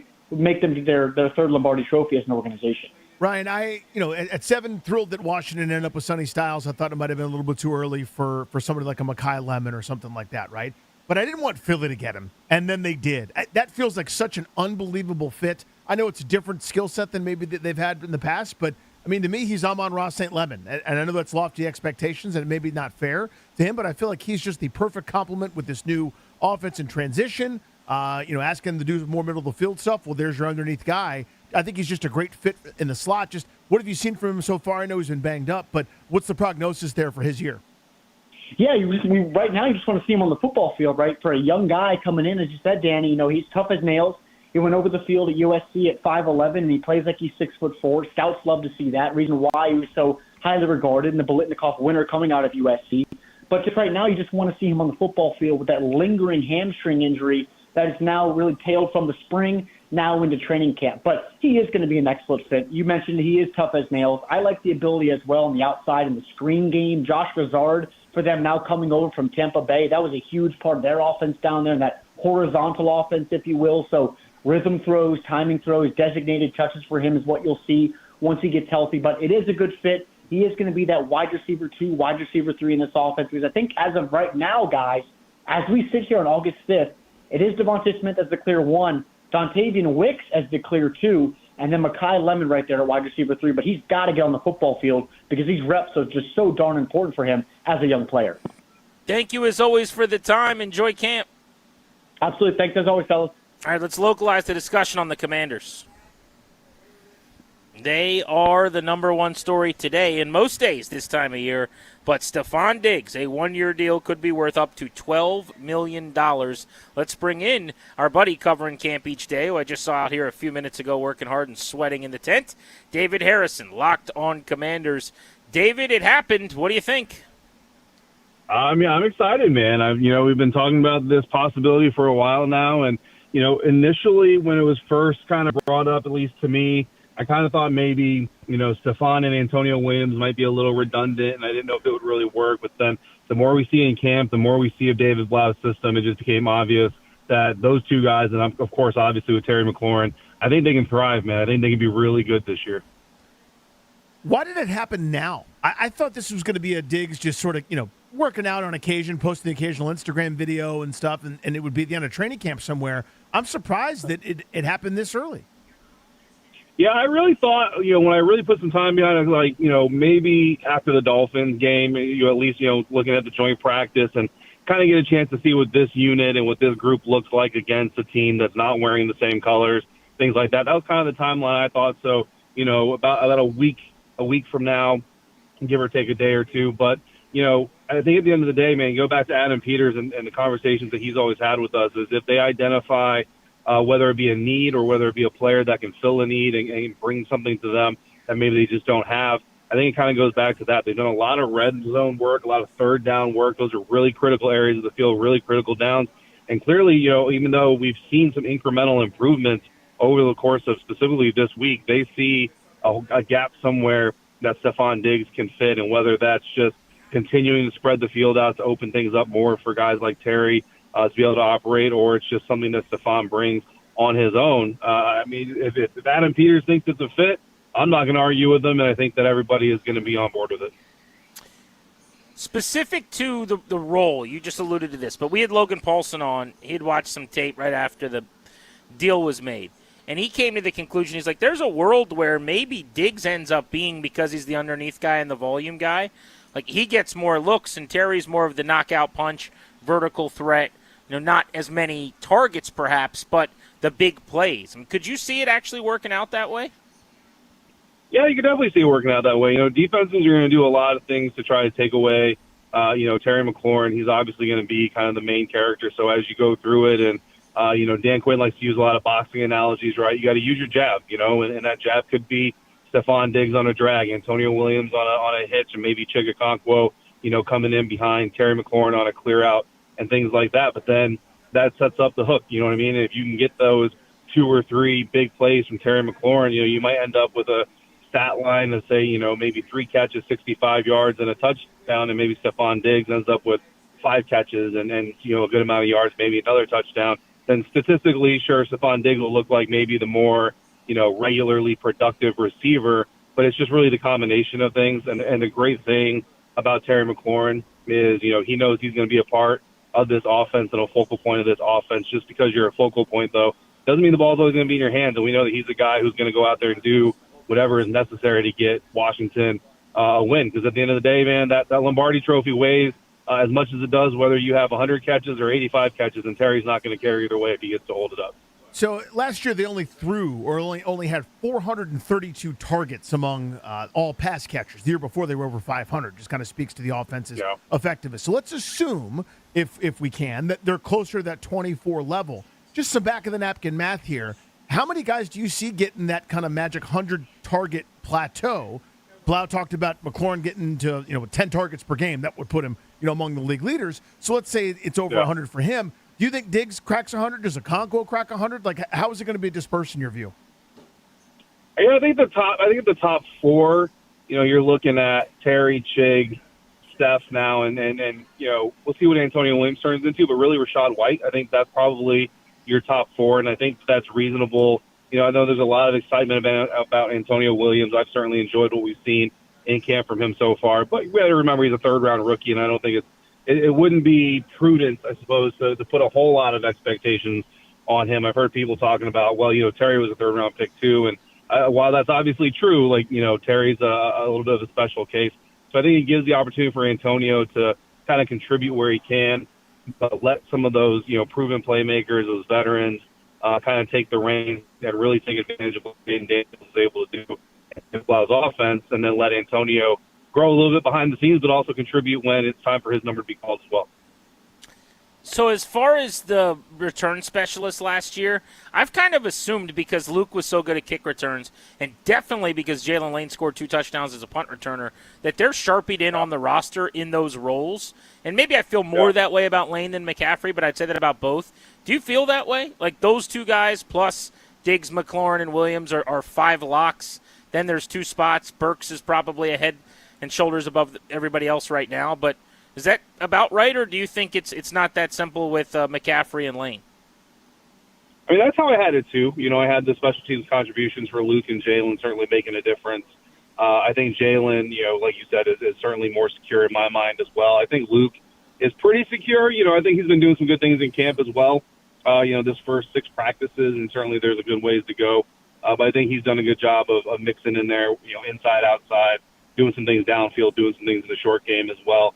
So we'll see how that continues to develop. So, after that, it's Traylon Burks, Van Jefferson, and De'Ami Brown, battling out for, 2 more spots if they go 7 and, 1 more spot if they go 6. So we'll see what the Washington decide to do. But I think, at the end of the day, they've stacked their roster with a lot of options and a lot of potential. And of course, we can't also, count out the possibility. I don't think anybody really saw Ahkello Witherspoon retiring. I'm not saying that's what's going to happen, as if someone is kind of bowing out of this thing. But, it'll be interesting to see Friday, just kind of when these transactions come out, what the corresponding moves might be and where the comments are. But, yeah, I think it certainly sends a message that, competition, it's one thing to say competition is the spirit of everything you do. But, man, I mean, this receiver room just got very deep very quickly, and there's not room for everybody, like you pointed out. You mentioned Rachaad White. I actually want to go to that for a second. How do you see the running back touches going with, Bill surging? They didn't trust him on passing downs last year. Maybe he graduates and they're able to do that. Gives him, kind of a different dynamic, different look. But White's a bona fide pass catcher in this league. How do you see those touches getting dispersed?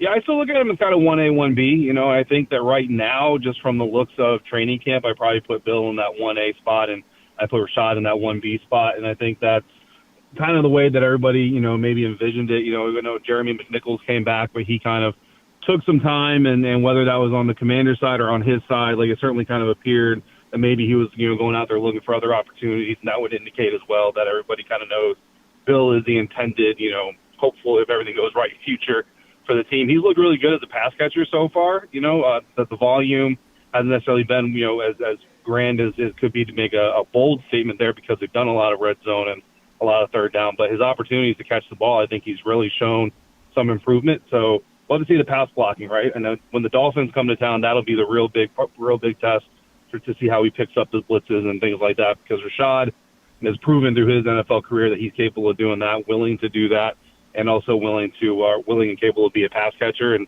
the more Bill can do, the more he'll be that 1A. But I still think that even in that first year, if they believe Bill took that step, it's still wise, running backs and their history with injuries and shelf life and all that, to still balance that out some way, shape, or form between the two guys primarily. David Harrison on the Commanders here in our Beltway Blitz.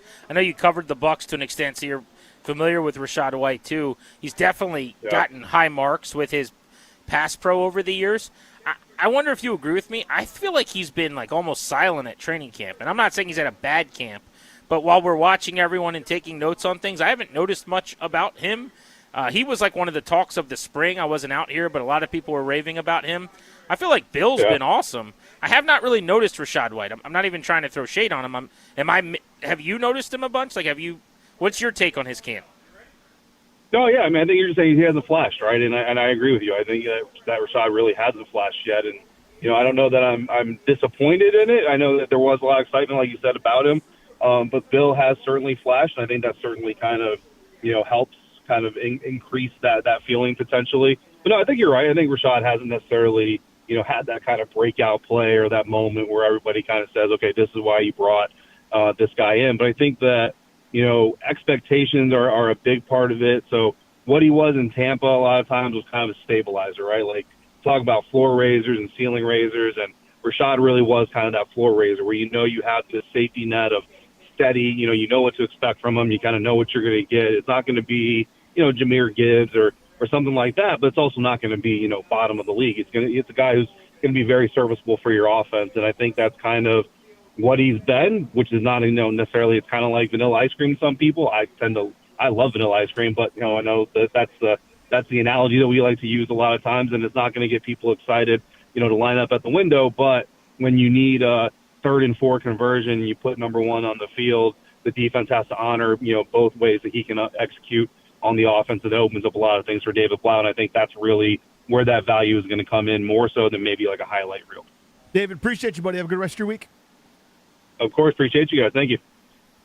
That is your Beltway Blitz. The Nationals just made a pretty surprising move. They have DFA'd one of their veteran players. We'll get into that as we continue next. Plus, I want to get back to the phones.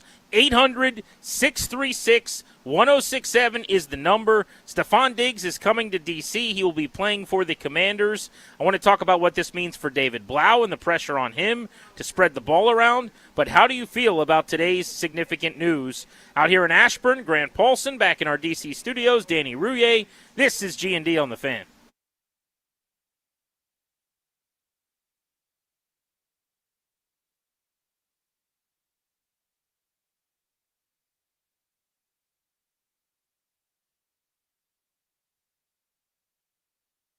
What's up, guys? Danny Rouillet here.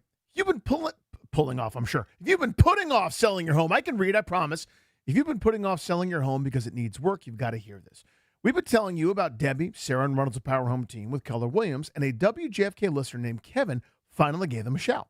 He figured he'd have to spend months fixing up his home before selling it. Turns out, nope, he didn't. The team showed him every option, including selling his home completely as is. No repairs, no updates, no painting, nothing. Even better, before Kevin's home hit the market, Debbie, Sarah, and Ronald's Power Home team, promoting it across more than 1,200 channels and connecting with over 16,000 active buyers. 5 days later, Kevin had a signed contract for $10,000 over asking. So you've been thinking about selling, but been putting it off because your house needs some work? Make the call we've been telling you guys about. Sell with certainty. Your home sold, guaranteed. It's the winning strategy to sell your home. Call Sarah and Debbie Reynolds, 844-654-SOLD. That's 844-654-SOLD, or visit DebbieHasTheBuyers.com.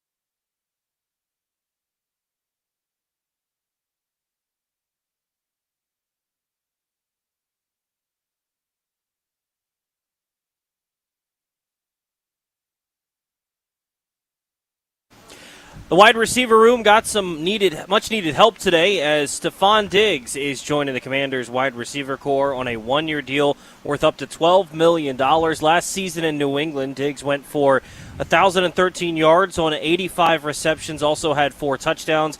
Stefon Diggs joining the Washington Commanders on a one-year deal. Also for the Commanders today, they had their second padded practice. They'll have the day off tomorrow before getting back on the practice field on Friday. The team also is hiring Nick Charlton as an offensive assistant, most recently served as a pass game assistant with the Browns. Commanders gearing up for their first preseason game coming up in 9 days, Friday, August 14th against the Dolphins. Around the NFL, Falcons second-year edge rusher Jalen Walker is feared to have a torn ACL. Confirmed to have a torn ACL after leaving practice early yesterday. Roster moves for the Nationals today. They return Brad Lord from his rehab assignment and DFA'd starting pitcher Zach Littell. Nats taking on the Phillies for third of the 4-game series tonight, 6:40 right here on the Fan. Nats looking to snap a 7-game losing streak. From the Crop Metcalf Sports Desk, I'm Toby Altizer on the Fan.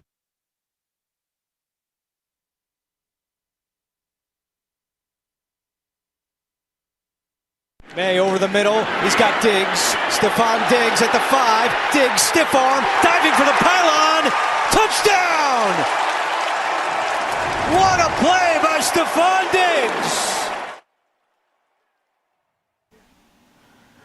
Stefon Diggs is bringing that scoring ability to Washington, a one-year deal worth $12 million. He's actually at the University of Maryland today, was at the facility with the team.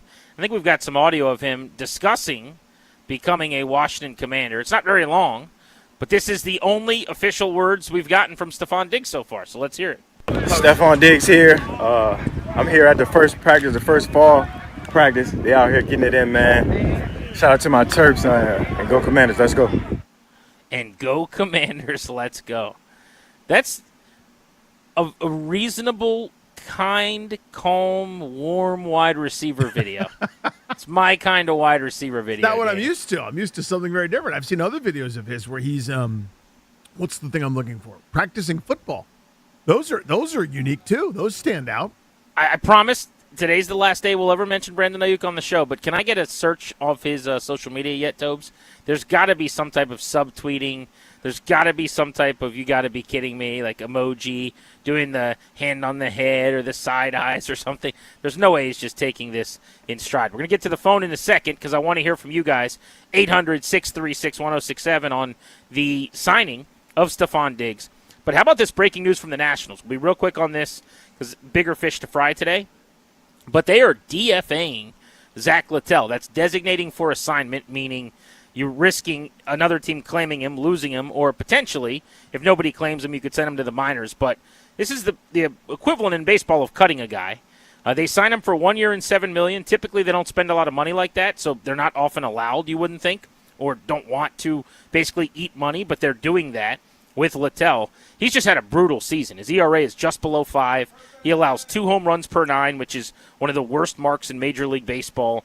He's got a 1.34 whip, and he's been 14% below league average. I mean, there's no other way around it. It's been a dreadful campaign. I will say, Danny, having talked to him a couple times, this is one of the nicest dudes I've met in sports. Yeah. Like, he is really, really good dude from my conversations with him. That having been said, he gets paid to get guys out. He hasn't done it at a particularly high level, and so they are moving on. I'm a little surprised just because of the money he makes, but I actually think this is a really good sign that the youth movement's on. I mean, they are cooked. That's how I view it, yeah. Over, Johnny. They've lost, I've lost count. Is it 6 in a row? 7. Feels like 50 in a row. 7 in a row now, and 8 of 9, and their season's over, and watching them has become a chore, all in the span of like 4 days. I mean, it's absolutely sad what's happened in the last week with the Washington Nationals and just the caving in, the cratering that's happened. But I like this because I think it means, Brad Lord comes back today. Maybe you start to look at the kids. We're seeing Abby Ortiz come up. Andrew Pinckney came up yesterday. You're going to see a lot more Brady House at third base, I would imagine. So less Zach Littell and Jorbit Bibas, and they don't really have a whole lot of veterans, but less of whatever that is. Miles Michaelis can go next. I was going to say, I would contact a realtor if I was him. Luis Perales time. Let's get Jackson Kent to look. Let's start looking ahead now. So, it's interesting that it's Littell and not Michaelis at this point. Michaelis, 37 years old, is a negative WAR guy. ERA almost 3/4 of a run higher than Littell's. I'm not telling you Littell's been effective. That's not the case I'm making. The case I am making is that Michaelis has frankly been worse, not striking out anybody less than half a batter per inning, basically. FIP guy right around 6, similar to what Littell has put up, but he's 8 years older almost. And, Littell had kind of got off to that slow start, wasn't really around in spring training, and sort of was working his way in, had some decent moments, I think, at times for this club. But you're right. I mean, got hit around plenty. This is not a Zach Littell Stan account, as the kids might say, but that he was the first domino to go is interesting. Yeah, I wonder how much of it is. It feels to me like both of these guys at any given moment can go out and throw like 5 good innings. They've basically been the same guy in terms of fielding independent pitching. I know Michaelis has a higher ERA, but Michaelis, who we've dealt with down at spring training, was kind of brought in during the offseason to be a mentor and a leader and to coach guys up a little bit. I'm not saying Littell can't do some of that, but it feels like that role for him was a little bit more extensive. And then if you look at his numbers more recently, like he's still getting smacked around. 315 average in July, 346 in his first game in August. I'm not pretending like he's settled in by any means. ERA over 6 the last 2 months. So you probably could have done it one way or the other with either of these two guys. And who knows, maybe Littell, after the trade deadline, kind of asked for it, where he goes, I'd like to get a chance to go somewhere else to finish out my season and start looking ahead for the rest of my career. You never really know. But the Nats DFAing Zach Littell. The youth movement is beginning. Back to Stefon Diggs, though. So here's where I want to go with this, and then we'll hit the phones. How about the David Blau part of this? Blau has never been a coordinator, has never called plays. A lot of pressure on him. In fact, Logan and I debated this because I think Jaden Daniels is the most important person in the building. And Logan made the case that David Blau could be the most important person in the building because essentially Jaden Daniels is relying on David Blau to succeed. Like if Blau is not good at his job, then it hurts Daniels in his job, right? And then he can't be what he's supposed to be. But adding a weapon for him is a big deal, but the pressure on him keeps going up and up and up, doesn't it? I mean, this adds another variable to this. Does it make his job a little bit easier? Maybe, in terms of play calls and designing and getting guys open. Just having better players, a coordinator's always going to want that. But it is a big personality to add to the room, and he's never run a room before. I think it's two sides of the same coin, right? I mean, if you're not dealing with a lot of talent and the results aren't great, there's a built-in excuse there, right? There's hey, this is a first-year guy, and, Daniels may be in and out of the lineup because of some injury last year. We didn't have enough time on the grass. We don't have enough personnel. This is, the third or fourth rank just in their own division in terms of skill guys at the receiver position or otherwise. And you look at their rank overall in terms of weaponry, people that are really smart that do this for a living, put them in the 20s. So there's not as much pressure there. There's still pressure because it's an NFL OC job, and it's Jaden Daniels who's turning in some pretty unbelievable work, especially in his rookie year. But this adds to the pressure while making it easier. In other words, you make the wrong call, Daniels could make you right. You make the wrong call, Diggs could make you right. Same thing. We had the wrong call on against a defense that we anticipated wasn't there. You throw a YOLO ball, and Terry came down with it somewhere, a la, oil blank on his name, the quarterback that everybody loved, Heineke. There's more talent is helpful. That is what you absolutely want and need as a coordinator at this point. If Durante Jones took this job and they didn't do the offseason spending spree for the defense, I'd go, good luck, dude. You know what I mean? Enjoy your time here. It won't be very long because you're not going to see much improvement. He's got more talent to work with. That's good, but it does raise the pressure and raises the scrutiny. 800-636-1067. Diggs, I'm going to make upwards of $12 million. I never really understood why people cared that much, like what Washington was going to pay him in this transaction. They had plenty of cap space, right? I mean, they have the ability to still be well under the cap. So if it's $8 million or $10 million or $12 million, they got $43 million this year. Who cares? It's a one-year deal. You're either adding the piece or you're not adding the piece. I'd like to have some money left over for the trade deadline, too. They do. It wasn't going to be a problematic or detrimental amount of money to spend, whether it was, I think you could have gotten Ayuk at the end, closer to like $2 to $4 million or something. You're going to pay 3 times that maybe for a guy that is not injured, who has played the last couple years and is coming off of a 1,000-yard season. I mean, I would be willing to bet, look around, like, is there a player in free agency, Danny, that had 1,000 yards last year that's making less than Diggs? I mean, he's 32. Not off the top of my head. Signing late in the game here. it's hard to make less than $12 million in this NFL. Yeah, Mike Evans got more than that, I think, right? Oh yeah, definitely. I mean, but coming off of 1,000 yards, I think it's a fine contract. So I'm not worried at all about the money. Let's go to Jermaine in Bowie on Grant and Danny. Wants to talk Stefon Diggs to the Commanders. How are you, Jermaine? Hey, how you doing, guys? Good, buddy. So I think everybody's happy about the signing. I think that what I've been hearing is there's a little bit of questions about his character. I want to kind of speak about that. So I go back way when Stefon Diggs was at Good Counsel. So I was a part of their recruiting team for Good Counsel High School. Oh, wow. He was their number one target. Yeah, he was their number one target, and we really wanted him. But Good Counsel, they don't just take anybody. If you're familiar with the Good Counsel, if you're in the DMV, that's a strict Catholic school. Mm-hmm. They don't go after just anybody. So this guy comes from a good family. I know his mother, his brother. They're a close-knit family. He's not this knucklehead, this troublemaker that the media, paints him out to be. He's a really good guy. I think he's just.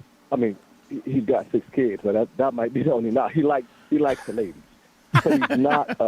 But in fairness, I'm not cutting you off. So hang on the line. I do just want to. I'm not trying to besmirch his character because I don't think he's a bad guy. I have no idea. But, I mean, there have been – this is not like he's got 6 kids. I mean, he was in the charges got dropped, but, like, he had a court case where there was allegations of assault recently. Like, there have been some off-field discretions. I'm not trying to tell you what kind of guy he is. I have no idea, but I'm just acknowledging that those did happen.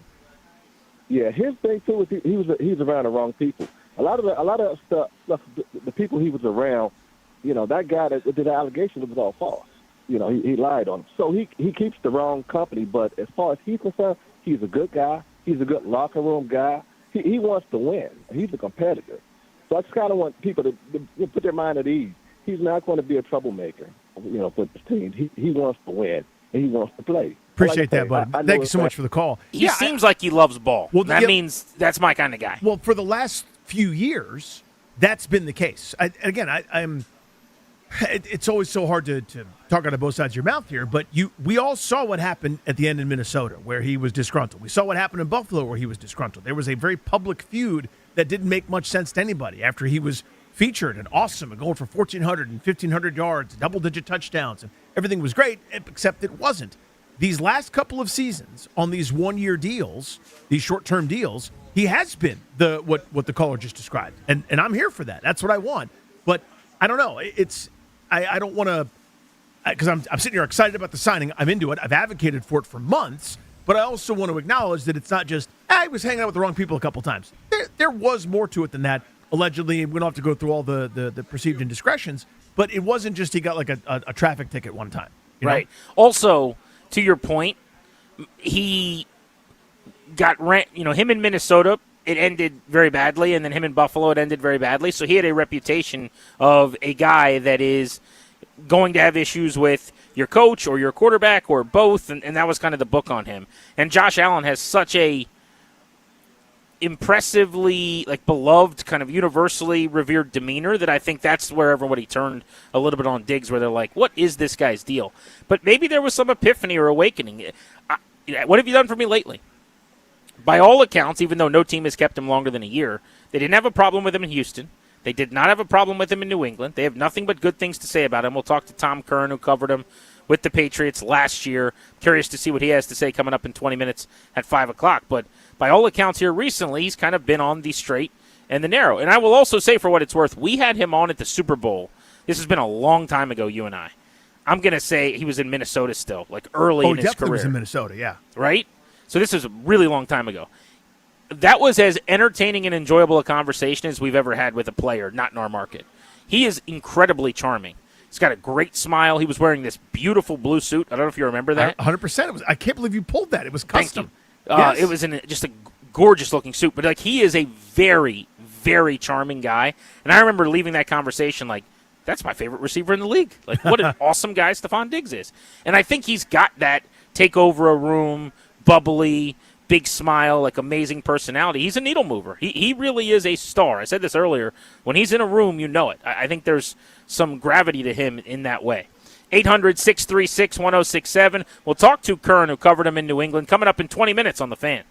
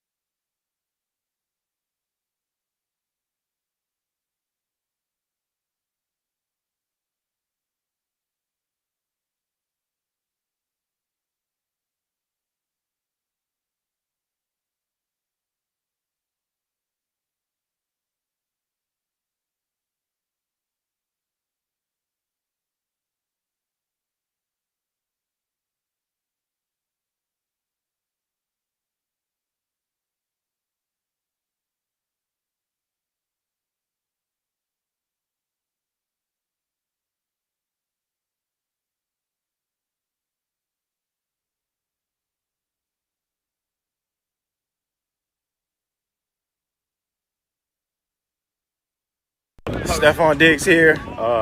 I'm here at the first practice, the first fall practice. They out here getting it in, man. Shout out to my Terps and go Commanders. Let's go.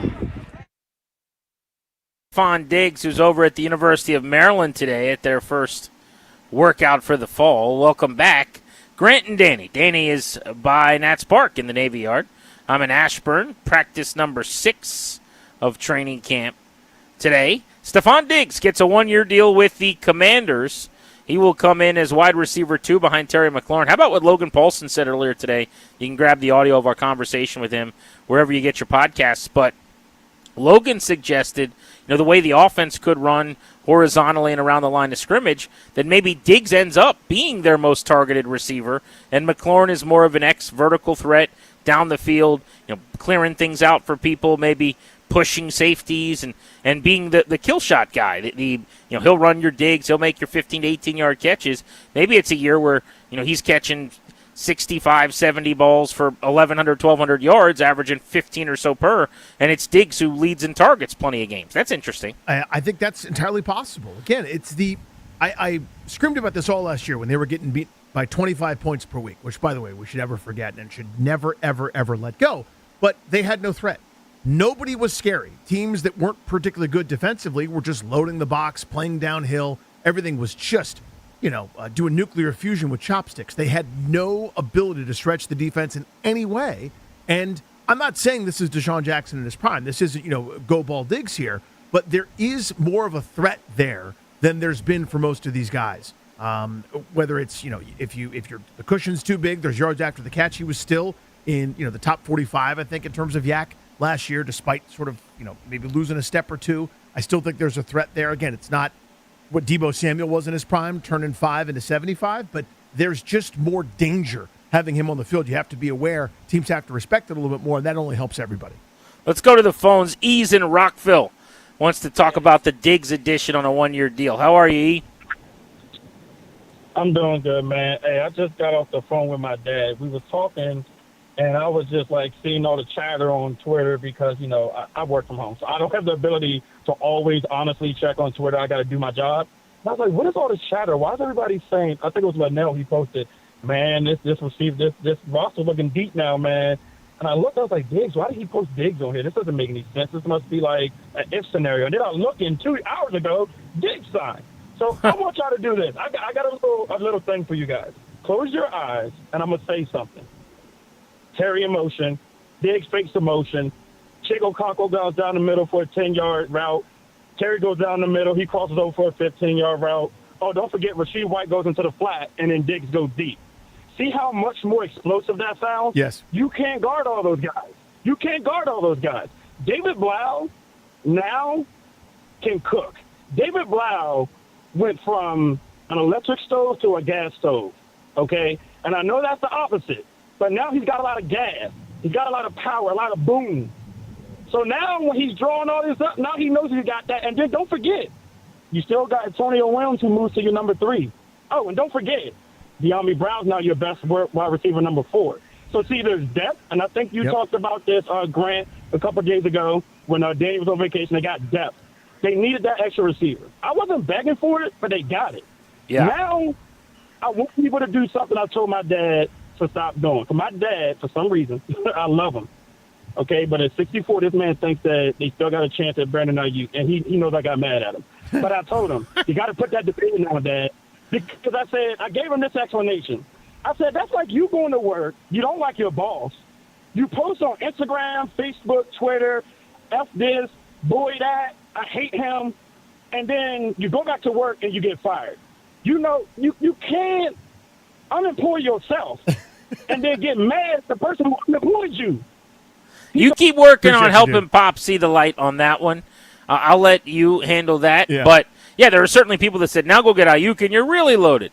That ship has sailed. I believe that what are the other lines I could use? That horse has left the barn. Yeah, to borrow from NBA Jam, a nail in the coffin. Right. Enough. It is over, Johnny. Let's go to Bernie in Potomac Falls on Grant and Danny. What's up, Bernie? Hey, gentlemen. We don't even know if I can play. He hasn't run a play in who knows how long. So here's what I look. I'm all for Diggs. I love it. And until something bad happens in the locker room or whatever, so I'm going to assume nothing bad is happening. We got to get out of this waiting for the shoe to drop. But what I tell you I'm excited about is he's a physical player. Yeah. And he prides himself on blocking. And the Patriots had an incredible running game. I'm not saying I don't look at all 22, but to quote Gruden, he loves to dig out safeties. And if it's his time to put his hat on a safety, and that gives Bill that little seam to turn a 3-yard run into a 30-yard run, I love that. McLaurin likes to block. You need physical wide receivers for your running backs to block now. And that excites. He's not just going to help in the passing game. I think he's going to help when the defense looks like they're stacking the box, and he blows somebody out, and a 3-yard run becomes a 9-yard run. It's a great I know call, you got buddy. a lot of calls. Yeah, we're up Thank you, against it. buddy. Appreciate you. So, Darius, see if you can find the video that went viral last year. It was like mic'd up Stefon Diggs asking Vrabel about going into the game to block at the end of the game, and Vrabel was like, "Go sit down." But their dynamic was hilarious. It was really, really funny, and it was, I think, at its core, Diggs was being a little bit playful, but it showed that he kind of wanted to be in the game during put the game away time. Running people upfield, as Bernie was just talking about. Let's actually get a feel for what kind of soldier he was last year for the New England Patriots. Tom Curran covers that team. He's going to join us next. Stefon Diggs, a 1-year deal worth up to $12 million with the Commanders. I'm out in Ashburn. Danny's in D.C. It's G&D on the Fan.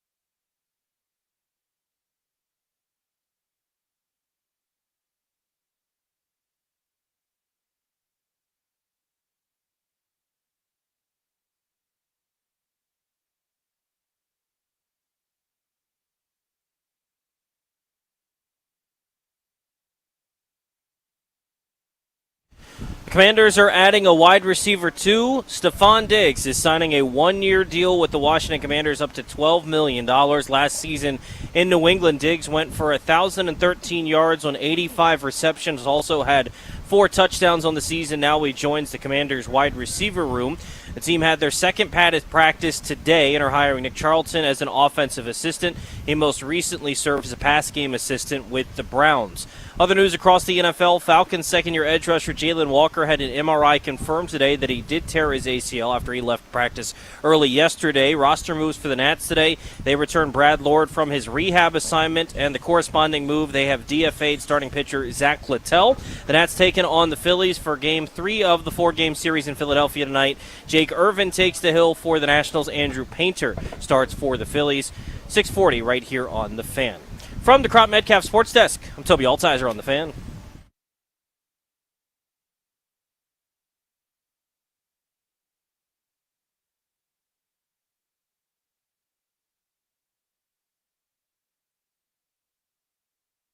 I can throw some blocks if you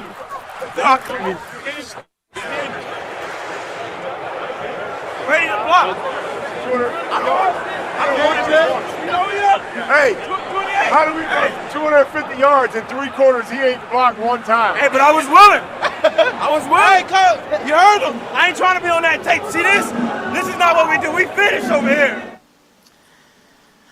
Stefon Diggs having some fun with Mike Vrabel on the sideline last year. They had fun all the way to the Super Bowl in New England. Welcome back, G&D, on The Fan. Our camp coverage today from Ashburn brought to you by Paul Henry's Window Installation.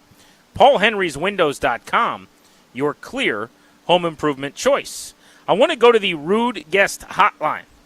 Ruud, the most reliable heating and air conditioning products in the DMV, to get some insight on Stefon Diggs from someone who covered him last year in New England. And that's Tom Kern, who joins us on Grant and Danny, Patriots Insider, NBC Sports Boston. Tom, thanks so much for a few minutes. Really appreciate it. How are you? I'm great. Happy to help. Good to hear from you, Grant. Good to talk to you, sir. So I guess pick up wherever you want to, but Diggs from last year, what were your thoughts on him as a player and as a guy?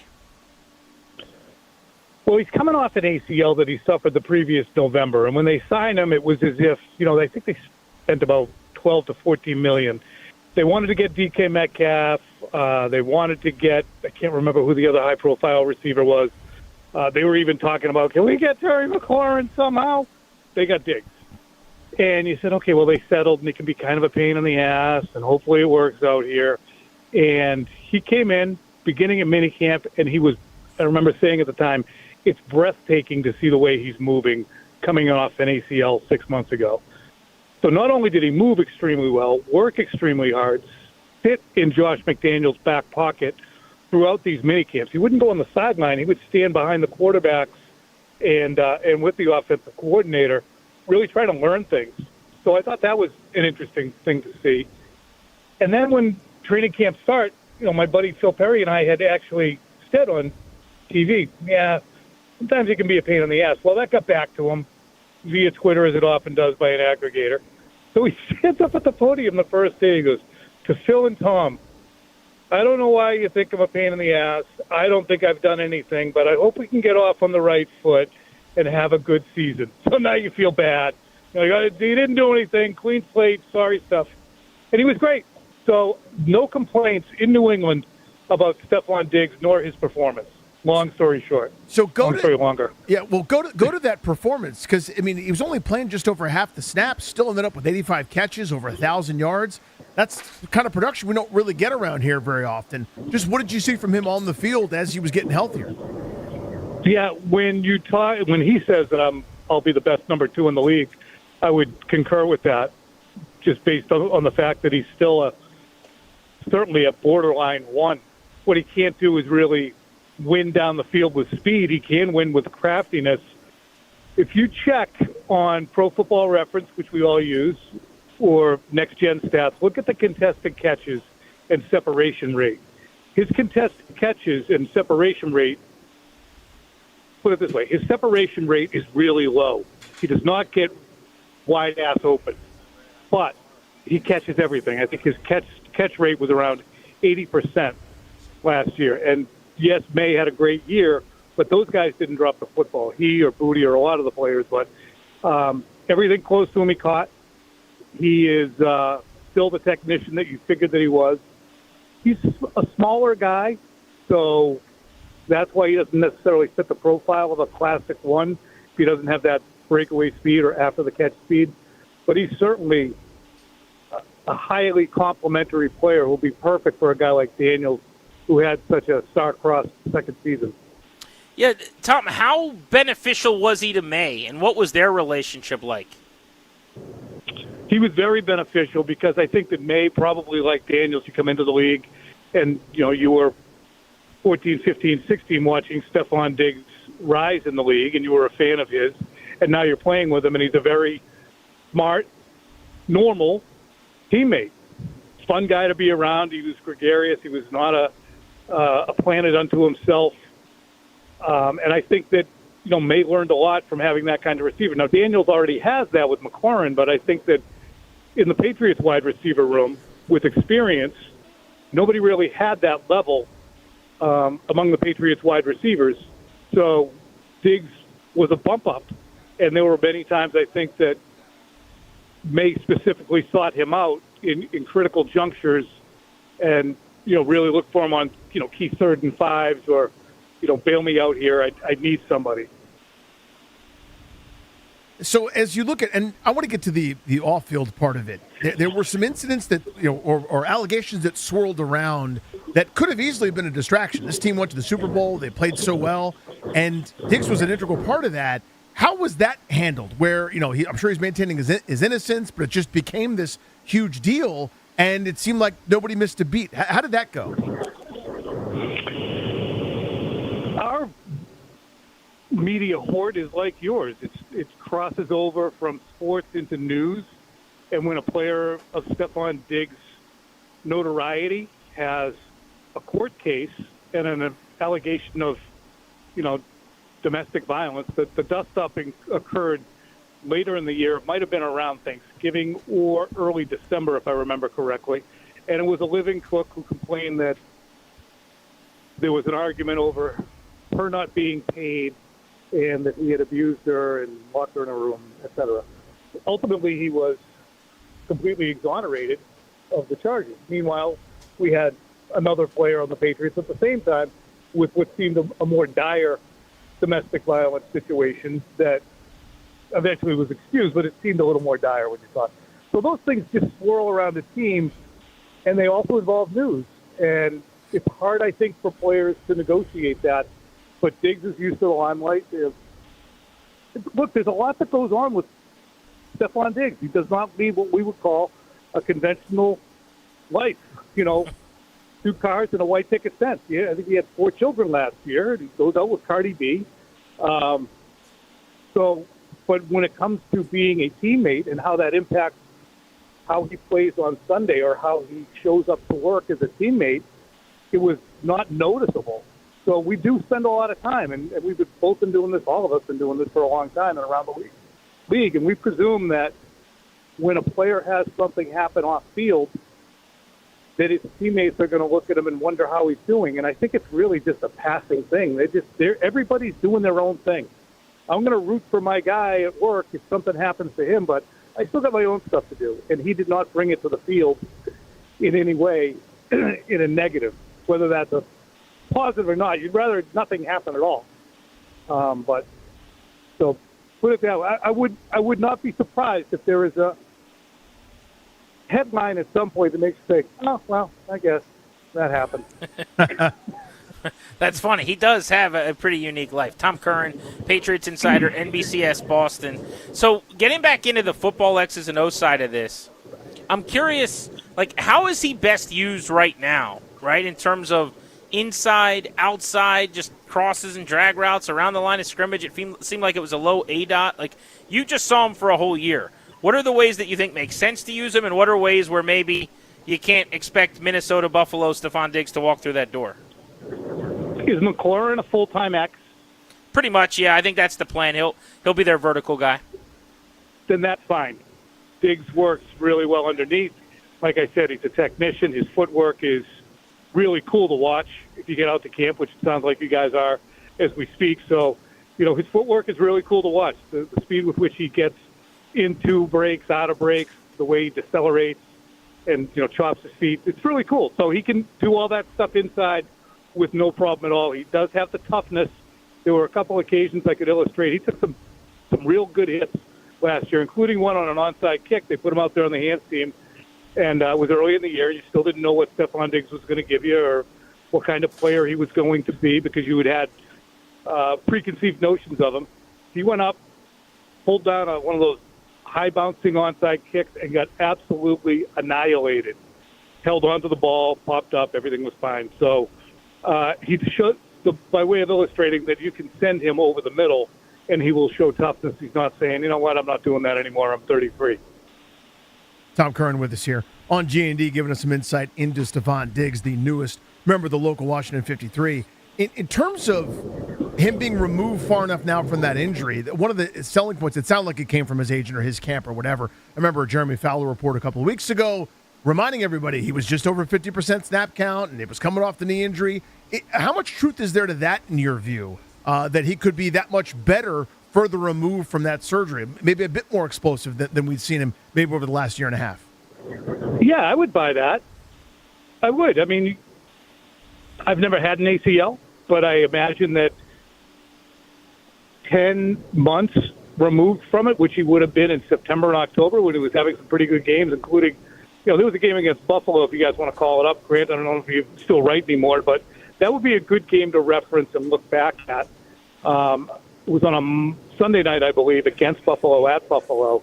And, that was kind of early in the season, relatively.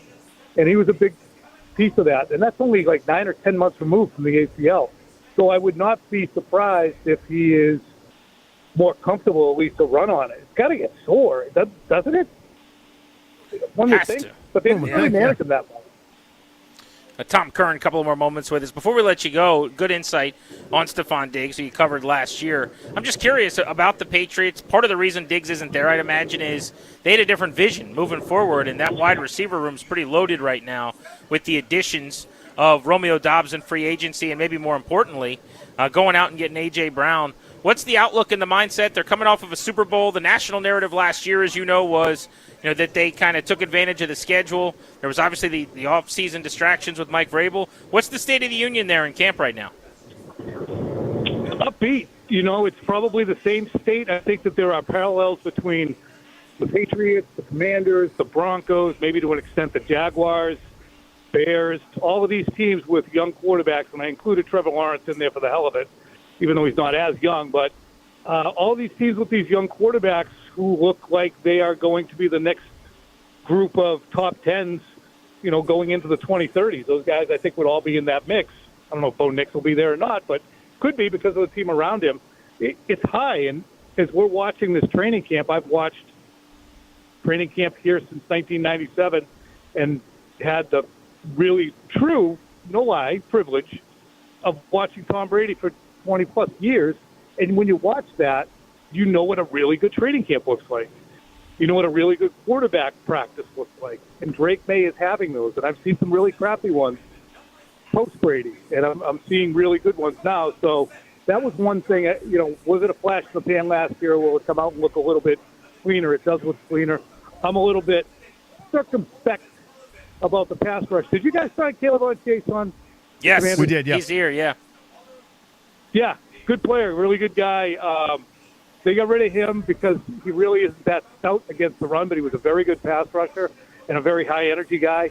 So the question mark here is with someone with the Patriots pass rush. But they'll be a 9-11 win team in my expert opinion. I feel like, by the way, as we're talking to the expert and getting his expert opinion, watching them in the playoffs where their defense kind of led their offense, they were running a lot of the stuff that Washington's going to run defensively. They might dress it up differently, but that Flores-like 6 and 7 on the line, you don't know who's coming and going, guys are getting free releases. Did they do that all year? Or it seemed to me like they did more of that into the playoffs, or was that kind of what they looked like in October as well? Nope, they really embraced that as the season went along, and I think part of that was because they didn't have one of those, 9-foot wingspan pass rushers who was just going to overpower and they could win with 4. So they decided to try and win with confusion, which against the Chargers and the Texans they were able to do, and then getting against Jarrett Stidham they were able to do. They really confused teams. And then with Seattle, they were not able to confuse them, and they were not able to cross the 50-yard line, which is a difficult thing to deal with as an offense. How is just, this is my own morbid curiosity, the sort of swirling things around Mike Vrabel this offseason? I don't think it affected his football standing at all, but what's that been like to cover and digest up there? Well, it sucks, to cover it. Yeah. Even Aaron Rodgers alluded to it because the other day on ESPN, it sucks to cover it because it's obviously an off-field personal situation that is a hell of a lot more difficult to face when you walk in the door or face your children than it is to face the media. And you would be, I would imagine, concerned about how your family is doing in that. Infamy, for lack of a better word, it visits upon them. But I think that, again, you guys having covered the league or been in the league, you understand that with 90 players during training camp and innumerable executives, everyone is going through everything from deaths in the family to tragedies to jailings to home situations. It's all going on. And everyone, people say, well, how are the players going to be affected? I was like, they're worried about trying to cover a kick. They're not really worried on the field about how Mike is doing at home. It just doesn't reveal itself, I think, on a daily basis. So, that's the long and short of it. Do you agree with that? It's Danny, right? Yes. As in Danny. Yeah, it certainly resonates and makes sense Cannell? to me. I wish. Yes. I'd have a lot more money. It's quite literally Danny Cannell, former Florida State quarterback. Yeah, that's what I was seeing. Look, I'm not down there, and, I'm not always plugged in. I was almost positive it was Danny Cannell, but I didn't want to presume it was Danny Cannell, so that's why I was, referring to being in the league. So, yeah, Danny, you played. People have crap going on left and right. You say you wish them the best, hope it sorts itself out, and you say, I got stuff to do over here. Yeah, business to attend to. Tom, thank you. Great information. Looking forward to working with Diggs here in D.C. and watching him on Sundays. We appreciate the insight. Yeah, I hope I wasn't too flowery, but he was really enjoyable. That was great. No, it's perfect. We're looking for the real. There's Tom Curran. I've always really thoroughly enjoyed chatting with him. I used to love our joint practices when the Patriots would visit the Commanders and getting to chat with him about New England, so I miss those days. But really, really good, covers the Patriots at a high level. Good to get some info on Grant and Danny. And by the way, Danny, you just got upgraded to my sarcasm didn't work, where I was like, yeah, it's Danny Cannell, Florida State quarterback. Just broke it to him that I'm not Danny Cannell? Is that what happened, Darius? Could you jump on there? No, he was asking if his phone sucked. No. Oh. Yeah, So you didn't bother telling him? No. I guess I could text him and tell him. Why wouldn't you have told him there? I don't know. I thought you guys were going to tell him on air. I was too busy laughing and doubled over. He said, as in Danny Cannell, and I thought he was just saying, as in the name Danny. And then I was like, yeah, this is Danny Cannell, the former Florida State quarterback. And all happened and he very really fast. took that literally. Yeah, he said, yep, okay, that's what I'm speaking to. So you played. I went, uh-oh. Oh, man. Because I go, we're joking. By the way, joking, you we're did joking. the thing you always do, by the way, where you Which just is- get silent and you back into a corner and just wait for it to end. So, unfortunately, this time I couldn't do anything because I was too busy laughing. Well, you made the joke, and it was a joke. I thought that was pretty clear. And then he, of course, was like, yeah, you played. I went, oh, my God, he doesn't know. And I get it. But why didn't you say that anything? Well, because it was too late. I mean, now it's already over. He's moved on. He's like on his tertiary point about what it's like to play in the league, and I know that because I did. And this, that, and the other. And I'm going. It's at that point you can't. It's like having hung out with somebody 10 different times. It's like your wife is friends with the wife, and you don't know that husband's name. It's now too late to ask. That's what that was. By the way, I'm not Danny Cannell. Just a regular stocky zilch who gained 19 pounds on vacation. What do you want to discuss as far as Diggs goes next? Give me an angle we have not hit on, Danny, that you feel like we need to. What's a success? What does this look like? That's what I'm fascinated about is where does the ball go? How many catches, yards? What are we talking about here? Well, I wanted to get to, so it kind of feeds out of the same drawer here, but I like this. What are your legitimate expectations realistically for this guy this year? 800 636 1067. 800 636 1067. You want to join us? We're taking you up to 610 40 minutes from now. Grant Paulson, Danny Cannell on the Fan.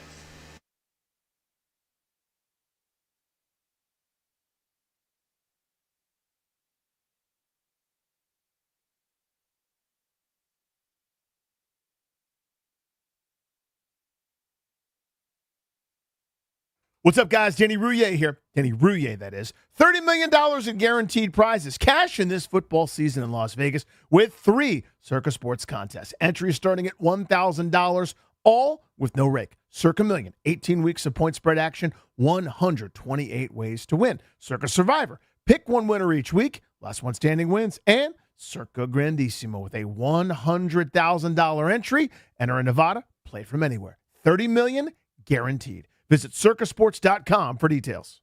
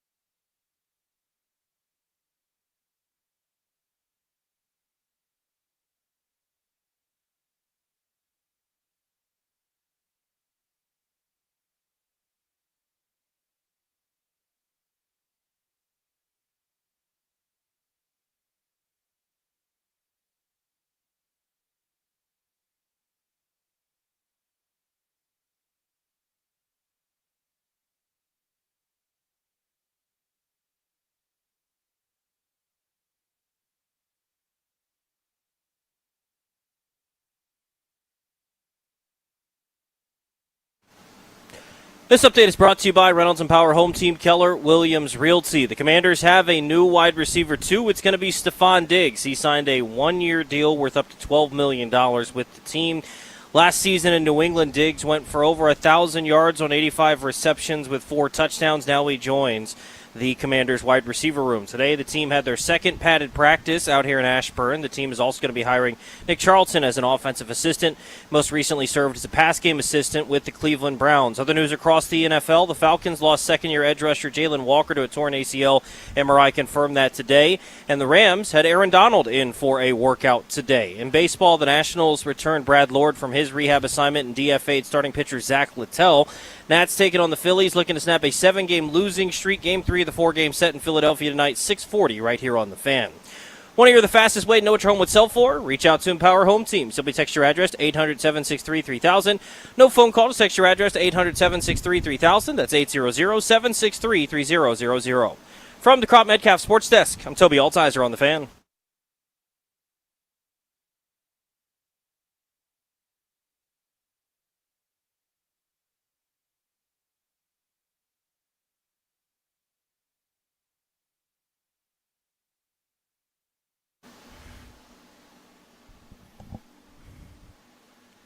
Welcome back, Grant and Danny on The Fan. I'm out in Ashburn at Commanders Training Camp. Danny is in our D.C. studios. We're covering all things D.C. sports, but we've really zeroed in today on the one-year deal. Stefon Diggs to Washington. Much anticipated, highly talked about, and it finally happened. And, Danny, this is one of those rare deals where the really good player is also a very famous player still, and where they are still helpful. I mean, this is a guy that was super efficient analytically last year. Some of the numbers, the specifics on the 2025 season of Stefon Diggs, he ranked number 1 in expected points added per target, plus 0.68. Number 1 among all wide receivers in that category. Number 2 in success rate. Number 6 in yards per target, 9.9. You look at his consistency. He was number 1 in catch rate, 83%. Number 1 in accuracy target catch rate, 89%. Number 1 in lowest wide receiver error rate, according to Warren Sharp, at 2%. Only had, depends where you look, I've seen 2 and also 3 drops listed for the entirety of the year. Those rankings are out of wide receivers with 100-plus targets last season. So from a sheer efficiency analytical standpoint, this was one of the most effective wide receivers in the league. And in fact, if you look at PFF grading, the Commanders now have 2 of the top 10 wide receivers via PFF from the 2025 season. Yeah, there you go. I mean again, the idea that this is a washed up, past his prime, part-time player, I think is just erroneous. I mean, you look at his yards after catch, sort of average yards after catch. It's the it's the highest of his career since 2020, where he's catching the ball on the shorter side. Again, he's not running the same depth of target. I understand that he may have lost a step, but this is, not a deep threat, but everything else he does really, really well. This is a really helpful player. I kind of was confused, to be honest with you, why the market wasn't hotter, why people didn't feel like they had to pay maybe more of a premium for his services. The numbers that you'd sort of heard vaguely thrown out there that he wants multi-years or he wants, a larger deal, I'm still not sure why that didn't seem to be forthcoming from anybody, especially some maybe more desperate teams if you missed out on some of the high-priced free agents. Because, again, think of this free agent class. It's guys like Romeo Dobbs that have never really done it consistently, got, I think, close to $20 million. Alec Pierce, who's, let me know when he catches 50 balls, he got tens of millions of dollars, I think 30 plus, to go stay at home in Indianapolis. So this was, to me, the best receiver on the market, the most accomplished, and it seemed like the market wasn't that hot for him. And thank goodness he chose here, because that's a helpful player. Well, we've seen this the last couple of years. If you're over 30 and a wide receiver, there's just a lot less interest. Interested. Yeah. So that's number 1. Number 2, I do think he is in year-to-year mode. He seems to be, fair or not, a guy that you want to rent his services, not buy them. You know what I'm saying? He is. You want to date Stefon Diggs, you don't want to marry Stefon Diggs, it seems like. 4th team, 4 years, 1 year and go is kind of what's worked for him toward the end of his career. And it does feel like maybe he was expecting or wanting the commitment of a 2-year deal. Maybe he's one of these guys that goes, I'm being seen as someone you date but not marry. I'm trying to prove I'm someone that you could actually do a 2 or 3 year deal with, and I can end my career. But I think this worked out really well in both directions. He's going to end up making close to around $12 million if this goes well. You could do a lot worse than that at 32 years old in this league. And from a team standpoint, he's hungry. He's in a contract year. He's got to play well to get money next season, and he's going to do some of the things to help you that he did to help Drake May in New England as they got to the Super Bowl last year. Let's hear from Adam Schefter as the news was breaking today on some of the insight he had talking to his sources around the league. On a one-year deal worth up to $12 million, he had been talking to the Commanders. That was the place that made the most sense all along. The Chiefs weighed in, the Dolphins weighed in, the Raiders weighed in. But the fact of the matter is the Commanders were a team that had a need, had an opening, and they've been able to get together with Stefon Diggs to carve out a one-year deal that will bring him to Washington to complement Terry McLaurin and make him the newest target for Jaden Daniels. Yeah. Give the Commanders a lot of credit for having the cap space, too. They were still in the top 5 or so in cap space going into this negotiation. But there's also something to be said for being a sought-after target of a team, being a destination, as I call it, where, yeah, I think that's a cool place to go. Dan Quinn's well-liked. Seems like a pretty fun place to work. Ownership group is highly regarded. I get to play with Jaden Daniels. Look at what Terry McLaurin has done there as a wide receiver one. They're cool again. And when teams, Kansas City's maybe not the best example because they didn't have money, but like San Francisco, you heard Miami where you could spread your wings and get 150 targets maybe on a bad receiving room after they got rid of Jarvis Landry. Like, there were other, not Jarvis Landry, wow, that was like 8 years ago. That was a flashback to 2003. Jalen Waddle is the guy I was thinking about. But, they could, Danny, have gone that route, paid him a little more money. Yep. He could have gone there and resurrected his career with 111 catches or something. But he wanted to be here. Some of that is geographics and local. He's a DMV guy. But I do think this speaks to the way that this team's viewed around the league. That's definitely a part of it. I mean, again, remember, was it Leonard Williams? I'm trying to remember who it was. The Seahawks player who was like, I don't want to go to Washington. They're too built. They're too good. It was DeMarcus Lawrence. Thank you, it was Darius. DeMarcus Lawrence last year went to Seattle and accidentally won the Super Bowl. Right. He's like, he accused Washington of being too well built, and he wanted to go challenge himself somewhere, the best team in the NFL. But you know what I mean? Like, that's what a cologne that is for Washington. Now, I know last year was a disaster, but still, you're at the cool kids table to a degree. And people kind of roll their eyes at that and scoff at that. I don't. I mean, that's all I've been striving for the Wizards for decades, is to basically be one of the teams that people demand to go to, right? So the disgruntled star can want his way out. You could be the one to welcome him with open arms. That cologne still hasn't gone away, despite how terrible last season was. It's Daniels, it's Peters, it's the org. So, good things are happening in that regard. But, yeah, I mean, the fact that San Francisco, all they do is win 12 games and everyone gets hurt all the time, but they have a need at wide receiver. They've got more cap space than Washington does. Who knows how interested they were. But do you know that they had 20 players missing practice today, injured? Sounds right. The Niners did? Yeah. Well, they're not waiting till week 11 to do their normal bit.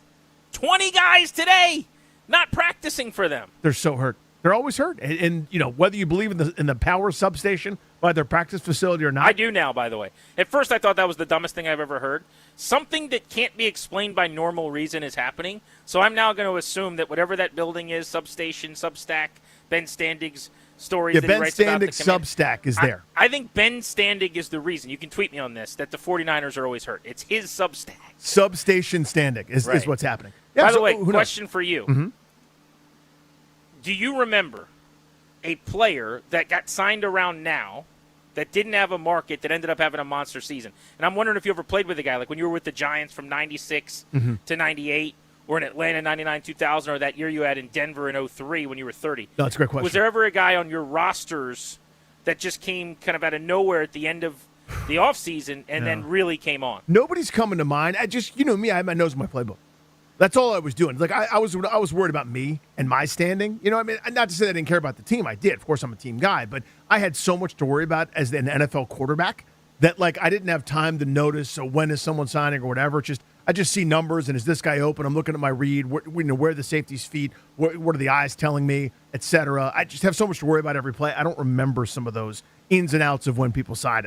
And forgive me, you may not believe that, but I'm telling you, that's how it was as a quarterback. When I played quarterback. Yeah, as Danny Cannell. Danny Cannell. Starting at Westminster High School in Fort Lauderdale.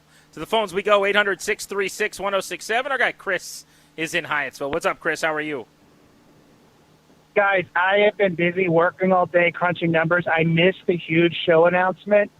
I just want to say why I'm going to miss No Fun Danny Rouillet and his comedy and his, hijinks. welcome Danny Cannell Thanks, to the man. show. Thank you. Yeah. I mean, Mr. former second-team All-American, Charlie Ward's backup. I just got to know, Danny, what was it like at FSU in the 90s? I Pretty mean, fun. you must have racked up a huge body count back then, man. I Can did. You tell the boys about that? No, thanks for bringing that up. Yeah, it was. There's a lot of notches in the old bedpost. I'll tell you that. I was in demand, and it was fun to be at FSU in the '90s. Talking about sexual intercourse. I don't know if that was clear or not, but that's what was happening, and it was a lot, and So, it was great. Danny, I'm Yeah. also wondering from your time covering college football, like, Sure. is this a good time to talk to you about the Heisman Trophy and you just bring a lot of energy and you break that down, or should we wait on that? Give it a minute as sort of the roster's formulated. It's pretty much a couple Big Ten schools that are up at the top there. Georgia's going to be good too. Yeah. So just let's wait and we'll see what emerges from all the kind of early preseason practice stuff. But I don't have my Heisman list together yet. Can I say, by the way, I did. Now that Danny Rie is gone, I've got a couple things I want to say. Oh no. First, I did enjoy doing the show with him. A lot of people always ask, like, do you guys get along? Are you guys friends? What's Wait, it like, like? where's Danny? People would ask you that in public. Yeah. That kind of thing, right? I always enjoyed doing the show with Danny, for sure. But I'm so much happier doing the show with a former quarterback. Right. The stuff we're going to get into now, X's and O's, the analytics, all of the deep diving that we'll do about playing the quarterback position. Like, I'm particularly excited about that.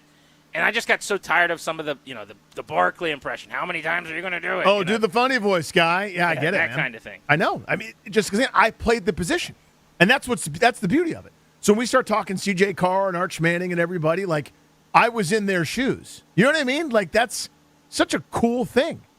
So yeah, it's probably an upgrade if I'm honest with you. Yeah, if I could go to the hotline right now, I'd like to welcome in Danny Cannell, ladies and gentlemen, on the Rude Guest Hotline, who is not my co-host, but I've been talking to you as if you were my co-host the last few minutes. So it's Grant and Danny Cannell and Danny Cannell. Hello, Danny Cannell.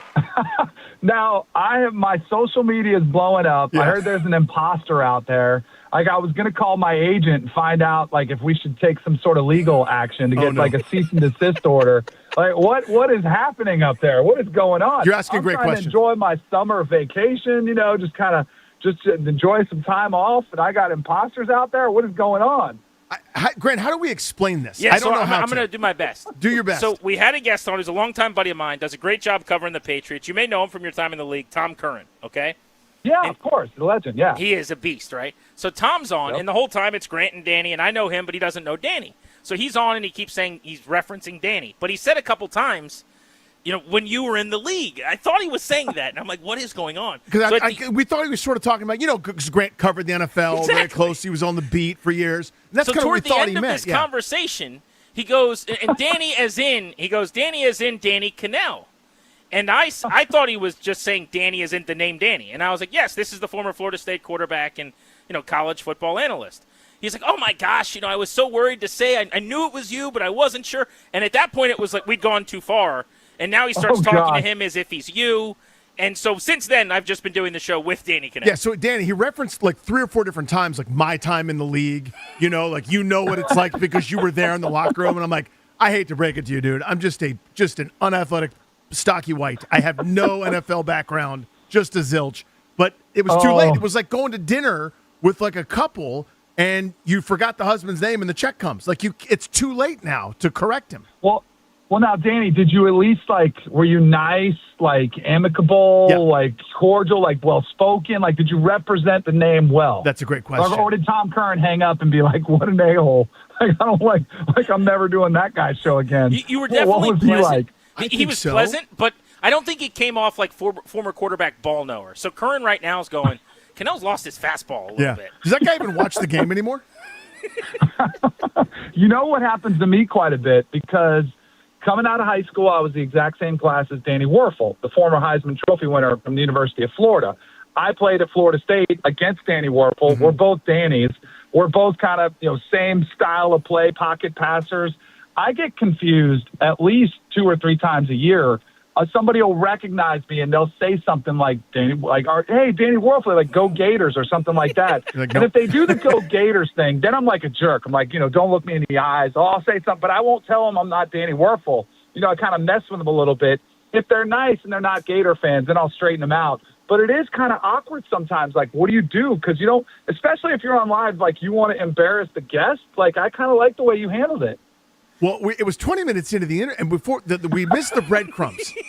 Like because he's in New England, Danny, and he's breaking down. We just signed Stefon Diggs here in Washington, so that's why you get him on, and he's giving us great information, great nuggets, and there were breadcrumbs that I didn't pick up on, and then once he didn't laugh at the joke that this is Danny Cannell, I went, oh sweet Christ, it's over. He now believes he just did an interview with Grant and Danny Cannell, and I don't know what to do about it. Well, I thought Danny should have understood it when he mentioned Westminster High School in Fort Lauderdale. I was like, that's pretty clear and obvious.